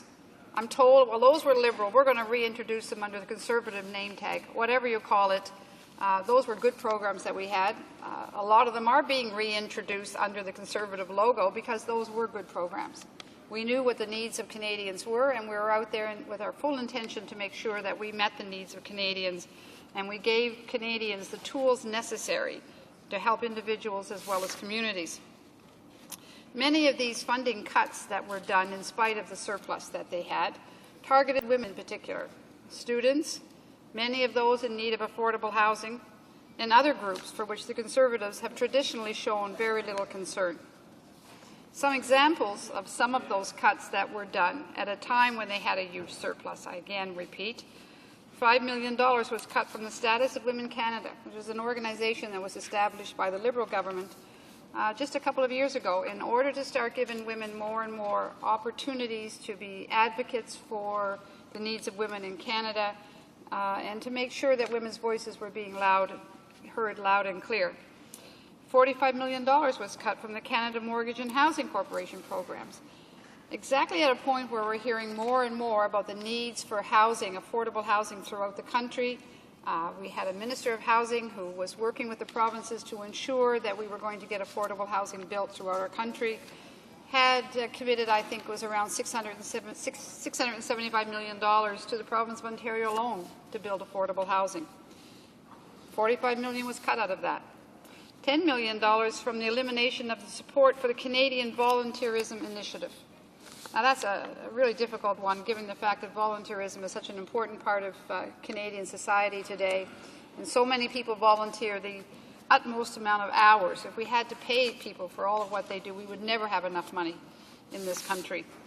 A $10 million cut from the elimination of the Youth International Internship Program, which was a wonderful opportunity for our young people to be able to travel abroad and to learn more about other countries and the rest of the world.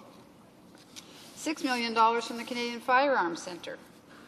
$18 million from youth employment initiatives. Now, clearly, we're hearing that through the summer employment programs and so on about the great need there is for us to have youth employment initiatives to provide opportunities for our young people to start talking about careers and being focused on where they're going to go in the future. $18 million was cut from the literacy skills program that my colleague just recently mentioned. It's unbelievable the amount of people that still can't read and write in Canada. And if we truly want to see our Canada aspire to everybody being a successful citizen, they need to be able to read and write.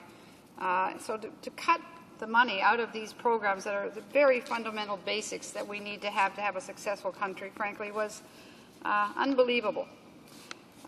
Court Challenges program, another $6 million, was looked upon as not necessary. Well, that program, if it wasn't for the Court Challenges program, we probably wouldn't have the Charter of Rights and Freedoms today. But these cuts are from programs that are very important in the lives of Canadians. Let's talk about childcare and all the spaces that weren't produced. The early learning and what early learning is all about. Early learning is not about childcare. Early learning is about investing in our youngsters right from the very beginning so that we can plan to have a positive future for them.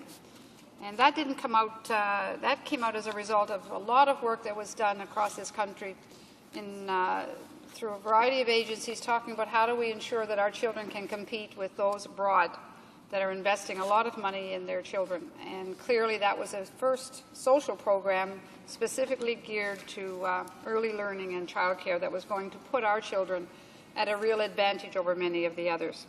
There's been a lot of evidence that has proved that the early learning contributes immensely to the development of children and helps to give children the best start in life. Clearly, Canada needs a high-quality early learning and childcare system, and I'm not talking about a babysitting system. Early learning is so important for our precious children to be able to get the best possible start. They need the highest quality early learning opportunities that we can provide in order to ensure that our children can grow and to prosper. Ever since the election of this minority Conservative government, childcare and early learning have also suffered immensely. The Prime Minister's so-called universal childcare plan is not childcare. It's an allowance, much to go back to what used to be a baby's allowance that used to come in, that people used to get in the mail. It's a meager one at that. It's taxable, it's unaccountable, and certainly it's not a plan by any means. And the Prime Minister promised to provide funding for 125,000 new childcare spaces. I could still hear the Minister this day saying how they were going to produce this 125,000 childcare spaces. Haven't seen one created yet. But once he got into power that he so desperately wanted, he cut the funds to childcare and hasn't created one space that they can talk about. My government had committed to giving every child a good start in life. The previous Liberal government invested $5 billion over 5 years for the creation of a Canada-wide system of early learning and childcare based on the principles of quality, universal inclusiveness, and accessibility. All very important principles. 10 provinces had signed bilateral agreements to increase investments in early learning and childcare. And as a nation, we were moving forward with our plans to create a new national system. Just getting 10 provinces to agree on something like this was a huge amount of work and something that we all desired, and we had to give it its time to come to fruition. We also had to have the money, and it took that long to get it all together and organized. But sadly, this government, Conservative government, had cancelled all of the agreements and undone all of the good work that had been done. Mr. Speaker, cutting adult literacy programs I indicated earlier is another heartless act by this government. Literacy reaches far and wide. To foster a healthy, vibrant economy, we must ensure that our population has strong literacy skills. If Canada is to maintain its place in the world, we must improve literacy skills, especially for our most vulnerable citizens.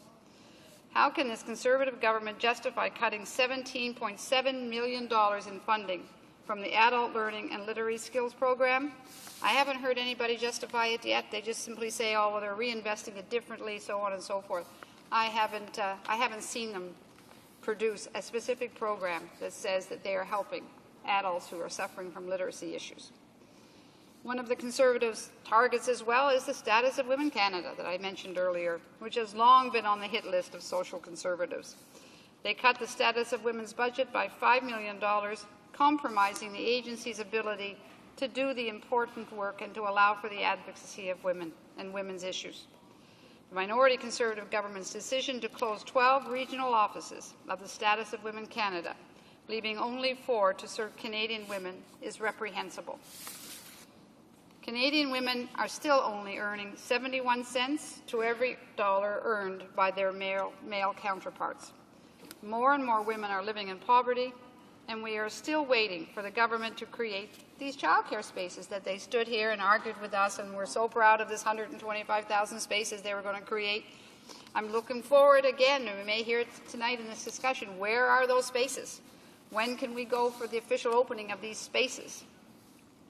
With the closure of these regional offices of the status of women, the government is taking away one of the very few remaining resources for women to be able to get the kind of assistance that they need, for the government to also be well aware of what are the issues facing women today and what is the government's role in ensuring that women have full access to opportunity. That's the reason those 12 offices were created across Canada. These offices were established to assist women in advocating for equality. Clearly, this Conservative government is against that goal of equality, just by the kind of cuts that they're making. This year, we celebrated the 25th anniversary of the Canadian Charter of Rights and Freedoms, something that I believe every one of us in this House are very proud of. The Conservatives have undermined the Charter at every turn. Clearly, I don't think they believe in it at all. By cancelling the Court Challenges Program and the Law Commission of Canada, by endangering judicial independence, and by trying to stack the courts. A Liberal government would reverse the steps the Prime Minister has taken to weaken the Canadian Charter of Rights and Freedoms, which we all stand by, which is there to defend each and every one of us. The Charter is the centrepiece of Canadian democracy, and its legacy is too precious for us to remain indifferent to those who would seek to undermine it. The Liberal opposition will not permit the Charter to be weakened by a federal government not committed to keeping it accessible to the Canadian people. We will continue to fight the cuts to the Court Challenges Program, as there are other groups clearly doing the exact same thing because they understand the value of it. It had been cut some years back in the previous Mulroney government, and I gather after about 5 years of protest, reinstated the program because they realized just how important that was. For such a small amount of money of $6 million, it delivers a huge amount of opportunity for people to be able to get their points across. So no wonder Canadians don't trust this government, Mr. Speaker, from politicizing the public service and cancelling the Court Challenges Program to stacking the judiciary and undermining the Charter of Rights and Freedoms. This government's ideological attacks are designed to reshape Canada to fit their narrow, neoconservative views. Thank you for the opportunity, Mr. Speaker, to be able to join and participate in this debate tonight. It is important. Every time we talk about budgets, they're important to all of us, not only as parliamentarians, but as to Canadians. There's always a fair amount of benefits to the country when those budgets are there, and it's important that we move forward. I gather I still have a minute or two, Mr. Speaker? Oh, I gather the time is up. All right. Thank you very much, Mr. Speaker. Questions and comments? Honourable Parliamentary Secretary to the Minister of Human Resources. Yes, Mr. Speaker. I just listening to the member, I wanted to remind her what we have done for women. Example, INAC, we began the process to address matrimonial property rights for Aboriginal women. We've increased funding to on-reserve family violence shelters by $6 million.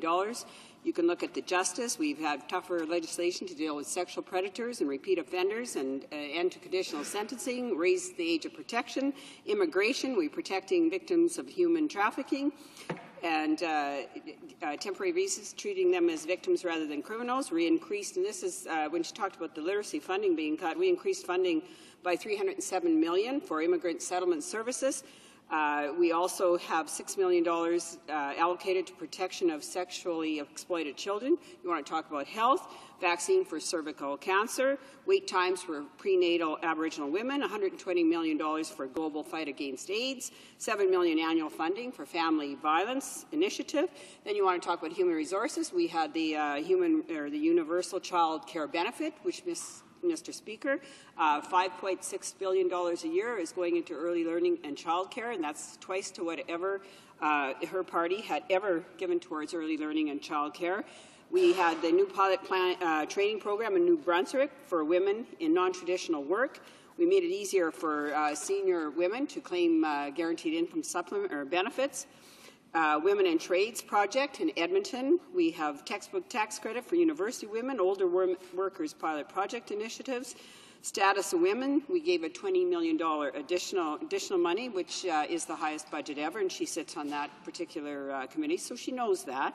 International cooperation, we have $45 million over 5 years to UNICEF, which will provide medical treatment to children and mothers in Bangladesh. We could talk about... Order. I'm sorry, the Parliamentary Secretary can't go on forever. We need to give the... Mr. Speaker, you know, I have a list as well of all of the things that were cut, and I have a list of all of the wonderful things that we did as when we were in government. You know, the role of government is to make sure that we're meeting the needs of Canadians. That's what it's all about. And they clearly have their priorities and their ideology, and will function that way. We as Liberals want to make sure that we are building a healthy Canada. And that means that when all of us made the cuts, when the Liberal government had to make the cuts because we had a huge deficit to deal with, all of us as Canadians had to buckle in, and we all had to live within those cuts. Once the money started coming back in because the economy was doing well and so on, well, then you have the money to reinvest in its people.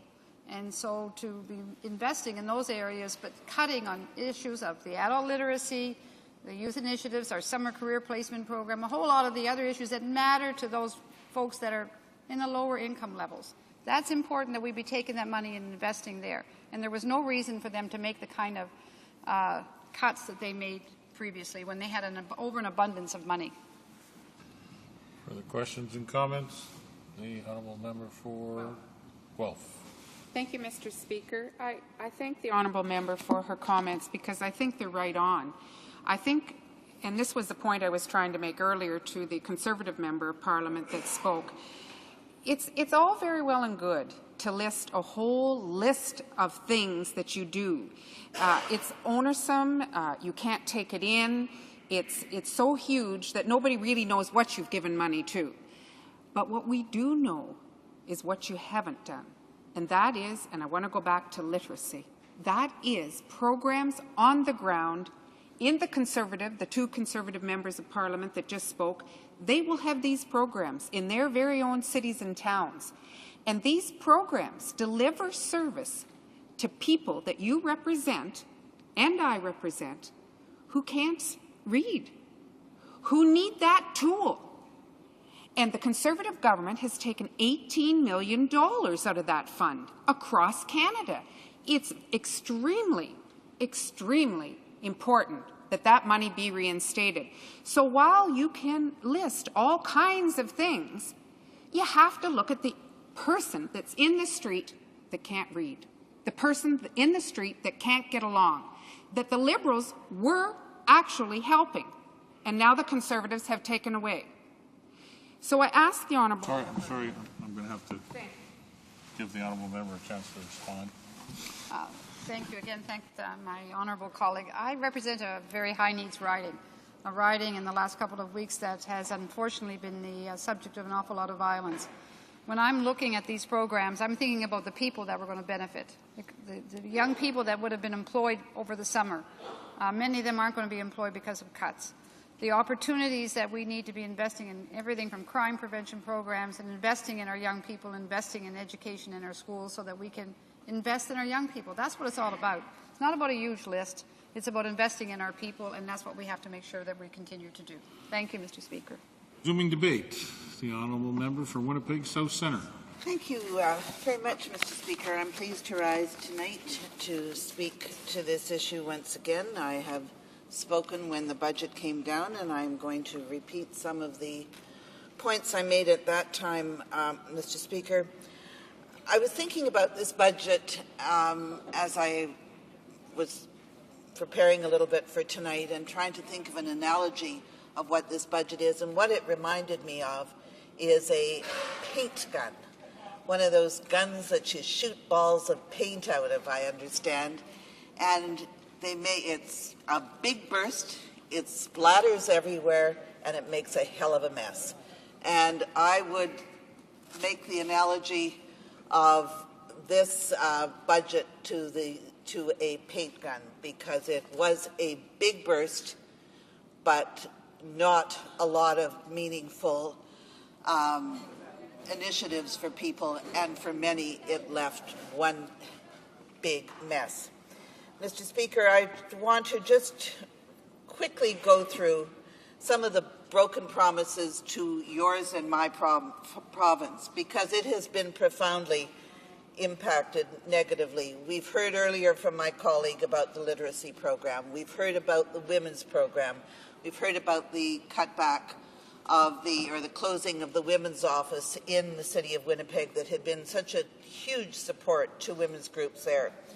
We've heard in previous times about the cancellation of the Labour Market Partnership, a signed agreement with the Government of Canada, a signed agreement with the government, Mr. Speaker, not with the Liberal Party, $129 million gone. We heard about the impact of, we've heard much about the Court Challenges program in and of itself, the merits of the Court Challenges program, what it means to women's groups, what it means to other minority groups, to Francophone groups.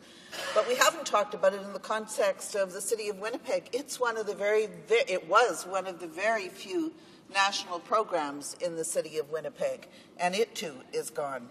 The Homelessness Initiative, Mr. Speaker.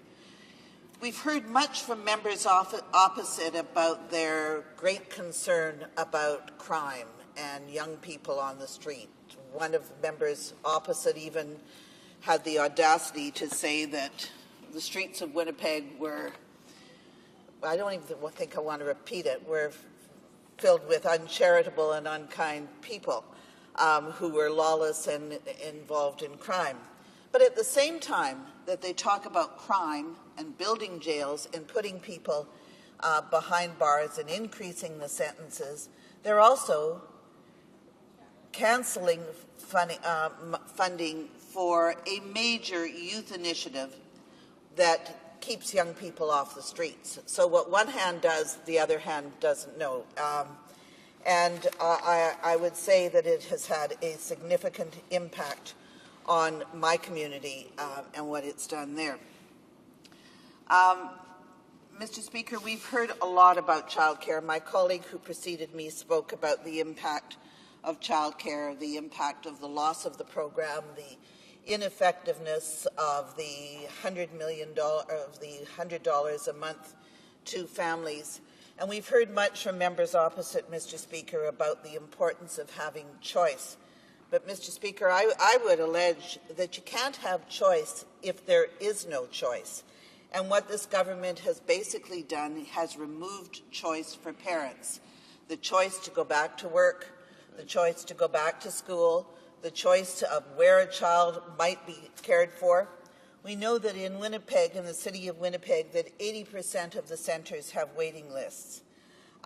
We know that in the province of Manitoba, it was slated to receive $176 million over 5 years. We know that the program was cancelled.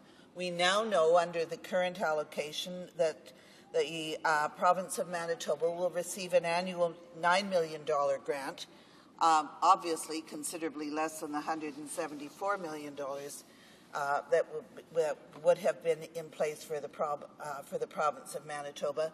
And we also know that the $100 a month might, Mr. Speaker, provide 3 days of child care for a family in the city of Winnipeg. So as I say, the city of Winnipeg, the province of Manitoba, which had a well laid out plan for the development of child care, for the development of skilled training, skilled workforce, it's gone. And there is much challenge and much struggle to maintain that. We also have to look at childcare, Mr. Speaker, not simply as a social issue, but as an economic issue. And women can't go to work if they don't have the option. And I've heard recently of women who have been leaving their employment because of the inability to access childcare or safe, good childcare for their children. So I think we have to be wary of that. Mr. Speaker, one of the very large disappointments in the province of Manitoba is the funding or the lack thereof for the remediation of Lake Winnipeg. You know and I know that for many, the Lake Winnipeg is a symbol. I've heard many call it their beloved Lake Winnipeg. It's a form of economic development. It's a place for recreation. It's a place for memories. It's a place for history. It's beautiful. It's an inland ocean. But unfortunately, it needs considerable remediation. You will remember that the previous government made a commitment for the restoration of Lake Winnipeg for $120 million. What we have now is a small sum allocated now for the cleanup of Lake Winnipeg, which one of my colleagues said might be enough to rake the beaches. But if you're going to clean up Lake Winnipeg, let's not do it in a messy way. Let's do it in a way that will have a real impact, a real outcome, and that will serve for generations to come.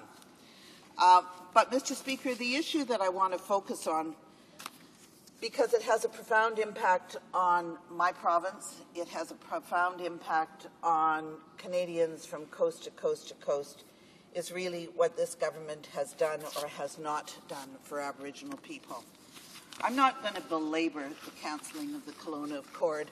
We've talked about it here in this House. We've talked about it in committee.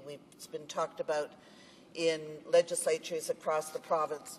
But first and foremost, that has had a profound impact, a profound disappointment, and really Kelowna has become a symbol of hope for many, and that hope has gone. What I do want to mention, Mr. Speaker, is when we hear the minister opposite speak about funding for Aboriginal peoples, on Budget Day, March 19th, I heard the minister in the course of 3 hours give 3 different figures. The budget document said $9.1 billion. He later said $10.1 billion. And at a scrum out there outside this House, he actually used the figure $11 billion. The monies used or portrayed as being used for Aboriginal people are being provided as misinformation or not factual information to Canadians, Mr. Speaker. What other group in Canada has the amount spent in their area factored out to a per-person cost? We don't hear any other group singled out as how much we spend per individual in that group. And I think, Mr. Speaker, that that's quite shameful. We know that in Aboriginal communities, we've been hearing that they are taking great initiatives, but what the minister is not telling us, Mr. Speaker, is that he's taking dollars committed for one community and reallocating them for another community. My colleague from Kenora told me just yesterday of 2 projects being cancelled in his community, one for a school, one for a treatment facility. Was a reallocation of monies that probably went to Pekanjikam. I would say to you, Mr. Speaker, I want to quote what some of the Aboriginal leaders said. Angus Toulouse said, "It's scary. If people aren't heard, if claims aren't being addressed, you can bet that there's going to be more confrontation and barriers."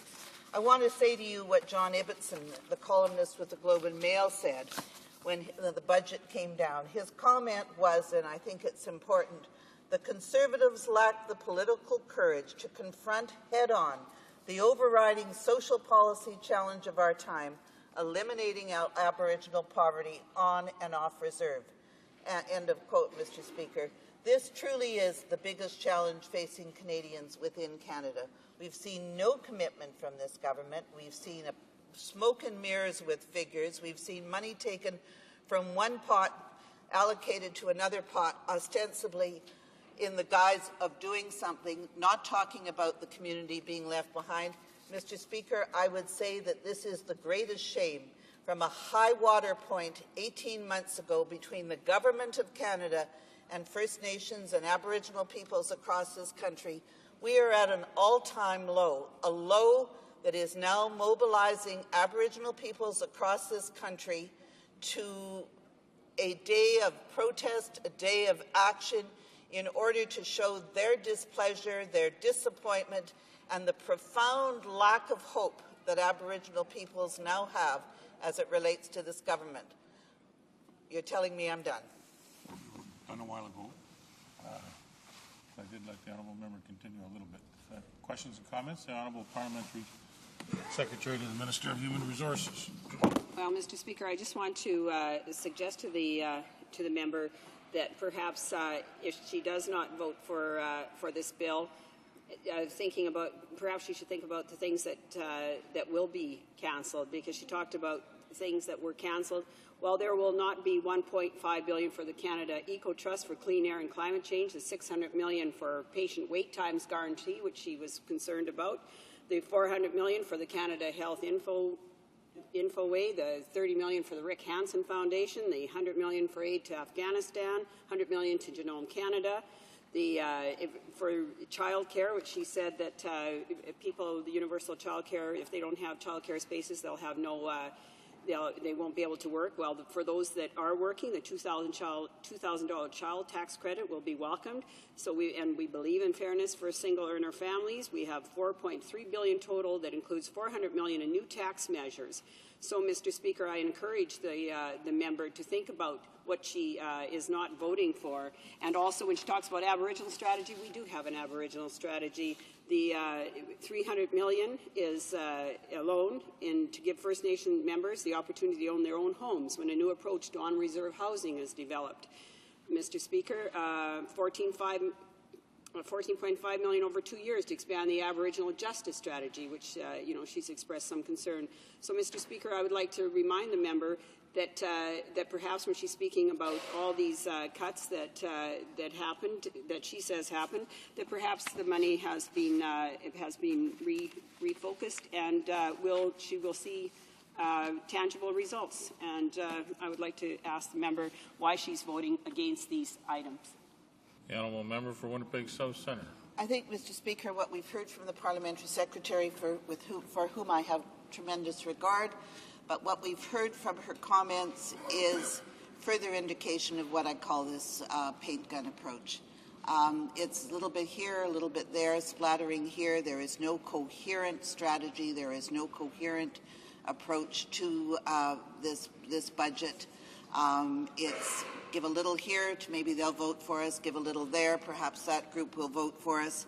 And it really is deceptive. In terms of the Aboriginal items that she cites, Mr. Speaker, I would remind her that the $300 million identified for housing was identified in the previous budget and re-announced in this budget.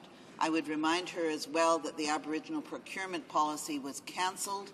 It's had a profound impact on Aboriginal businesses across the country, many of whom have had to go out of business because of the cancellation of this project. I would remind her of the cancellation of the Aboriginal language funding, which also is having a profound impact on Aboriginal peoples across the country, and in some cases not allowing them to celebrate Aboriginal Awareness Day on June 21st. So, Mr. Speaker, there are significant implications in this budget, and I find it very difficult to support what I call a spattered approach. Further questions and comments? The honourable member for Selkirk-Interlake. Thank you, Mr. Speaker, and I just want to comment on the honourable member from Winnipeg South Centre had talked about Lake Winnipeg. And Lake Winnipeg, of course, is something that all of us in Manitoba love and appreciate. I know that the honourable member enjoys a great deal of time along Lake Winnipeg. She has a cabin in my riding, and I know that it's something that is dear and near to her heart as it is mine. In this budget, we announced $7 million in new funding for Lake Winnipeg, and she's criticizing that investment. That's the first investment ever from the federal government in the actual cleanup and restoration of Lake Winnipeg and trying to reduce the nutrient loading that we have going on. She talks about commitments that were made in the past. Those are unbudgeted commitments. Essentially what she was talking about was election promises that were never delivered upon. And we got to get past that false pretense that they were going to do more, because they had 12 or 13 years to act upon that and never once delivered on the problems that we're facing Lake Winnipeg. So let's accept the fact that there is $7 million in this budget that she should be supporting to clean up Lake Winnipeg, Mr. Speaker, so that our communities and our drinking water and the beaches that our children love and enjoy can finally be addressed. Honourable member for Winnipeg South Centre. Thank you very much, Mr. Speaker, and the member opposite and I have had conversations about Lake Winnipeg. And I would point out to him that it was an investment, and it was an investment and a commitment made by the previous government for Lake Winnipeg in his riding, which we support. I recognize that monies are being committed to Lake Winnipeg, but Mr. Speaker, I would say it's again part of a spattered approach. It's not a comprehensive strategy. It's part of a little bit here and a little bit there. Let's see a comprehensive plan. Let's see a multi-year commitment to the cleanup of Lake Winnipeg. Let's see a multi-year commitment to research and development and a cleanup of the whole watershed. That's what's required. We need a long-term investment, and it's important for Manitoba. Reprise de débat. Resuming debate, the Honourable Member for Gatineau. Thank you, Mr. Speaker. Mr. Speaker, this evening I am here to speak about the government's last budget, a budget that was introduced on the 19th of March. Mr. Speaker, as you know, there are some aspects of it that must be improved, and we should do this in a collegial fashion. We should speak frankly in order to help improve the outcome for the population, and if there are any errors, we should be open to correcting them. Mr. Speaker, I would like to discuss a few points this evening. A few points that are in the budget, but nonetheless need to be discussed. Firstly, I would like to talk about the program for supporting festivals. I had the opportunity to discuss this issue with various organizations, volunteer organizations who set up festivals. They have festivals planned for summer 2007. $30 million has been provided for the current financial year for festivals. And a number of these groups are being told by Canadian Heritage and the government that they are reflecting upon how money will be allocated. But here we are, we're already in the month of June, and this is what they're being told. They're being told that they may well have to wait till the fall in order to be given a straight answer on the way in which the funds will be allocated. When you talk about summer festivals, then you have to respect the organisers of these festivals in Quebec and in elsewhere.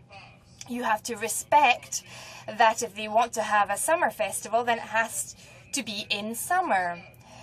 The Conservatives talk about the Crédit Social, where they said there were just 4 problems in Canada. They said those 4 problems in Canada were spring, summer, winter and fall. That's what the Social Credit said. And this brings me back to the summer festivals. They have to wait until fall to get their answer, and that's not acceptable. I would like to draw your attention to the value of these festivals. What do these festivals mean for the Canadian public? I was speaking today with an economist from the Economic Institute of Montreal, and on a radio show on GRC. And I heard some very interesting things. So interesting that you might fall off your chair, Mr. Speaker. I heard that festivals were crucial, but at the same time it was leading to money being sent elsewhere.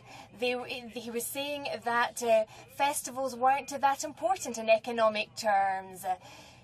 He was saying that if you spend $1 here, it's just the same as spending $1 there. So this person was saying that festivals were not that important. And I have to underscore that a festival is important. A festival allows a community in a region to flourish. A festival that flourishes brings people into the region.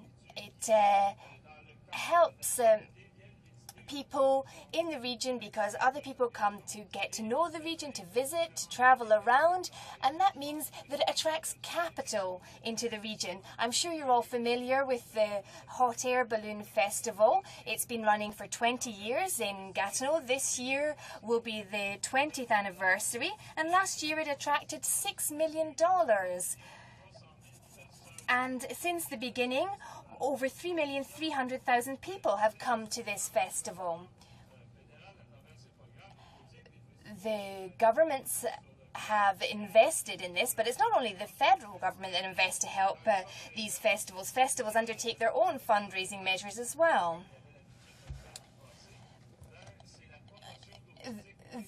It's important for promoting tourism in the various regions. And if we can't have these festivals, then we won't be able to get the same number of tourists and the same number of artists. But there's also the question of pride. It's something that allows us to help a culture flourish. It allows people to discover other cultures, depending on what's on the programme at the festival. And it's important because it shows an open-mindedness, and that's something that is really achieved through these festivals.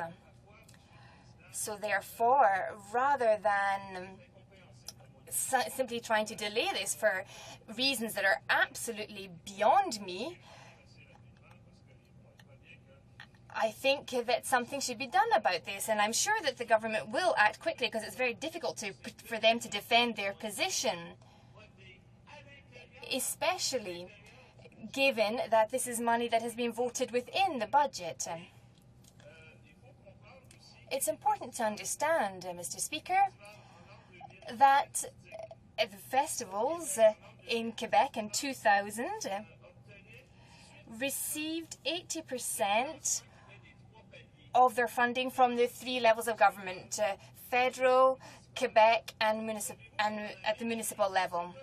In the same year, in 2000, in the United States, where capitalism is something of a religion, 23 to 26% of the funding for festivals came from the levels of government.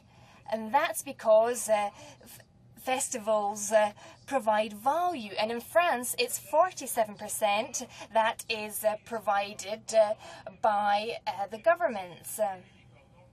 I would say that the Conservatives then should open up the purse strings before summer's over. Otherwise, the situation is going to be frankly ridiculous. Faced with this situation, I think that the Conservatives have to understand that they have to respect the promises that they made. I would also like to talk about a troublesome situation. On a very grave day, the 25th or the 26th of September 2006, the federal government abolished the court challenges program, and in March did not consider it fit to reintroduce this program. And this is in spite of the number of stakeholders, both from French and English minority language communities, what they had said. The federal budget involves $5 to $6 million of cutbacks. When I was at university, at the University of Ottawa in the 1980s, I said the 90s, but I have to say it was in 1980, one of my professors, when I was studying political science, said that $1 million in the federal government's pocket is the same as 1 cent for your average worker in Quebec or Canada. When you cut a program such as the Court Challenges program to the tune of $5 to $6 million in this overall budget, perhaps $5 or $6 million isn't much, but it does have its effect. And furthermore, it's an ideological cutback. What the Conservatives are trying to do is prevent people from challenging federal authorities or departments or school boards that are not respecting the law of the land, that are not respecting the Constitution. The government has an army of lawyers, and so what sort of a position does that leave the poor person that wants to defend his rights in? It's not a fair match. The federal government has its own army of lawyers, and they are therefore in a stronger position, and this is simply unbelievable. But what is even worse, Mr. Speaker, and often the Conservative colleagues say that the Bloc didn't support S3. It was adopted on division.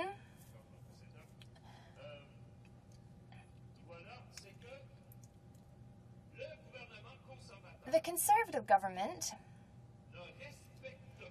does not respect the Official Languages Act. And this is evident by the fact that they did away with the Court Challenges program.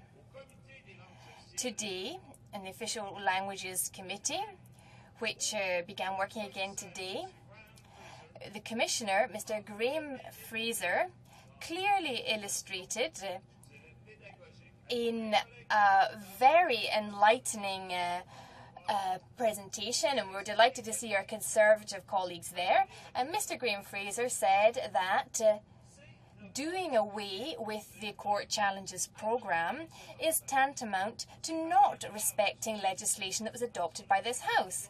This is extremely serious. If you get a traffic ticket, you have to pay the fine, don't you? And here, the government didn't respect the law of the land. What is important to understand is that witnesses appeared before the committee on this subject, people that work in the field, or other people that have struggled for official languages, communities. You may well remember the Montfort hospital affair. You're familiar with that. You were around in those days. And at the time of the Montfort hospital affair, the Ontario government wanted to abolish this French language hospital here in Ontario, in the province in which I was born, and the province in which my youngest daughter was born. Indeed, she was born at that very hospital. People came along to talk to us about this situation, and they were told by our current Prime Minister that the federal government was not going to pay Liberal lawyers for the Court Challenges programme. Yet Ms. Lalonde and Mr. Gratton, who were there to talk to us, told us that the lawyers that were at the Montfort hospital to fight against this egregious act by Mike Harris and previous members of his administration that are now in this administration, they did it at no cost. They did it pro bono. And as for it being partisan, Mr. Benetton was the press secretary for Brian Mulroney. As far as I know, it wasn't the Conservative Party at that time, it was nonetheless the Progressive Conservative Party. And Ms. Gratton, her name was Gisèle Gratton, has already been a candidate, and wait for it, she's already been a candidate for the Ontario Conservative Party. So all of this mess all this nonsense that the Conservatives are talking about partisanship, it's not the case here. And I see that they're blushing, and that's because they are ashamed, and as they ought to be. The Court Challenges programme was then abolished for ideological reasons.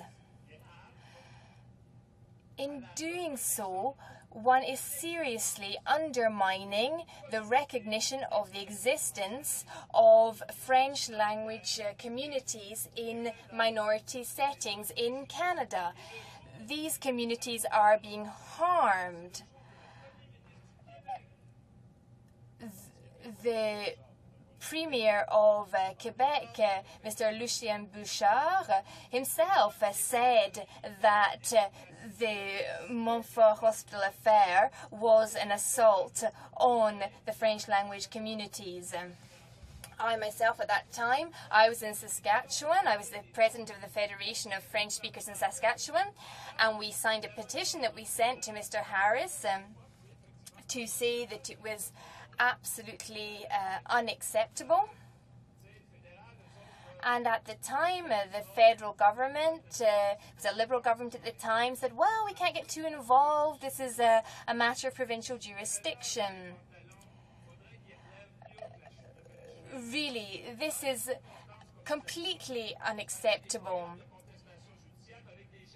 It is. This is why we need the Court Challenges programme. You need to be able to make sure that minorities have their rights respected.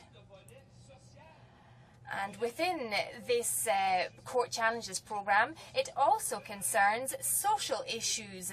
For example, issues relating to poverty or people who are living with a disability. People who have to take their government to court just to be able to get the same services that people who are not living with a disability automatically have. This program was evaluated in 1997 and in 2003, and in these evaluations it was said that the Court Challenges program met the needs of people in Quebec society and in Canadian society. It said that if the program had not existed, then we would not be where we are today, with terms of respecting of rights, access to education for people living in a minority setting, and also access to services for those living with a disability. And it is very important to bear that in mind, Mr. Speaker.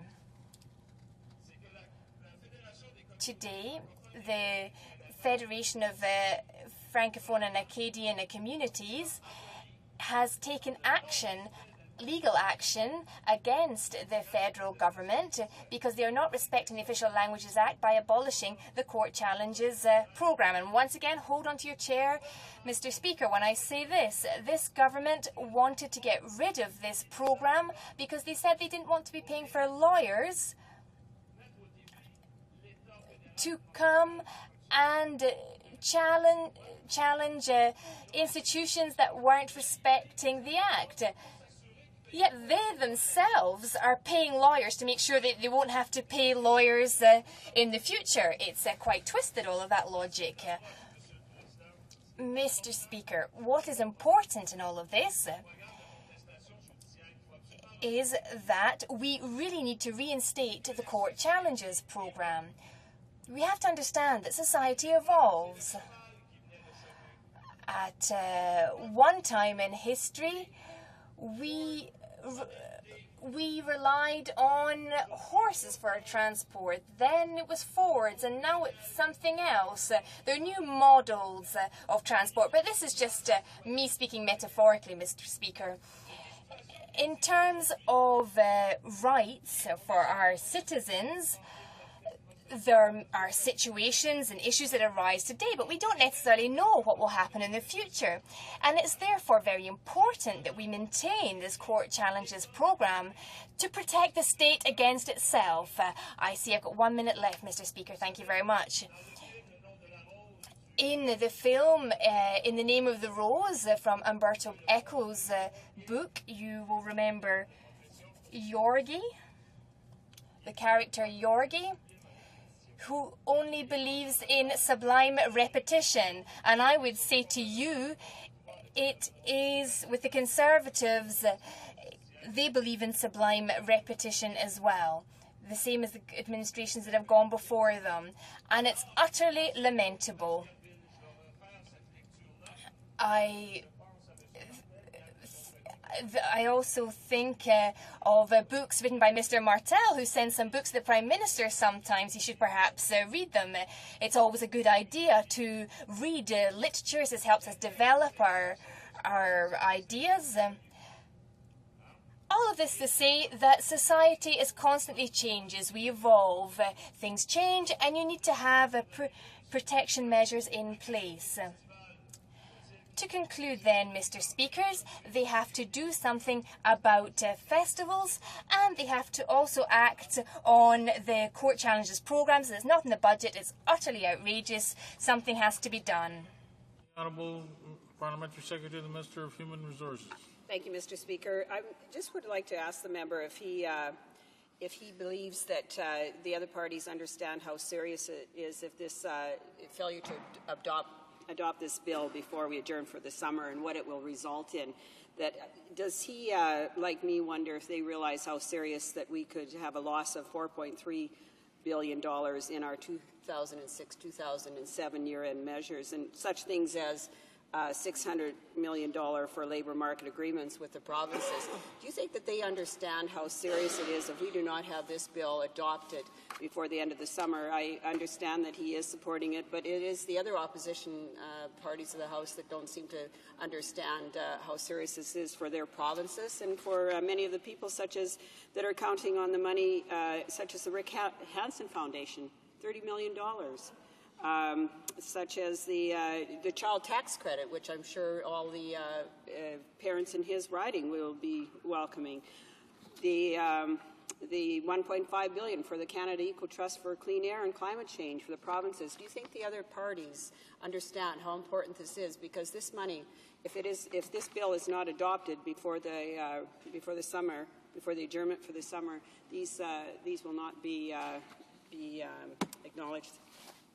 The Honourable Member for Gatineau. Thank you very much, Mr. Speaker.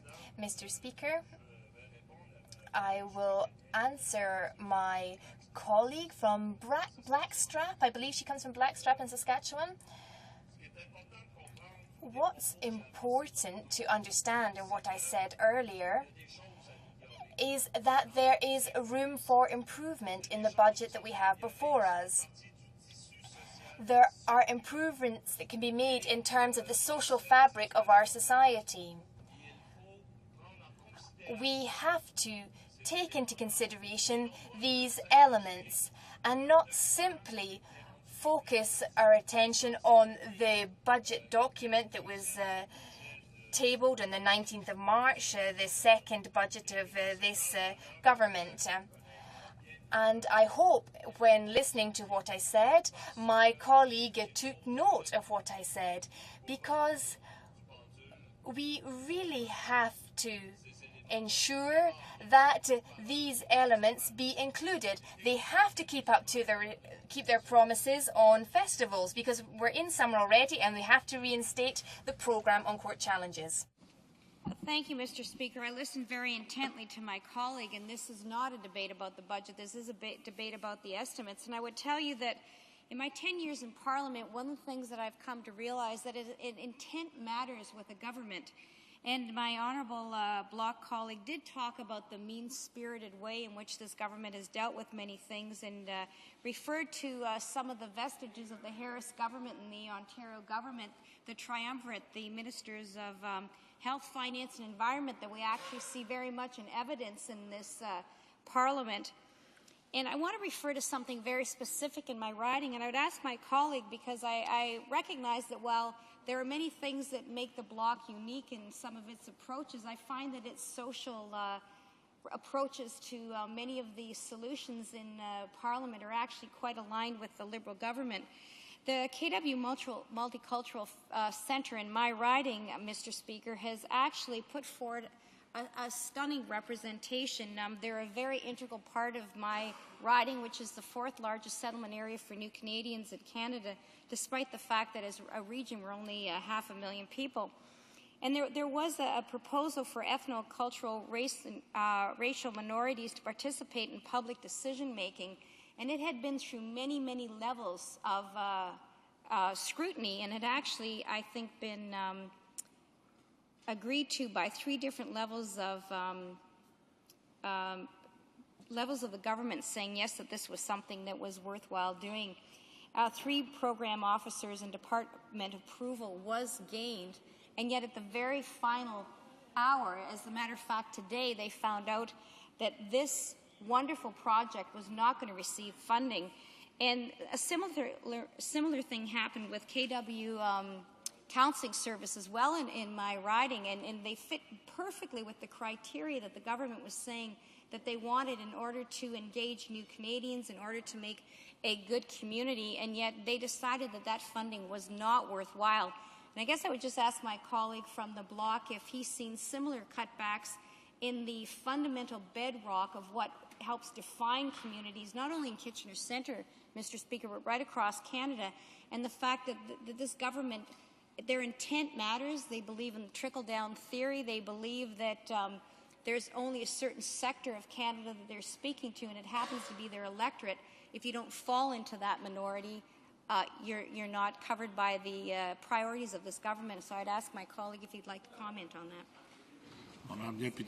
The Honourable Member for Gatineau. Thank you, Mr. Speaker.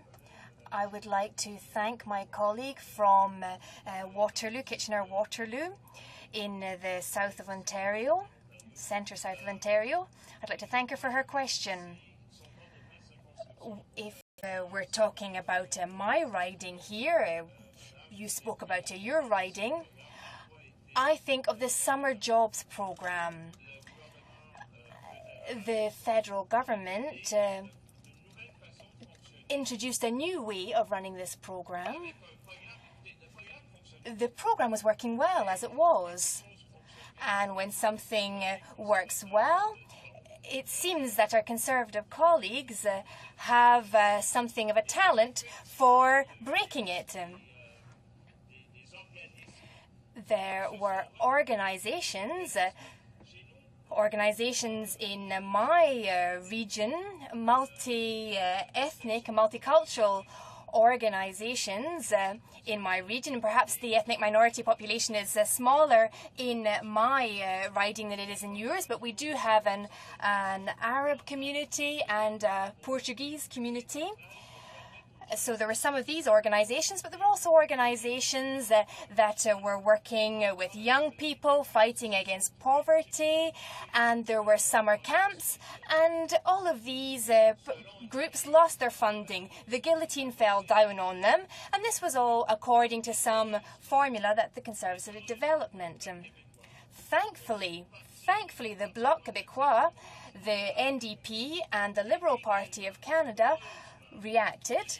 And also, thankfully, the community groups who, after all, bore the brunt of this, and these are the people who are at the very heart of our population, thankfully, we together all stood up and reacted. And I have to pay respects to the Conservatives because they at least recognised their mistake. Unfortunately, they haven't recognised all of their mistakes, so I can't give them any more compliments. In answer to your question, then yes, colleague, we certainly have had problems in my riding as well. They have a system of evaluating these programmes based on points, and the people working out in the field no longer have the control over it. It's centralised in Montreal. And this really is very harmful and has undermined the work that's been done by public servants, people who knew what was happening in their own regions. I, therefore, am very sympathetic to the multicultural, KW multicultural group that you talked about. And there are multicultural groups that have, unfortunately, very unfortunately, had to pay the price because of this lack of judgment. That being said, there's always hope, and maybe one day the Conservatives will come back to their senses. Thank you very much, Mr. Speaker. Member for Winnipeg North Centre. Thank you, Mr. Speaker. For those who are listening from across the nation, Mr. Speaker, it's important to emphasize that this debate is about the spending priorities of the government of the day. These estimates before us give a roadmap of where the government intends to take this country. And normally one would expect to see within all of these numbers a vision, a plan for building a country with a vision of prosperity and equality and justice for all people. That, after all, is the objective of government, isn't it, Mr. Speaker? We are here as an institution that stands for upholding the rights of people and ensuring that government works for all the people all of the time. And when you see before you a budget or a set of spending estimates that only helps a tiny portion of the people in this land, we have to stand on behalf of those Canadians and make sure that they are counted. Mr. Speaker, tonight, many thousands of people across this nation are not counted, are not part of these spending estimates, because the government has decided its aim and objective is to enhance the lives of those who are already well off. those who are already living in the lap of luxury, and to ignore the vast majority of Canadians who struggle each and every day to make a living, to sustain themselves and their families. Mr. Speaker, tonight I want to speak for my kids, who I hope are watching tonight. I know you probably say, I really wonder about that, but I'm hoping that my son Joe, who is 18, and my son Nick, who is 22, are watching tonight because, in fact, they know the importance of this place, and they know why I'm here and what I'm trying to do. And I'm trying to stand today, like you, Mr. Speaker, and others in my caucus, stand up for those young people who have so much to give to this country and need to be afforded every opportunity. They don't come with a handout. They come with the ambition, the vision, the dreams of building a better world. Now, Mr. Speaker, in the case of my older son, Nick, who is 22, he happens to have a disability. But he lives in a group home, thanks to the government of Manitoba that has its spending priorities right. He is able to live with dignity and to make a difference and contribute to our society. He's not looking for a handout. He's looking to be recognized for his talents and to put them to the use that God has given him. He is able, in fact, to make a difference in the lives of people around him. And it is not a wasted dollar. It is a dollar well spent, because for every dollar we invest in children and people with disabilities, we get many dollars back. The statistics show that every dollar we invest in a child with a disability, we get $7 back. So, Mr. Speaker, let's start thinking about proper economics in this case and trying to get this government onto a sound fiscal footing, which it has not been up until this point. Let me give them some lessons from other provinces like Manitoba, which has had an NDP government for 3 consecutive terms, making history in this country today. And let me speak about the unending number of budgets under the Tommy Douglas government in Saskatchewan, who has given this nation an example and a model about what fiscal prudence and what fiscal planning is all about. It means, Mr. Speaker, ensuring that everyone, the least among us, is able to afford the greatest niceties in life, to enjoy as much as those with money and wealth in their pockets. Mr. Speaker, it is about ensuring that everyone among us is able to live under his or her own fig tree, as Tommy Douglas always used to say, without fear, without worry, without trepidation, regardless of their circumstances, their abilities, their color of skin, or their sex, or their gender, or their geography. So, Mr. Speaker, we aim here tonight to try to focus this government on that principle, about a balanced approach to government to ensure that everyone among us is able to achieve his or her fullest potential. Mr. Speaker, I also speak tonight for some young kids in my constituency from the Point Douglas area who just had the great honour of meeting our Governor General. Mr. Speaker, Point Douglas is among the poorest neighbourhoods in the country, and it is a place where people struggle day to day and strive to make a difference despite great odds. Mr. Speaker, the Governor General visited this area and said the following: despite all the sadness, the fear and the trepidation, I met a community that had decided once and for all to break the silence and transform their community into a space where security, solidarity, and compassion would prevail. Mr. Speaker, that's what this community is like, and that's what so many communities are like across this country, wanting to be a place of security and where there's great quality of life, and where they expect government to work with them as partners to build that community of safety and security and decency and civility. Mr. Speaker, that's why this budget is so important. That's why these estimates have to be dissected and debated. Because, Mr. Speaker, the government has its plans and priorities all wrong. They have followed for too long the past governments of this land, who have in fact whittled away our huge surpluses and taken available money and put it against one cause only, and that was the debt, regardless of what a difference that made in the lives of this nation.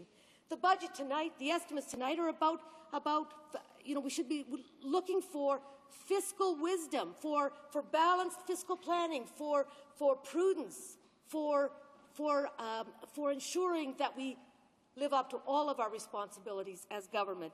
Yet this government, like the previous ones over the last 10 or 20 years, has chosen instead to invest in those areas that have the least amount of spin-off and benefit for the rest of the country, but do enhance the wealth and the status and the power of a very few in our society today.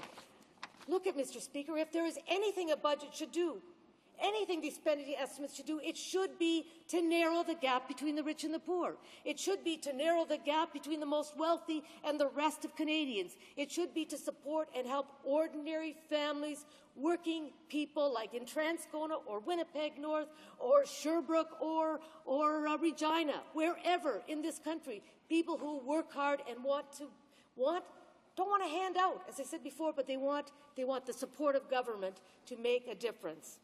Mr. Speaker, this budget doesn't do one thing to close the prosperity gap. In fact, it makes the problem worse rather than better. Let's look at the spending priorities of this government. Let's look at the fiscal management of these Conservatives. They took all of let me look at the wisdom of a few things. For example, they decide to give a tax break to Canadians, reduce the GST by 1%, costing about $5 billion. Their own records show, by freedom of information exercise by a member of the media, shows, in fact, that that $5 billion has not made any difference in the lives of ordinary Canadians. It hasn't made life easier. It hasn't made it possible to buy essential goods. It hasn't brought down the price of gas. It hasn't made housing more affordable. It hasn't done anything except scattered $5 billion across this land without any impact, without any end product that is significant and lasting. Imagine if you took that $5 billion, just imagine, and you said, let's live up to the Accord, the Atlantic Accord. Let's put $1 billion there. Let's make sure that we at least keep our word and then work on a formula that makes sense. What if we took $1 billion and actually instead of giving zero to our First Nations communities, our Aboriginal peoples, we actually gave $1 billion to help deal with decrepit housing conditions, third world housing conditions, an embarrassment around the world. Canada has a blemished reputation around the world because of that, Mr. Speaker.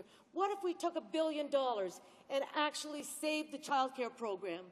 What if we actually took that $1 billion and saw families with the certainty that their kids were in a safe place while they went off to work to make a living to support themselves and their families? And what if, in fact, we saw that money invested in daycare multiplied?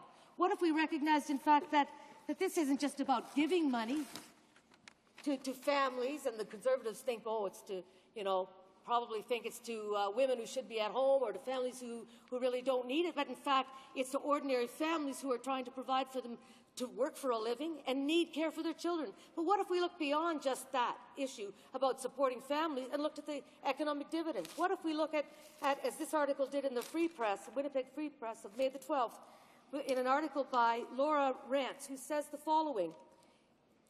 She found that 12 licensed childcare nurseries providing services for just under 400 households in the Parkland region north of Riding Mountain National Park were worth $1.73 million to the economy of 6 rural municipalities and 5 towns and villages.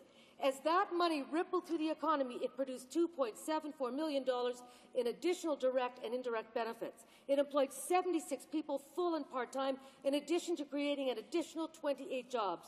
Meanwhile, parents using the childcare services generated $12.4 million in income. The findings were similar in many other places. That's what we mean, Mr. Speaker. We're not talking about frittering money away. We're talking about investing money in areas that produce multiple effects, that achieve different objectives. So in this case, we help a family support themselves and make sure that they aren't under stress and their kids aren't in poor, uncared for, unsafe situations. good enough, because we know the savings from that will be enormous if, in fact, we can keep families from becoming dysfunctional, if we can keep kids from falling between the cracks. We're saving millions and billions of dollars down the road. What if we understood, though, that every dollar you invest in childcare produced another dollar in the economy, just as this writer in the Free Press said? The member for Selkirk should take note of this. He should know that, in fact, his government has squashed all hopes for rural daycare.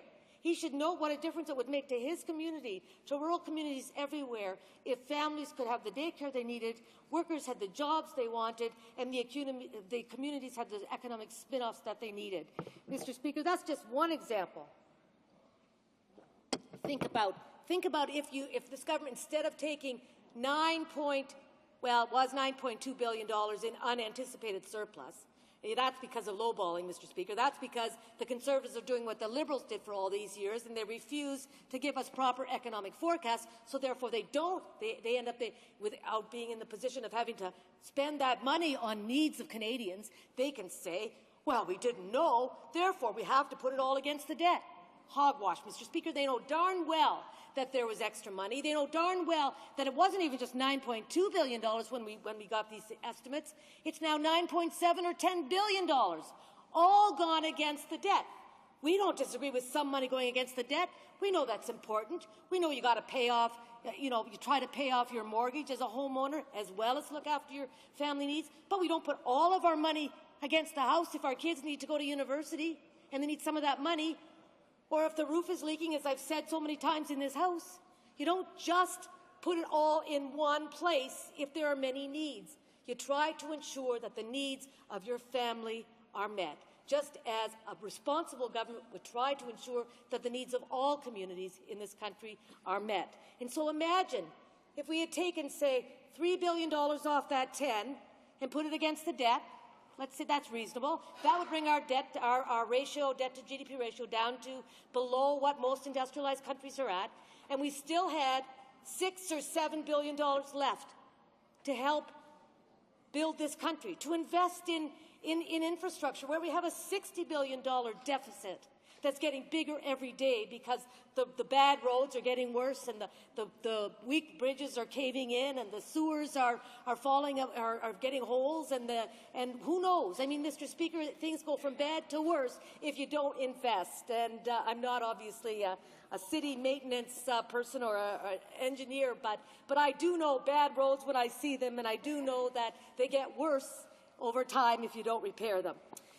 So what if we took some of that money and invested it in our declining infrastructure that would then build up the attractiveness of cities and make people enjoy their communities better and get to work and home faster? What if we took some of that money and put it into environmental projects that would actually help ensure that we save this planet? What if we took some of that million, some of those billions, and just put a bit of it into saving the oceans? We just had the David Suzuki Foundation to our committee saying the oceans are just about dead. They asked for some money to have protected marine and projects. What did they get from this government? $9 million. It's like, as I said at committee, it's like a drop. It's never mind a drop in the bucket. It's a teardrop in the ocean. It makes you want to cry when you see the poor judgment of this government and what they are doing to future generations. So it's our environment that is at risk. It's the lives of our kids who are at risk. It's the industries and the economic sectors in this country that are at risk because we're not investing in them. Mr. Speaker, when it comes to the prosperity gap, we are at an all-time high in terms of the depth of that gap. In fact, the Centre for Policy Alternatives has said that that we are in a situation now that we haven't seen in 30 years. We are seeing those at the top end of the income scale making more than a vast majority of Canadians. They make more in 1 week than most people can hope to earn in a year. When you look at some of the executive benefits for CEO bank heads, and you look at the packages they get, like the $6 million that the head of CIBC takes home, and compare that to the fact that this is a bank that wouldn't pay even the even the $30,000 that is owed to bank tellers. They wouldn't even pay for the overtime worked by bank tellers. And that is symptomatic of this society and this government. We have policies now that widen the gap. Instead of dealing with the problems left by the Liberals, they're making them worse. For example, the Liberals, here are the biggest concerns that I've had with the Liberal government. They failed to keep their childcare promise till 13 years after the first day that they made it. For all those kids in those 13 years, they ended up in difficult situations and the families had to struggle even more. They killed the National Housing Program so that we're the only nation in the industrialized world who does not have a national housing policy. They refused to address the deplorable living and housing conditions of our First Nations on reserves and our Aboriginal peoples everywhere. They refused, in fact, to advance seriously on environmental projects and urban transit. And the list. And Mr. Speaker, one more thing that really grates me and I'm sure others, they cut the core funding out of women's groups. And today they have the gall to stand up and complain about what the Conservatives did to take more money away so that more offices closed and more people are living with poor housing. Well, goodness gracious, they caused the problem in the first place. So at least stand up and admit it. At least stand up and say, we made a mistake and we don't want the Conservatives to do the same thing. Because that was the very beginning of deep erosion in this country. I've seen it in my own constituency. 10 years ago, the housing started to deteriorate, exactly at the same time that the Liberals cut away any programs that people could draw on to restore housing, to renew housing, to build new housing, to develop social housing, to explore and expand co-op housing. It all came to a dead halt, except for the bits that the province has been able to pull together, except for the money that the NDP managed to get out of that Liberal minority government, except for some generous charitable organizations like Habitat for Humanity, we would be nowhere. As it is, we can put a few Band-Aids on the situation. But that's not going to hold us in good stead for very long. We need the federal government working in partnership with us, with communities like Winnipeg North, with Just Housing, with North End Community Renewal, with North End Women's Centre, with Nadina Way, and all of the other organizations that are so determined to make a difference. These are groups, these are organizations that see the value of helping others to help themselves, and they only expect that much of government. And I ask you today, Mr. Speaker, is that too much for us to expect of our government? Questions and comments? The Honourable Parliamentary Secretary to the Minister of Human Resources. Thank you, Mr. Speaker. I just wanted to correct the member who said the only person or the only government that's ever done anything for the disabled is the Manitoba government, and I think she's really wrong, because when she did talk about her disabled son, I want to remind her that probably she would enjoy the Canada Disability Savings Grant of $1,000 annually to promote the financial security of the children to lower-income families. And then we have, which many parents asked for of disabled children, the Registered Disability Savings Plan, which will help parents to save money and care for their family. We can't forget the $45 million of the new Enabling Accessibility Fund to help Canadians recovering from or dealing with challenges participating in their communities.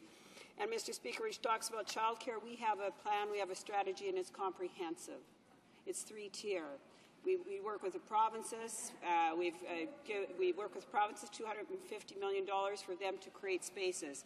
Then we work with the businesses, and we've given them tax incentives to put towards creating spaces in their business up to $10,000 of tax with their taxation. And, Mr. Speaker, most of all, we've given them the universal child care benefit, $100 to each and every child under the age of 6.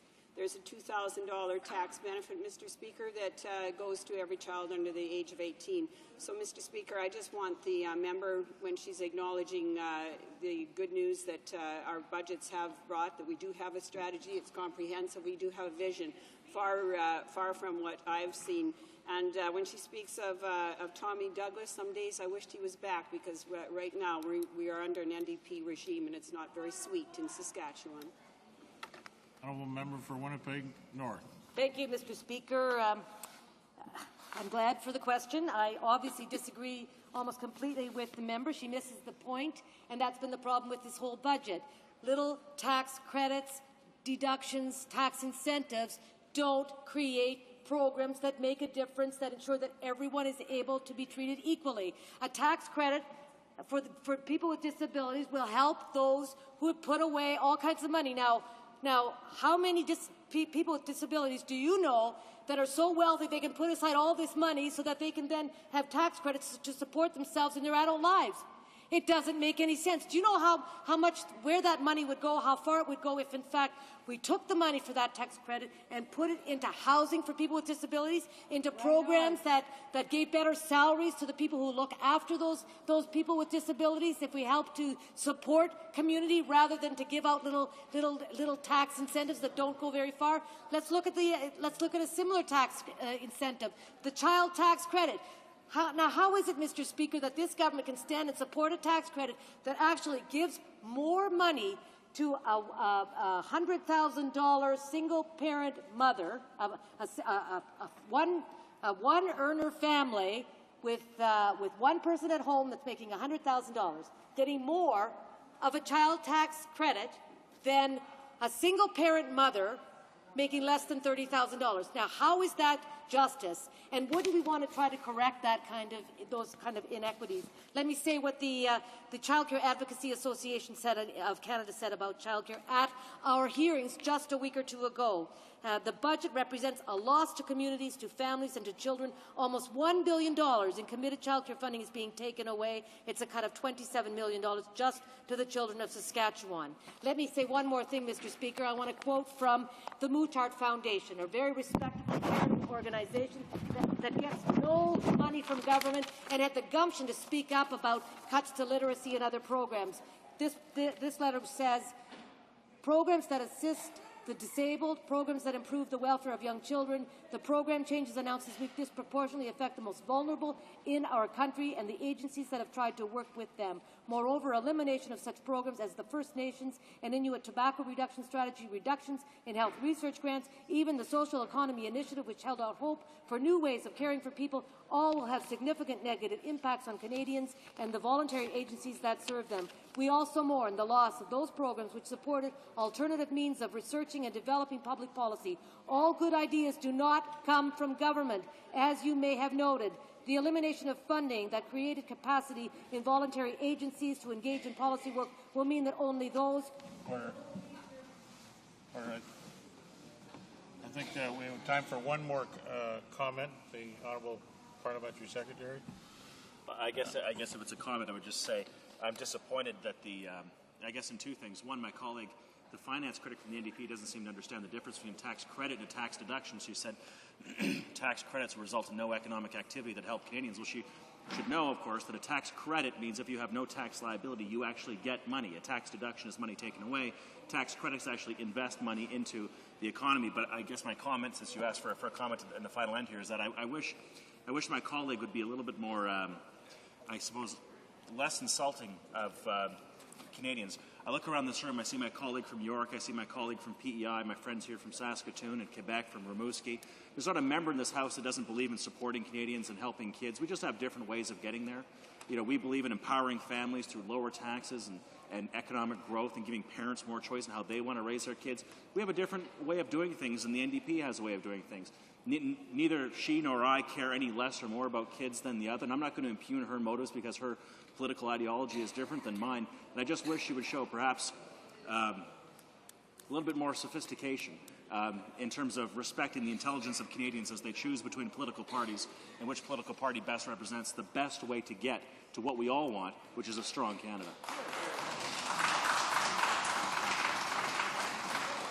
All right, we're going to have to end it there. It being 8:30 p.m., pursuant to order made earlier today, it is my duty to interrupt the proceedings and put forthwith every question necessary to dispose of the business of supply. Convoquez les députés. Calling the members.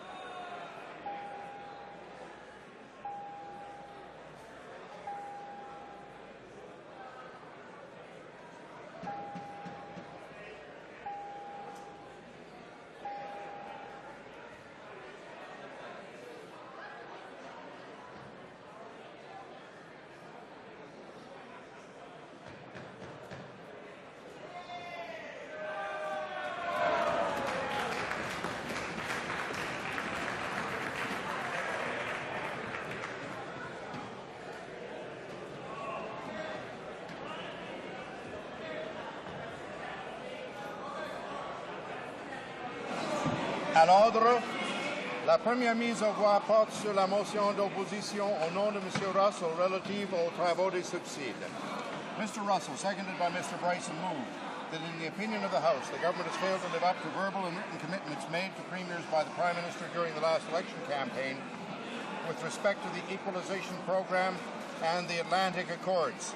Que tous ceux qui appuient la motion veuillent bien se lever. Monsieur Dion. Monsieur Dion. Mr. Martin-Salimar. Mr. Martin-Salimar. Mr. Volpe. Mr. Volpe. Mr. Bevilacqua. Bevilacqua. Ms. Fry. Ms. Fry. Ms. Bennett. Ms. Bennett. Madame Robillard. Madame Robillard. Mr. Goodale. Mr. Goodale. Mr. Ignatia. Mr. Ignatia. Ms. Guarneri. Ms. Guarneri. Mr. Macaulay. Mr. Macaulay. Madame Marlowe. Madame Marlowe. Mr. Easter. Mr. Easter. Mr. Godfrey. Mr. Godfrey. Mr. Karagianis. Mr. Karagianis. Mr. Lee. Mr. Lee. Mr. Wappel. Mr. Wappel. Mr. Regan. Mr. Regan. Mr. Scott. Mr. Scott. Mr. Belanger. Mr. Belanger. Mr. Burns. Mr. Burns. Mr. Coder. Mr. Coder. Ms. Scrow. Ms. Scrow. Mr. McCallum. Mr. McCallum. Mrs. Redmond. Mrs. Redmond. Mr. Prue. Mr. Prue. Mr. Owen. Mr. Owen. Mr. Dosange. Mr. Dosange. Mr. Malley. Mr. Malley. Mrs. Chamberlain. Mrs. Chamberlain. Mr. Bonin. Mr. Bonet. Mr. Maloney. Mr. Maloney. Mr. Saint Denis. Mr. St. Dennis. Mr. McKay, Scarborough Guildwood. Mr. McKay, Scarborough Guildwood. Mrs. Barnes. Mrs. Barnes. Ms. Beaumier. Ms. Beaumier. Ms. Brown Oakville. Ms. Brown Oakville. Mr. Hubbard. Mr. Hubbard. Mr. McTague. Mr. McTague. Mr. Patry. Mr. Patry. Mr. Cullen, Etobicoke North. Mr. Cullen, Etobicoke North. Madame Foucault. Madame Folco. Madame Jennings. Madame Jennings. Mr. Wilford. Mr. Wilford. Mr. LeBlanc. Mr. LeBlanc. Mr. Steckley. Mr. Steckley. Mr. Zabo. Mr. Zabo. Mr. Telegdi. Mr. Telegdi. Ms. Karatek Lindell. Mr. Karatek Lindell. Mr. Matthews. Mr. Matthews. Mr. Cusler. Mr. Cusler. Mr. Murphy, Charlottetown. Mr. Murphy, Charlottetown. Mr. Tonks. Mr. Tonks. Mr. Eiking. Mr. Eiking. Ms. Neville. Ms. Neville. Mr. Simar. Mr. Simar. Mr. Bell, North Vancouver. Mr. Bell, North Vancouver. Mr. Boschkoff. Boschkoff. Mr. Damour. Mr. Damour. Ms. Dalla. Ms. Dalla. Mr. Holland. Mr. Holland. Mr. McGinty. Mr. McGinty. Mr. Pachetti. Mr. Pachetti. Mr. Rhoda. Mr. Rota. Mrs. Cadis. Mrs. Cadis. Mr. Scarpalegia. Mr. Scarpalegia. Mr. St. Amand. Mr. St. Amand. Mr. Valley. Mr. Valley. Mr. Russell. Mr. Russell. Mr. Silva. Silva. Mr. Sims. Mr. Sims. Mr. Rajneski. Mr. Wisniewski. Mr. Algabra. Algabra. Mr. Dallywall. Mr. Dallywall. Mr. Murphy, Moncton Riverview, Dieppe. Mr. Murphy, Moncton Riverview, Dieppe. Mr. Wilson. Mr. Wilson. Mr. Pearson. Mr. Pearson. Monsieur Giuseppe. Monsieur Giuseppe. Monsieur Crête. Monsieur Crête. Monsieur Paquette. Monsieur Paquette. Madame Lalonde. Madame Lalonde. Monsieur Menard Hochelaga. Monsieur Ménard Hochelaga. Monsieur Bachand. Monsieur Bachand. Monsieur Laframboise. Monsieur Laframboise. Monsieur Asselin. Monsieur Asselin. Madame Picard. Madame Picard. Monsieur Guimont. Monsieur Guimont.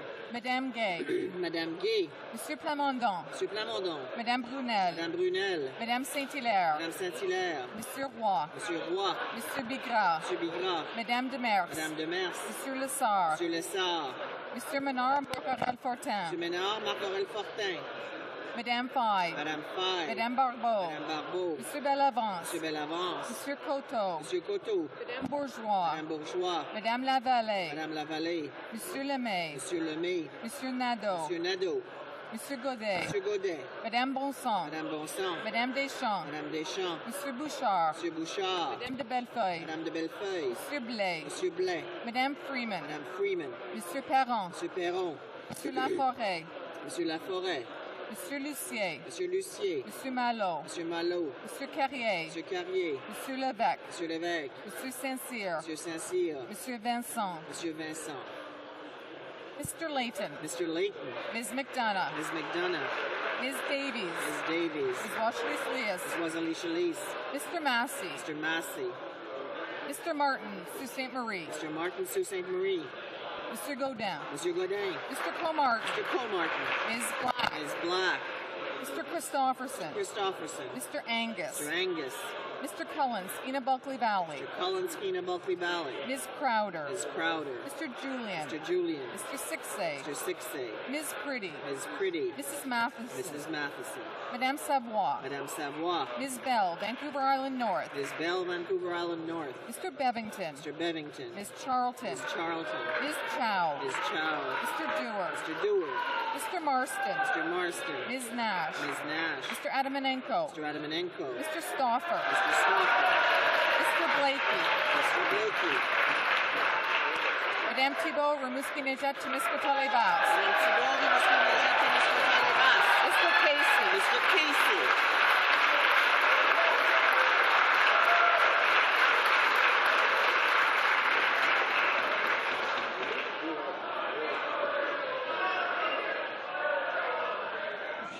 Order. All those opposed to the motion will please rise. Mr. Abbott. Mr. Abbott. Mr. Moore, Port Moody, Westwood, Port Coquitlam. Mr. Moore, Port Moody, Westwood, Port Coquitlam. Ms. Oda. Ms. Oda. Mr. Thompson, New Brunswick Southwest. Mr. Thompson, New Brunswick Southwest. Mr. O'Connor. Mr. O'Connor. Mr. Taves. Mr. Taves. Mr. Day. Mr. Day. Mr. Nicholson. Mr. Nicholson. Mr. McKay, Central Nova. Mr. McKay, Central Nova. Mr. Prentice. Mr. Prentice. Mr. Cannon Pontiac. Mr. Cannon Pontiac. Mr. Flaherty. Mr. Flaherty. Mr. Strahl. Mr. Strahl. Mr. Salbert. Mr. Salbert. Mr. Emerson. Mr. Emerson. Mr. Hearn. Mr. Hearn. Mr. Lund. Mr. Lund. Mrs. Oblonsky. Mrs. Oblonsky. Mr. O'Bry. Mr. O'Bry. Mr. Fletcher. Mr. Fletcher. Mrs. Gallant. Mrs. Gallant. Mr. Richardson. Mr. Richardson. Mr. Cummins. Mr. Cummins. Mr. Moore Fundy Royal. Mr. Moore Fundy Royal. Mr. Ritz. Mr. Ritz. Mr. Bernier. Mr. Bernier. Mr. Blackburn. Mr. Blackburn. Madame Bernier. Madame Bernier. Mr. Van Loan. Mr. Van Loan. Mr. Hill. Mr. Hill. Ms. Ambrose. Ms. Ambrose. Mrs. Skelton. Mrs. Skelton. Mr. Paradis. Mr. Paradis. Ms. Georges. Ms. Georges. Mr. Gourd. Mr. Gould. Mr. Camp, Pitt Meadows, Maple Ridge Mission. Mr. Camp, Pitt Meadows, Maple Ridge Mission. Mr. Breitkreitz. Mr. Breitkreitz. Mr. Hanger. Mr. Hanger. Mr. Harris. Mr. Harris. Mr. Mills. Mr. Mills. Mr. Williams. Mr. Williams. Mr. Anders. Mr. Anders. Mr. Hebert. Mr. Hebert. Mr. Poliev. Mr. Poliev. Mr. McKenzie. Mr. McKenzie. Mr. Warwa. Mr. Warwa. Mr. Carey. Mr. Carey. Mr. Jean. Mr. Jean. Madame Boucher. Madame Boucher. Mr. Bernouge. Mr. Bernouge. Mr. Lukivsky. Mr. Lukivsky. Mr. Reed. Mr. Reed. Mr. Lozon. Mr. Lozon. Mr. Komarnicki. Mr. Komarnicki. Mrs. Yelich. Mrs. Yelich. Mr. Anderson. Mr. Anderson. Mr. Casson. Mr. Casson. Mr. Doyle. Mr. Doyle. Mr. Chong. Mr. Chong. Mr. Fitzpatrick. Mr. Fitzpatrick. Mr. Goldring. Mr. Goldring. Mr. Albrecht. Mr. Albrecht. Mr. Allen. Mr. Allen. Mr. Lunny. Mr. Lunny. Mr. Mark. Mr. Mark. Mr. Merrifield. Mr. Merrifield. Mr. Rajat. Mr. Rajat. Mr. Sorensen. Mr. Sorensen. Mr. Velikot. Mr. Velikot. Mr. Schellenberger. Mr. Schellenberger. Mr. Batters. Mr. Batters. Mr. Bazan. Mr. Bazan. Mr. Jaffer. Mr. Jaffer. Mr. Brown, Leeds Grenville. Mr. Brown leads Grenville. Mr. DeVolin. Mr. DeVolin. Mr. Goodyear. Mr. Goodyear. Mr. Kahn. Mr. Kahn. Mr. Cramp, Prince Edward Hastings. Mr. Cramp, Prince Edward Hastings. Mr. Miller. Mr. Miller. Mr. Preston. Mr. Preston. Mrs. Graywall. Mrs. Graywall. Mrs. Smith. Mrs. Smith. Mr. Tilson. Mr. Tilson. Mr. Trost. Mr. Trost. Mr. Tweed. Mr. Tweed. Mr. Brown Barry. Mr. Brown Barry. Mr. Calkins. Mr. Calkins. Mrs. Davidson. Mrs. Davidson. Mr. Del Mastro. Mr. Del Mastro. Mr. Dykstra. Mr. Dykstra. Mr. Arve. Mr. Alvey. Mr. Hahn. Mr. Hahn. Mr. Lake. Mr. Lake. Mr. Manning. Mr. Manning. Mr. Pallister. Mr. Pallister. Mr. Epp. Mr. Epp. Mr. Mays. Mr. Mays. Mr. Norlock. Mr. Norlock. Mr. Petit. Mr. Petit. Mr. Shipley. Mr. Shipley. Mr. Stanton. Mr. Stanton. Mr. Storseth. Mr. Storseth. Mr. Sweet. Mr. Sweet. Mr. Van Kesteren. Mr. Van Kesteren. Mr. Wallace. Mr. Wallace. Mr. Workington. Mr. Workington. Mr. Watson. Mr. Watson. Mr. Blaney. Mr. Blaney. Mr. Galipo. Mr. Galipo. Mr. Shear. Mr. Shear. Mr. Komuzi. Mr. Komuzi.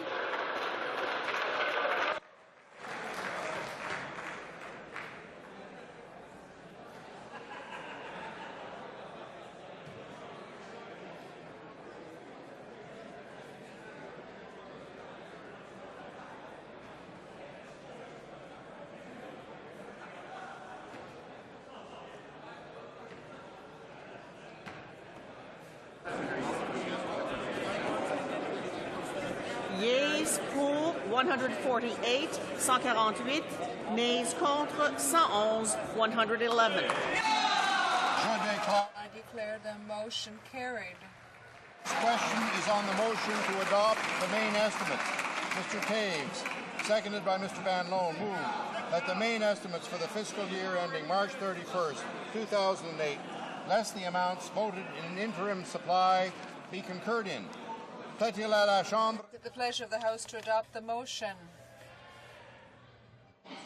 Carried on division? Agreed? I declare the motion carried on division.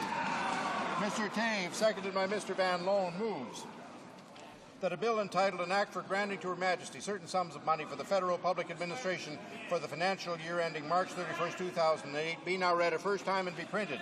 This motion is deemed adopted. First reading of this bill, première lecture de ce projet de loi. Deemed adopted. Mr. Taves, seconded by Mr. Van Loan, moves that Bill C-260, an act for granting to Her Majesty certain sums of money for the federal public administration for the financial year ending March 31st, 2008, be now read a second time and referred to a committee of the whole. Plaît-il à la Chambre? Is it the pleasure of the House to adopt this motion? Dissidence? On division, agreed? On division. Second reading of this bill, deuxième lecture de ce projet de loi. Accordingly, this bill I declare the motion carried. Accordingly, this bill stands referred to a committee of the whole. I do now leave the chair for the House to go into committee of the whole.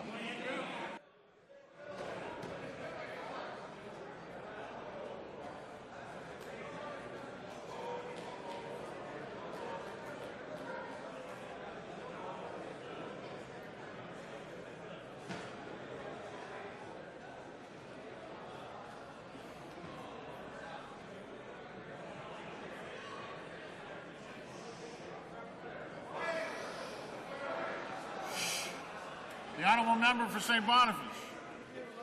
Mr. Chair, I'd like to ask the President of the Treasury Board if the bill is in its usual form.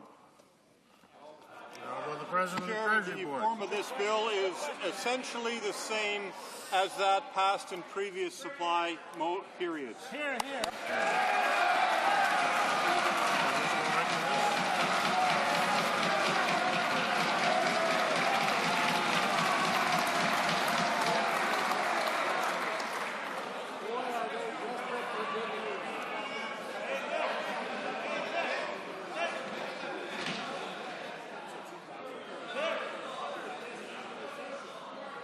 I got all right.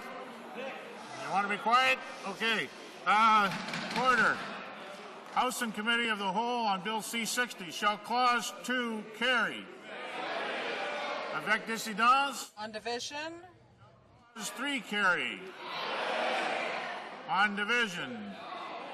L'article 4. Shall Clause 4 carry? Adopté sur division. Carried on division. On division, shall Clause 6 carry? On division, shall Clause 7 carry? On division, l'annexe 1. Shall Schedule 1 carry? On division, shall Schedule 2 carry? On division. 1 carry. Carried on division, shall the preamble carry? Carried on division, shall the title carry? Carried on division. Le projet de loi. Shall the bill carry? Carried on division. Support the bill. Agreed. Yeah.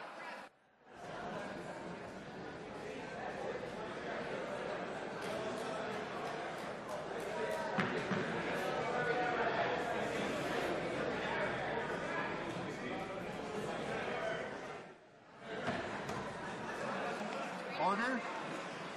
Mr. Taves, appuyez par... Mr. Taves, seconded by Mr. Van Loan, moves that Bill C-60, an act granting Her Majesty certain sums of money for the federal public administration for the financial year ending March 31st, 2008,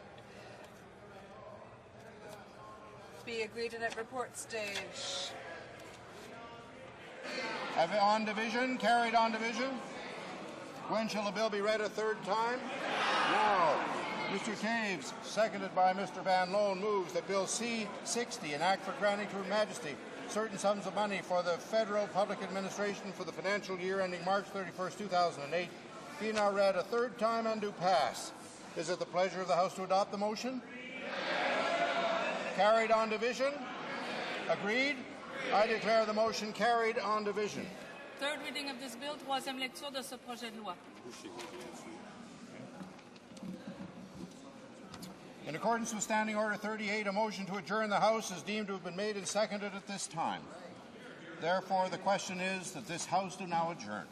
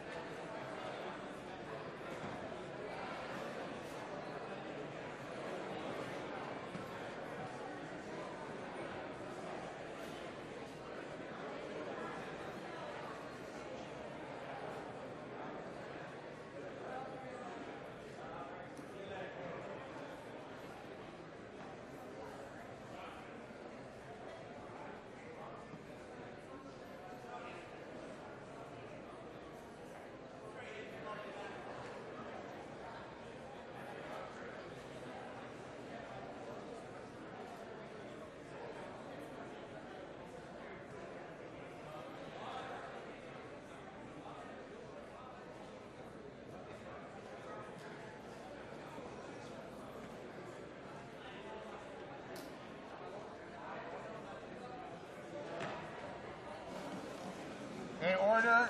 I would ask honourable members to take their conversations outside of the chamber now. We do have the adjournment debate to proceed with.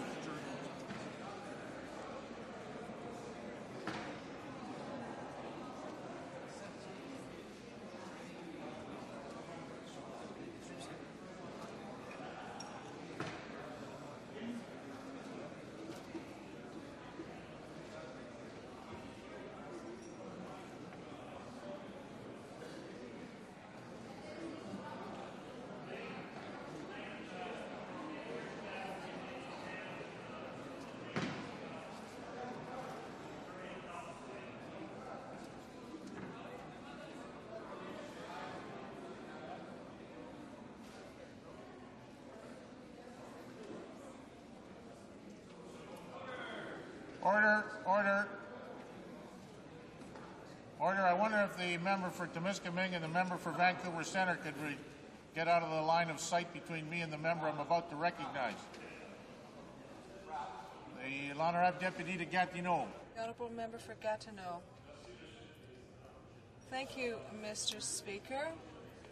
Mr. Speaker, I would like to enter this adjournment debate following the question I put on May 15th when I asked the Minister responsible for official languages about certain events and decisions made by the government. They included the whole issue related to the panels filled with errors in French at Vimy, or the appointment of a unilingual English ombudsman for victims of crime, and the elimination of compulsory bilingualism for senior ranks of the Army.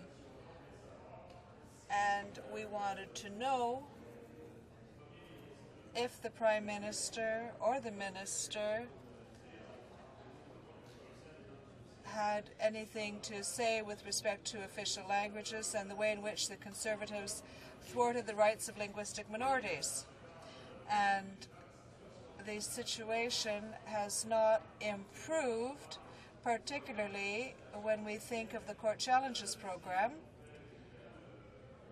If we go back in time, today at Official Languages Committee, we heard from the Official Languages Commissioner, and he said that the Conservative government in no way respected S3, which was adopted during the last Parliament, and this gave more teeth to the Official Languages Act in Section 7, and in abolishing the Court Challenges Act, the government was not respecting this legislation.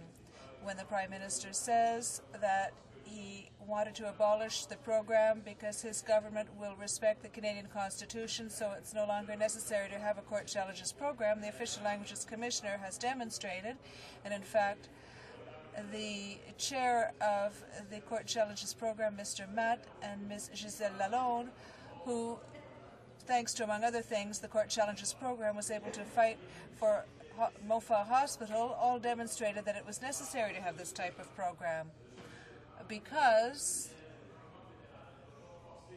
a federal government cannot force a province or a school board or any organization that does not respect the Canadian Constitution to do so. And when we have citizens who have to go to court to ensure that their rights are respected, and then when the government comes in with a battery of lawyers and the organizations don't have the financial means to face all of the expertise in court along with them, it becomes obvious that the Court Challenges program is necessary.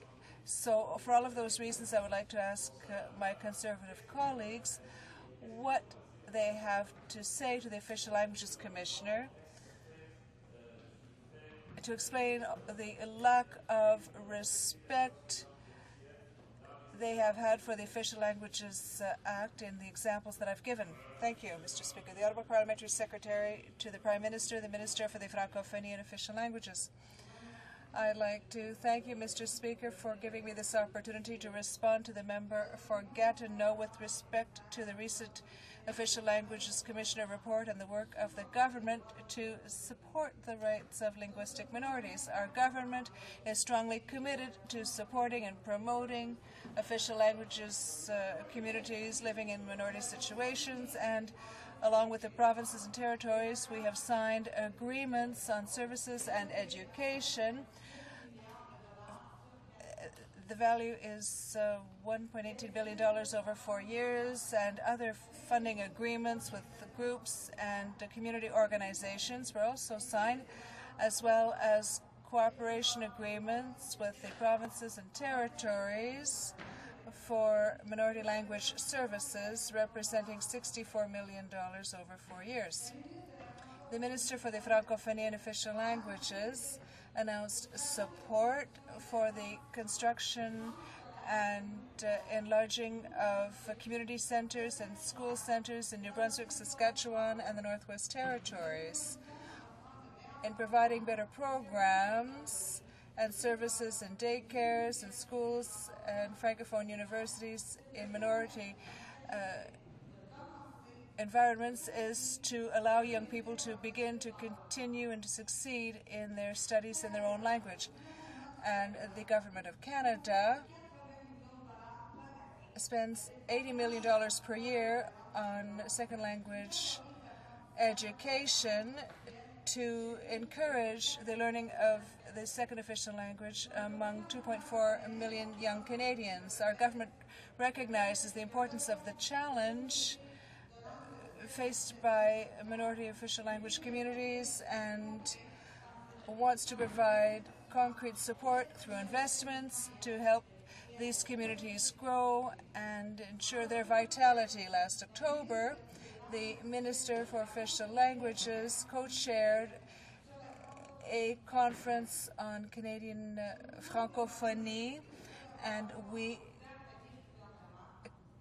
can attest to the cooperation among various levels of government. Thanks to this cooperation, we can help support minority rights, and I'm delighted that Quebec has become a full-fledged partner once again in our efforts to support the francophonie. Quebec is the main element for a francophonie in Quebec, and its partnership is essential so that the French language can flourish throughout the country. There are cooperative agreements, one that was signed for 2005, 2006, 2008, 2009 with Ontario, representing more than $300 million for education, to encourage education in the language of the minority and second language education. There's an agreement with New Brunswick for 200 schools and community centers, as well as an institute in New Brunswick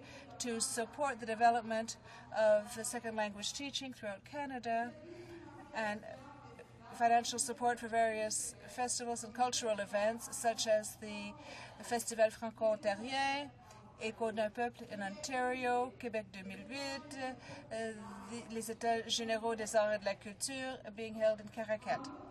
Moreover, in terms of immigration, the government has a plan to help Francophone immigrants settle in minority language communities, and this is crucial for the future and vitality of French language communities in a minority environment.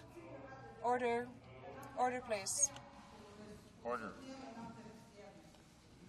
Honourable Deputy de Gatineau. The Honourable Member for Gatineau. Thank you, Mr. Speaker. Well, once again, Mr. Speaker, the government is not answering the question. The Court Challenges program was abolished. This does not respect the Official Languages Act, and it was done in a cavalier fashion. The Minister for Canadian Heritage simply made the announcement to the people responsible for the program that the Court Challenges program was finished and done with, and they didn't even take into account the assessments that had been made of the program in 1997 and 2003. The cuts were ideological, Mr. Speaker. Once again, they are harming the minority French language community in this case, just as they are harming anyone who wants the Constitution to be respected when it comes to the rights of people who are in a vulnerable position in society. The Official Languages Commissioner and other important stakeholders in Quebec and Canada have demonstrated that the fight against assimilation must be maintained, and that program was essential. The Honourable Parliamentary Secretary. Mr. Speaker, the government is acting in a resolute and concrete fashion when it comes to official languages and minority rights. We are investing new funds for official languages centers for both official languages throughout the country. Last April, we announced that 5 communities in minority situations will take part in a pilot project to evaluate enriched French language programs and cultural programs for preschool-aged children. Our government is committed to spend $10.8 million over 5 years for this pilot project, Mr. Speaker. With respect to Budget 2007, the government has improved the funding for official language minority communities by $30 million over 2 years, and these amounts will fund cultural and extracurricular activities, as well as other activities that are related to the linguistic duality of young people, and this is added to a larger amount that was provided for over a 5-year period. The motion to adjourn the House is deemed to be adopted. The House remains adjourned until tomorrow at 10 a.m. pursuant to Standing Order 24-1.